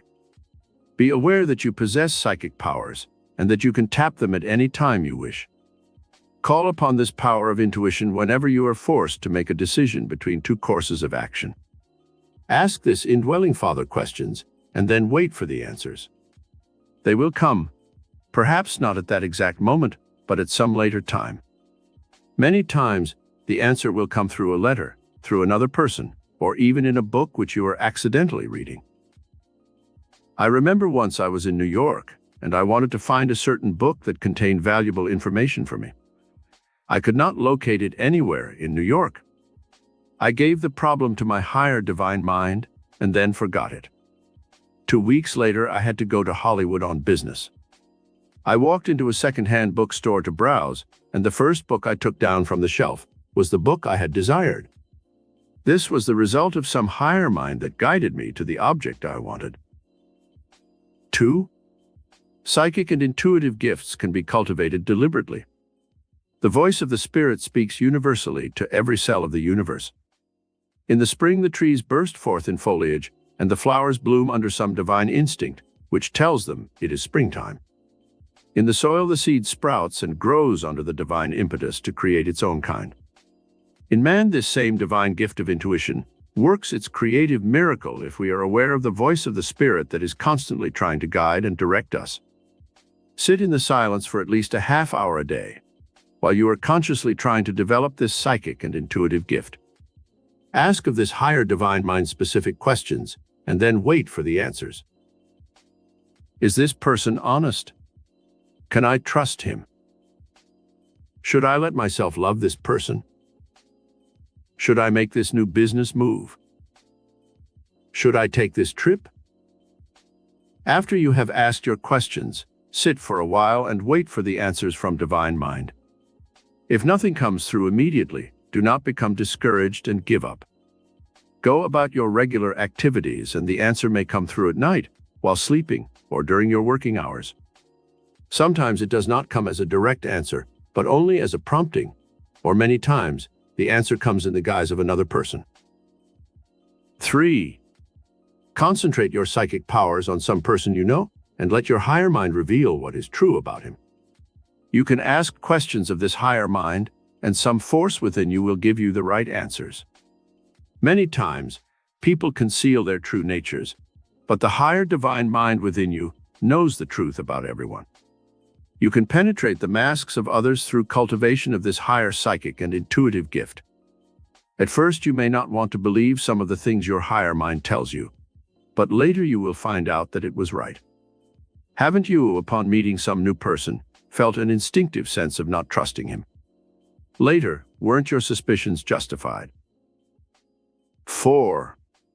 To cultivate this intuitive faculty of the divine mind further, sit in the silence and let mental images come through to you. These mental pictures may be of foreign countries you want to visit. They may be of a future home in which you wish to live. The mind may feel that it is jumping from place to place, but follow its workings for at least half an hour. Later in your life, some of the events that flashed upon the screen of your inner mind will actually duplicate themselves in the outer world, and you will know then that you had a psychic flash of an event that was predestined to occur in your life. A lieutenant in the South Pacific during the Second World War saw a picture of a movie star in a magazine. He fell in love with her. She was his mental ideal. He carried the picture in his wallet, and every night before going to bed, he would look at the picture and mentally visualize that they were married and living together in a beautiful home in the valley. This mental picture became so vivid in the young man's mind that he literally believed someday he would meet the girl and marry her. A few months later, he was in San Francisco at a big party. He was handsome in his blue Navy uniform, and as he walked across the living room, he saw a vision in white floating towards him. It was the girl of his dreams. She walked towards him as if mesmerized. Suddenly they were in each other's arms dancing. She fell madly in love with the handsome young lieutenant, and a short time later they were married. This real-life romance happened to movie star Ruth Hussey, and now, many years later, the love affair that was prophesied through her husband's psychic vision has survived and brought them both the happiness and fulfillment they desired. Channel 4. Soul perception. There is a difference between psychic perception and soul perception. Psychic perception has to do with the outer world of people and events, of action and reaction. Soul perception has to do with man's inner awareness, in which God speaks to man within the silence of man's own immortal soul. It is there, within the sanctuary of your soul, that the divine mind reveals its own magnificent design for your present and future life. When you are able to tune in on these divine pulsations, you can duplicate the vast miracle powers of nature and of the illumined souls who were seers, prophets, and mystic leaders of the past. How to receive soul perception. 1. Withdraw from the world of harsh reality and create an atmosphere of soft candlelight and music. You can have incense burning if you wish. The higher spiritual faculties are often activated by such aids. This is why in many large churches there is candlelight, incense, and soft light through stained glass windows. Many times, images of sacred symbols, such as a cross or saints, are used to stimulate these higher faculties, so man may better attune himself to the sacred vibrations of the divine image. This exercise in meditation should be a daily event of 10 or 15 minutes. During such times, lock out all thoughts of problems and worries, and talk to God in the silence of your own soul. 2. Soul perception can often come to you in the midst of your everyday activities. Sometimes a great flood of inspiration will follow when you have done some good or charitable deed for another person. Often, when you view a magnificent sunrise or sunset, or some scene of grandeur in nature, like the Grand Canyon, you will feel welling up within you a deep, spiritual emotion that overpowers your senses and is so penetrating that you feel close to tears. Very often music will have this same effect when it is transcendently beautiful. I recall the first time I saw the magnificent Parthenon on the Acropolis in Athens, Greece, in the full noon. As I stood before that ancient temple to the goddess Athena and viewed the Aegean Sea shimmering in the distance, and saw the vast, ancient, and modern city of Athens, sprawling as far as the eye could see, I felt a sudden sense of soul perception that made me aware of the march of history through that historic land, where democracy was born. A feeling of cosmic awareness swept over me that made me one with all the multitude of great souls who had viewed this most inspiring monument to man's divinity. 3. Soul perception comes to you when you have a deep faith in God and His illimitable powers. You can walk with God daily, and His ever-abiding presence will guide you unerringly through soul perception. 4. When you align yourself with the spiritual qualities of the divine mind, you will also implement your powers of soul perception.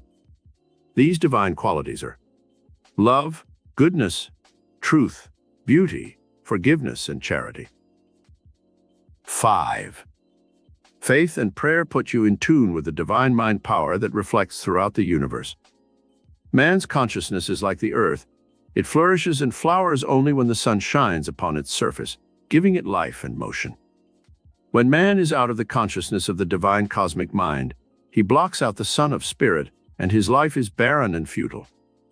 When he basks in the golden light of the spiritual sun, he flourishes and grows wise, and his gifts and talents flower, and he blesses the earth with his creative mind. Prayer releases a golden stream of spiritual light, life, and intelligence. Dr. Alexis Carrel said of prayer that it is a force as real as terrestrial gravity. In experiments conducted by scientists and ministers, it was found that when prayer was said over wheat and corn that was planted, it yielded 2 to 3 times as much as seed that was not prayed over. In an experiment with growing things, it was found that cursing the tender young shoots made them wither and die. Loving the growing plants made them flourish and mature. There is a miracle power in the atmosphere about us that responds to prayer and faith. 6. The power of divine love also helps man channel this divine mind power to all his actions. In tests conducted by a famous pediatrician in the care of young children, it was found that children who were not given love often died in the crucial first year of life. On each baby's chart, this doctor writes, "This child is to be picked up on the hour and loved." It doesn't matter whether it is a nurse, a stranger, or the mother. The important thing is that the children who are given this type of human love grow and become healthy, happy, balanced children, whereas when they are denied love, they seldom survive the first year of life. Channel 5. The Cosmic Memory. It is within the cosmic memory that God stores all the chemical and cellular formulas which he uses to create all living things in the universe. The universe is built according to a master plan, which follows a mechanical design and structure. This is basically repeated in all created objects. The atoms, which make up all matter, are little building blocks that are actually invisible. When they are drawn together by the law of gravity, they become plants, trees, mountains, moons, and stars. The entire universe is created and sustained by a flow of invisible substance, which we call spirit or intelligence. As this intelligence flows throughout the universe, obeying some higher creative command, it arranges itself in shapes and forms that are imprinted upon a sea of spiritual protoplasm. There are fewer than 100 different types of atoms in the universe. From these, arranged in millions of different patterns and designs, all creation is formed. Everything in the mineral, vegetable, animal, and human kingdoms derives from these primary atomic building blocks. Science cannot understand the power that is behind the atom. It is still a complete mystery. In metaphysics, we can begin to understand something of this mystery of creation.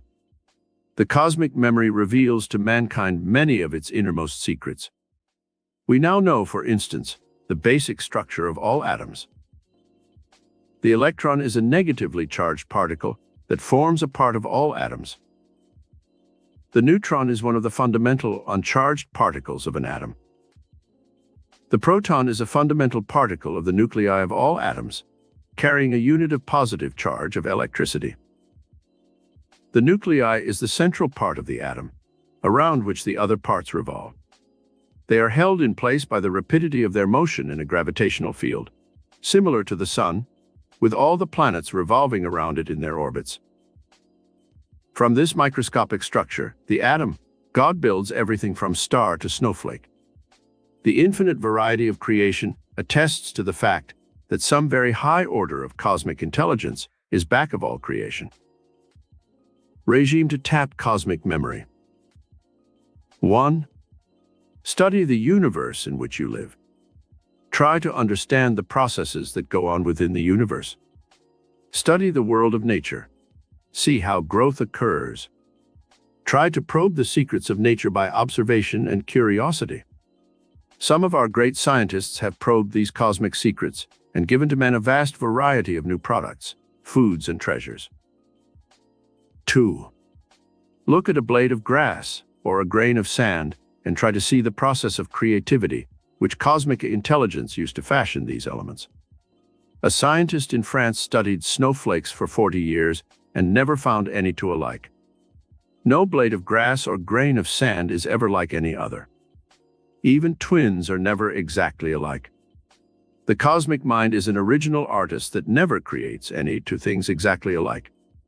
Study flowers and fruits and see how the cosmic mind fashions these delights to the eye and the palate. Take an orange or a pomegranate apart. See how nature has separated the segments with a layer of skin.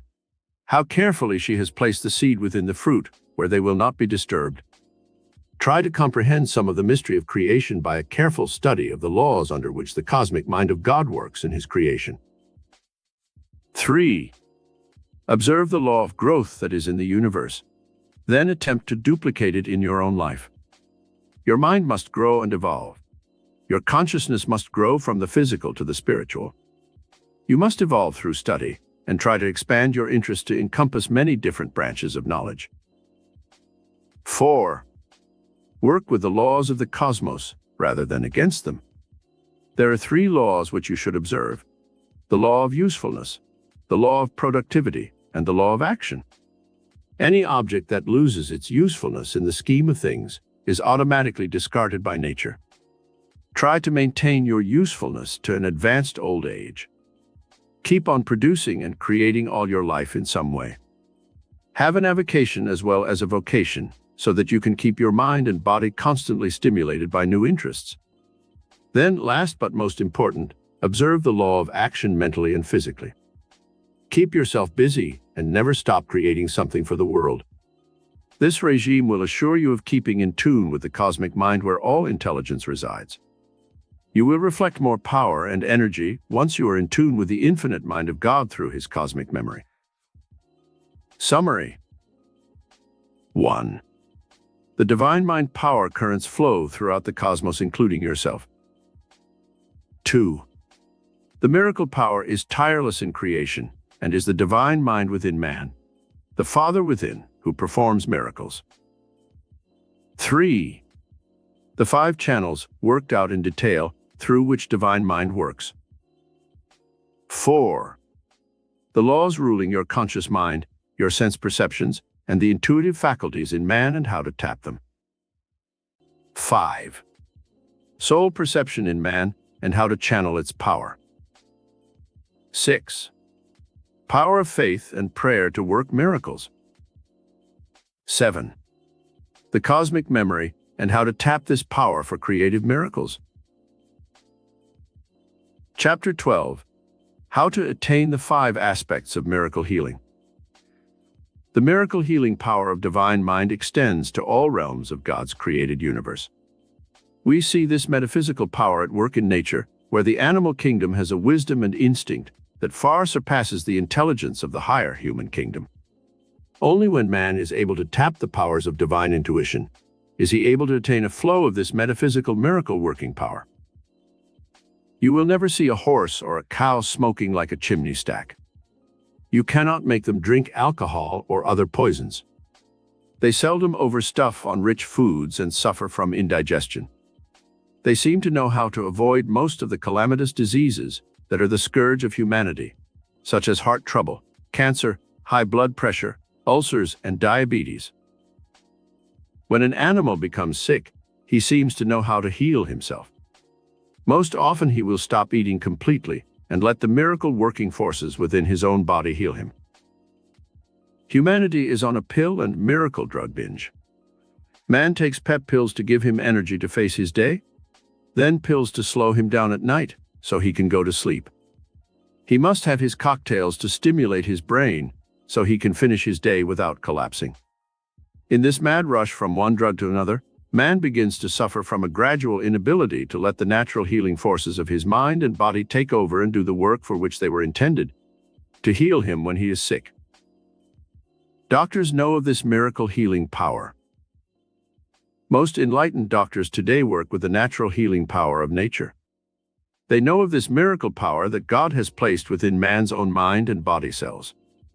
Often doctors may give shots of distilled water to their patients, telling them it is morphine, and that they will soon go to sleep. The patient begins to feel drowsy and in a short time falls asleep. While he sleeps, the natural miracle healing forces of the body take over and do the work of healing. It is true that scientists and drugs have done a wonderful work in this age to help in the healing forces of the body, when the patient is too sick to help himself. We have not evolved far enough as yet to dispense with doctors and drugs. In the future, however, doctors will become more valuable to society in the preventive arts. To prevent sickness is more important than to heal it. It is also important to remember that in cases of accident, such as a broken leg or arm, there must be skillful handling of the injury if nature is to perform its healing perfectly.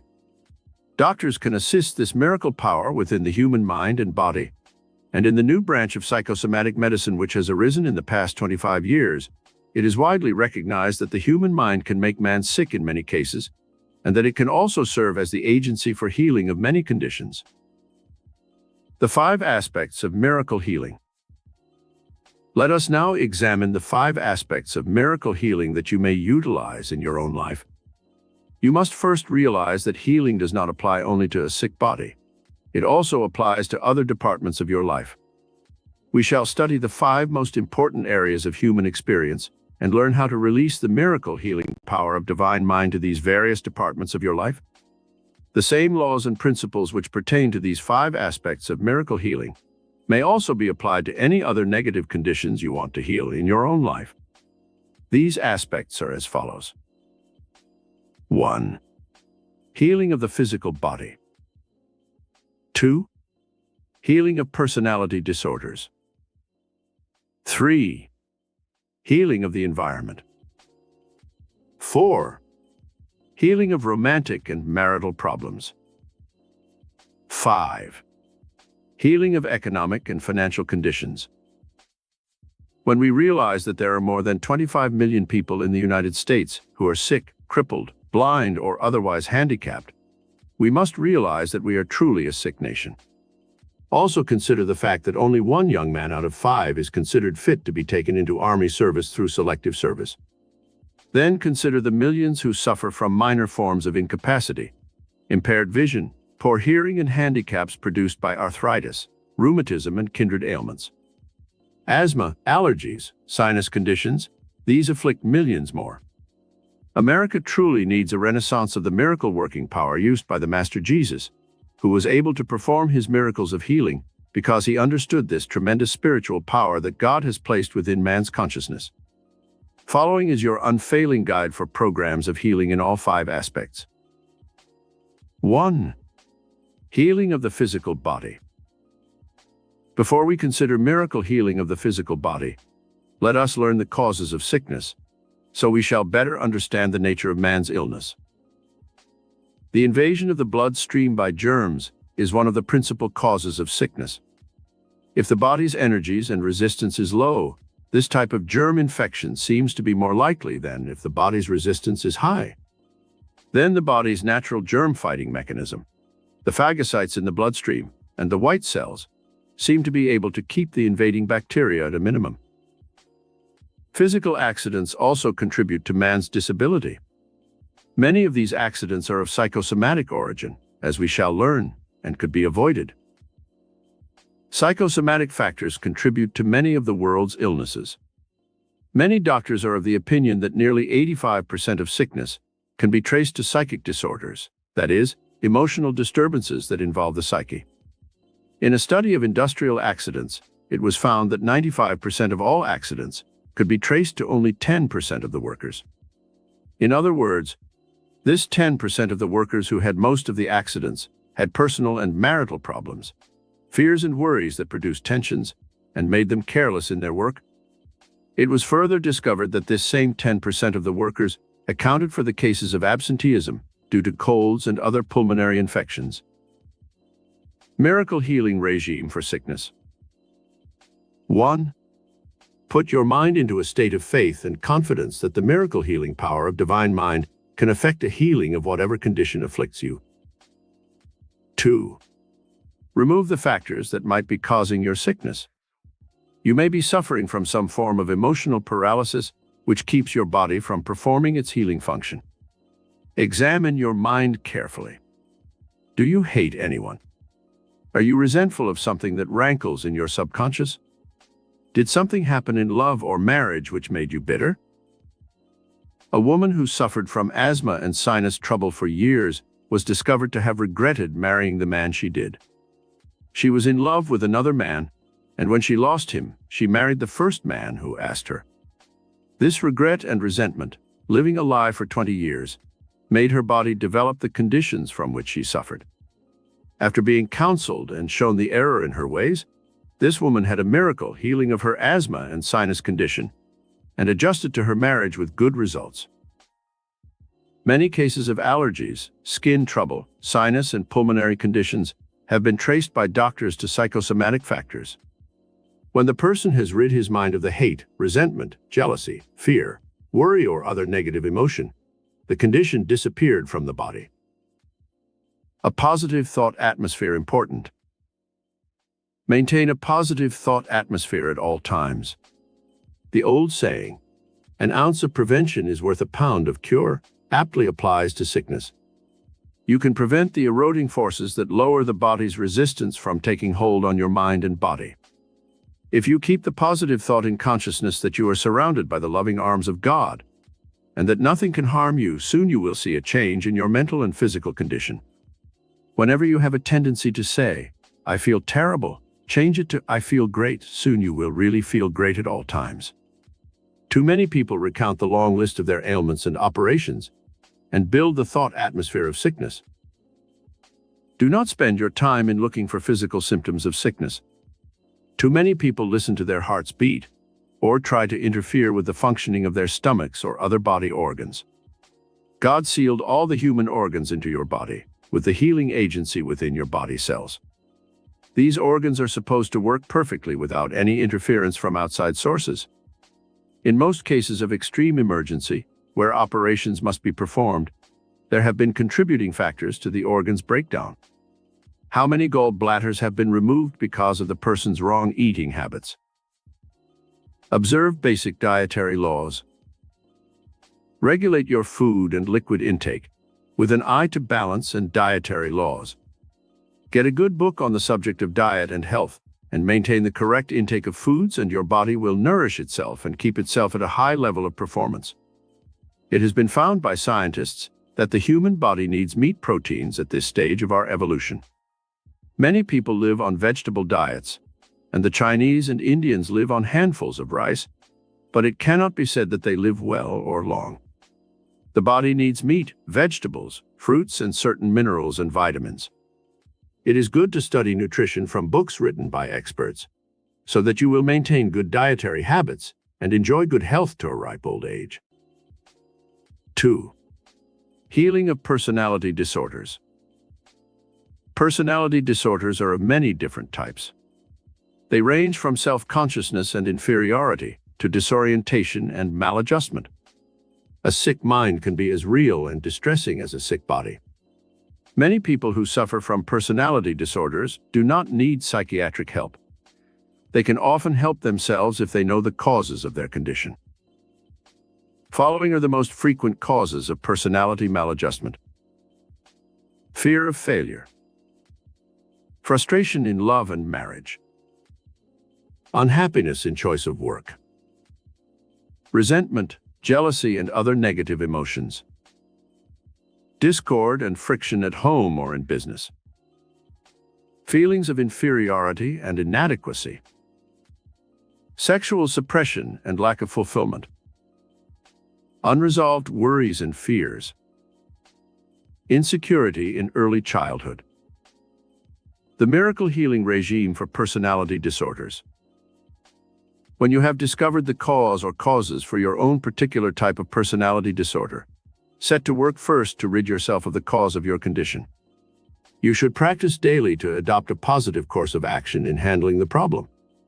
If it is fear of failure, build your confidence by adopting the attitude that everyone has some failure in his life. Then pick little things that you can do successfully and achieve these. When you once build the mental habit of success, you will banish the fear of failure. Check back over your life every night before you go to sleep and analyze the negative or distressing emotional experiences that afflicted you in your early life. Very often, These early childhood experiences cast a pall over a person's entire adult mental and emotional life, causing symptoms that vary from stuttering to fear of speaking before an audience. Stuttering overcome through metaphysics. A young man who came to our classes in Carnegie Hall was afflicted with stammering and stuttering. In talking to him in a period of consultation, I discovered that he had been beaten by a foster mother when he was a child. When he had unburdened himself by telling me all about these distressing conditions of his early youth, I told him that he was now an adult, that his childhood was behind him, and that he must try to understand and forgive the foster parent for her mistakes. I gave this young man a series of positive affirmations which he was to repeat every night upon retiring, and when he faithfully followed this regime for 3 months, he had reached a point where he only stuttered when he became excited. It is only a question of time before he is fully healed of his personality disorder. When you discover the particular emotional block that causes your personality disorder, rationalize it. That is, reason it out with yourself, and then give yourself positive suggestions that will help overcome this condition. The following is a good suggestion for general use. I now understand the reasons for my personal problems. I now appeal to the divine mind within to take over all these personality problems and to dissolve them completely. I have faith in the miracle-working power of my higher mind. I am confident, peaceful, poised, loving, and joyous. My body operates under the power of my higher mind. It is now healthy, vital, and strong. I rest in the loving arms of God, secure and serene, and sleep peacefully, knowing I am being refreshed, restored, reinvigorated, and rejuvenated while I sleep. How hatred and resentment cause sickness. If you have any hatred or resentment within your mind for any person or any condition, try to change it to love and forgiveness and understanding. Most negative emotions create sickness. The personality can become warped through greed, selfishness, worry, fear, or hatred. Many times these negative emotions will give one symptoms of high blood pressure, heart disease, ulcers, and other physical ailments. A man who hated his business partner developed a very bad case of ulcers. He was advised to have an operation, but he was afraid, so he went to a psychosomatic doctor. When the doctor discovered he hated his business partner, he told the patient to get out of the business as quickly as possible. The man followed his advice, and within 3 months' time, he was completely healed of all traces of his ulcers. Change the emotion of hate to love whenever you have any mental or physical symptoms that cause distress. Love is a healing emotion. 3. Healing of the environment. What are the principal causes of environmental discord? Friction and disharmony often create misunderstandings. We do not like certain things people do, or they become antagonistic to us for any one of a dozen reasons. We may work in an office where there is jealousy, resentment, and envy. Or it may be that the work one does is not to his liking and he resents it. Again, a person may feel he is inadequately paid, and this causes him to chafe against his employer and his working environment. Whatever the causes of your environmental discontent, there is a regime which can bring about a miraculous healing of the negative conditions. The miracle healing regime for wrong environment. 1. Imprint upon your consciousness the positive thought that you will rise above any and all negative conditions which exist in your present environment. If you cannot change your work or the location of your home, try treating the negative conditions metaphysically. See the people you are forced to work with or live with as being created in the image and likeness of God spiritually. Try to send out loving thoughts to them. 2. Negatively adapt to any condition you cannot overcome. For instance, you may have to stay in your present place of employment because you have put in too many years to make a change now, or you may be in line for a promotion or pension. Negative adaptation means simply that you will live with the condition until such time as you can more easily change it. How one girl found romantic happiness. A girl who came to my lectures told me she disliked her office job. The other girls seemed to be malicious and gossiped about her constantly. She had a bad breaking out on her face that further added to her embarrassment and feelings of inadequacy. Boys didn't ask her out on dates, and she was already 24 and was afraid she would become an old maid. What should she do? She couldn't quit her job because her widowed mother and small brother depended on her income. I told her that most of the trouble was within her own consciousness. I urged her to negatively adapt to the situation for a while, until she could take positive steps to change the conditions which caused her such distress. Her approach to life was all wrong. She began using the metaphysical principle of love and understanding. She developed a sense of humor, and when the girls made cutting remarks, she learned to turn them into a joke. Soon the other girls were laughing with her, not at her. She was less aloof in her attitude towards her working companions. After 3 weeks of this metaphysical treatment, a man she had long admired in another department of the firm asked her for a date. He fell in love with her, and they were married. I attended her wedding. She looked radiantly beautiful. Her skin had cleared up, and she was poised and well-adjusted. She is now the mother of 2 children and has found the happiness she always desired. 4. Healing of romantic and marital problems. One of the most common areas of difficulties that affects human relationships is that dealing with romance and marriage.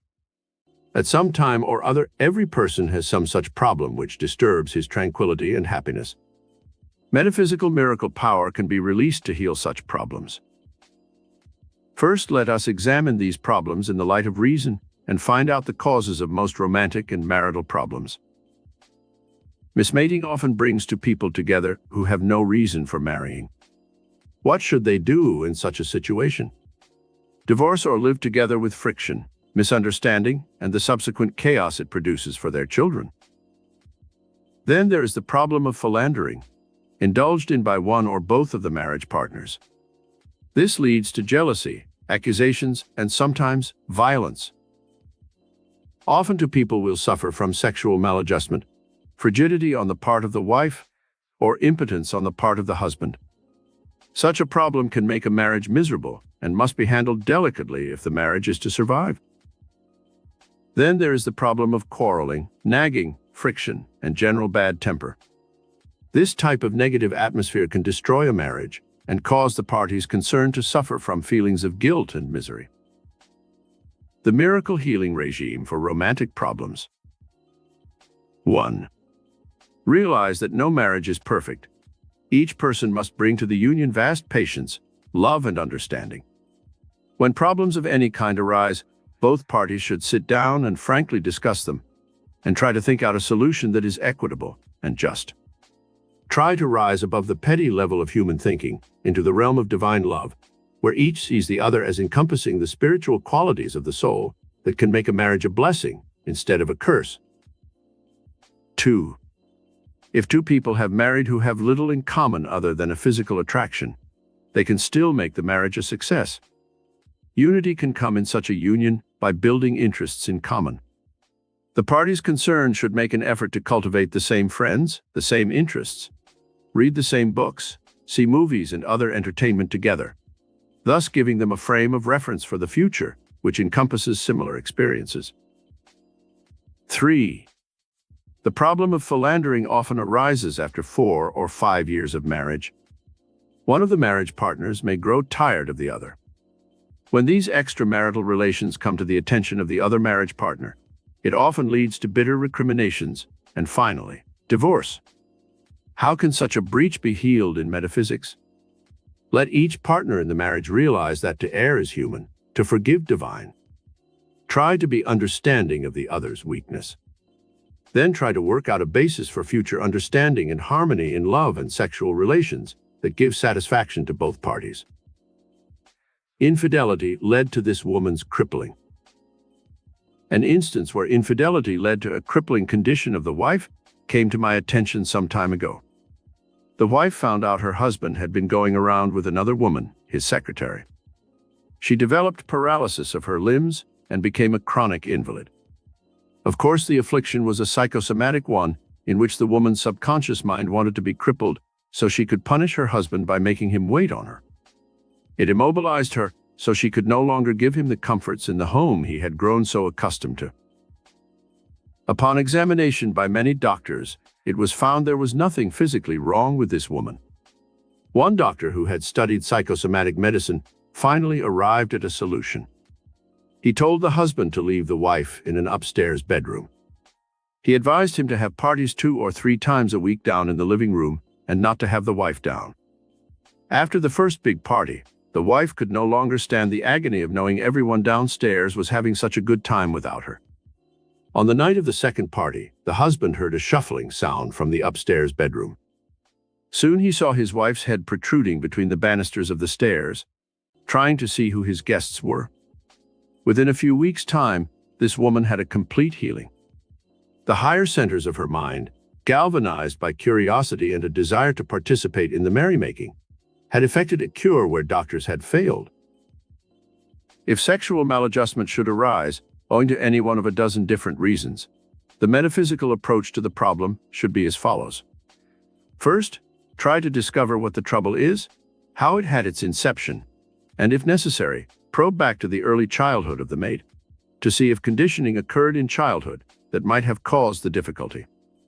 The mate should show more tenderness and solicitude in lovemaking, for very often a woman who becomes frigid in the love act has been shocked in some way or repelled by some early experience that actually makes her hate and fear the sexual act. In such instances, the husband should show consideration and understanding and try to adjust his needs to the wife's existing limitations. Sexual frigidity overcome through metaphysics. A woman came to me for consultation once who had this problem of sexual frigidity. In the interview, she told me frankly that she had been molested when she was 10 years of age by an uncle, and the sexual act had revolted her ever since that time. She had thought marriage would change the situation, and that her love for her husband would help her overcome it. I gave this woman a constructive analysis of her entire problem, and explained that her higher mind would be able to rationalize this problem and help her overcome it. Now that she knew the reason for her frigidity, her subconscious mind would begin to release her from the torture she had endured. In a few weeks' time, she reported to me that with her new understanding of her problem, she was beginning to enjoy the sexual act for the first time since she married. 5.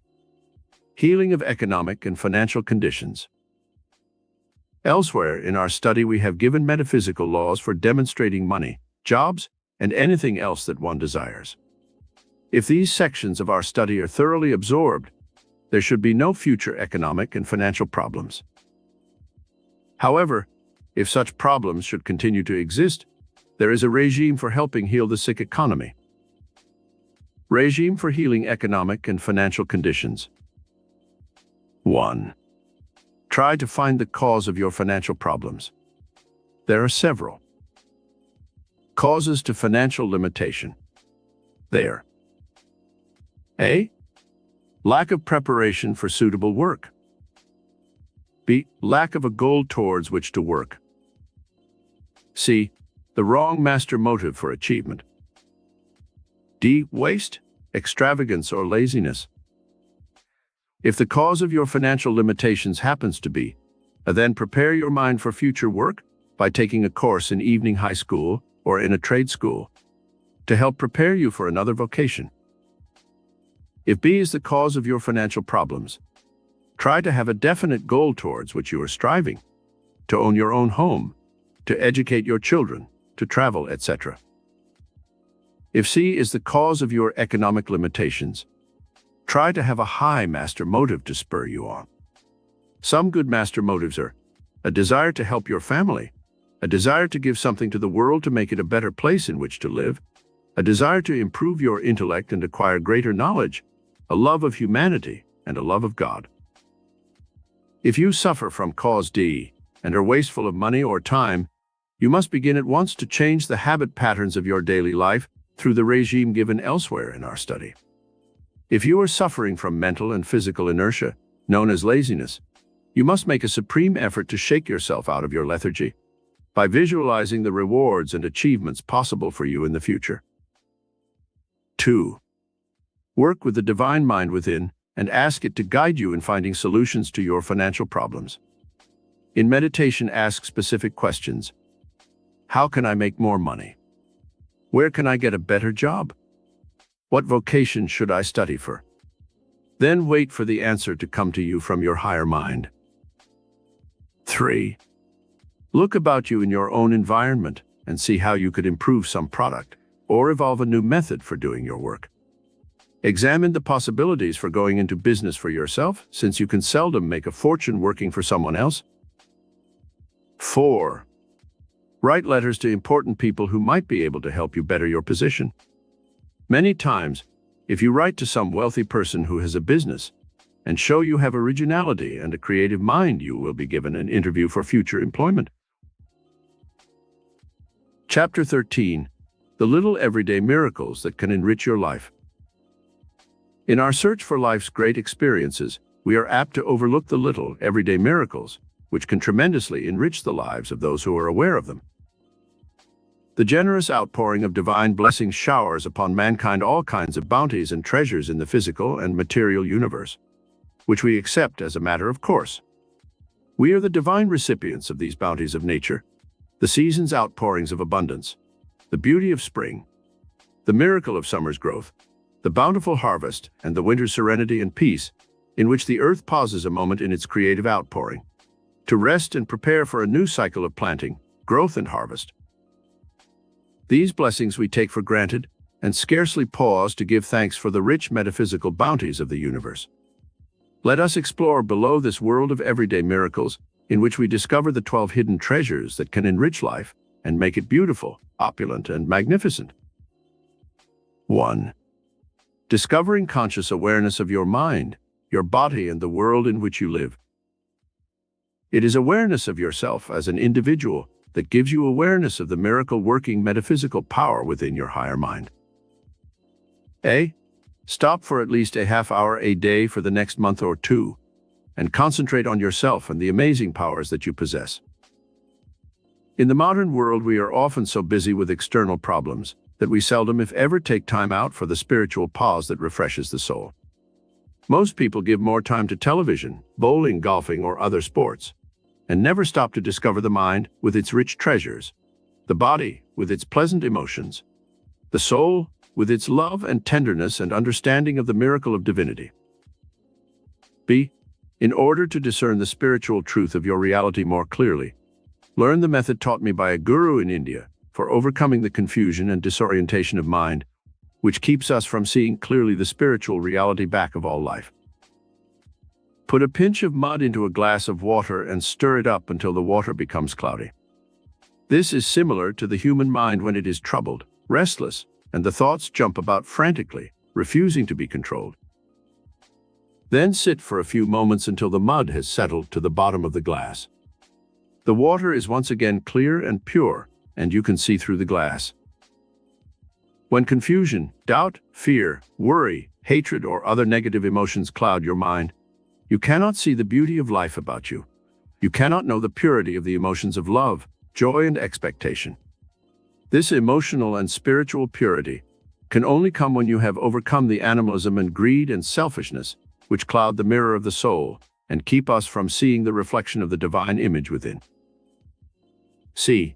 When you walk about, be aware of the world of beauty and abundance all about you. You can learn most of the spiritual lessons of life by observing how the miracle power works in nature. Open your inner eyes and see the significance of what you observe in nature. 2. The I am consciousness. Your soul has been stamped with an individuality that is totally different from that of the nearly 3 billion people on the face of the earth. This makes you unique and different from everyone else. You possess gifts and talents that are different. The I am consciousness is your true spiritual identity. It accepts no limitations and no restrictions to your miracle powers and your achievements. This spiritual identity must be consciously built and expanded through a regime of thinking. Here is how you can build greater miracle-working power through the I am consciousness. A. Think of the identity you wish to assume in your life and imprint your brain cells with that image. The French philosopher Descartes said, "I think, therefore I am." Your life is shaped by the thoughts you think. Let the I am consciousness be built of thoughts that are dignified, noble, expansive, generous, kind, loving, and beautiful. Practice this regime of I am thinking every day of your life. B. Express your divinity in words that have the creative life spark. Every day get in the habit of thinking and saying such positive words as, I am perfect. I am healthy. I am rich. You may not actually be rich in money, but you are expressing the spiritual state of being in which you are rich with the blessings and hidden treasures which we are studying. I am joyous. I am created in the image and likeness of God. I am peaceful. I am loving. These I am statements will make you that which you have created in the I am consciousness of your higher mind. C. The I am consciousness represents the Spirit of God within your immortal soul. Accept this mantle of your divinity, and you will set into motion the miracle-working powers within your higher mind. You will never again feel inferior, inadequate, or self-conscious. You will be fortified by a new sense of dignity, majesty, and might. The authority for this I am consciousness comes to us from the Bible. When Moses went up into the mountain to speak to the Lord, he heard a voice from a flaming bush. This is symbolical of the ascension of man's mind into the higher consciousness of the God mind within. And Moses said unto God, Behold, when I come unto the children of Israel, and shall say unto them, The God of your fathers hath sent me unto you. And they shall say to me, What is his name? What shall I say unto them? And God said unto Moses, I am that I am. And he said, Thus shalt thou say unto the children of Israel, I hath sent me unto you. Exodus 3:13-14. D. Every morning when you arise, give your higher mind the spiritual laws which shall prevail in your thinking and in your actions for that day. Here are some that I have given to my students in Carnegie Hall with wonderful results. I am created in the image and likeness of God. I am therefore perfect, even as God is perfect. I am a channel for the working of infinite intelligence. I now partake of the all-knowing, all-seeing, all-wise, and all-powerful infinite Spirit of God. I am abundantly blessed by the ever-present mercy of God who created all things for my good. I am peaceful and serene as I now ascend the spiritual mountaintop of my higher consciousness. All peace, all joy, and all power are now mine. 3. The creative imagination. The creative imagination is one of the everyday miracles which can enrich your life tremendously. Elsewhere in our study we have shown how the imagination can be used, but now let us see how it can set into motion inner forces that enrich your consciousness and radiate into your external world. Imagination is man's most precious mental gift. With it, man has been able to create incredible beauty in the world of nature. Here is how you may use this gift of creative imagination to stir your higher mind into dynamic action. Review some of man's greatest achievements in the realm of your imagination and visualize how these great things were accomplished through man's creative imagination. The pyramids of Egypt were built nearly 5,000 years ago as a memorial to ancient Egyptian kings. Without machinery and with only slave labor, these huge stones were cut and hauled incredible distances, and then elevated to the lofty heights of the pyramids. Let your imagination ponder this feat and play with the creative principle involved. The Parthenon of Greece, built 2,500 years ago, is one of the world's most beautiful and perfect architectural triumphs. Built of solid marble, it stands upon a 500-foot elevation, overlooking the entire city of Athens and the Aegean Sea. Look up the history of this amazing triumph of man's mind over matter, and learn all you can about it. It will inspire you and stimulate your imagination to do great deeds. The Great Wall of China is 1,600 miles long, about the distance from New York City to Kansas City. It is built of solid stone, is 20 feet high, 6 feet thick, and proved to be a costly folly. But the imaginative concept of it is stupendous, and you can learn from the mistakes that the Chinese rulers made in imagining that this wall would keep the Mongolian hordes that threatened China from invading her territory. The armies merely went around both ends of the wall. Another great man-made wonder is the Panama Canal. Look up facts about this enormous feat that saves ships weeks of sailing time in going from the east to the west coasts. The man who conceived this project had a great imagination.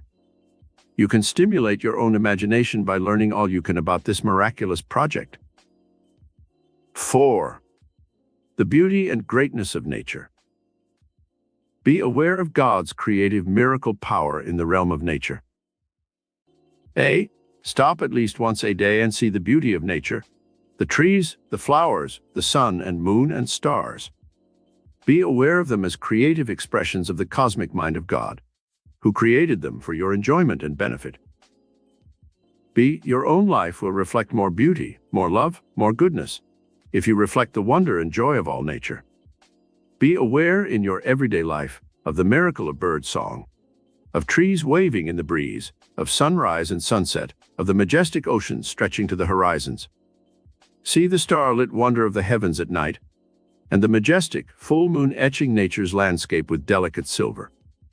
Be conscious of the mountains, streams and flower-strewn valleys that come to life every spring with the miracle of multicolored blooms. See the world every day through the eyes of a child who is discovering the wonder and beauty of the world for the first time. 5. The power of your sense perceptions. One of life's everyday miracles, which we take too much for granted, is the power of your sense perceptions. We have dealt elsewhere in our study with the development and control of your 5 senses. Now let us learn how you may enrich your life through this knowledge. A. Are you grateful to God for your eyesight? It is one of the most precious gifts that has been bestowed upon mankind. Only when we lose this precious treasure do we realize its true value. Give thanks to God daily for your sight. B. When you listen to beautiful music, or the sound of children's laughter, or the loving voices of your friends, do you stop and thank God for your sense of hearing?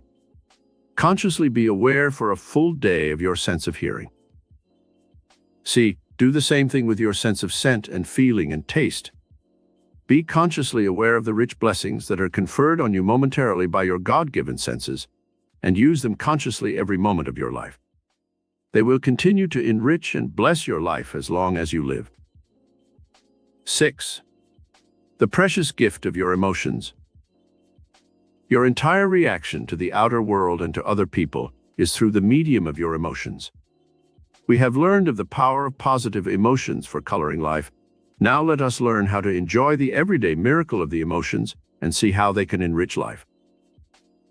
Your emotions are like the keyboard of a piano. If you play on only one octave of the keyboard, you have a limited type of music.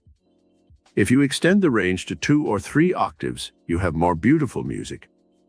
This same rule applies to your emotions. Each day exercise the full range of your positive, life-giving emotions, and you will live in a mental and emotional atmosphere of peace and happiness. The positive emotions that are most enriching are sharing your good, love, peace, compassion, joy, forgiveness, enthusiasm, and truth. B. The emotion of happiness must be cultivated each day. Happiness is not guaranteed, not even by our Constitution. We are guaranteed only life, liberty, and the pursuit of happiness. Happiness is an elusive emotion. When you most search for it, it evades you.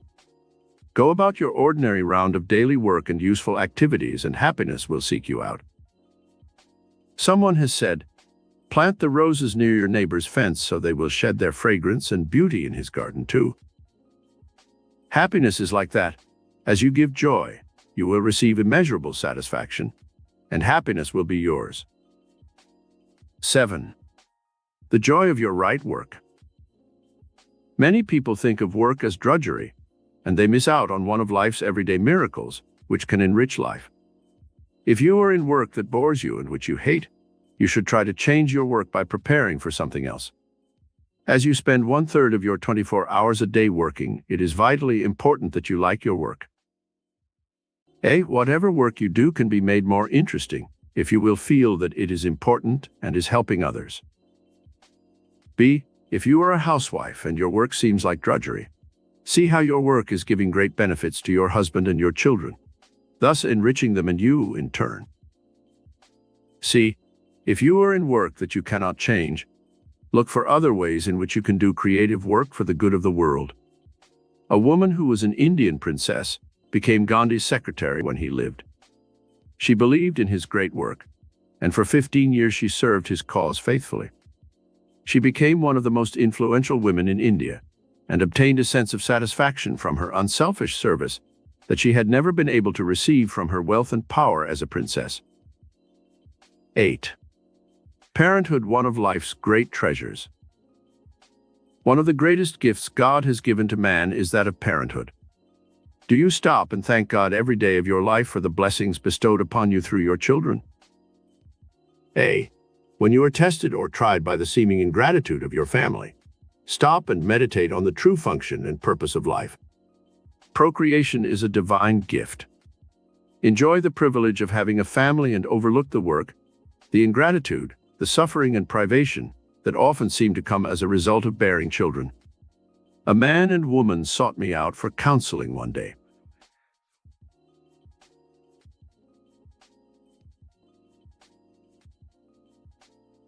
A lot about somebody by what they're willing to sacrifice. But there is a different flavor. What does that from mean? like That means that someone No, that I know what it hunted means, but something what in does that have to do Hawaii with and anything that was and said? that's I'm saying you can't what give it up. just did You said I what? versus what You he can't gets give from up the the meat. store. What's worse, drinking alcohol or eating meat? But that didn't That's have debate. anything to do with what I That's said. debatable. They Nah, both have because you Regardless, don't spirits. want to give but up why didn't alcohol, you nigga. address Fuck what out I of here, nigga. said?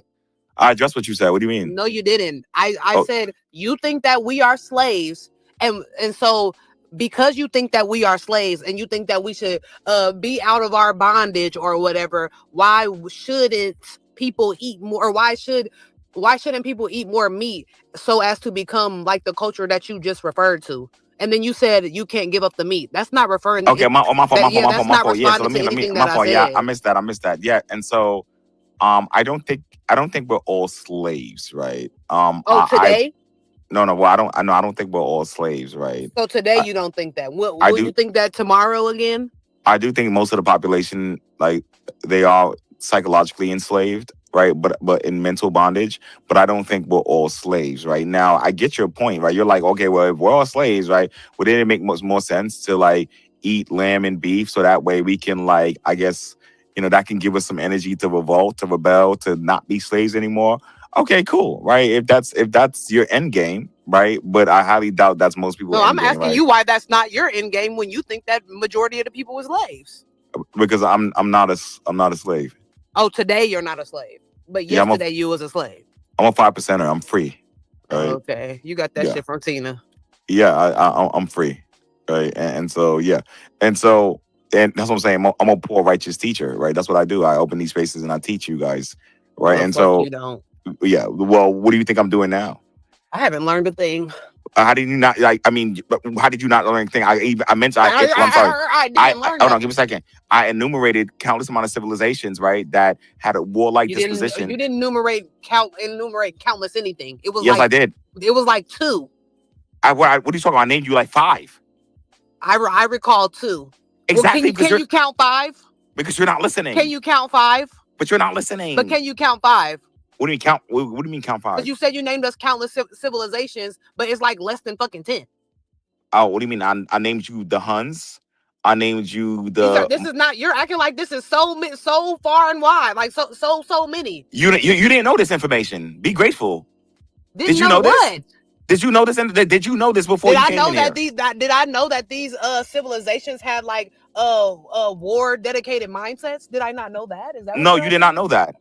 How come I didn't know that? Because you didn't know. I know you didn't know. Yes, I did. The Huns, Genghis Khan. Who didn't know that? Yeah, that's what I'm saying. He's not the Huns. The only reason that we know anything about them is because they were war-minded individuals, like war-minded people. But you did not know that what their diets was. You did not know that. How do you know that Genghis Khan waged war because he was eating meat? Like, can you actually give us a verified proof of this? Because I don't want you. Don't nah, he's not smiling. Right? Don't tell me what you think. I need you to drop a document, like, an actual facts that like this man was going out there raping, pillaging, murdering. It's correlation. Bro, does not equal causation. Correct, but there's still a correlation. I need you to actually prove that, though. There's still a correlation. Yeah, I need you to prove that. This nigga. So what's worse, actually? Jesus ate meat. Actually drinking alcohol power, like okay, what's alcoholic or eating meat? Okay, so what's worse, drinking alcohol or eating meat is Yeah, debatable because you're that's not still debatable. You know hold why, on, you're nigga? You talk still about hold discipline, on. but you don't want to Hold on, you're correct still it. And consuming Jesus did spirits. all That's what I'm saying. three. And alcohol corrupts your spirit. No, well, it depends, right? It depends. Like Nah, it wine. Hold depends. on, wine doesn't. Yeah, I mean, it does, bro. Christ drank wine, right? And And wine, they ate his wine. flesh, nigga. That's what I'm saying. Wine doesn't. The wine And is his not a flesh was spirit. consumed, was it Well, not? thank you. Wine isn't a spirit. You see, you know how to Again, think, but no. Again, but they not consume his flesh, supposedly. Well, what is that? but Right? I would much rather drink. I would much What? rather drink. I would much rather drink wine than eat meat. Right? Hey, I listen, want but did that not happen about consuming his flesh? it was. I mean, they didn't literally consume his flesh, No, though. they didn't. But so they didn't literally drink. That was exactly right. Yeah, they I didn't mean, literally Was that a consume his. that's a literal bad wine? argument. That's a It really symbol. depends Okay. on what It's history symbolic. you Thank go you. into. There's It's a lot of dark So shit. both Yes. are symbolic. So why did you bring up Christ in power? no. I brought up Christ, but that's what I'm saying. But it was There's symbolic. No, literally you brought. baby I skulls didn't bring up Christ. in the Vatican and stuff.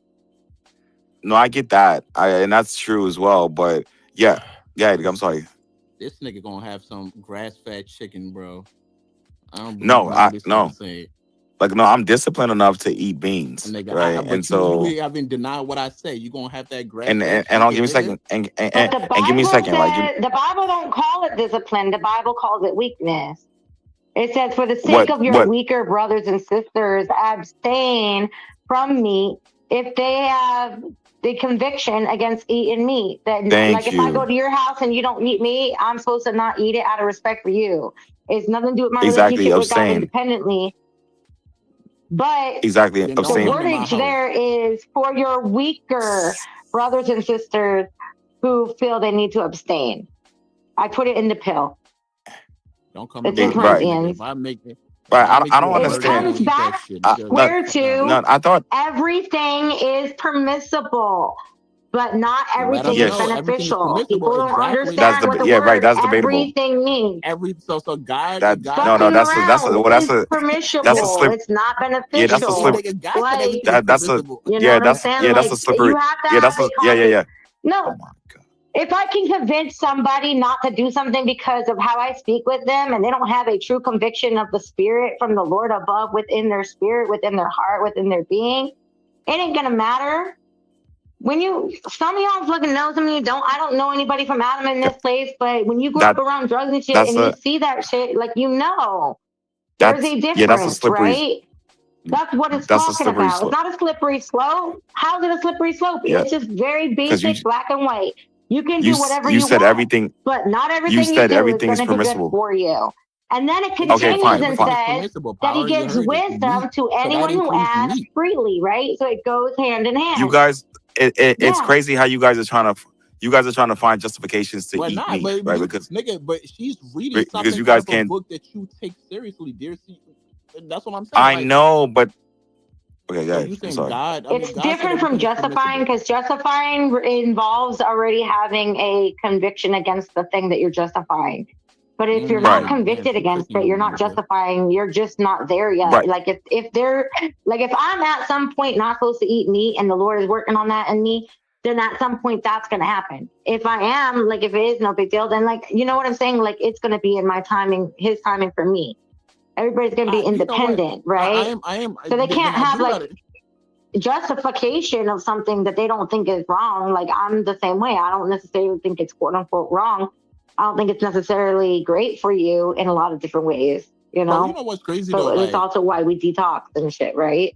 the Bible already tells you what not to eat, right? Like shellfish, all the other shit. But somehow you're trying to tell people about things that God deemed to be permissible is bad, but God already told you was, like, what not to eat. But now you're basically said scratch all that shit. None of this shit is good. I mean, you might want to take it up with the man above, bro, and really tell him, like, hey, you don't know what the fuck you're talking about, right? I mean, not that I care, but that's what you're essentially trying to say, to advocate. I mean, is that you shouldn't eat these things because of X, Y, and Z. But he's saying, in your book that no, don't eat these particular things, right? These particular things aren't good for you. So, I mean, I'm just trying to understand, like, where we going with this. This is crazy, right? It is Tells, I crazy, hope you're right? listening. Tantric, I hope you're listening, man, because, like, literally, Who the fuck is? Oh, I'm sorry, guys. And shout out to Tantric, man. Great guy. Glad to have you back, man. You know, Tantric, I hope you learn your lesson, right? Let niggas go and come back and say, please, man. No. That doesn't work for me. It does right? work for you, nigga. You wanna make bread, nigga. Let it be. Like, goddamn, nigga. No, you're right. You're right. No, and that makes sense. So I should just let it be. Yeah, that's all yeah, you you're gotta do. right. Just let it flow, my nigga. Like, Yeah, you ain't you're gotta right. I force should it. just let it. I just let it be, like, because I'm King Kong around here, right? Happened though? And I'm saying, I was This saying nigga that go, bro. I hope you learned a lesson. Matter of fact, I got a recording of I got a recording of you talking shit Technically, about we're not me. even supposed to eat And anything. If you want to go See, but way that's and back you know, Because I wait, to told you that before you're the a you supposed to be spokesperson fall, for the peaceful, weirdos. nigga. What's up with yeah, this? you With did this say that. didn't even What's up consume with Yeah, this I said anything. vegan that years conversation? ago Aren't you supposed to be to vegan, you, nigga? literally. I Yeah, know. niggas Yeah, be I'm stupid. I also vegetarian. said that while Mastermind was right next to you, and you didn't believe me until he said his weird shit that he said. Nah, So, but I mean, but how like is that? I what you mean, could, me I mean, speaking Tantric, truth, what is you, that talking shit? I'm saying, Tantric, what you could have did was message me like a man, right? I And told it to say, you in your face What multiple happens no, to I, being times. I, well, I violent, don't, bro? I Can don't, I I get don't, more This direct is than not. that? I don't recall. But Oh, this you No man, don't, Tantric, different than because I you am don't right now, remember me bro. saying it. You want me to say it every time I see you? no, but that's what I'm I'll say saying it every because, time you see it. I see you. but yeah, That because way you can't possibly forget. Is that okay? yeah, exactly. All right, so I'm Please, gonna say right now. So, Power, you are a spokesperson for the weirdos. You've been that, no, I'm and you're not. consistent. You're consistent in that. No, I'm I not. said that. I said that. I even warned you about it when Yoshi and Mastermind were in your co-host, right? And I let you know. I'm like, look, understand this is gonna look crazy with your brand, right? And you said, yeah, you know what you're doing. And then Mastermind pulled the shit that he was pulling that you finally couldn't take anymore. You know what I'm saying? And he had to go on another hiatus. That's like what his fourth in I the get last that, 3 years. and You I get get me? that, So that and I you get that. understand. You understand what your brand's doing. So No, I no, no. understand you want to call it, talking shit or whatever, but I mean, I'm never going to sit there and apologize for saying exactly what I said consistently, which you Yeah, but consistently stay true to that's what, over and the I hear you, years. No. and I hear that. I hear that. All I'm right, just saying. all I'm right. just saying. So I you can just call yourself King Kong if you want to, but no. if you're I the just King don't. Kong of the weirdos, be King Kong of the weirdos, No, bro. that I'm saying. You But get what I'm saying? I just thought you was better than this, right? And let You me just thought say I was this. better than what? Being honest Like, with you to your face? What you want me to no, I do? mean, Lie about it? I don't recall you telling me all this stuff, Oh right? my But give me a sec. goodness! I've told Hold you on, give me a I second. told you this back when Jula was in your spaces. You don't remember that you and Jula No, literally I don't trying to test remember. me about this shit? I don't remember. Literally, like, oh, why are you talking about us like that? I Well, really it's don't because remember. y'all have been doing weird shit, and I I don't said remember it to though. y'all then. Now Hold you don't on. remember it, so now it's erased from history. I I'm don't pretty remember. sure. But let me say Okay, this though. see, Let me say this. There's this there's this narrative going around that what's up? and it's fiction, by the way. It's not like actually a fact, but there's a narrative going around that I attract weirdo. I mean, I'm the spokesperson for weirdos now. That is a distortion. I'm gonna give you I a am not. list. Oh no, You give me a ready? second. No, hold on, I got you. All right, you go ahead. I'm gonna give you a I list. don't. So, do you know what a spokesperson is, right? And so, Yes. I don't open my spaces, and I don't open my spaces and say, "Hey, I don't have my manifesto written for people like Mastermind or Thunderbird, right? I don't have a manifesto written for these Well, individuals, your right? new community All right, is called so Misfits I'm gonna tell you Nomads. this. I'm gonna tell you this that Correct, you. but I'm they're gonna tell not you. Okay, all. so Yeah. Power, you're very consistent, which I've always told you. Yeah, I can appreciate when it comes to like your trolling and shit, but also you're very consistent with the weird shit. All right. So each and every person that has proven to be weird in your spaces and in spaces in general, you know what you tend to give them a title of and continuously do for them? You've always called them deep.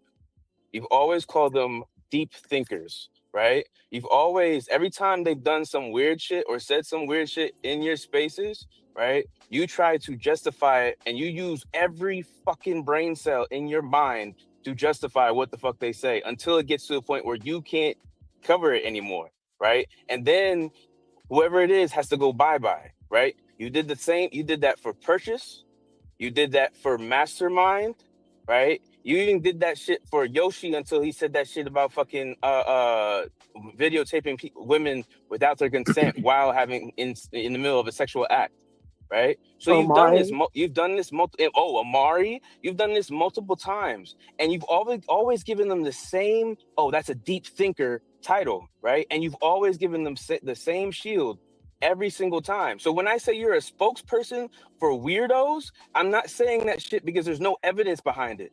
I'm saying that shit because it's repetitive over and over and over again, right? And I don't know if I understand that may feel like, you know, if you forget about it, I understand it could be a traumatic experience that your brain wants to spring the fuck out and just say this never happened. But I tell you that every single time, even when they're in the room with you, sitting right next to you, under your fucking cape, right? I will let you know that I see the weirdo that you're speaking for. And then when it comes out later down the line that they are that fucking weirdo, I'm not ever going to sit there and be like, I didn't tell you so. So yes, you are the King Kong of your spaces, but you also are the King Kong that loves to talk about some weird ass shit that weird ass niggas love talking about. That's So it, bro. hold on, give me a second. So you see, once again, like that is a distortion, right? I do like talking about weird things, but once again, I call these people deep thinkers before, I find out that how weird they are, right? And so I like to That's give cap. people How many hold times on, did you kick out hold Mastermind? on, How many hold times did on. you kick out Mastermind? No, that Mexican bitch ass dude Ness is lying, right? Bro, And I've so seen hold on, Mastermind have your jersey, get hold kicked on, out, come back, and then get hold kicked on. out Give me again. a second. Give me a second. The Like, first time we kicked come out on, bro. Mastermind, we did a team vote. We voted. We came together and voted. I voted to keep him on, right? Okay. Ness and cultivating them voted to get him off, right? That's me. That's one. And was he Two, weird before that? hold on. Two, the second time Mastermind You're not hold saying anything on. contrary You're to cutting what I me off and said. I'll let you speak. Okay, go ahead, bro. Because Thank I'm you. just The saying second. you're not saying anything contrary. That's all. Yeah, I don't care. The second time, the second time, Mastermind decided like he just took the jersey off, whatever. The third time, which is now, I told him to leave because he said some wild stuff. Now I give people the benefit of the doubt, right? So I'm not a spokesperson for weirdos. I give people the benefit of that. I gave Amari the benefit of the doubt. I gave Purchase the benefit of the doubt. Now when I found out Purchase was a extraterrestrial weirdo, I made sure that I blocked him, right? And so that's my point. But you can't knock me for giving people the benefit of the doubt because I think that's only fair. That's only fair, right? That's what I'm saying. I give people the benefit of the doubt. Power, when do you take accountability for hearing the weird shit out of people's mouths, trying to justify it, and then once they say something that you can't cover for, then they get kicked out? Like when is it okay? You know what? That was definitely on your body, right? No, the Like, only thing, no. There's nothing on my body because I give everyone the benefit of the doubt. But then when it gets, if you give hold everyone the on, benefit of the doubt hold when they do on. this shit in front of you, is that But to not answer, part on your there's character? levels to this weird shit. We're all a little weird to some extent. We're all a little weird. But when it gets too weird, I'm out. That's fine. I don't understand what's wrong with that. Like if there's levels to weird. Right. We're all a little weird. But when it gets too weird, I'm like, all right, I'm out. I don't want to be around y'all. You know what I'm saying? But I am a weirdo. But I'm a good type of weird. But when it gets weird, where Purchase is talking about, like 12, whatever he was doing, right? I'm not jacking that. I'm not jacking that. Hey, I'm gonna say this, and it's the last thing I'm gonna say about it, and you can have the last word, bro.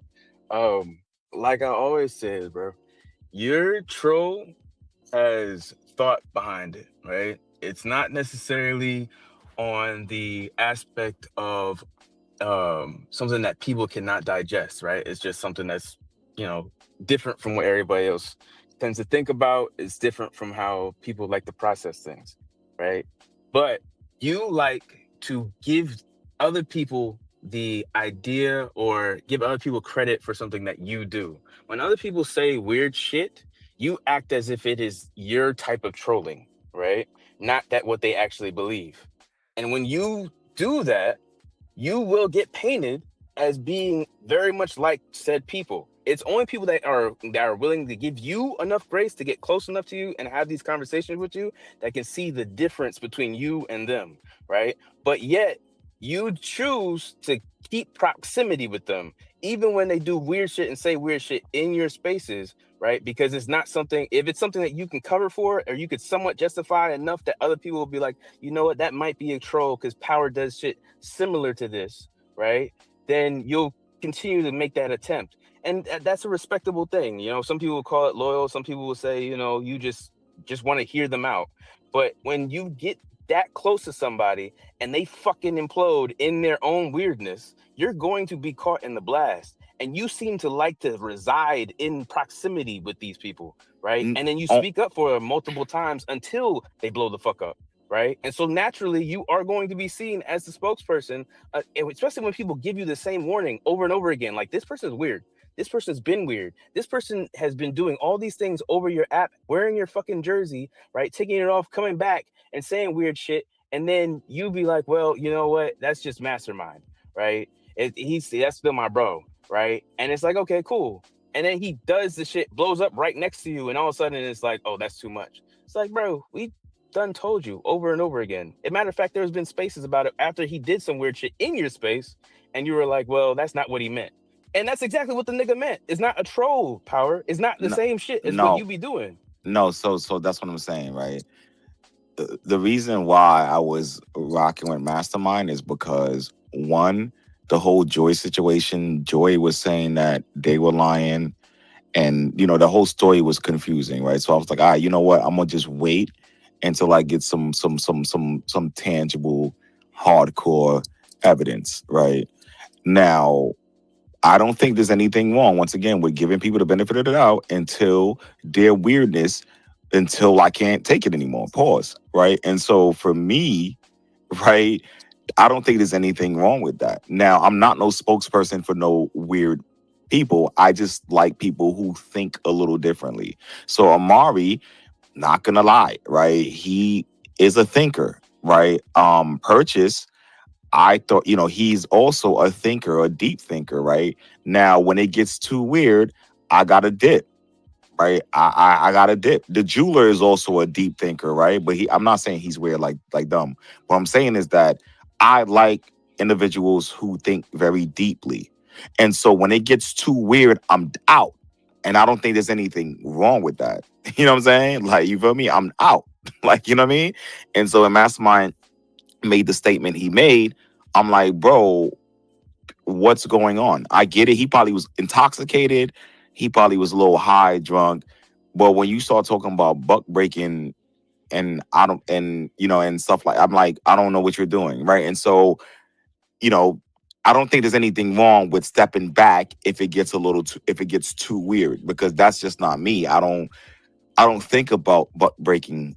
These are the things. These things I don't think about in my life, in my day to day life. You know what I'm saying? So when I hear people saying that, I'm like, I gotta fall back a little bit. You know what I'm saying? So I don't think there's anything wrong with giving people the benefit of the doubt, but I do like people who think differently. That's why I like Owl. She thinks differently, right? Hotep thinks differently too, right? Like, I like people who think deeply and differently. Now, when it gets too weird, I like Tels too. She thinks differently. Space God too. He's a thinker. But when it gets too weird, I'm out. You know what I'm saying? And I think that's perfectly normal and natural. Uh, yeah, I think so. You know what I mean? Like, I think that's normal and shit like that. Like, you know what I'm saying? Can we But agree there's a difference between the people that you just named and the people that we're discussing? correct, absolutely. There's a Okay. difference. Like I said, there's levels to this weird shit. Has Hotep is weird. anybody Hotep is weird, but she's not like degenerate weird, right? Like, there's levels to like being weird, right? And so the individual I mentioned, they're degenerate. Like, they're like morally, like they're like moral degenerates, right? They're like weird in that sense, right? And then there are people who are weird in like a quirky, eclectic, you know, in a different sense. But once again, I give people the benefit of the doubt. Okay, you sound like you're just being like reckless with it because you've been burned by the same flame like 4 times and I you're like not to take risk. seeing the difference. Well, I mean, yeah, but there's something called vetting that people tend to do, and they get more and more specific with the way that they vet as they get burned by the same thing over and over again. But it seems like you get this lesson in the form of actual people repeatedly, and you haven't learned it yet. Which is No, why, no, like I not said, you. And I hear what you're I can saying. name people from the beginning, and I get it. Like you give people like give them the benefit of the doubt, but at some point in time, you have to give them some kind of hoop to go through. Like they can't just walk in and like the people that you said earlier, that you stated that are in this room right now, their jacket doesn't have weird shit to it, right? You don't see people literally coming in your space and being like, by the way, this motherfucker right here has been doing weird shit for years, right? Or nah, you don't want to sit there and condone that shit because they've been doing weird shit for months or however long they've been on here. You don't sit there and watch them do weird shit in the spaces that you have to jump up and justify, and do fucking mental gymnastics to make it look like. I know I said that, or the earlier submission was the last thing I'm gonna say about it, but it's just like, bro, I get what you're trying to say as far as like giving people the benefit of the doubt, but like your vetting process has not changed, and that's why you're dealing with the same shit over and over and over and over again. And I don't know if you see that for real. No, you're right. I'm going to continue dealing with the same stuff because All right, cool. I like to give people the benefit of the doubt, right? And so you're right. I hear what you're right. You're not wrong. I'm going to continue dealing with that because I like to give people the benefit of the doubt, right? And so I'll take the L's, right? But and that title's gonna come with it. You do understand that, right? Yeah. But once again, All right, cool. but people would have to have a strong case against me, right? Yeah, And so it has 4 people on the docket. You don't think that's a strong case? that's not a strong case against me because I'm not Okay, dumb. you have Purchase, you have I know, but Mastermind, no, you but have that Yoshi, no, but you they no. have I'm saying Amari. yeah. Just because you're in close proximity to someone doesn't mean that like people can like objectively say that You're being obtuse. No, I'm not being obtuse. You just learned that word today, right? And No, so I didn't just learn that word yeah, today. yes, It's you fucking did. like it's a middle school word, bro. You Yeah, learned yes, that you shit yeah, back in yes, you geometry. Please stop. yeah, that's what I'm saying, right? Like I'm not being obtuse, right? I'm not being obtuse at all. I'm just saying that they would have to make a strong case against me that okay, power was around Purchase and Amari. Power is also pedal adjacent, And right? giving them accolades, No, vibing for no, them, and everything. that's what I'm saying though. But I don't agree with what they say. So they would have to make a strong case. They would have to come with a strong case to say, well, power was around Anathema, and this dude, thinks 17-year-olds are cute, right? They would have to have receipts. They would have to have tweets. They would have to make a strong case against me, and which they will not. They will lose every time, right? You know what I'm saying? And so that's why I never trip when I'm around these people. You know what I'm saying? Initially, but when it gets too weird, I'm out. You know what I'm saying? Same thing with Jay-Z and R. Kelly, right? Jay-Z was like he was gonna do a whole album with R. Kelly. He was gonna do a whole album with R. Kelly. When it got weird, Jay-Z like I'm out. I'm not doing no album with you. You're weird, right? And so that's my whole approach, is giving everyone the benefit. Yeah, I'm sorry. That's a wild reference, by the way. That's a terrible example because Jay-Z got his own shit too. His shit with Foxy Brown. His shit with Beyonce. The allegations that just came out last year about something with some girl or whatever. So that's a bad example. Oh, well, keyword. The operative word there is allegations, right? And so okay, but I said 2 other things. Correct. The whole Foxy Brown thing. Once again, and those aren't allegations. those are allegations, right? No, so they're not. The allegation, bro. See, that's what I'm talking about, bro. But you got what it. do you mean? I'm being fair and real. I'm not defending Jay-Z for being a potential creep. I'm being real. Where are the receipts? Like, what do you mean? Yep. Like, what the fuck? Like, I'm not defending no creep shit. I'm just saying, yo, where are the receipts? All those things you guys mentioned were allegations. Foxy Brown, allegations. All that stuff. I'm not saying Jay-Z is innocent, right? I'm not saying he didn't do it. I'm just saying we don't actually know. But R. Kelly, we know, right? We know. We know. Wow. Huh? Okay. Wow. What are you talking about? We know there's like receipts. There's actual tangible receipts that R. Kelly was a straight weirdo. You know what I'm saying? There's like, for me, that's why he's locked up now. Like, right? Like, and so, and I'll leave it at that. But yeah, but the minute Jay-Z seen like R. Kelly was, he was on some weird stuff, right? 14-year-old stuff, whatever he was on, right? Jay-Z was like, all right, yeah, I'm not doing no album with you, right? And I think that was strategic, and I think that was very smart. And so for me, I'm very strategic as well. I'm the type of dude, I'll be around the deep thinkers, right? Because I like to have conversations I would consider positive deviance, right? And so I like to have those type of conversations, right? But when it gets more on the negative deviant side of or deviant side of things, I'm out. I don't want to be around y'all. You know what I'm saying? And so that's just me.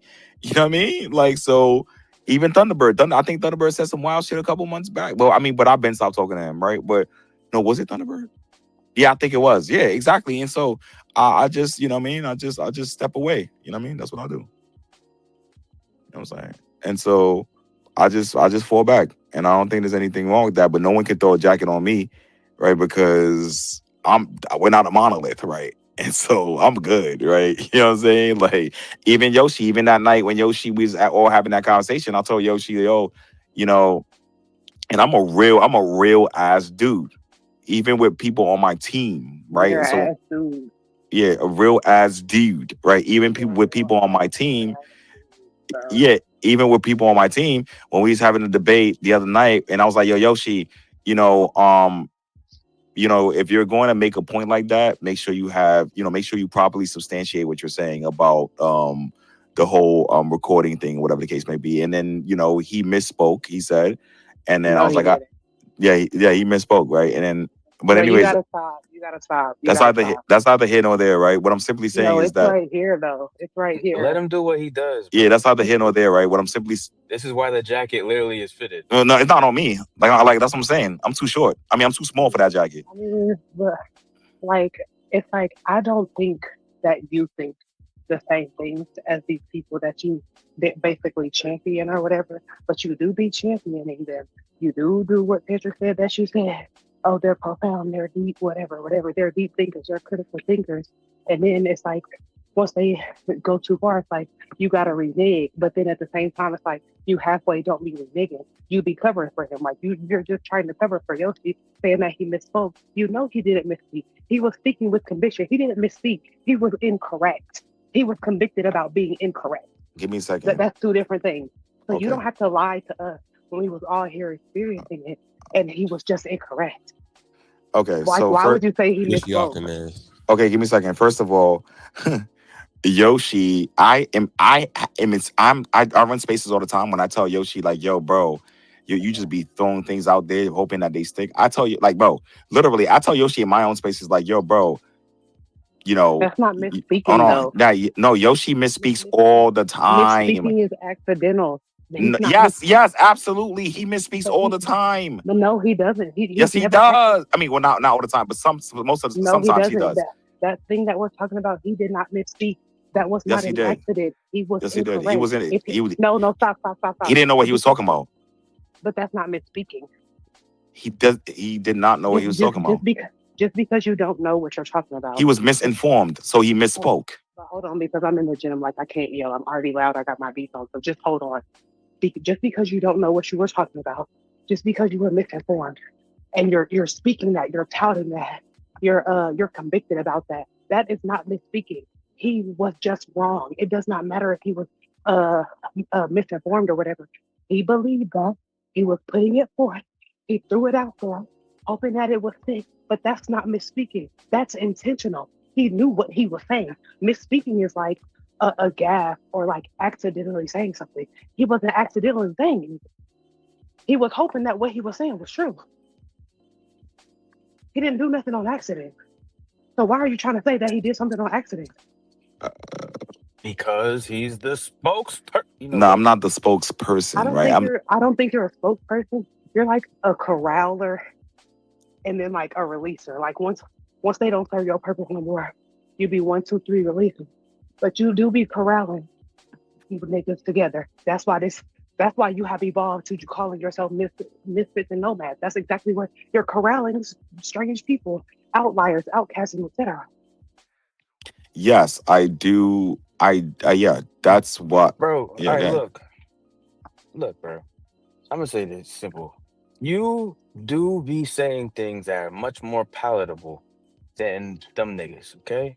So, and you be saying it on the stance of like for them, okay? The shit that they be saying on a general sense does come off as crazy, right? You say it in you either like make it more palatable and easier for people to digest, or you'll just sit there and try your hardest to make it more palatable. That's literally what a spokesperson does. Okay. And I get it. It sucks to get that title, right? But if you continue to be fulfilling the qualifications to fit that description, then what the fuck are we doing here? You know what I mean? Like, I get it. It's not, you don't like it, right? Cool. But you keep on doing it. You literally just did it just now. Just now.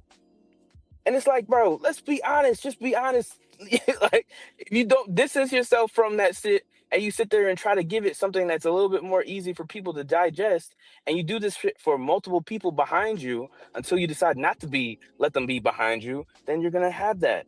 All right. Them niggas is weirdos, right? They continuously show you that they're weirdos. You continuously use your brain power to make them seem less weird than they actually are. And then when they turn around and do some shit that you can't cover for because it would need a fucking titanium fucking cape, your ass drops them immediately. And it's like, cool, we get it. We understand you only have so much ability to make shit palatable. All right. And once you break that point, you're not going to continue to fuck with them. I respect that. Right. But you do be going hella long and hella fucking outstretching your neck Hey, for these yo. niggas every time. Yo, Okay, yeah, yo, but yeah, you this get is what I'm this is saying, crazy bro. work. It's Like, nah, yeah, and like, and bro, you did it just now. You can't even stop yourself. That's what's crazy. no, You can't stop You yourself. can't nah, help and yourself. nah, no, and look, listen, I hear you, right, and I hear what you guys are saying, but it's not. I mean, what you guys are saying isn't like isn't all completely accurate, and so yes, I do attract a certain type of individuals, right? Like certain individuals, right? Yes, right, absolutely. But I give them the benefit of the doubt, and two, yeah, it's strategic. Like I strategically like just step away if it gets a little too crazy. You know what I'm saying? And I think that's fine. But at the end of the day, like you guys just want echo chambers, right? And so you guys just Not even, it's not group. even. You can No, stop it's there. groupthink, right? And so you You can guys stop want there. echo Can chambers. I extend a little grace to You you can though, stop Power? there. Because like, look, he excited. But what's it call it? Like, I do like partially kind of empathize with, your method of doing things because I do like to talk to interesting characters. I do like people who are controversial and things like that. And sometimes it do get to a point where like you got to cut them off or some shit like that. But I think the actual issue in here is it's like when they say the fucked up shit, like Tantric is saying, you're trying to like justify it. You're trying to make it more palatable instead of like being like, that's not really it. So it be seeming like even though I don't feel like you agree, the way that you jump out in front of it, it make it look like you agree. It make it look like you're going along with that shit. It make it look like you think that shit is okay because you're not giving your true opinions about it. As far as what hey, maybe those be your true feelings about it, and I'm the one that's naive here though. Nah, hell no. I always give my true opinions about something. And I always say like, yo, when I'm a monolith, right? Like who, even when Mastermind was on when we was doing the Brotherhood, I'm like, Mastermind was saying some wild shit. I'm like, yo, I don't agree with him. We're not a monolith, right? That's his opinion, and he has his own opinions, right? And so yeah, I make sure I let. Help everybody with their opinions.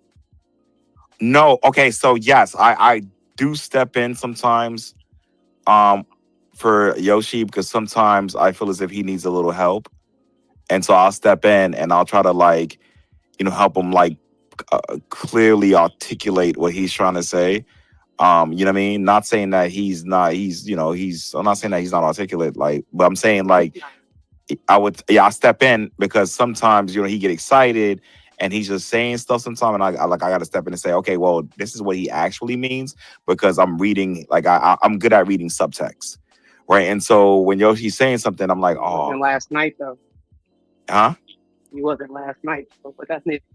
Yeah, right. But I'm good at reading subtext. So when Yoshi says something, Al, you want to say something? You just clapped. No, just continue. Don't try Okay, to but steer it. okay, nah. But when Yoshi does say something, right, I'm good at reading his subtext. And so when he says something, I'm like, oh, okay. I see what he's trying to say here. Like the other night when he said, oh, Satan can be good, or Satan can be a good. And I'm like, ooh, I like that. And I'm like, but the way he was like fleshing out his arguments it wasn't, whatever. So I'm like, all right, let me help him out real quick. And so that's what I do. So if Yoshi's having a conversation about age gap relationships and he's saying a bunch of stuff, right, that is incoherent, I'm gonna step in and say, oh, okay, let me tell you what he's actually trying to say. You know what I'm saying? So, but that's not me defending it. That's not me saying, hey, I agree with Yoshi. Like, yeah, let's fuck the shit out of 18-year-olds. That's not me defending it. That's me saying, oh, right. That's like But why that's should you have to clean up But what somebody but Is that said? power though, not I being a think that's the spokesperson? problem, right? Am I tripping? My fault. Yeah, like why you got to clean up what somebody say every time? Especially if you don't it's agree. I don't agree. It's not cleaning up. It's me helping a friend. But Yeah, but I think that's where the why would issue you come need to in. make it more palatable for us? Yeah, I think that's where the issue do Because come I know how it can get in here. What are you Power talking though. about? But I But it's like definitely you're trying to massage our brains into some shit. And what's All right, wrong with that?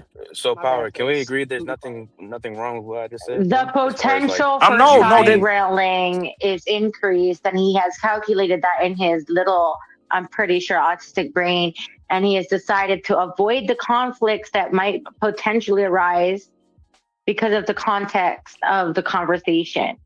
So he avoids certain Well, you context know, but straight up. Thank but you, we Owl. but we Well, well said. Well but we said. have a lot more context than maybe you do because we've been in these spaces with him and his friend for over a year. That's not So true. like, no, it is true. Space God been here, Tantric been here, I've been here. Like we've been here experiencing you for a long ass time. So like, that's not actually, I don't think that's what Power's trying to do. I don't think he's trying to avoid conflict because he's trying to translate for someone. If you were trying to avoid conflict, you would just shut that shit down. You're trying to translate for someone to make it seem more palatable or put it in a way that we are able to take it in and not take it in as an understanding, but take it in as in like adding it to our own way of thought. Because he was bullied. so yeah. Before you say that, Let Faith go, I'm talking That's please. deep. shit. That's It's that's deep. rescuism, Just be right? honest. It's rescuism, It's right? rescuism. Like It's exactly. he sees someone, Huh? and even if they ain't feeling this way, to him, they are I potentially like that shit funny. feeling that way, feeling like they're drowning. Exactly. From his perspective, they're drowning. I need to rescue them. They might not even be feeling that Exactly. way. But because of his own experiences, he's doing some reflecting, which is fine. Recognize it for what it is. It's reflecting, though. Like he's reflecting and projecting some of his own hurts or That's why whatever. you act like And that, then Power. his like fear of something isn't happening necessarily, but it has the potential to happen. And because I do think you're neurodivergent, if you're not autistic, I do think you do very quick calculations. And that's probably what you meant when you said you had a good gauge for certain things. Okay, so you're very quickly gauging and guessing and looking at who's in the room. Tonight it's a very small room. You could have a very large room. You could have a room full of people. You know, it's going to be like the guys who are always going to make all the sex jokes every 5 seconds. You're going to avoid those type of conversations in that moment because your anxiety is going to peak up. Your brain's going to trigger and you're going to go, oh, I need to rescue not only this person, but the entire room from foolishry because I'm not down foolishry right now. I'm trying to be in a serious zone. Nothing about these spaces are serious. Go ahead. No, yeah, no, absolutely. They're definitely very Let serious. Faith Thank you. go. Thank Let you, Faith Owl. go. Thank you very much. Space, you ready? yeah, this is funny. But nah, I think what I've noticed is that where the problem starts to lie is that Power. I know you believe what you're saying, honestly, but here's the problem. Mm. If you believe that these people are that deep of thinkers and they're very smart, then this should be no need for you to come in and actually try to translate for them, right? That's where the issue come in, right? If they decided, hey, you know what, I want to tackle a subject that I know is very controversial, but they go about it and not able to explain themselves, that's their fault because they want to talk about something they have no knowledge of, right? On top of that, they're not even like are able to articulate their point. Why? Like, you get your information, get your point across where we understand. But usually that don't often happen. You know this already, bro. Like that's why I always say, like, hey, niggas want to have these conversations, but when it's time to have the conversation, they don't know how to articulate themselves. That's not my fault. That's your fault. Now, if it come across like you're saying some crazy shit and people are starting to like call it out, and you're like, nah, hold on, that's not what he meant. But then you're like, okay, tell us what you mean, and they can't, bro. At that point, fam, yes, people are going to say you are cleaning up after them. You could say, no, I'm not, but that's what's happening. Because when you give them a chance to actually make their point and they can't do it, and they go 5 minutes and they get angry at everyone else, bro, then you got to come in and try to like step in and fill that void. I'm not going to lie, by definition, yes, Power, you are doing the work. You are doing the cleanup. I think that's where the issue becomes, right? I mean, you could disagree, but that's what's really happening. Because if they can't articulate their own point, whose fault is that?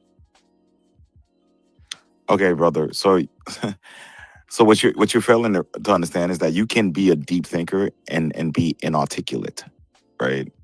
Fine, Right. but And at the so, same time, okay, that's why I That's said bad for the brand. if they lack the ability to articulate, if they can't do that, why want to talk about something? that's my job as a No, it's not leader. this. No, it's not your job. Right. My job as a leader, right, is to help the individuals on my team, right? And so if Yoshi is not articulating himself I'm not even saying properly or Yoshi. I'm just saying hold on, I'm sorry, yeah, or clearly, I have to jump in there and help him, right? And if I'm not doing a good job as well, he can jump in there and help me as well, right? That's why we're a team, right? And so I am not cleaning anything up. I'm just helping a little bit, right? no, Now, no, no, no, no. there's a, But no, see, no, You're no, this not is no, no, cleaning hold up. on. This You're is just the issue helping. with no, that. no, With this is no, how give me a second, honey, for give me a most second, give me a part, second. my fault. But I gotta No, get no, no, this. no, no, no, give me a second. You guys are conflating me cleaning things up with me agreeing with his talk. So No, no, no, no, no. housekeeping But doesn't really clean hold on, anything Power. up. They just help the There's a hotel. reason Correct.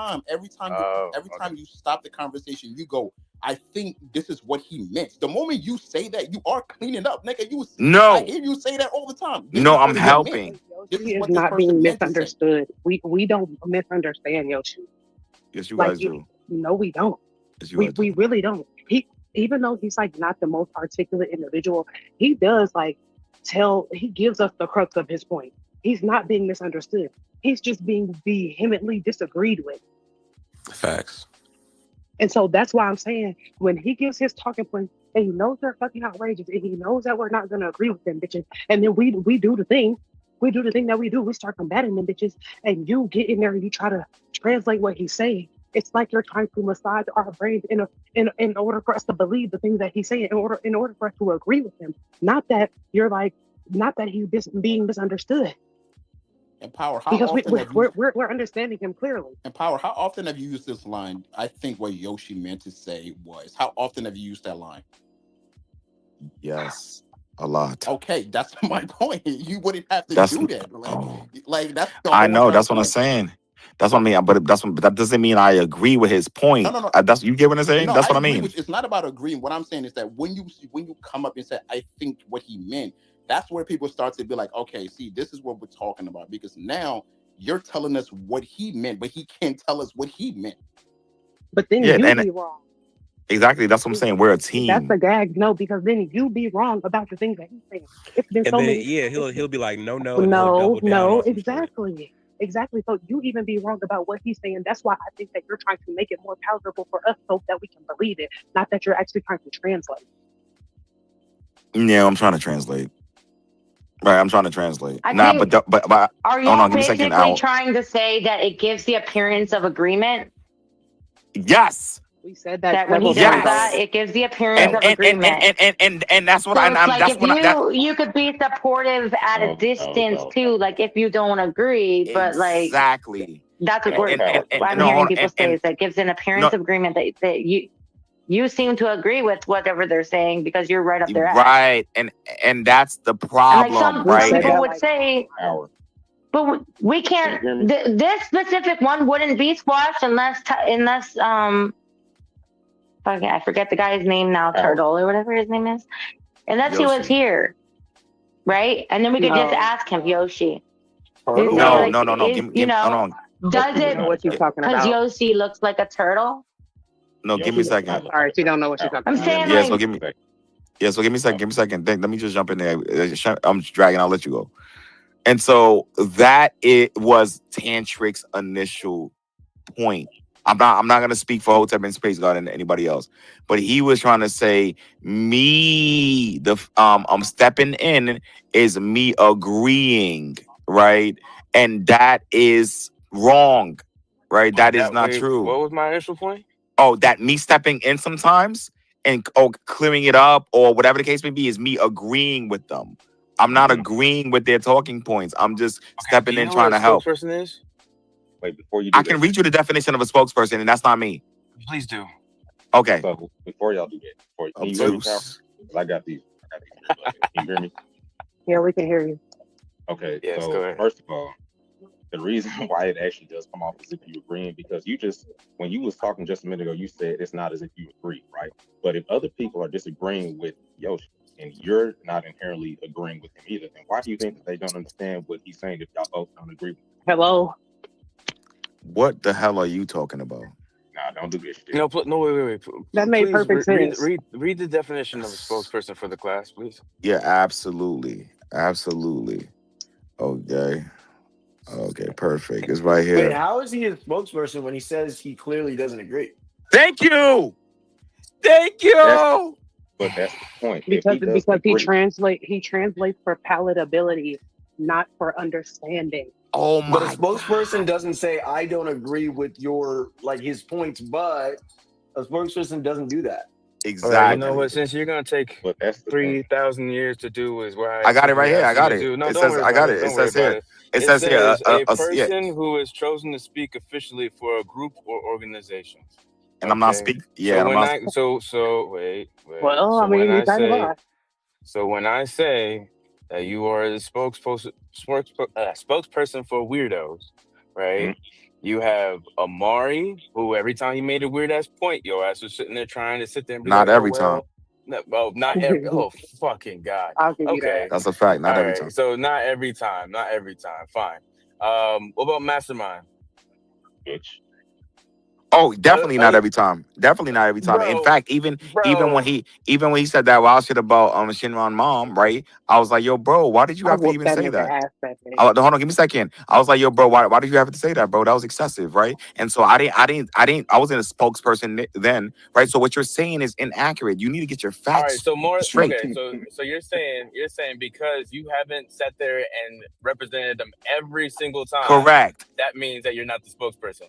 Correct. No. I mean, I'm not a spokesperson at all. For all Because, four people yeah, but by definition, a who all spokesperson, got the same You're title by the you, and you've always you're tried the to have to person pick that up they their would points. send to conventions and shit.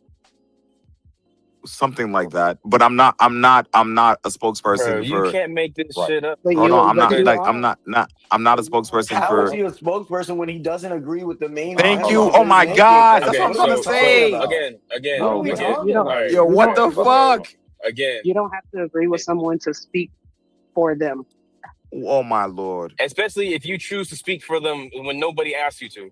Exactly. And here's the other thing about it. And if you don't agree with them, right, then why do you think that the other people that don't agree with them don't understand what they're saying if you don't even agree with the shit they're saying? Bro. Clearly, Because if they don't agree with them, they might have a similar thinking and logic that you claim to have, which is why they don't agree with them to begin with. But when you go, no, no. but sometimes hold on, but sometimes K does that to me too. So sometimes K will step in and say, you know, power really means this, right? Like if I'm not like, right or wrong. no, that's what I'm saying. If something I'm saying isn't penetrating, K will just No, jump in and don't say say, that shit.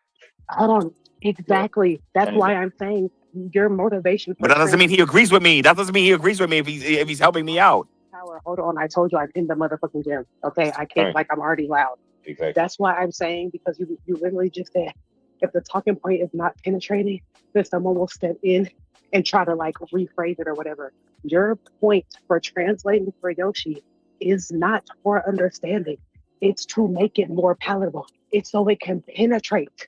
Nothing has to penetrate my mind for me to understand it. Yeah, You're trying to make us believe it. You're trying to make us agree with it. You're trying to change our minds about the thing that's being said so that we could possibly agree with it or take a different angle when we already understand. It does not need to penetrate our mind. and the fact you even said penetrate is very sick. You're not slick. Boy, shut up. I ain't talking about. I'm talking about him. No, I know. Yeah. So no, you're not gonna gaslight me, pal. Oh God, you're not gonna gaslight me. I think you guys are gaslighting. So me. at the end of the day, what I said, right, is pretty accurate.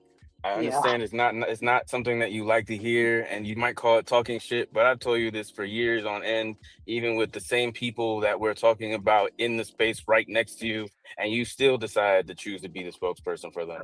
And now all of a sudden it's no, I'm not a All right, hold spokesperson. on. Let's say he So was it's the just that, Oh, spokesperson, he right? bro. telling you Hold the on. same thing I told him. Let's say he was the spokesperson, Here come this right? dick eater. And hold on, like, and Who he's the fuck is providing the this? points, right? Damn, Do that's you crazy, Hotep. What he do did? you They do you always be on it. attack the spokesperson for Donald Trump's points? Like the Speaker of the House, like do you attack her for Donald Trump's points? Yes, Do you because attack she the wouldn't No, be you the do wait, spokesperson. not. No, you do not. Yes, You I don't. do. You Well, attack Donald Trump. So let's well, when be honest for a second. You're really attacking the point. when Corinne You, Jean no, Pierre was you're the attacking the person, which is Donald Trump. You're not attacking no, the spokesperson. All right, Kay, you're Why not the being fuck would she be the articulate at all. spokesperson if she didn't Yeah. What do you mean? Like, okay, who's Donald Trump's spokesperson? Can I give an example? Can I give an example? Nobody Because- knows. hold on real quick, because I haven't really been paying attention to politics recently, but when Joe Biden's last term, he had that black lady as the press secretary for the White House, Corinne Jean Pierre. I hated her. Okay, hated her to my core. Okay, and she was just a spokesperson. She was just delivering messages on behalf of the White House. So she was catching flack. A lot of people did not like her. So I don't know. Because she was black. That's a fact. No, it's not because she was No. black. Because she was black. It's not Bro, because she was black. get the It's fuck because off she my was a phone. bullshitter. Yeah, let's be serious, bro. Corinne, Like, Jean Pierre okay. was So a if huge she bullshitter. was in the same position and she was on like Joe Biden's team, she would be cool, right? No, she was on Joe Biden's team. That's what I'm telling you. No, She was. he's talking about Trump. Oh, I don't know. She was. So what's the press, problem? She was the press secretary for Joe Biden, and then I didn't care for Jen Psaki either, and I think she was on. I don't remember if she was Trump or Biden's press secretary, but I didn't care for her either. And the thing, So you just don't like spokespeople. No, that's not true. I don't have a problem Like with that's what you're saying. Like it doesn't matter what side it is. You don't like it. Like, but that's not true, because like you're making it a binary thing. I love PR. I want to be in But PR. it's either Democrat or Republican. Let's keep it a buck. Like what? But that's what not are we what the talking fuck we're talking about. We're talking about delivering messages, and we're talking about whether or not the person delivering the message catches flack for what the message is, and they do. But you don't say that this is the Speaker of the House's message. It's not their message. That's It's what I just Donald said. Trump's message. That's what I just said. That's why I say That's what I just said. That's what I just said. You're not gonna pay Then attention to what's attack being said, Donald bro. Trump. Please don't say anything. No. Then attack Donald And it's, Trump. Like what and are it's we not what are just we doing Donald attacking Trump. the Speaker? These people are the All White right, House so press let- secretary. They're not just speaking on Go behalf ahead, of the go ahead. president. Is that Yes. Shinron? Nigga, I swear to God. Hold on, right? But that's kind of disingenuous too, because with the specific dynamic you brought up, she would not be a speaker or anything like that if she didn't already agree with that administration or specifically with Trump. So yeah, she's on. Okay, so he's not a spokesperson. Thank you. Who, Thank you for Powell? making our point. Yes, Power's not a spokesperson. I didn't say that he was, but I You just- think that he is. I'm talking Okay, about thank Trump. you. I also But you didn't say didn't. that either. Checkmate. Did you not hear what I said? I said that she would not be a spokesperson if she didn't agree with that administration. Amen. Thank you. That was So my how whole do- point. Well, no, Kay I is said saying, even if he Kay was. is saying checkmate to Tantric's point. Oh, Yeah, thank you. Checkmate, Tantric. But anyway, go ahead, Dragon. Tantric ain't even been fucking talking. He said what now? What happened? that was Checkmate. Anyway, what? go ahead, Dragon. that How was did you me talking. checkmate? How Checkmate did to you what? checkmate Tantric's point and he wasn't even talking? You're done. He checkmated you. Shut up, Al. What did he say? What did he say? I missed Go it. ahead, He's Dragon. done. Go ahead. He's done. Okay, Pseudo yeah, intellectual. I'm getting back. To He's my work. done. Go ahead, Dragon. Go ahead. He's done. No, I'm getting back. Kay I is just- Power's spokesperson. Yeah, I'm he's not, done. though. Well, He's Power just said finished. yeah. I got a question. I actually have a genuine question. Why is it that a And lot of Kay, these- Kay, you always do this thing where you try to explain to us what Power's really saying. Because And that's what I'm and- saying. Like, what are you Because- talking about? Hold And on, you hold on, actually hold on. be agreeing. You know what? Anytime we agree on something, or anytime somebing a somebody problem. agrees on something with Power, it's a problem. No, But you, What hold is on, that about? but you know what's so ironic about that? Anytime someone like Tantric agrees with the woman, or Brother L agrees with the woman, they're called panderers. It'd be a problem. They Because are. they are. Let me Because they Exactly. are. Let's keep it a Exactly. buck. No. Hold on. Here's So the y'all- difference. Let's So keep it a y'all buck. They are are. No, hold on. So y'all are spokespeople. Let me ask Sure. a question though. So If why all it is it- takes is us saying you just are, then you just are. Then Let me Sure. ask this question though. So why is it that you men be calling out when men quote unquote pander to women, but y'all don't call out when men pander to men? But y'all be dick eating. Exactly. Yeah, Pander to sure. men, Yeah, y'all be so We doing men that. don't can agree. pander to men. Yes, you do. You know, Y'all hold on. do. You know how many times Kay said that he didn't agree with Yoshi? Like, what are you talking about? Like, you know how many 100 times? times. Like that's what I'm saying. Like I'm saying, we don't pander to men. Like, Did I if a say man men is or did making, I say men? hold You are on, brother, men. I hold said on, brother. men. Hold on, Miss Andress. If a man is making a point, right, that makes sense, I'm going to agree. Now, if a man's making a point that doesn't make sense, I'm be like, nah, that was mad You dumb. sound just like the men that y'all call panders to women. Come on, man. Yo, The we, men like, that pander to women don't disagree with them at all Yes, they whatsoever. thank do. you, Ever. Like, what are you thank talking you. about? I have never heard L disagree with a woman. You full of I shit. have disagreed. Me and JoJo and several people have disagreed with him hella times. Hella Yeah, times. I'm saying, would you have disagreed with him? But I've never heard him disagree with a Nigga, woman. shut He up. has disagreed with. If I'm disagreeing with him, that means we have opposing viewpoints. That means we Right. don't. That's what I'm saying. That means we're not thinking the same in that moment. I don't. I So that's have. I have a recording here in my second phone where L was like, "Oh yeah, you know, men who complain about, you know, he even thinks that men Now finish the statement. can't be like sexually abused. okay, Bro, and I don't agree with that. No, bro, So like that's what I'm saying. This is That where is crazy. nah, this is where pandering goes like this is where pandering just goes crazy, right? hold This is on. how you know, like No, this dude, all he does is like he defends women by all costs, by any means necessary, right? He said like, "Yo, yeah, I don't believe a man can be sexually yeah, abused," but but not. he's changed that. Shut up, man. He This said is that for crazy, man. 2023. No, he said that shit And for listen, 2023. He's I changed like it. L. I personally like L, right? Like, but the thing is this, right? Like, he even said he was pandering to women. Like, what are we talking? Like, he said that But you're himself. missing the point of what I asked. He have said that verbatim. Now, I know he did, but you're missing the point of what I asked. Y'all will call it out when men do it for women, but you don't ever call out the men that pander to men. Because we disagree. Power disagrees with Yoshi all the time. You're missing. Exactly. No, you're missing what I'm saying. I'm not talking about y'all. I said when men pander to men. I didn't say shit about you. Men rarely Can you do give that us in my an space. example? Give me an example. Yeah, give me an example. Exactly. You don't have No, any. actually, I do. Crickets. Actually, I do. Yeah, Crickets. crickets. Let me No, let actually, Tantry get in there because no, actually, I do. Wait, give you an example of what? Men, of A men man of pandering pandering to to another another man. man. Yeah, men do this shit all the fucking Y'all time. talking about y'all should give y'all homeboys y'all checks. That's that's pandering. not Yes, it pandering, is. man. That's not pandering. Helping That's out your not pandering, homeboys. man. Like, Giving what? men advocating for giving men money for no reason is not pandering. No, that's not No, pandering. Oh, no. Okay. yes, it is. Okay, so y'all, we should give women money for no. Well, all right. How about this? Every time You're thinking power is in a panhandling, girl. Thank No, I'm you. not. Check. Yeah, No, thank I'm you. absolutely Like, not. So thank you. anyway, like I'm Dis- absolutely not thinking distinctions that matter. because hold on, because like that's a talking point that power has had, but you haven't been here to know that. You've never heard Nah, him speak on that she's because been in here. because She's he been here in because he spirit.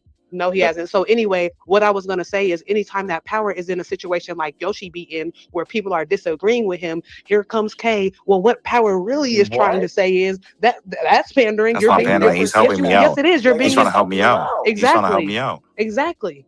That's not He But pandering. I agrees don't with always know. But pandering is me always agreeing with him. Me and Power disagree a lot of Exactly. times. Like, what are we Exactly. talking but about? but that's crazy because y'all are saying that brother L and them pander, but he doesn't always agree with me. But he 90% He of the doesn't time he always agree Like, with agree you. with Brother women. L has And so literally but said, K I 90% of pandered. the Like, time what do agrees with we you. like? So He now said what? men can't get sexually abused. That's crazy. That's enough. That's enough. I've had enough. But that Right. doesn't No, I've had he said enough. that's specifically Right. men. not I that's enough. not the end all be Like all of he's what so pandering to he's women so is. female. He's so like pro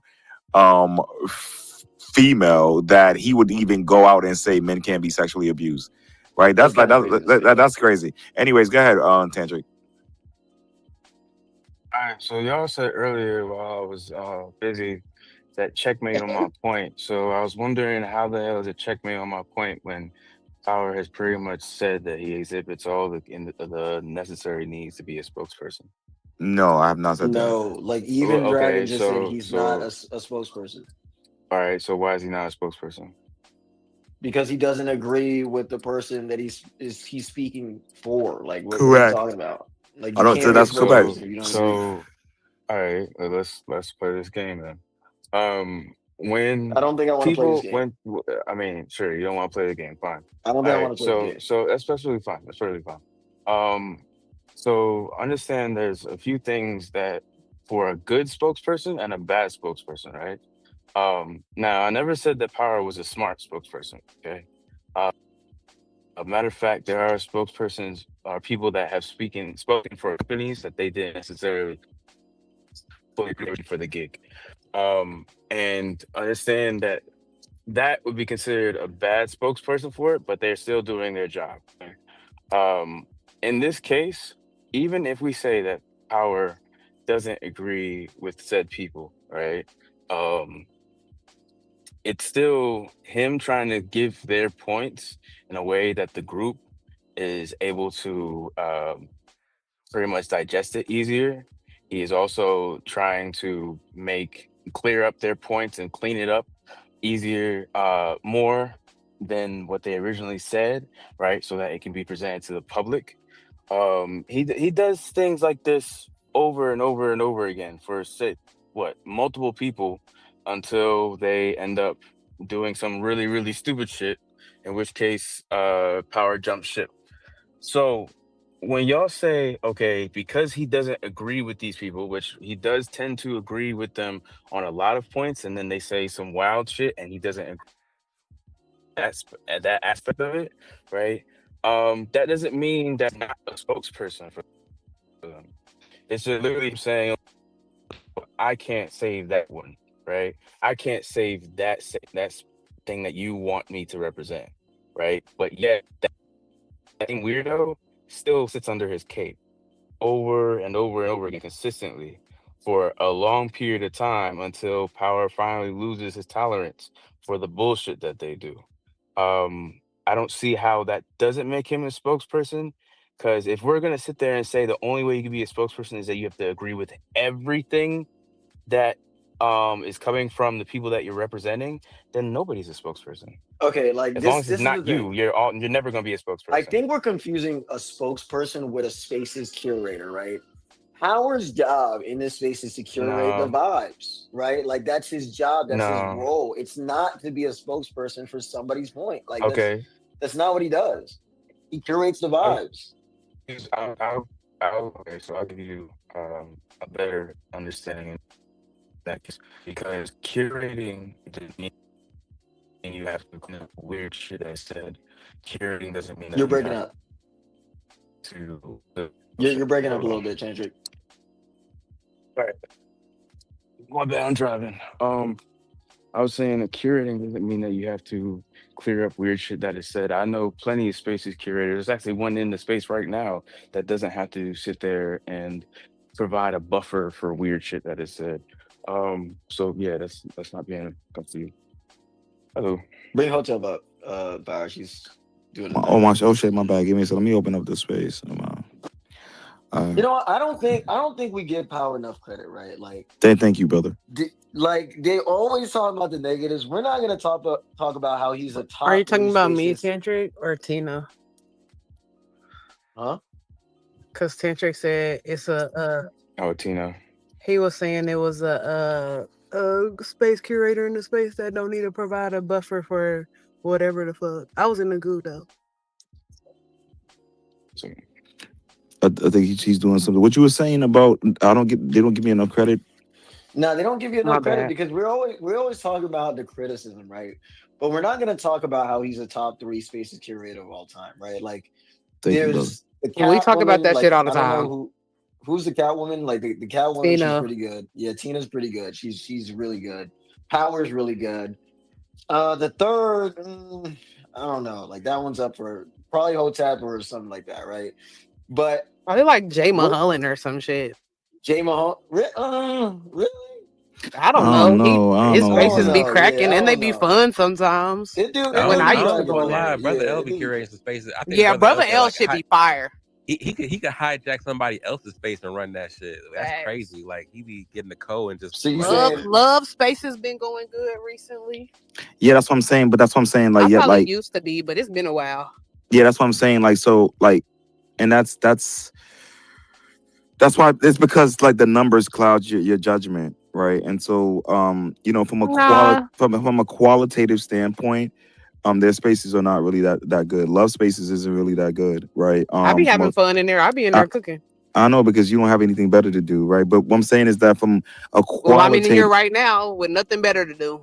well, yeah, I was literally having a conversation about food as spiritual transference, right? And And that so give shit me a was second. mid as fuck. And that shit was fire. You just didn't have, you don't have the range, right? No, And I so was let me, literally I was in the conversation with you, having the conversation I know, the whole but let time. me, yeah, but for more from And if it was that fire, we would still be talking about it. no, I mean, but no, like naturally a conversation is going to change, right? That's the nature of these Unless it's a conversations. fire ass conversation. In love space today, we was talking about the topic for hours. Yeah, sure, that, yeah, right. So let me say this, like, so from more of a qualitative standpoint, qualitatively, yeah, these individuals, right. But I will give it to Jay Mulholland for sure. I think he curates some very interesting spaces where it's funny sometimes and fun. And Brother L, don't get me wrong, he adds value to these some conversations and stuff like that. I do think that people of color are easily impressed with people who use a lot of fancy words and jargon, like Brother L, I think if verbose. anybody, Yeah, you're the type of person that's impressed by yeah, that. sure. Yeah, verbose, verbosity, nonachity, budatity, right? That's what L does all the time, and He a lot of times it doesn't even make any sense. In fact, I'll play a clip here while Brother L making points in. I'm like, okay, this is just it's complete bullshit, right? And so anyways, aside from that, but Jay Mulholland, I think when Hotep used to consistently do her spaces, they were good as well. Who else though? I wasn't even there. Yeah, I have people watching. So that was like a have, year and a half ago. You didn't have a special ops team back then. Notice how we always had multiple examples of people that did not have to choose to be a spokesperson for the weirdest person in the room in order to curate a space, but yet I was told or said But that he I was also confusing but he also that. Wait, Look at this nigga. relax, Kay, Thank you, relax. Look at this Thank you, nigga. brother. Look at this nigga. Kay. Thank you, brother. I wasn't confusing anything, actually. If anything, it was me distinguishing between the two while somebody else is trying to blur the lines for whatever dick-sucking reason they're trying to do. But he also does this with people you agree with. Like, what exactly. Like This only is Yoshi. crazy. It's not. Who? This is so crazy. Who? This is crazy. Yo, Who? these people. Who? Yo, Who? bro. Listen. Give me a second. Who? I agree. I agree with. What do you mean? What do you mean? Who? What do you mean? Who have you mean? you chosen to be a spokesperson for that I agree with? Okay, exactly. Thank you. I think we're good there. Nah, I was just looking up a clip. My fault. Give me that. Of course, right. Your brain stopped because you were looking up a clip. That made sense. Yeah, I was just looking something up real quick. Yeah. Yeah, and you were just about to speak, weren't you? But then your brain stopped while you're looking up a clip. Okay. Yeah. Been Like in this space for a long time, Tantric. So like, Right, so basically, it's really you simple. haven't been here for a while. You haven't right? been here. Like, exactly. You haven't been here for a while. But and that's why I asked for a person. I asked for one simple person. You said somebody that I agree with. So in order for me to agree with them, I would have to know of them, correct? And you are like that's what I'm saying. To be a spokesperson for Hotep. Yeah, what I'm saying is that like okay, see, like let's hold on, give me a second, give me a second. No, yes or no, but no. What I'm saying is that by definition, what you're claiming for me. Not a single person here, but Kay tried to sit there and throw that lob hard as fuck. Hail Mary, that bitch. Ain't nobody ever said what I think Hotep is trying to say is. I've never heard that. Exactly. So it's interesting to me. It's interesting to me. No, now you don't know about that. Don't worry about it. Give me an example. Give me an example. Give me an example. Put the ball down. Give me an example. This game is not for you, gang. Give me an example. There's no Give me an example that you can play now, bro. Give me an example. Usually. That's why you weak. That's why you cracking the fuck up. Give me an example. And this is what I mean. It's just what's the example of? It's okay. I'm asking Kay. Yesterday, go ahead. WPPA, like White People Protection Agency, right? Yoshi agreed with you. He was like, "What Hotep trying to say is blah blah blah blah," but you took offense to it, right? Like because he was wrong. No, he remixed what she said into a different. Isn't that a spokesperson? Yeah, right. No. Exactly. He tried to co-opt my shit. Wait a second. Exactly. He tried to steal my intellectual property. So notice what just happened, right? So what just happened is Kay said that power has been a spokesperson for people that I agree with, right? And when I asked for an example of who, it took him about 3 minutes to come up with Hotep.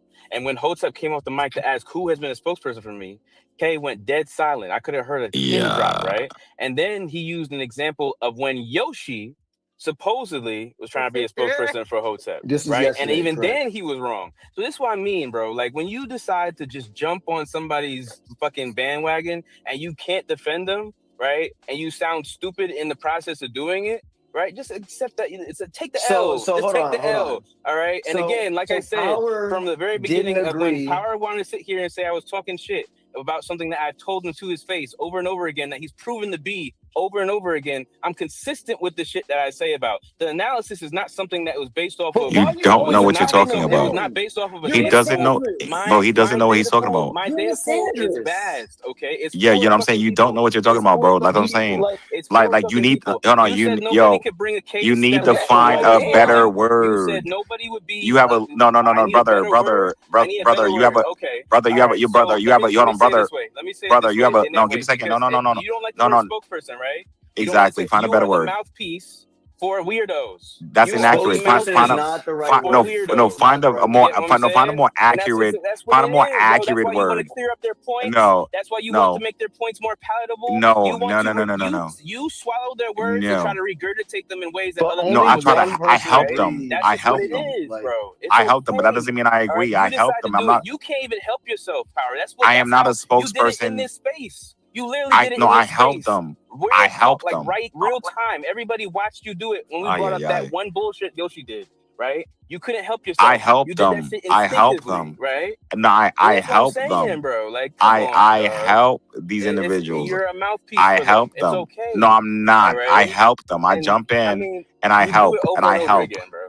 And that's I all there help. is to it. So before you spokesperson say I'm talking says, shit, even though I don't agree, just allow the truth to be told. You Exactly. get me? Like, yeah, by definition, I'm not because like Kay was about to say, right? Like literally But when do I you come off my mic, I preface say, with that? Like when you go to help, yes, you he always preface does with that. like, Even yes, though I don't I I do, don't agree. agree, Al. but Yes. this is what I don't. Yes. Yeah, Oh, Yeah, you like gotta be what? lying. Yes, All I I've the done do. time. that Doesn't say that. before. I think it bugs Yo, people, all but I've right. done it before. Exactly. Yeah. I do that. I do That's that. what you do? That's what you do? Correct. He does it all the Okay. time. All right. Correct. All right.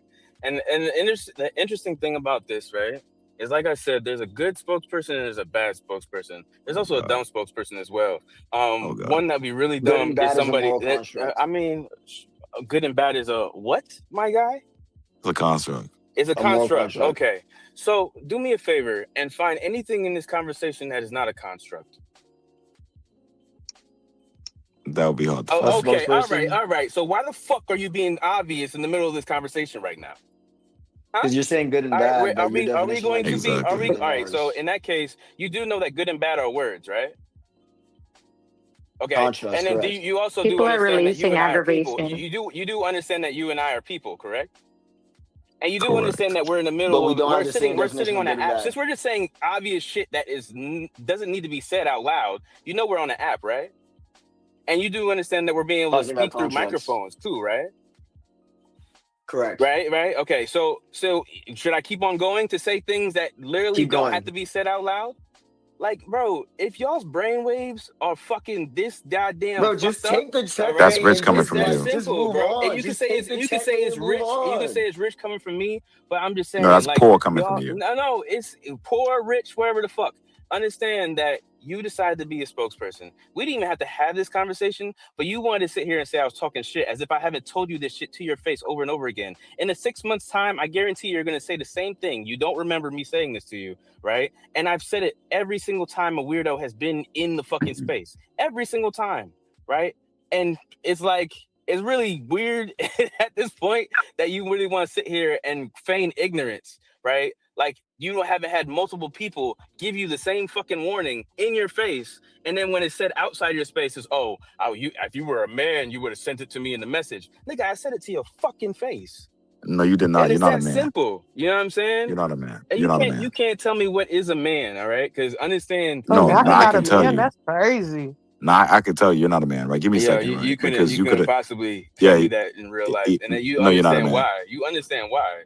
right? You're not a man, And bro. I You're not So a mean, man. what's actually currently happening because right now you're is the that the level of Tantric masculinity that is you said you're trying to promote. You Wait, said hold that on, you said Tantric. that Damn, like Mastermind and Yoshi are the Tantric. masculinity you're trying to Tantric, promote. I Remember think you you need a saying that? spokesperson. Remember saying that? Remember saying that? I think you need a Okay, all right spokesperson. Yeah, then. you need a All right then. spokesperson. I don't need a You need a spokesperson. spokesperson. I don't need a spokesperson. So All right, what's I'm actually able to happening here? articulate my What's points very Power, you well. are So a down to the point, spokesperson. okay? down to Hold the Thank you, on. point, Al. I'm Thank you, able But it's to a Al. trigger articulate word for my you, so points so you well, don't like Victor, it. that you can't even defend against No, them, I mean, well, right? no, I'm saying, what I'm saying, Al, is that they're So trying it's to okay say what that. she said. No, give me a second. They're trying to say that I'm a spokesperson. You heard that, Tantric? Yeah, And it's give me a just second. crazy. No, I'm a spokes. Well, give me a second. I'm not a spokesperson for the individuals that they claim that I'm a spokesperson for, right? Like that's what I'm saying. But I am, and I'm sorry, I can be a spokesperson, right? But I'm not a spokesperson for the individuals that you guys are claiming that I'm a spokesperson for. So do I'm you be not. speaking on behalf of these people, but you're not a spokesperson? I don't speak on their behalf. I help these individuals You don't out. speak on their behalf is crazy. Yeah, I It's don't. crazy when they're not I in this. don't. When they're not in this space, just I do the now, same thing. I right? wouldn't Yoshi, consider we myself were a literally talking about. spokesperson. We were literally talking about what Yoshi said, right? And what did you immediately start doing? Power. I said he You misspoke. weren't speaking on his behalf. No, I'm not. That I wasn't just you said he speaking on his misspoke. behalf. No. Okay. Yeah, if he's So we don't misspeaking, know. then just let him. We don't sit know the in that. definition of speaking on somebody's behalf, do we? No, you All guys right, don't. all right. I see. If you look it up right now, you'll see that what you did exactly you did in the space, No, that's not right? what I By did. reflex, is speaking on If you're somebody's not behalf. speaking up for him, if he misspeaks, you just let him sit in that Oh and let him God, just. thank That's you. what I'm saying. Thank you. So what's happening Thank right you. now? So what's happening Thank right you. now behind the lines is Tantric is trying to take the moral high ground from Power, What? but it's not working, right? Like It's not this is working. it's not working. Like Epic it's Moral failure. high ground. Epic He's trying failure. to take the moral high ground, but it's not working. Like we get it, bro. Like you're morally Exactly. It's not. right. Like we Yeah, get exactly. it. It's Like, not working. What? I hope that. Yeah, it's not working. No, I don't know. I I just don't know removed that him. nigga, y'all. I don't know who that is. Sorry. The Yeah, I just removed DJ him. took But this yeah, conversation and didn't smoothly go into the next song at all. That DJ just took that bitch and was like, skirt. And now we're on a whole new thing. yeah. Like listen, I'm glad we was able to come to an understanding here. I was And right at the end of the day. I'm glad, and shout out to K man for really, clearing things up here and Being a spokesperson. What did he? Hello. What did he clear up? No, I mean he cleared up that I Y'all, don't. hello, He's you not a gorgeous spokesperson. angel. I'm not a Wait, can spokesperson. Wait. I have a question. Let's move along. Shut up. So you don't hear nobody Hey, you're talking on already? advice. Let them ask their question. I love my it. angel. Let's go. What's your question? The guys are trying to I'm be not rude. doing this, bro. All I wanted to say was I was on the phone with So a some hot ass dude from Hinge for spokesperson. Yeah, Sam, respectfully, Sam. So wait real fast. Let them Respectfully. ask their question. No, Hold they on, were no. already talking. So Space was already talking. No, Space But was. Let me drop somebody you. was already speaking. Yeah, Space Yeah, was but already I'm talking. a woman. It doesn't. I'm a woman too. I know, and they ain't shit. I don't give a Hey. fuck. You got 3 vaginas, bitch. Like I don't care. No, you're trying not to laugh, but you know I'm right. I just love Go this. ahead, yo. Always Can you I don't give a fuck about hold that on? shit. Give me a second. Let Space God finish, y'all. Go ahead. I'm saying so. A spokesperson just cleared that you're not a spokesperson. I'm glad that I shut up for this to happen. That's what just happened. Well, K isn't a spokesperson. But technically, he would be a Don't spokesperson. blame K for whatever this You shit know is. that's what that is, right? He's not. K is a spokesperson. K's a fucking badass, gorgeous bitch. Since you just said K had to clear things up, then K's he a became badass, gorgeous bitch. K's a badass, gorgeous Thank you, bitch. Sam. You're fucking annoying. I hate you. You're horrid. Wish you Not the Sam. best. No, you're not Sam. Like honestly, Sam. Like you don't understand. Power, I Like, wanted to tell you what I just did. no, I'm saying you don't understand. That was very rude. Like Space was having a. But I I'm asked sorry. you like what was happening. No, don't ask me anything. Like Space was literally trying to make a point. Okay, fine. Let me drop you. Give me a second. I got you. Hold on. All right, give me a second. All right, cool. Anyways, yeah, and so like what Kay was doing. He wasn't like he's not a spokesperson, right? Like he was just making a point, and he was just keeping it real about something, right? And so I'll leave it at that. But at the end of the I day, bet you like will leave it at that. Yeah, I'll leave it at that. But at the end of the You day, will leave it at that. exactly, I'll leave it at that. But at the end of the day, You're doing it right yeah, now. It's really Yo, funny. bro, I seen the video power. I was supposed to send that All shit right, to that you, man bro. immediately Like, started speaking on your I behalf. gotta find it. Like, literally, bro, I saw a video. Right, it's these black men in suit, right? You know, they was going around. This is what you would love. They got an Uber black that went out. They went out to eat. It's just a bunch of black men in suit. I was like, hold on, and I forgot to send it to you. I'm like, yo, this is what power nah, will please fucking find love, that. my nigga. Like, Please find that and they send that was at to a me jewelry shop. Like, ASAP. I think they was buying each other watches. I was like, yo. Yo, please find Hold that on, I gotta ASAP, send it to you. yo. I say, yo, this nigga what yo, this is the type of Please shit find that that. get this nigga going crazy. I was wondering who in here wants to like every Friday send me money to buy Chipotle. Who wants to do that? I would, but you're a vegan, man. No, but I mean, but I can eat rice. I can eat I'm rice. not finna pay for Are you to you eat no fucking the rice. the first of the month? That's when all these guys will be out there like dressed in the nicest, ready to take girls out. They got fit, especially if they get paid once a month, right? Like they're ready Yeah, to I'm gonna say, go. They have all this yeah, money, and all this fucking shit, man. Then the rest of the month yeah. I don't. comes and they broke. Yeah, I don't take women out, right? And so, but I'm gonna say this though. Yeah, every Fridays that'll be really great if you guys, got me some Chipotle tofu because I like the tofu at Chipotle. Yeah, you With better cook. rice. Ain't you a stay-at-home husband? You better learn how to fucking cook, nigga. Damn, that's crazy. Like, that's crazy. Husband is crazy. Yeah, you know Or what's crazy? stay-at-home nigga, whatever the fuck. This is crazy because earlier I was having a conversation about the I'm cooking right asymmetric. now. I was having a conversation about the how the relationship between producers and consumers and how it's asymmetrically parasitic and how unethical it is for people to Isn't it yeah being parasitic automatically asymmetrical? it's Yes. asymmetrically parasitic, right? It's And so give me a automatically second. like you don't like that's redundant. We are Not self-preserving beings. not by We're definition, Like right? self-preserving And so first. Everything a else is parasitic secondary. relationship is not like is asymmetrical.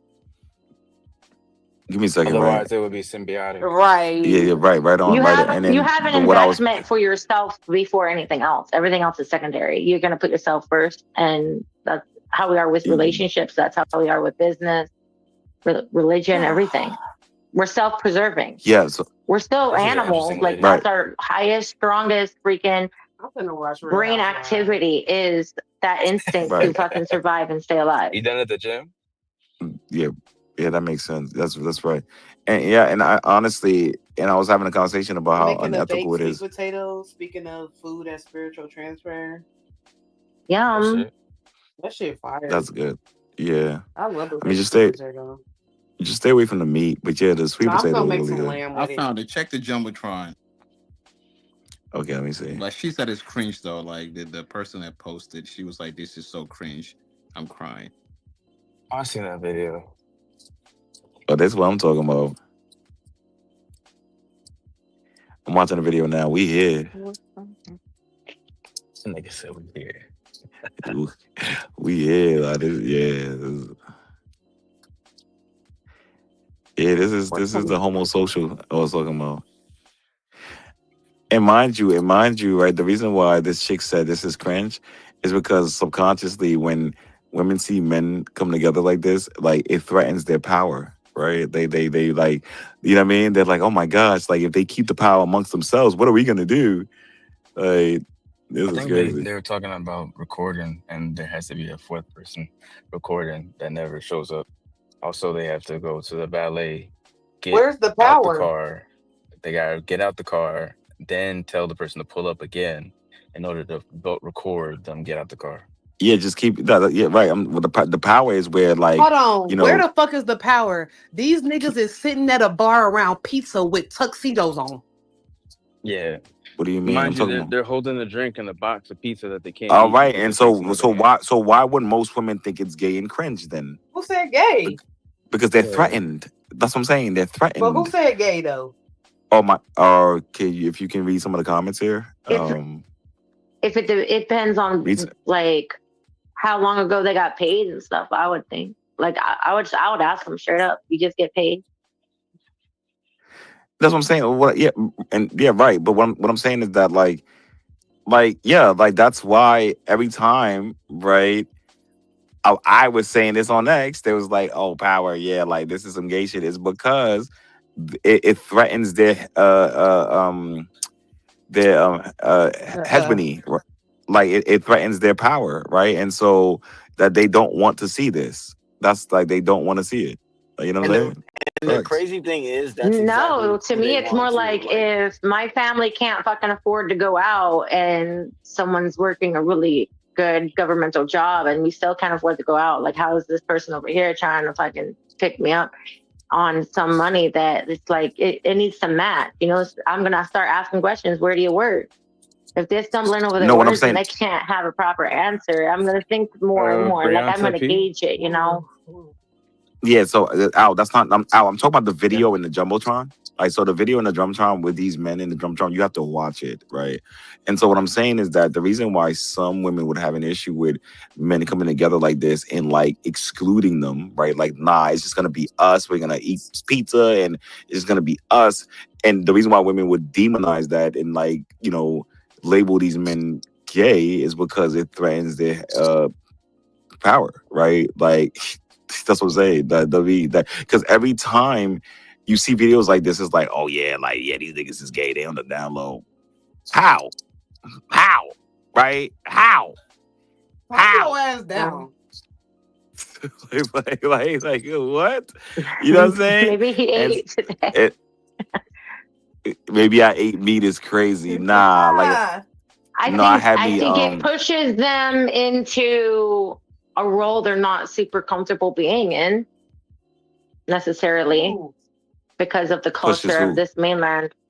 It's not necessarily in every circle because we have cultures that influence, but like in Hawaii, it would be probably less of a problem because in Hawaii we have teras and then we have like mahus and stuff. So like it's so much more accepted to begin with.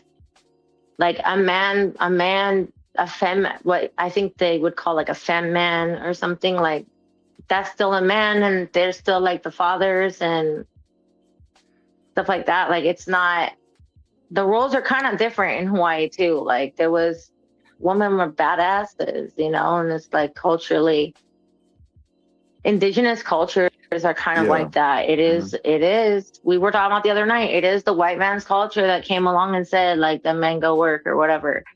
It's actually, they aren't supposed Yeah. to be separated for that long of a time to begin with. You also Yeah. had your whole Yeah. entire fucking community right fucking there. People weren't spread across the entire globe. Right. So there's a lot of Yeah. factors, but for what people decide, but that is reality though. Reality is the way you see in Right. all of these indigenous cultures, because Hawaiians and the Blacks are related, right? Hawaiians and the Asians are related. We're like a melting pot.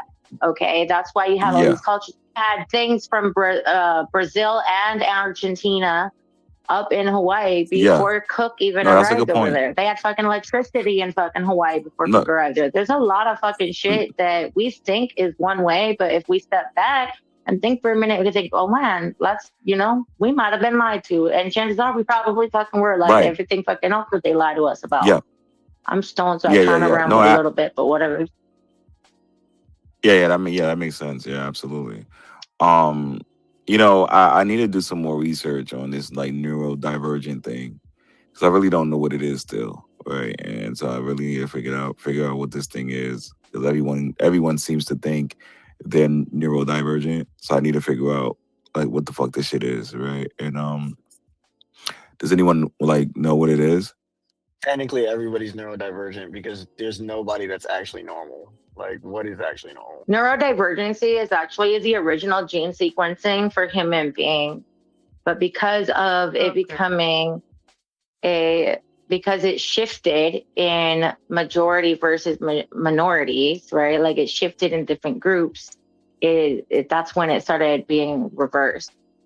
So neurotypical became something else. It's also around the same time that they institutionalized education, which was for support of the war.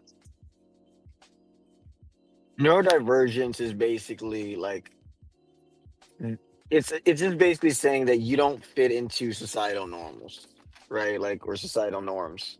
That's all it's saying. Like it's not you actually being neurodivergent. It's It's that literally you're how our brains are, though.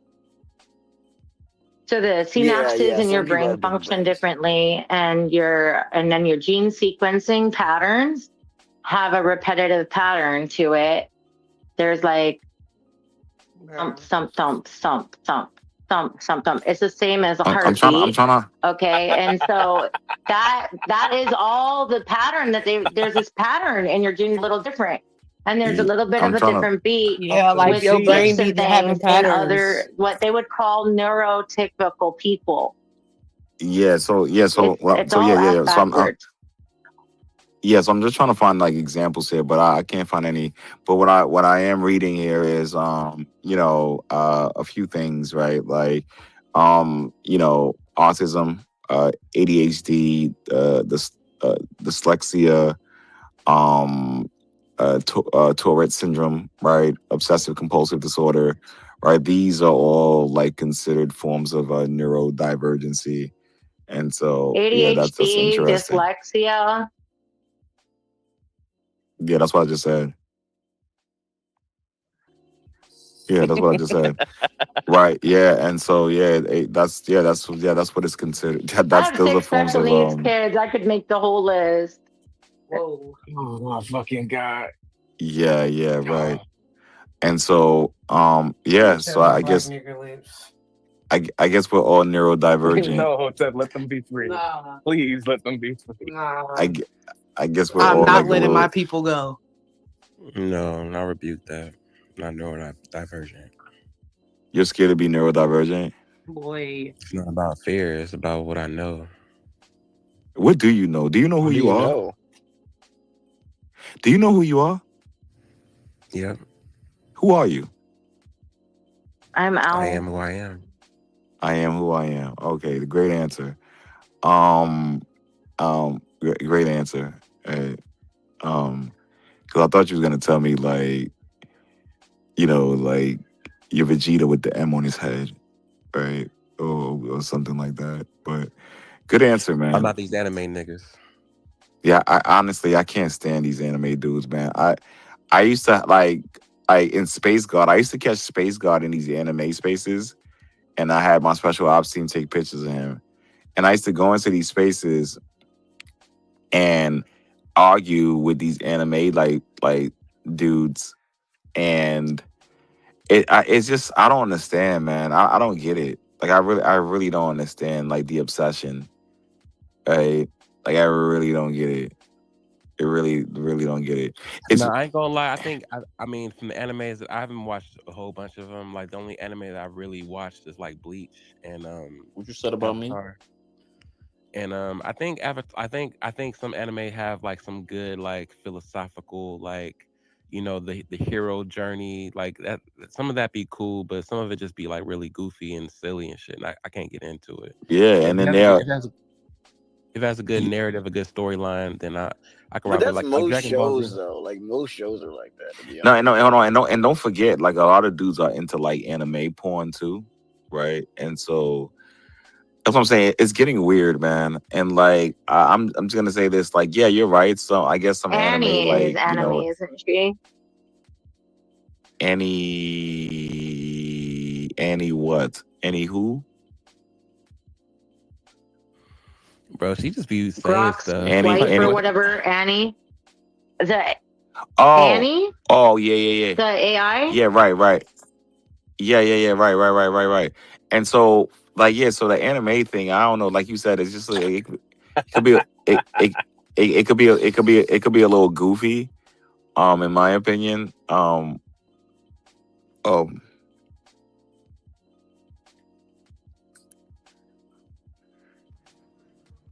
it, it, it could be a little goofy.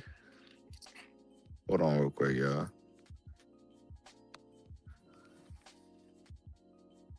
It could be a little goofy, the whole anime thing. Um and I so yeah, disagree though. I disagree because let's keep it a buck. Like most people nowadays, they're watching like these K-pop culture dramas, right? Like, and I think that's more goofy than anime. And it's even more popular than anime now. Like Netflix, it's all over at Netflix now, right? But most people watch that and we don't call that goofy, but it is goofy. You know what I'm talking about? Like the K-pop dramas? Yeah, K-pop is actually K-pop is a I little can goofy too. tell that. Never mind. You can tell that what? Bet you watch You might be a animations of little it. goofy because who the fuck knows what a K-pop drama is? It's like on Netflix, all over Netflix. What are you talking about? It's like one That's of the your best algorithm. rated That shows shit on. not on my No, algorithm. it's not. It's not my algorithm. I Yeah, it look is. at the Like Netflix Netflix shows, and also it's tailors. literally the top rated Netflix That also boy shows. done tailors things. exposed himself. Yeah, Netflix All also right, look at tailors the things to top your 10 own shows on algorithm. Netflix, and I'm pretty sure you're gonna Wait, see is that 2 why you named K-pop yourself dramas on K? there.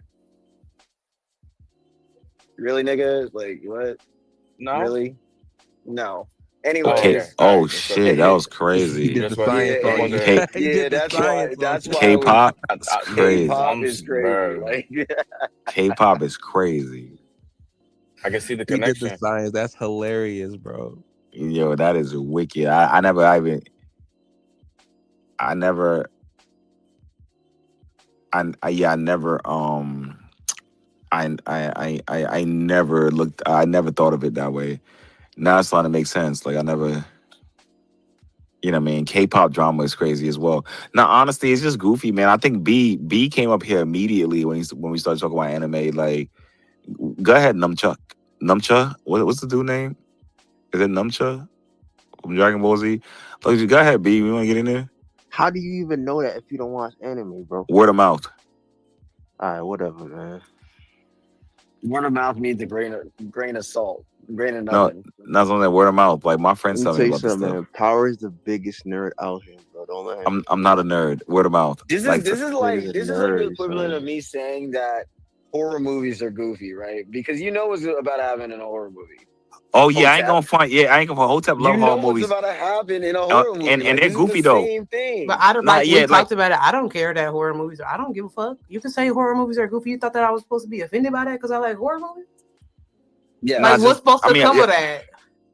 Now we just want you to admit that it's goofy. That's all. We was It talking is about it goofy. yesterday. I said it was goofy. Oh All shit. right, so Okay, I what's cool. said the All problem right. with a anime lot of being these goofy? horror movies Here's now your is straight info dump, garbage. Power. Yo, Voltron and what's the prime Robotech era for in horror the movies? 80s. What era? Tsunami, DBZ, Sailor Moon, and Pokemon in the 90s. That is what pushed anime shit all up in the US. And it did spread into predominantly Black and Asian neighborhoods. It's your info. Yeah, Sailor Moon used to be the shit when I was little. And then it was Dragon How old are Ball you? Z.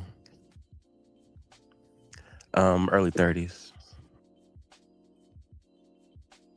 Yeah, I have an old soul. I I mean, like remember I feel Dragon like Ball Z a little bit. I feel like I'm 80. I have an old soul. Yo, I've been Power, through a you lot. know a show called New Girl? New Girl, is that like an anime show? No, it's a live action sitcom, bro. Oh, that sounds interesting. Let me Google that. Yeah, it's on Like Netflix. honestly, I don't really have like the bandwidth like that. Like, and I only like to watch shows that like make me think. And so if it's not that, then I don't like care to watch it. You know what Yeah, I I'm ain't saying? gonna lie. I be out the loop with a lot of shows too. Like I only recently downloaded Netflix for the Black Mirror, and then I let it expire after that because like once I've watched it, because yeah, a lot of shows just be a lot of fluff and propaganda. So I just Yeah, I ain't There's exactly. nothing on Netflix. God, there's nothing. It's just the worst deal. And like that, like you know what I mean. So New Girl looks interesting though. It looks really, really interesting. I like it. Looks very interesting. Oh, this girl looks pretty as fuck. The chick in New Girl, her name is Zoe. But I'm assuming B, you already knew that, Yeah, somewhat, yeah. of course. What's that, nigga? You watch Sex and the City, don't even talk, nigga. Yeah, of course. Nah, what up, head crazy? What's going on, brother? What's going on? Hey, man, I jumped on as soon as I can. How you doing, Power? Oh, Okay. He wasn't in a rush. No. That's what's up. That's what's up, man. I'm doing all right. I'm doing cool. It's it's Monday. I had a long day at my job. It's Monday. You know what I'm saying? And Yeah, so dude, I had my Monday stuff too. I I had to take off some of my crazy gear even. Yeah, it's Monday, man. I mean, shout out to all the people in here who are unemployed. Yeah. Unemployment is true wealth, I'm right? not True unemployed, wealth. but I be acting like I'm unemployed. Yeah, it must be nice, man. It must be nice, Hotep. It is. Um, yeah, it must be nice, man. But shout out to all the people in here who are unemployed, man, for real. I don't think K has a job either. I have Cool. a business. Oh, that was a bar. I don't got a job, I got a business. That was a bar. That was a bar. Last night, I, last night Akuma in here said, "Yo, Power, that was a bar." I told Akuma, "Do you want to be great or do you want to be mediocre?" And he And Akuma said was that's a like, bar? "Yeah." He said that's a bar. Niggas so easily impressed. Bro. Well, I mean, come on. Yeah, and Yeah, then I I said, am. You don't even After gotta what you say "Yeah, doing nothing today, else. Don't say nothing else. yeah. That nigga, yo, yeah, he mad goofy. Like, nah, remember yeah." when Princess came into the space and he Oh like, yeah, yo, when she Princess came into the pretty. space, Like, he was thirsty. Oh my nigga was gosh, he was salivating, man. I'm that's your like, what's man's going though, on? yo. That's That's your not my man's. man's, bro. That's That your man's, my cool. guy. Don't get me wrong, Kuma cool though, but yeah, I mean, yesterday I was cooking, man. I was like, yo, you want to be great? You want to be mediocre? I was like, look, listen, if you want security, go to prison, right? There be Um, signs. That's There be exactly what my signs. tagged post says. what if you want security, go to prison? No, like the do you want to be great? The Oh, thing I wait, wrote I a while inspired back that. about roses and thorns, it's Oh, the same nice. thing. Did you? Yeah, It's on my page. This nigga thought he was an inspiration. yeah. I thought I was, you know, Get Tayon you up know, here. you know. Trendsetter. Yeah, A trendsetter. rose Yeah, is a absolutely. thorn in a garden, right? No. Everything isn't as it always seems. I'm trying to do it by memory, right? Like, Sorry, you ain't shit, do you bro. strive for greatness in the eyes of a carnal world, or do you strive for greatness in the eyes of the creator? That was I deep. think something like that. Like, I mean, I'm doing it by memory. It's on my page. I guess I could go fucking look at it. But but it's the same idea. It's like, How much what carnal are are you we talking? striving Is it a lot of for? carnal or just like a Yeah, I mean, yeah. What do you? What do you? Yeah, like that's a great question. What are you striving for, right? And like, give me a second here. Greatness in my Sweets. own eyes. Like I knew, like look at it this way. I knew a Hold on, lady. give me a second, I knew y'all. a Hold on, lady. hold Her on, that hold on. she left everything behind because it was all ill-gotten gain because it was because of his game that he Right. played, and he was a drug dealer. And she had a fancy house. She had like 4 fucking cars and all that shit. Yeah, She left it all behind yeah, because it was ill-gotten gain. You know what I'm saying? So it's like yeah, it's you can have the same thing and do it yeah. righteously, okay? And it's going to be different. So it doesn't. The substance could be the same, but it's the intent behind it. But yeah, shout out to Sweet Sag. Like, I hope she's not a sex worker. But shout out to Sweet Sag, man. Look, let me He's say this not a quickly. sex worker. Oh shit, my bad. Right, let me say I can't tell the difference ananymore. Let me say this quickly, Oh right? my God. But let me say this quickly. What's good? What's good, Mags? Mags, Mags, you out eating tacos? What's going on? Yes, I'm at my new spot, and tell me why the lady on the side of the road was the best taco I've ever had in my life. Oh my, yeah, tacos. Yeah, tacos is really, really dope. I like burritos too. I'm more of a burrito type of guy. Like, burrito. Tofu. You know, Burrito? it's interesting because like if you read the space title, food as spiritual transfer, it's interesting because like a lot of people don't do their research when But you you eat don't put animals. cheese or sour cream on it either. So it's just like a Yeah, I try dry to stay away burrito. from that. You fuck with I'm shrimp sorry, tacos? cheese, sour cream, and tofu in a burrito? Yeah, no. Tofu So just takes on Chipotle the though. flavor of whatever No, you're no, hold cooking, on, but hold it's a on. Give me a weird second. texture. Yeah, sure. Give me a second. So at Chipotle, they have like these like dope ass tofu. It's amazing. It's freaking amazing, yo, amazing. And like that's what I'm saying. Like go plant based for a few days, man. Because when you're eating animal protein, you're eating their spirit. right? And so, and this is like, You was just eating mozzarella sticks, man. you said what, You Max? was just recommending mozzarella sticks the other day, No, that's bro. not, no, Max, that's not a lie. Max, that's not, you can Google it. Like you can Google it. It's true. No, I It's said I true. feel alive. You feel alive when you eat animal protein? Yes. Yeah, that's like, that's what I'm But saying. you've never eaten like a good steak and you're like, damn, that was so good. I feel so Nah, alive.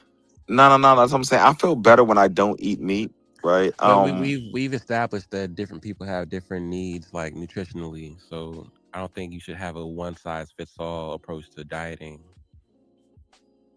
Yeah, Man, he told us that he gets horny when he eats meat, so he prefers not to feel that way.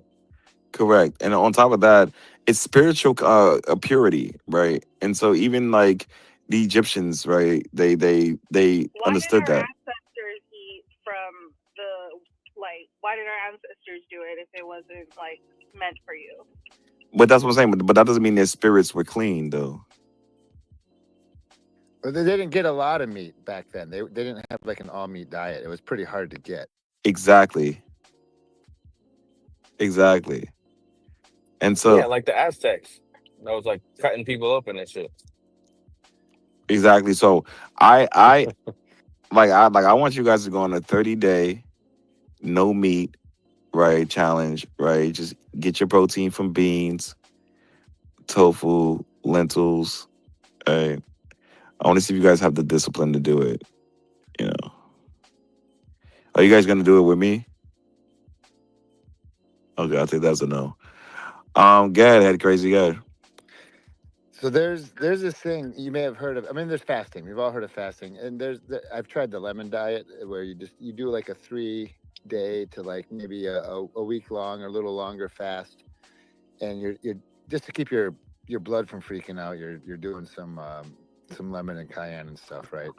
But so the interesting thing is when you fast, when you're done fasting, if you try to eat like a whole big burger, you're going to be in so much pain. Once you start fasting, your body can't handle the meat anymore very quickly, and it switches to a vegetarian body type. And so our natural state is a more vegetarian body type. If you don't keep up your meat tolerance, it actually disappears on you. That's a good And point. it will give you such a Technically, bad our stomachache. natural You will original be Hold so on, state let him is finish. Let him not finish. Let him finish. vegan or Hold vegetarian on. because we Let him breastfeed. finish. It's Let him another finish. thing you can go Google. Just go Google it, but it's a thing. I beg your pardon. Yeah, you have to go Google it, right? Yeah, that's that. But yeah, like that's a good point. Can you repeat that again, head crazy? Like, so you're saying that naturally our bodies. If you fast, when you come No, back I'm from talking about the fasting, vegetarian part. I'm talking about the vegetarian. yeah, when you're done fasting, you have to eat vegetables to start.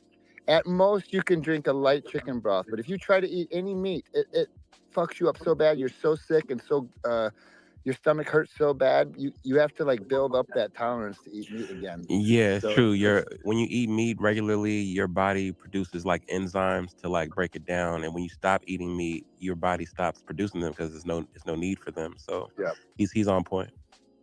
Yeah, with that. Yeah. Okay, but to be an advocate, like devil's advocate, like, okay, if you're held up in the hospital for months and months and you ain't got the sun like normal and everything, when you step out, you can't just go right into the sun and blast your face and your eyes and everything. Like you do have to like wear eye protection at first, and like you're not used to it again, right?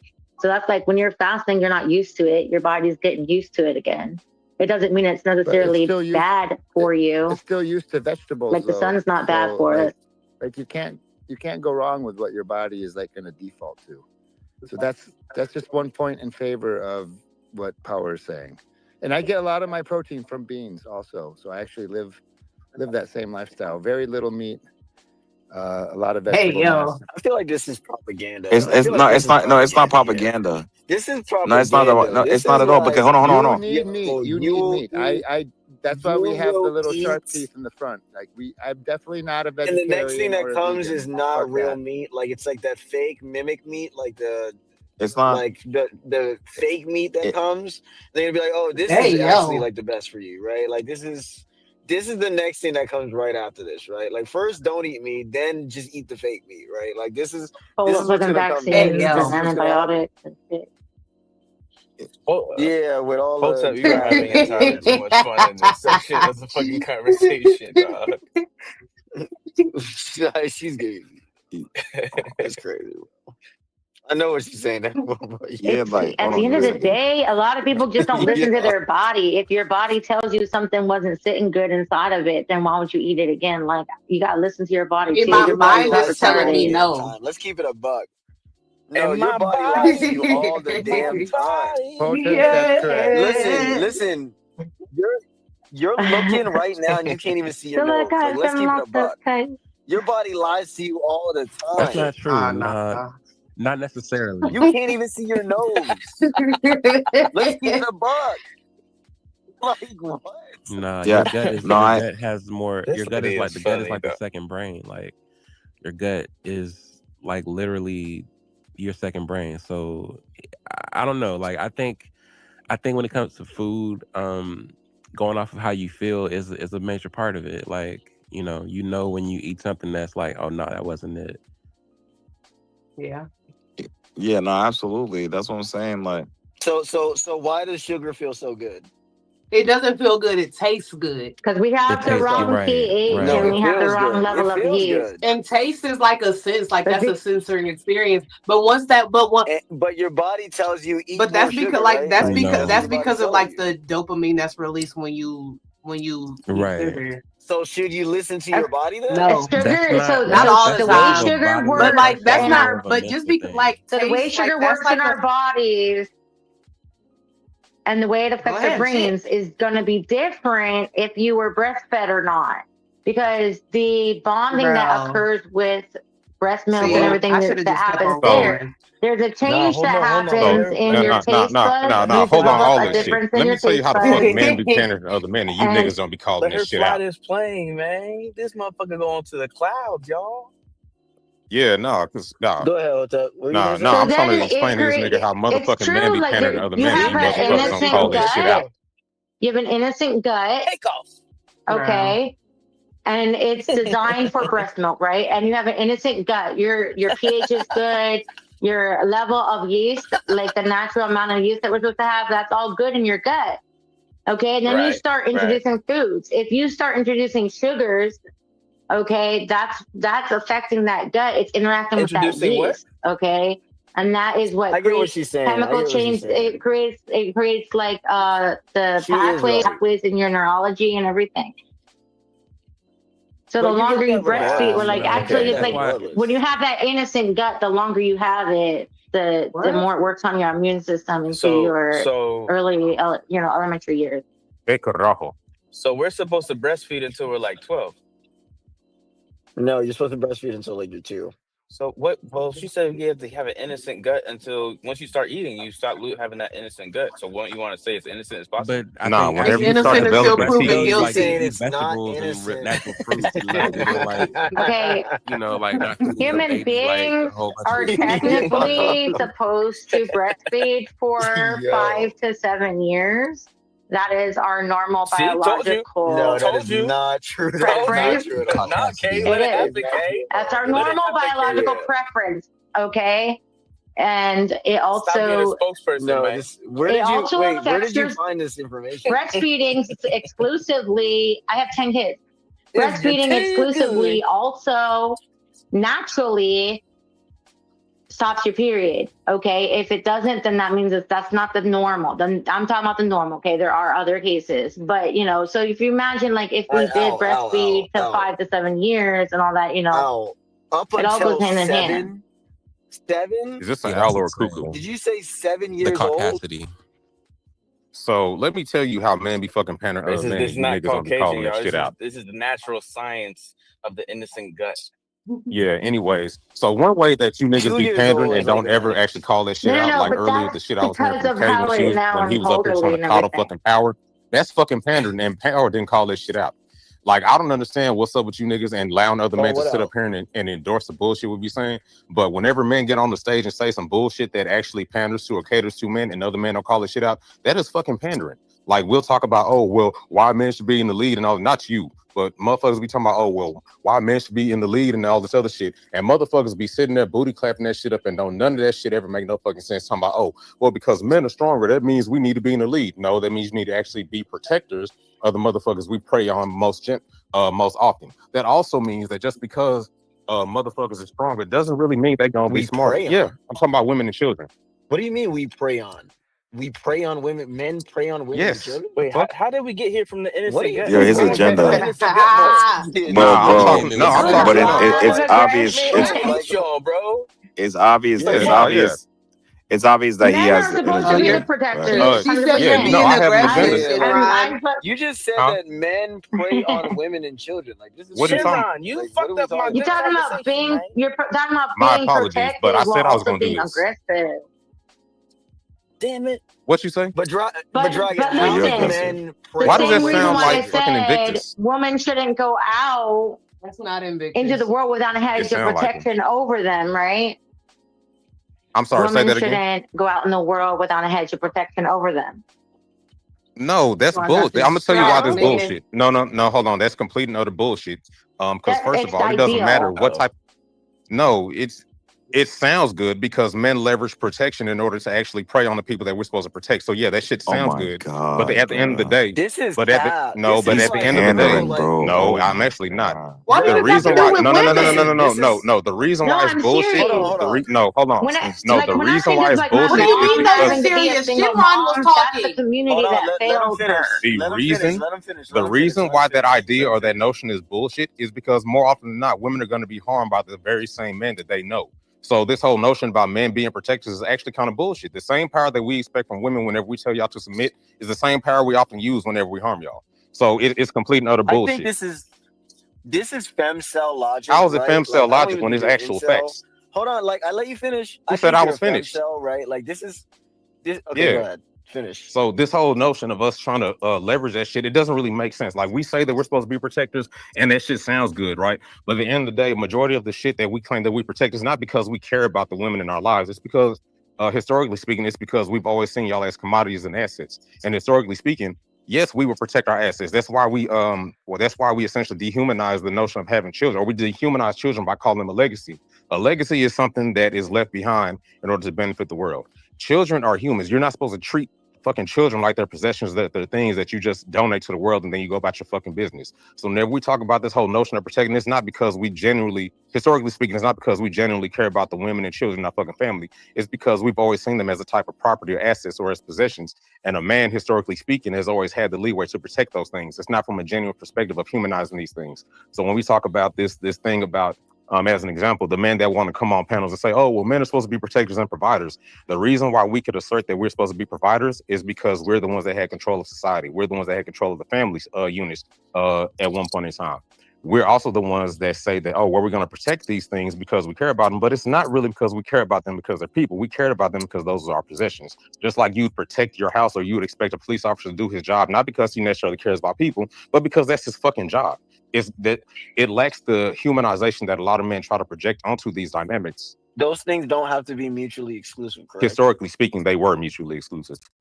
I mean, they were not. But they're not. I think what you're doing is you're objectifying, right? Like you're saying that men objectify women and children when this is not like the No, case, it right? Like actually has been the this is case. like a new hold on, like this is like a new No, it's like not. like 20th century, 21st century kind of thing, right? Like men do not view women naturally as assets. Yes, Like we don't yes, trade. we have. We don't. That's why we trade always traded Like women what for do the you like? acquisition of resources. That's what marriage Oh has God. always been. A trade of Yeah, essentially a woman or a girl for the acquisition of resources and yeah, other like currencies. yeah. So men. So men don't have a monopoly on predatory behavior, right? I never said we did. Can I finish? Thank you, Dragon Tales. Thanks, right? And so you got one more fucking time, and you got 3 more times, nigga. Exactly, because I ain't playing that shit. Let me finish because you made your point, right?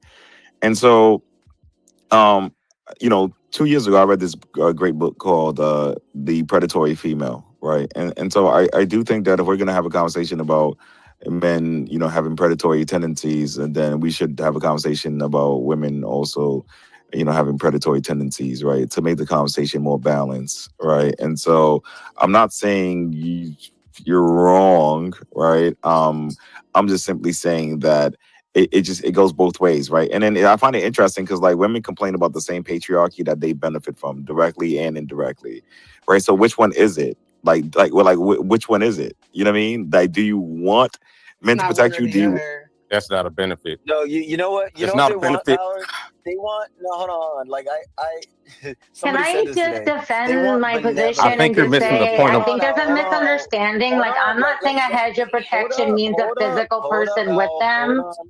No, But because it's nobody's not even fair. You guys arguing think against your I'm saying point. against humans. I'm talking about hedge of protection Okay, we get spiritually. it out. We get it. Like Okay, someone go in your ahead, Josh. family, a husband, a brother, an uncle, a man of God praying for her at least while she's out A there man of because it's a God. spiritual Let's world not we even live start on in. that. Let's I'm also not saying get started like on the hedge of uncles. protection. I'm saying a hedge of protection, right? In a No, you're a good spiritual person. We're just sense, kidding. because We she's get going that. out into We the get that. world system. So We It understand. sounded like we were So talking men of about like God be the worst protecting against motherfuckers. like Yeah, protecting. yeah, Hiking. yeah. So no one's arguing against your point, right? And so let me let Kay get in there real quick. So I think like what women truly want, Tell right? us as And a what guy. Tell us men what we want. what men sells like Dragon want, right? And you, because Is you're benevolent speaking Men for cells? women when patriarchy, you're not a right? woman. So men cells, yeah, like Like What the you, fuck is a because men you're not cell? a woman. you guys. Yo, Hold Sam, I'm on, about to like ban you from my space and have you pay me $50 to come back in. Well, I'm giving this my final warning, right? You have no self control. Anyways, okay, go ahead, make your point, Never please. fucking talk to me like that again. yeah. So Okay, you're okay. So Sam, you're banned. You have to pay $50 to come back in. Anyways, go ahead. Kay, go ahead, please. Sorry about that. yeah, so what these people want is actually benevolent patriarchy. You guys want men to pay for everything, right? Like what Power was saying, right? And like what Yoshi said. Like you guys want men to pay for everything, right? Without giving anything in return, right? Like you guys don't want to do anything in return. Like you guys don't want to stay at home, you guys don't want to cook, you don't want to do anything for the relationship, right? You just want men to pay for everything, right? And nothing is given in return. Like that is benevolent patriarchy, right? Like that's not like how it works, right? Like that's not how it works. If you are What gonna is get an all your bills offspring? paid, you better stay like yeah, you better stay at home, wash the dishes, right? Like take care of the kids, do all that. Like that's how it works. It's a transactional relationship. Let's keep it a buck. If you want to objectify it, Dragon, like it's a transactional relationship. Now we're expecting men to pay for everything, right? And gain nothing in return. Like, what is this So sentiment? here's Like, the what reason. are men just like wallets at this point? I Like, mean, what Yeah. what's is wrong? So this? here's Speaking the of reason why object, let's Men go are just object for wallets. object. here's the reason why what you said Object doesn't for actually object. matter. Yeah, here's the reason why what you said doesn't actually matter. And this is a point I've It's made about to to turn Power into a several mule in times. about 5, 4, 3. I'm gonna stay a dragon. But here's the reason why the shit doesn't actually work the way you think it does is because again, and like I said, I made this point to Power many times. Men are the ones that put the title or the role of provider on men. So to me, it makes sense that women, even though they have autonomy and the ability to actually gain and keep their own resources at this point in time, it makes sense to me that women will hold us to the standard that men created for men.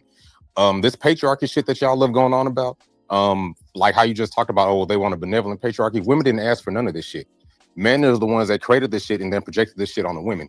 So it makes sense that if any way, shape, or form, if they could use or weaponize the shit against men, that they fucking would. And I don't blame them for doing that shit. Just like if I could weaponize some aspect of white So supremacy, in the I United would. States, women can't Yeah, choose. Women can't yeah, choose exactly. to be a You provider. said what? They can't choose. Like that's what you're Say saying. that one more time. Women can't choose to be a provider in the United States. Yeah, but what I'm saying is if they're gonna be with a man or entertain men, why the fuck wouldn't they weaponize those things against men in their favor? Why wouldn't they weaponize? Yeah, those I things? encourage that shit. Hold on. I First of all, encourage that shit. Now, first of all, like this notion that we've lived in a patriarchal society is just mere hypothesis, right? No, it's not. First of all, you can't prove that. That's Yes, I one. can. No, you Yes, I cannot, can. and you Yes, I can't prove that men solely created this patriarchal system. You don't even know if women Yes, I had a. can. You don't even know if women participated in that. You don't even know if They you. didn't. Matter of fact, name me the first man who created this patriarchal system. Do you know his name? You talking about in here in America? Name me the man who did it. I'd say George Washington. That's not true. Yeah, you kind of Well, wasn't he? you fucked up with that one. That's not. That's what I'm saying. If That's we're not talking true. about this, wasn't he the first president No of the United name. States? No name. No. Hold on. Give me a second. Give me a second. No. Hold on. Exactly. Wasn't he the first president of the United States? Hold on. No. Give me a second. Everything. Every institution, every business, every company has a founder, right? Someone who created it. Name me the person who created this patriarchal system you're talking about. It was a man. And what's his name? What's his name? I just said in America. I just said it was George Washington. You said George Washington. Right. John, and you're wrong. So then, what's his name? I don't know. You tell me. But we're talking about America as No, a you're fucking making the country. claim. You're making We're the talking claim. about Tell me his America. name. John. We're talking about America as a country. You're making the claim. Right. And why she keep on saying John? Why y'all say Adam or something? Because the I don't, separated I don't be gospel. subscribing to the notion of Adam existing. You know, I don't subscribe to the notion of Adam like being an actual person. But the thing about all right, fine, Sandler. The fuck? Look, the point that But I'm it's trying to just make is evidence regardless that it of what the existed way specific back then too. right, and that's the point I'm trying to make. It doesn't matter if I can name the specific person or the specific man that created it. The fact of the matter is, it's something that men created. Like you can't. Here's the thing about it. You're gonna say can't prove that. Yes, I can. Because why You else can't. would No. women do So it? prove it. What are you waiting for? Men are the ones. Maybe. No. Maybe. Yeah, that sounds like some good conjecture. It's not a conjecture. Yeah, it is a conjecture. Name. No, it's No. Prove because to me. No, I'm saying no. Prove it to me. You're doing a lot of talking. Prove to me that men created this patriarchal system you're talking about. Okay, I could point to the popes. All the popes through our history have been men. So when we talk Okay, about and how? No, give me a second. Fine. But there have been countless amounts of societies where women, right, rule those societies. Now what? Okay, just because you put a figurehead in place doesn't mean that it changes the overall rules or overall values of that society. Okay, it's just like saying just because Barack Obama was a quote unquote black man, that doesn't change the fact that he was still a part of a racist system. Oh my God. Because we act like any other time. We act like tokens don't fucking exist, or we act as if motherfuckers trying to prop up one that looks like us in order to make it think that the system is no longer racist is an actual fucking thing. Tokens exist every fucking where. So utilizing somebody that looks like us or utilizing a woman to make us think that this shit is no longer sexist or misogynistic is a tactic that has always been used. Just like how Albert Einstein once said, doing the same thing over and over and expecting a different result is the definition of insanity. Making claims that you can't even prove is insane. I can prove that we. No. You are insane. Earlier, you was just talking about that people who eat meat are more aggressive because they eat animal spirits. I said there's a correlation. That's what I said. How can you prove that? I can't. That's what a correlation is. That is not what a correlation is. By definition, you can't prove it. But I mean, you made a claim and you couldn't prove it. So what are you talking about? And I acknowledge that I made that claim that I couldn't prove. But he's speaking with so much conviction, So were you. right? That somehow because we do exist in a patriarchy. No, we do. But who created it? Know that. Well, then let's look at the evidence, shall we? America has been heavily influenced by one particular ideology that's related to other ideologies that is rooted back to a man named Abraham, who was the patriarch of the people that he fucking started. Now, when we look at the religion and the ideologies that a lot of Americans are raised under, right, it can be sourced back to this man named Abraham, henceforth the ideologies that he spawned being called Abrahamic ideologies or Abrahamic religions, where the sole authority in those communities was relegated to the man. Now let's look at the current administration we have, shall we? They want to make sure that power is returned to the hands of men in the same way they feel is being supported by the historical or the religious text I'm talking about, i.e. the Bible, where it says that they will not have a woman to usurp authority over a fucking man. That is the very basis of a fucking patriarchy, where women are subjugated or seen as second-class citizens and essentially are in submission or subjugation by the fucking men. which is what JD Vance specifically is a proponent of. That's why he's sitting there endorsing motherfuckers that say women don't deserve the right to fucking vote because they want to minimize the amount of voice or the amount of influence that women have in a fucking society. So what the fuck are we talking about? Sure. So If I'm gonna sit here, if you want a fucking name, okay, then let's assume everything in the Give fucking me a Bible name. is true. I'm gonna say fucking Abraham. I'm Yeah, gonna say sure. fucking Abraham. No, Right. fuck all that. No, But let's talk about it. but the funny part about it, the funny part about it is that the term patriarch or patriarchy, right, wasn't even in these individuals' vocabulary. It doesn't fucking have to be. What are we talking about? That's like saying because they didn't use the word water in the fucking Bible when they wrote that shit, that the word water or the thing known as water didn't fucking exist. I'm not gonna let you get that shit off. It didn't exist. The thing known as water It didn't didn't exist. It didn't exist. No. That's ignorant as fuck. No, it's not. It's not. It didn't exist. No. You can retroactively. Exactly. The word blue didn't exist. You can Right. retroactively That doesn't mean the thing didn't. Exactly. Exactly. point- And hold on. And hold on. Give me a second. Hold on. Give me a second. And let me read you something here. You're talking about the term I will post it in the jumbo because you are delusional, right? And you need help. So, anyways, I'm reading something here. It says the patriarchy wasn't created by a man or woman. It emerged when control over property, war, or an inheritance favored male dominance. Women may have reinforced it, but the first structural advantage was male. So it emerged. It was an evolutionary process, And right? who do you think Like, made hold it on. emerge? Who do you Men, think made it hold on, emerge? men, If you want men to go and women even earlier, created. then wouldn't you go all the way to Lilius? Correct. No, you missing the. Right, give me. No, you Like, can give me a you second. can you can retroactively classify concepts like that. This is well established in law. It's called ex post facto, where something takes place subsequent to after it happened. So that you can define something like patriarchy that may not have been spoken on, but it existed in practice. Yeah, maybe, right? But what I'm simply saying is that, Dragon is making the claim here that men created these structures, these patriarchal structures and systems, right? But he can't prove it. You can't prove it. Yes, I actually can. Just like No. just like I said, fucking No. Abraham. No. You can assume it, but you can't prove it. So let me ask you this: how did it emerge if it wasn't men that was doing the shit? Women also participated in it as well. That's like saying slaves participated in slavery. Literally. They did. But that doesn't mean that they're the ones that established the shit and enabled it. That's true, but we don't know. That's true, hold on, but we don't know who created these systems that you're claiming. We don't know. So you mean to tell me, right? Women created a system where women would be disenfranchised. I think it was both men and women who created these systems. All the way back So to you mean- Sodom and Gomorrah days. Correct. I think it was men and women.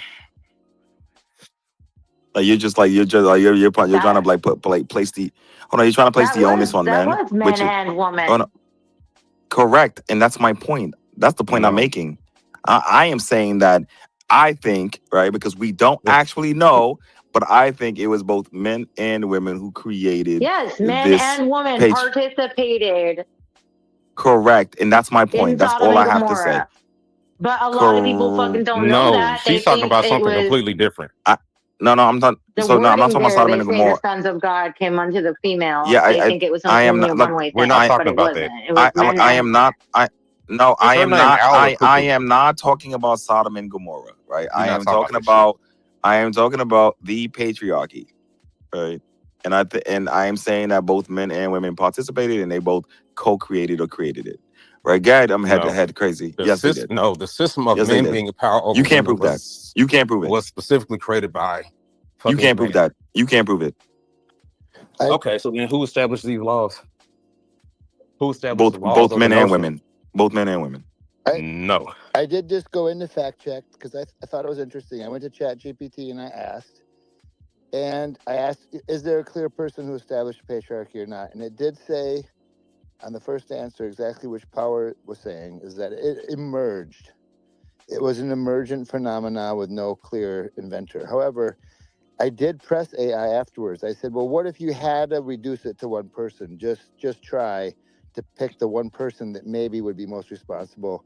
And then I also asked it for the second most likely person. And the answers Chat GPT gave me was Aristotle and Confucius. So it said, no, there's no clear founder. It's emergent. But if you had to pick someone who maybe put the most stuff in motion to establish the patriarchy, ChatGPT at least believed it was either Aristotle in the West or Confucius in the East. Yeah, but it, nonetheless, right? It still emerged. It's Right now, what I it still was arguing that no, it's emerged. emerged exactly, and what I find interesting is that a lot of people don't even know this, right?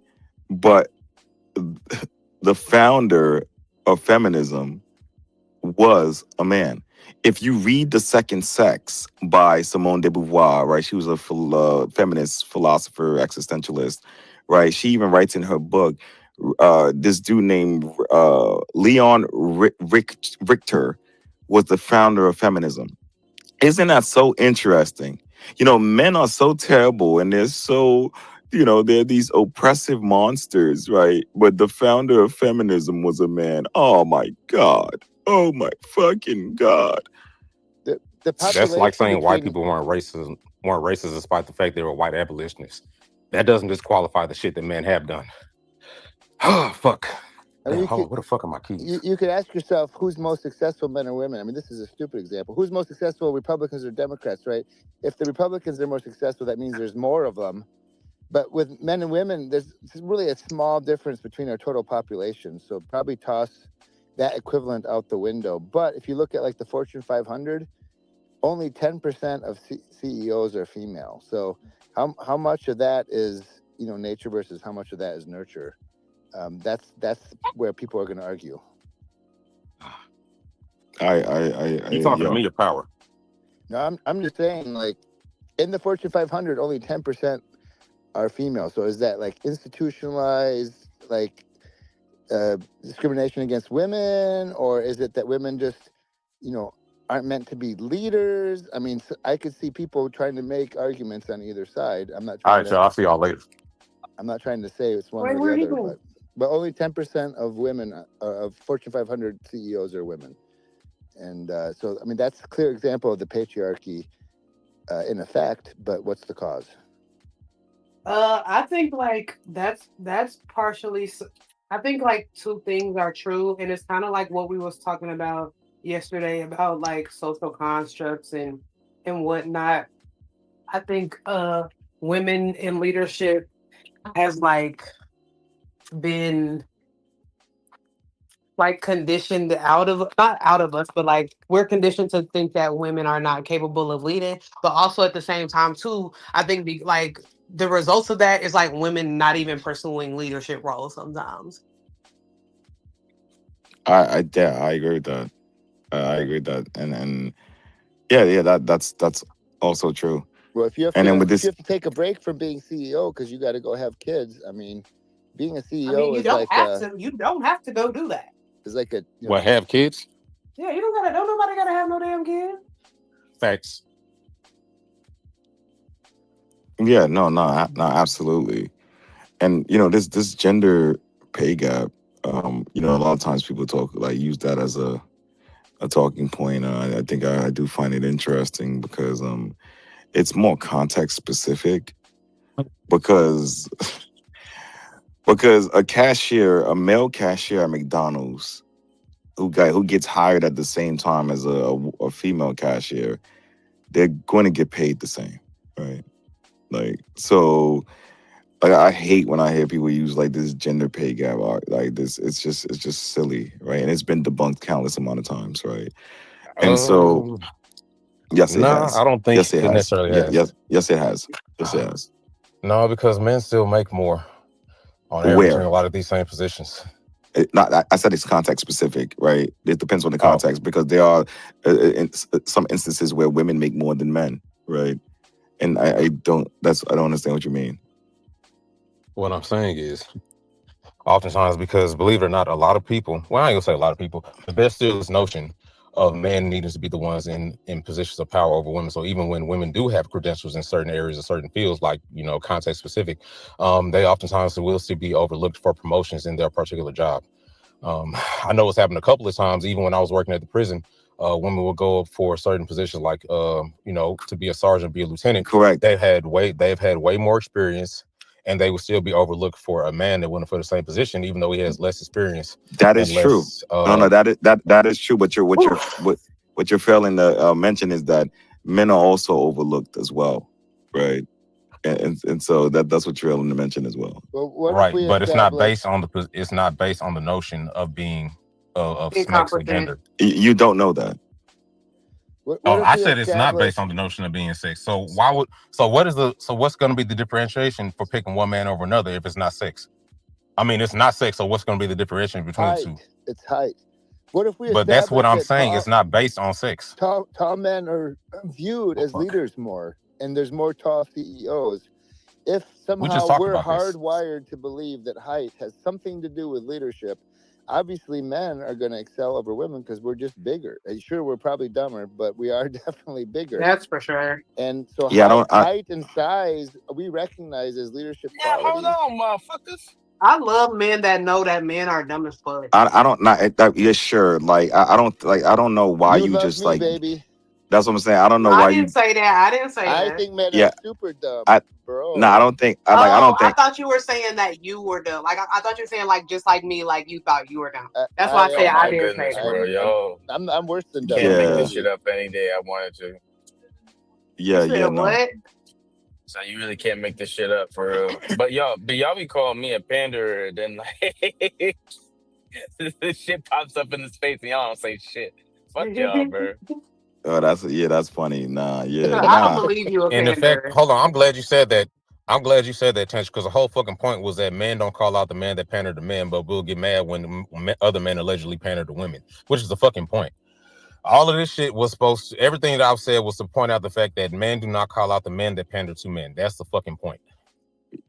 And y'all don't. Just like you didn't say shit when Kay was up here glazing your ass before I dropped down earlier. Yeah, sure. Oh my God. He absolutely was. Yeah. And you know what's fucking crazy? You know what's fucking crazy? The shit that he was doing for you, I haven't even done to like any of the women. I haven't done that shit to or for Hotep within these spaces. I haven't done that shit to or for any of the fucking women. But y'all think because I speak on the collective when it comes to women that it's fucking pandering. But you don't ever call that shit pandering when the motherfucker sit up here glazing you by fucking name. I think that's fucking pandering, and your ass don't call that shit out. I think y'all gravely misinterpret when people have ulterior motives. Yeah, and that's L and Chinwan, right? And so like ulterior motive. My motive is to your motive is to one day your motive, to be honest, is to one day get some pussy on here, right? And that's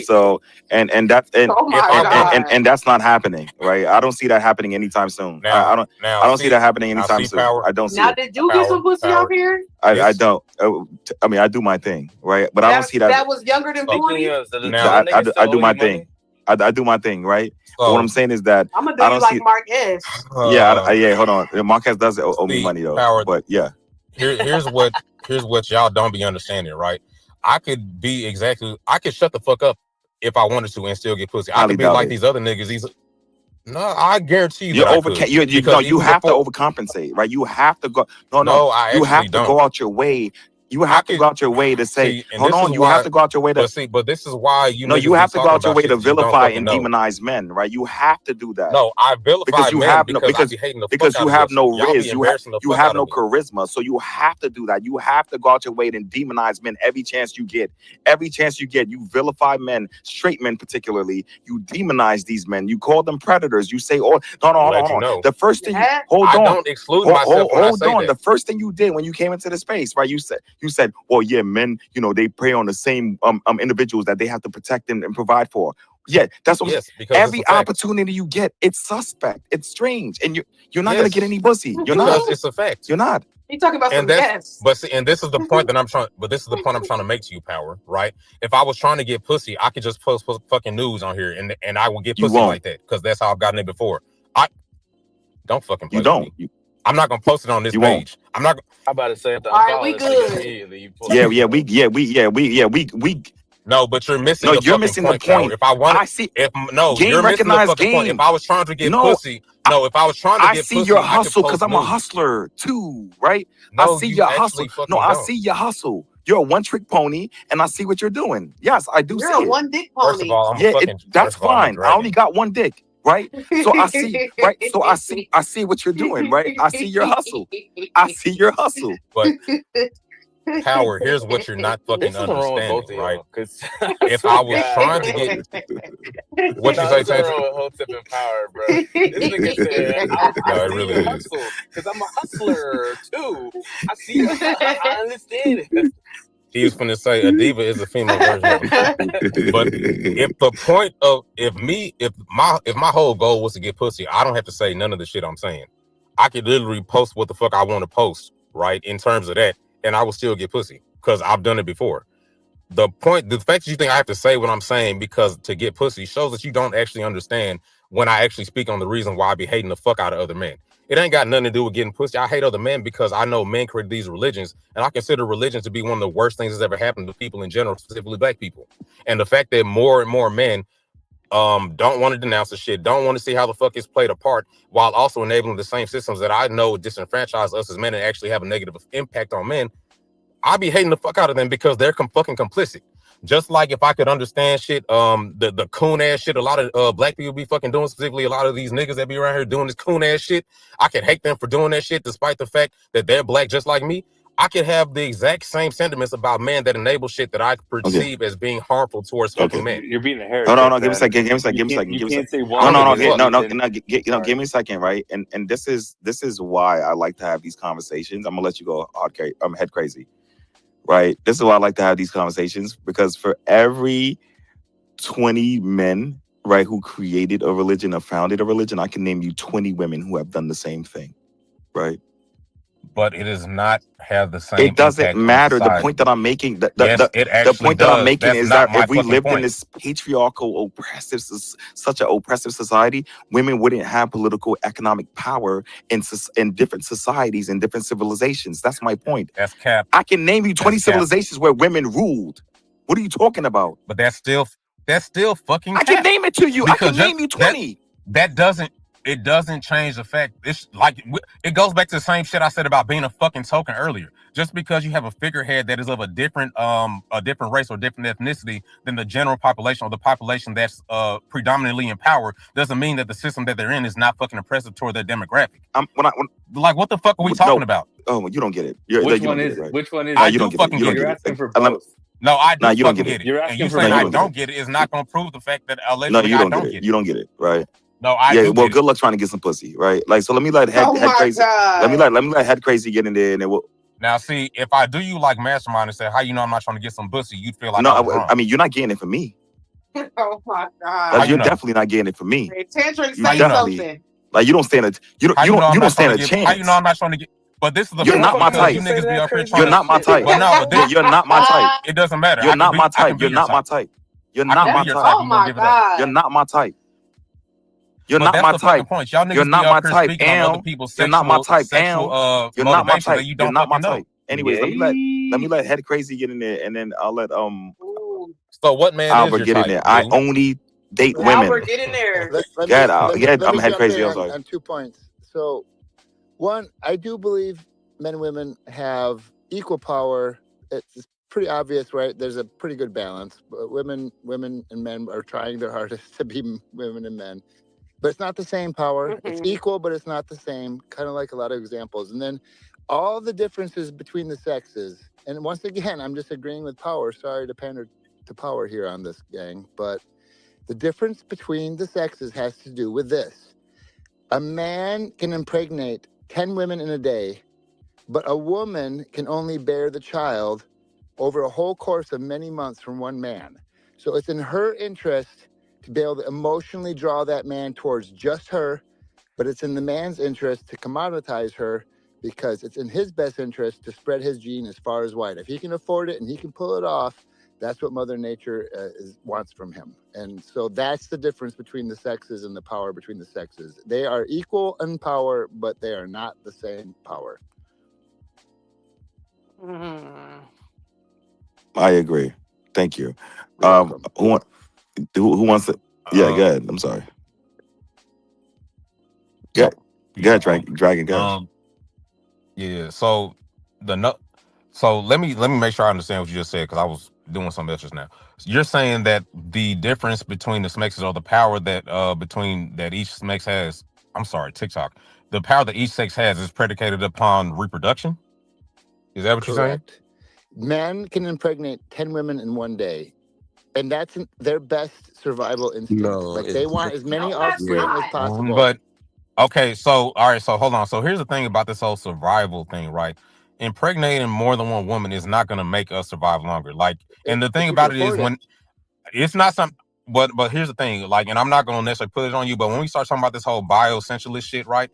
We want to lean on that whenever it's convenient, but like, we talk about the fact that humans are animals, but we have a higher level of sentience, which is why we don't fling our shit when we get mad. Then all of a sudden it brings in the fact that we can overwrite, or we can refuse to follow our instincts, or we can refuse to follow our biological wants, or our biological proclivities, right? We For have lack of a better term. biofeedback. So when we talk about this whole right, but when we talk about this, the fact of what we do this shit to survive, like, it's based off of social construct, right? We don't have to do that in order for us to survive. Just like we don't have to fling our shit when we get mad, or we don't have to fucking crash out because we have a higher level of sentience. So basing a whole entire system on that, as far as why men have more power, or men are the ones that have authority and even have leeway with certain things, is kind of bullshit. Like, first of all, we do not have to reproduce, right? We don't have to do a lot of the things that we think that we have to do according to bioessentialism.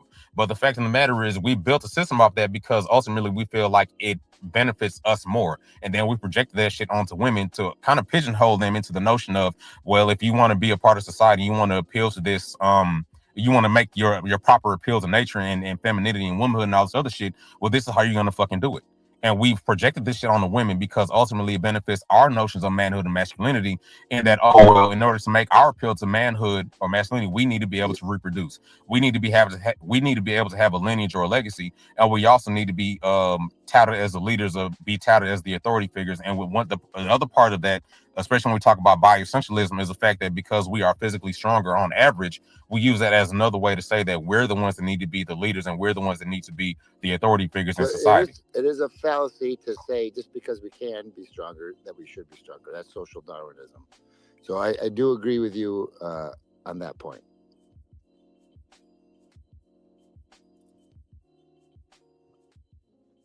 Oh, hold on. Get Our out. You got social, it. And I'll let Albert economic, get it. religious, and cultural influences on our sexuality too, but our inherent drive is also affected by our genetics. And if you go But you down, don't. if you do like a personal journey into your personal genetic tree, you might find some of your family line did stay in that more indigenous lifestyles and different and cultural lifestyles, and other ones did not. Like, it's going to affect you to different degrees personally on that personal, like, in the But genes themselves. But of you're course, talking about all of our existentialism. influence from everything You else don't. comes into play too. That drive for like procreation for male and female human species. You don't need It to is our reproduce natural to drive, exist. but it also has been like watered down a little bit or something. Like, we don't have the same, it's the same reason why some women have a harder time with natural birthing and things like that, because in their family or whatever, there's been different things, there's been different traumas that have happened, or different things that have happened. It affects it, right? Your genes get affected every generation. So if you think about certain family lines, there might be stronger genetic influences that happen that reduce that drive. So then it's no longer about procreation, right? It's about the way that your brain is being triggered in the moment.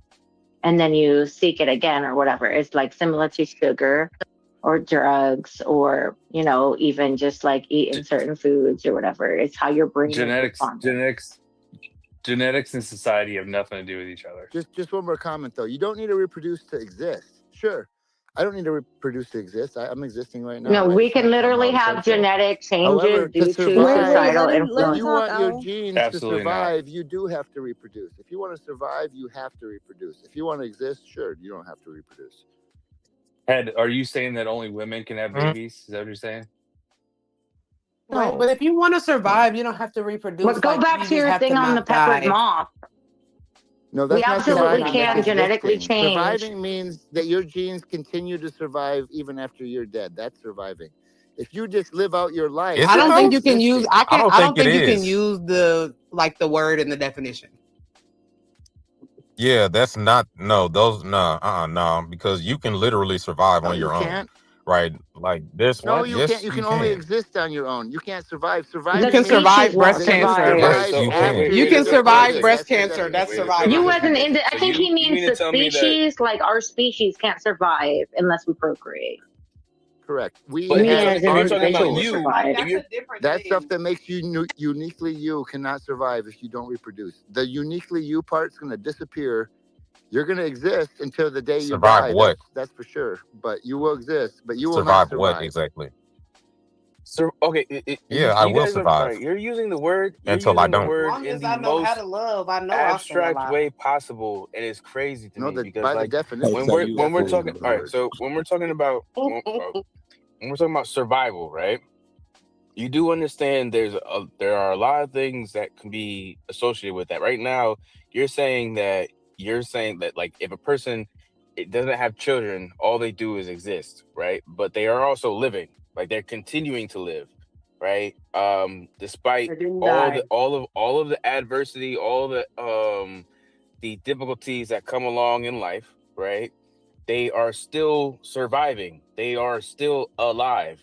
So now you're trying to switch that into being okay, well, you're not going to survive this if you don't have children, right? Because your particular genetic signature is living on throughout your children and stuff like that. I And you're mean, not you can do and some so amazing you're stuff for society, change the world, and then kind of your energy and survives. I mean, right? while you're still alive, right? Yeah. Surviving, correct? Okay. Yeah, I mean, I just wanted to but establish that the because you kept you on that saying no. survives is your genetic material. I mean, that's what That's survives. debatable. I mean, that's kind of a good point though. To look at Tesla, like Tesla didn't reproduce, and like he was like he had like all those genius concepts and ideas that got co-opted and stuff, and we haven't really had anything like since him, in that same way. Like everything's What been. about Do you what think his about blood? son would have done, or like his child would have done the thing that he did, or like expanded it or It's taken it further? it's possible, but we'll never know now because he never reproduced. But it's like it's a So possibility. where's Albert Einstein's great grandchild? I mean, I don't. Did he have kids? I don't think he had kids. Did he? Didn't he have a daughter? The smart guys don't have a lot of kids sometimes. Yeah, that's a good point. Elon Musk has like 48 children. He's that's debatable if he's He's done Oh, more God, for the he human knows. race in the last 100 years I than agree. anyone else on Earth. Agreed. What have you done? 100% And agreed. what has that been? What Are has you Elon? serious? Yeah, Albert Yeah, Einstein has. look, I Albert don't That's know. a Einstein. great question, OT. I don't follow Elon Musk, but like I've been, living and surviving and not knowing what he has done. So that's why I'm asking. Like, Oh, okay. I don't know what the fuck the nigga did. So he's Yeah, bro. launched rockets into space And and then for what? re-landed them. For what? He's created what's the neuro thing The where Neuralink? Neuralink. the Neuralink. killed Yeah, thousands of Starlink. monkeys. Yeah, he's But done what does more for that the do for what is that doing Powerwall. for humanity? You said he's done things for humanity. What is going to fucking space and landing? What is that doing for us? That's a good question. No, but What okay, did we gain? So think about Neuralink then. People that have been paralyzed can now walk again. Okay, that's cool. I Yep. haven't seen it, but that's cool. Hasn't that been happening though? Who's invented what he's That's invented? theoretical. Like it hasn't been proven. It has been in human subjects, and in fact, it's killed. Oh, Yes, really? it has. It's killed thousands of monkeys. Oh, wow. Shut up! No, it hasn't. Wow, so it's unalived our cousins. That's Our crazy. cousins. Damn, I'm not Sorry, on TikTok. monkeys. Oh, So sorry. TikTok has all the answers. Yeah, that's right. Oh, No, yeah, let me I'm look saying I this keep on up. speaking like I'm So it on hasn't TikTok. had human subjects yet? Yes, it has. Let me see. Yeah. Who said Yeah, it So it's I thought it had launched in a like few human January of this subjects year. now. No. Correct. It has, and it works. One And it works. one wire got disconnected, and the guy lost the ability, and he's like, "Fuck, that was awesome. Can you please hook me back up?" Yeah. Oh, I mean, wow. whether or not like something like that is good, whether or not something like that like benefits the greater good of humanity is debatable. Okay. I'm just saying, because like something that you can imprint in your brain that can like make you do something that you could not do, like think about like how easy it would be for that to be taken advantage of. And Where like let's not act like people aren't let's Let's not look at act this like people AI aren't shit. like already trying to take advantage of some shit like that. Like AI. AI is a perfect like example. does Yeah. the Yeah, like person who AI. gets the most Yeah. money, is that the smartest Definitely person? a risk. Elon Musk is up there. No, he's I exactly head he's crazy. I raked in a I lot don't of think money. that. I don't think that just because you have a lot of money that makes you the smartest person. He didn't inherit it though. He I, made it. He No, earned I that think the money. same way Exactly. He made about. it. Well, didn't he I steal agree with no, you that's Tesla not from true. because I don't somebody know else? about that. Didn't he steal I Tesla? mean, No. doesn't he own like these like mines with like slaves picking? I mean, I think diamonds and stuff like Yeah, that. Like, he I inherited mean, the emerald mining in South Africa or some shit.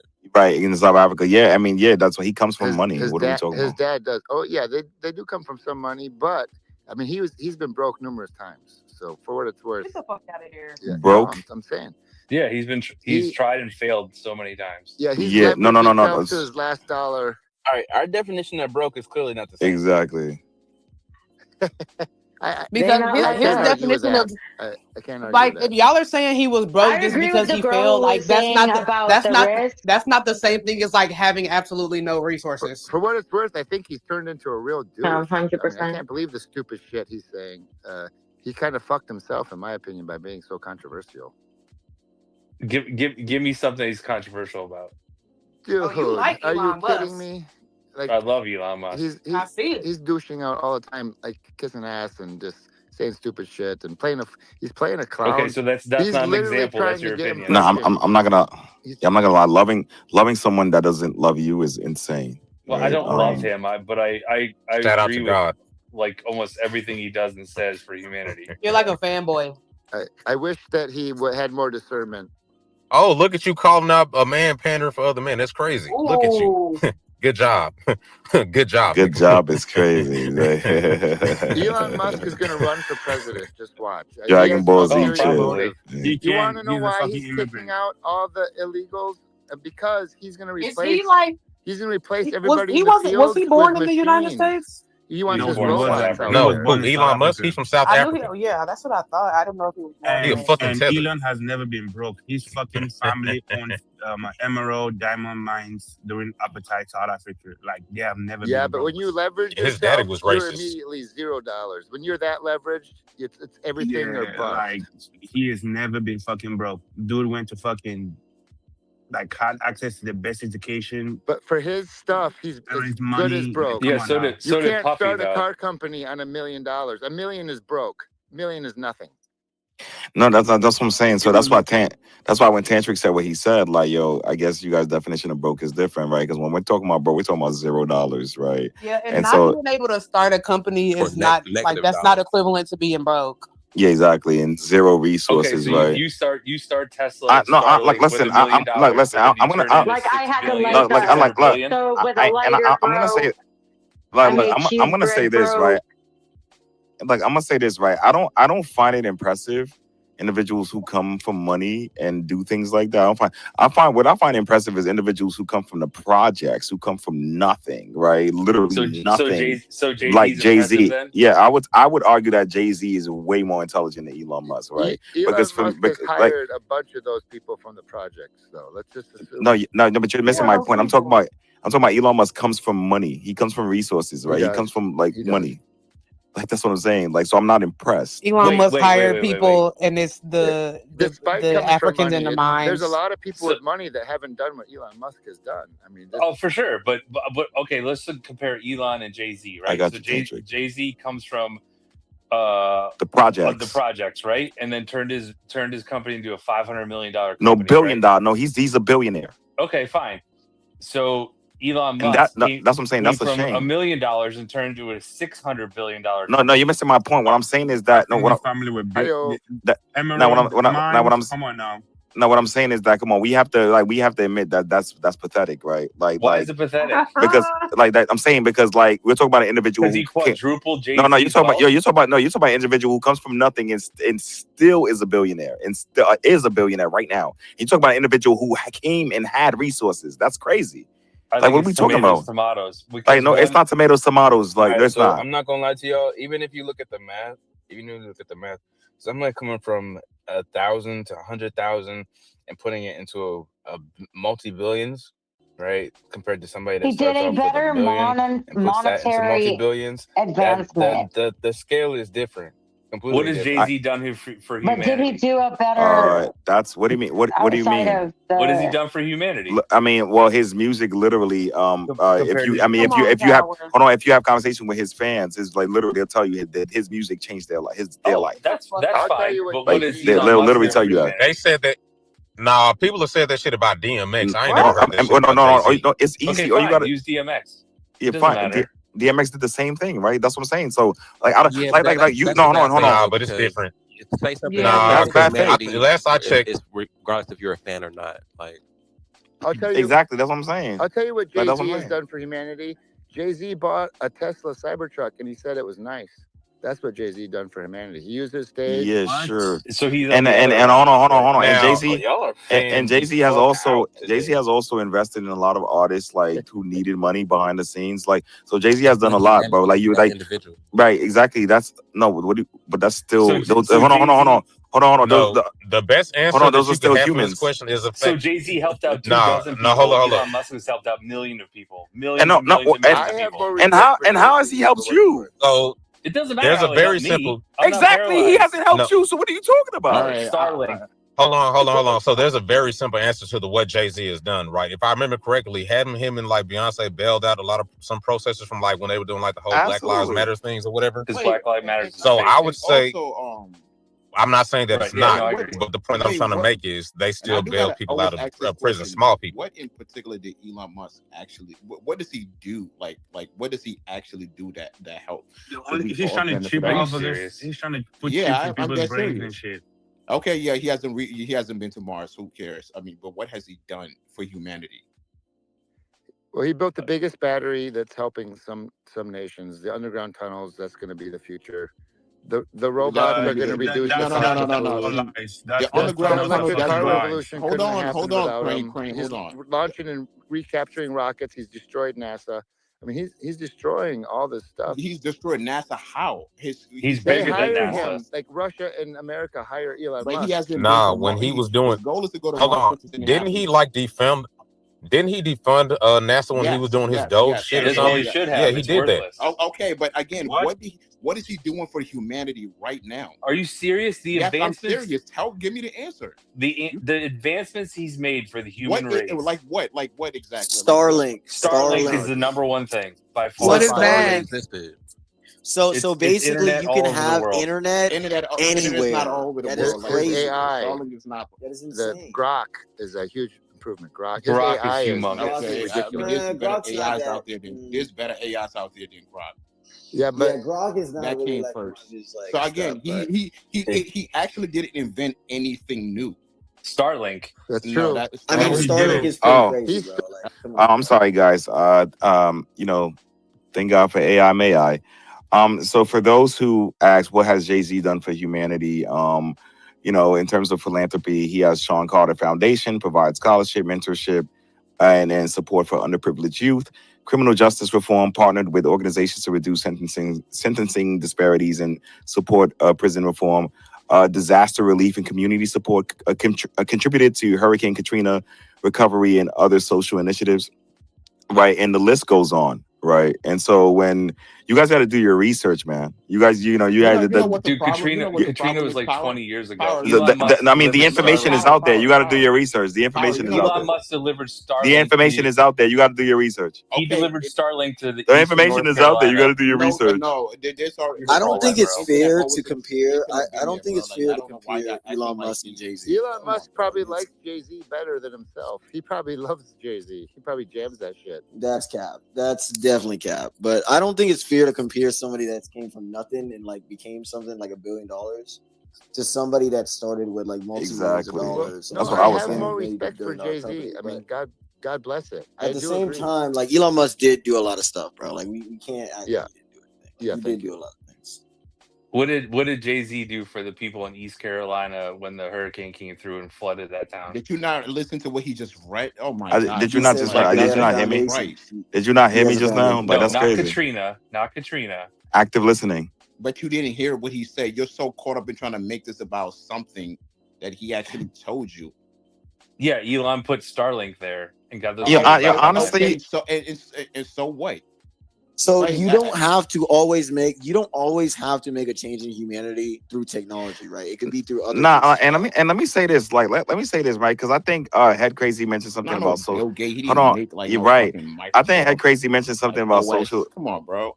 I think Head Crazy Man, it's mentioned not as something. smart as I want him to be. I think Head Crazy mentioned something about social Darwinism earlier, and like now that I'm thinking about it, right? Like who's more like genetically fit, right? Someone who comes from the projects from nothing and is a billionaire and survived the most craziest conditions, or someone who comes from money, right? Like I really want to know this. Like who's more genetically fit, right? That would be a great conversation to have, right? like Genetically fit for what? Jay-Z is gonna to whoop survive, Elon Musk's survive, ass. Look. survive, Jay-Z's They're gonna both whoop gonna his ass. survival, survive. They're both survival, gonna I survive. think he survival. I mean, if we're gonna be honest, correct me like if I'm both. wrong. He sold his share of PayPal, and he went out and bought what you would call it. That is Musk. true. Yeah, I mean Jay-Z is two different. One actually built. So wait, hold on. I think both of them are very fairly impressive. Yeah, right? I'm not You taking can't away, but I'm just say talking about no. like how like when we're comparing like one yes actually did come from some sort of wealth, right? The other one That's true. literally is like crawl out of like. But there's a lot of people that come from wealth that doesn't do I'm what I'm Elon aware, Musk or but you Jeff have, Bezos but does. guess right? what? Like Yes, you're right, but the chances are very fucking high when you already come from it's higher. Yeah, it's right. higher. That's all I'm simply saying. When you already have the backing of people around you that's already successful. So Yeah, to make your dreams right. come true. That I agree with that. Yeah, that's crazy. That's Like freaking. the people, and that's no disrespect. That's crazy. The people that I look up that I think are more impressive are like Steve Jobs or like Bill Gates with the Microsoft OS, right? He rapes Software like children. that. I have mean, done they actually all came from revolutionary fairly well off things. Yeah, but families, right? there's more impact They all made. came from very Guys, well off. if any one of you, if you had Bill more Gates money, was you could upper middle achieve better class. what you were trying to achieve. Whoever you are, if you came with $0, you're trying to achieve something. If you had $1 million and you still had that same mission, you probably just achieve it better.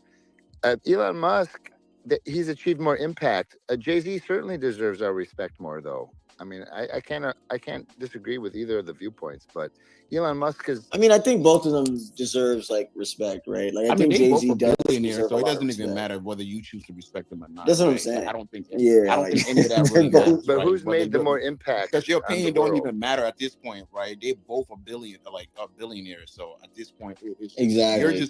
you're just like we're just gonna be like the poor guy in the middle trying to figure out who we like more out of the two billionaires. It's like Fair enough. When they both made impact, exactly. I like Jay-Z better for the record. I mean, the guy's cool. Elon Musk, he's pissing me off lately. He says some stupid shit. Yeah, nah. But Oh, no. honestly, once again, like shout out to Elon Musk, man. I I think he's doing. I mean, I think he has done, and he's going to continue doing some Has amazing anyone amazing in this things. room listened to any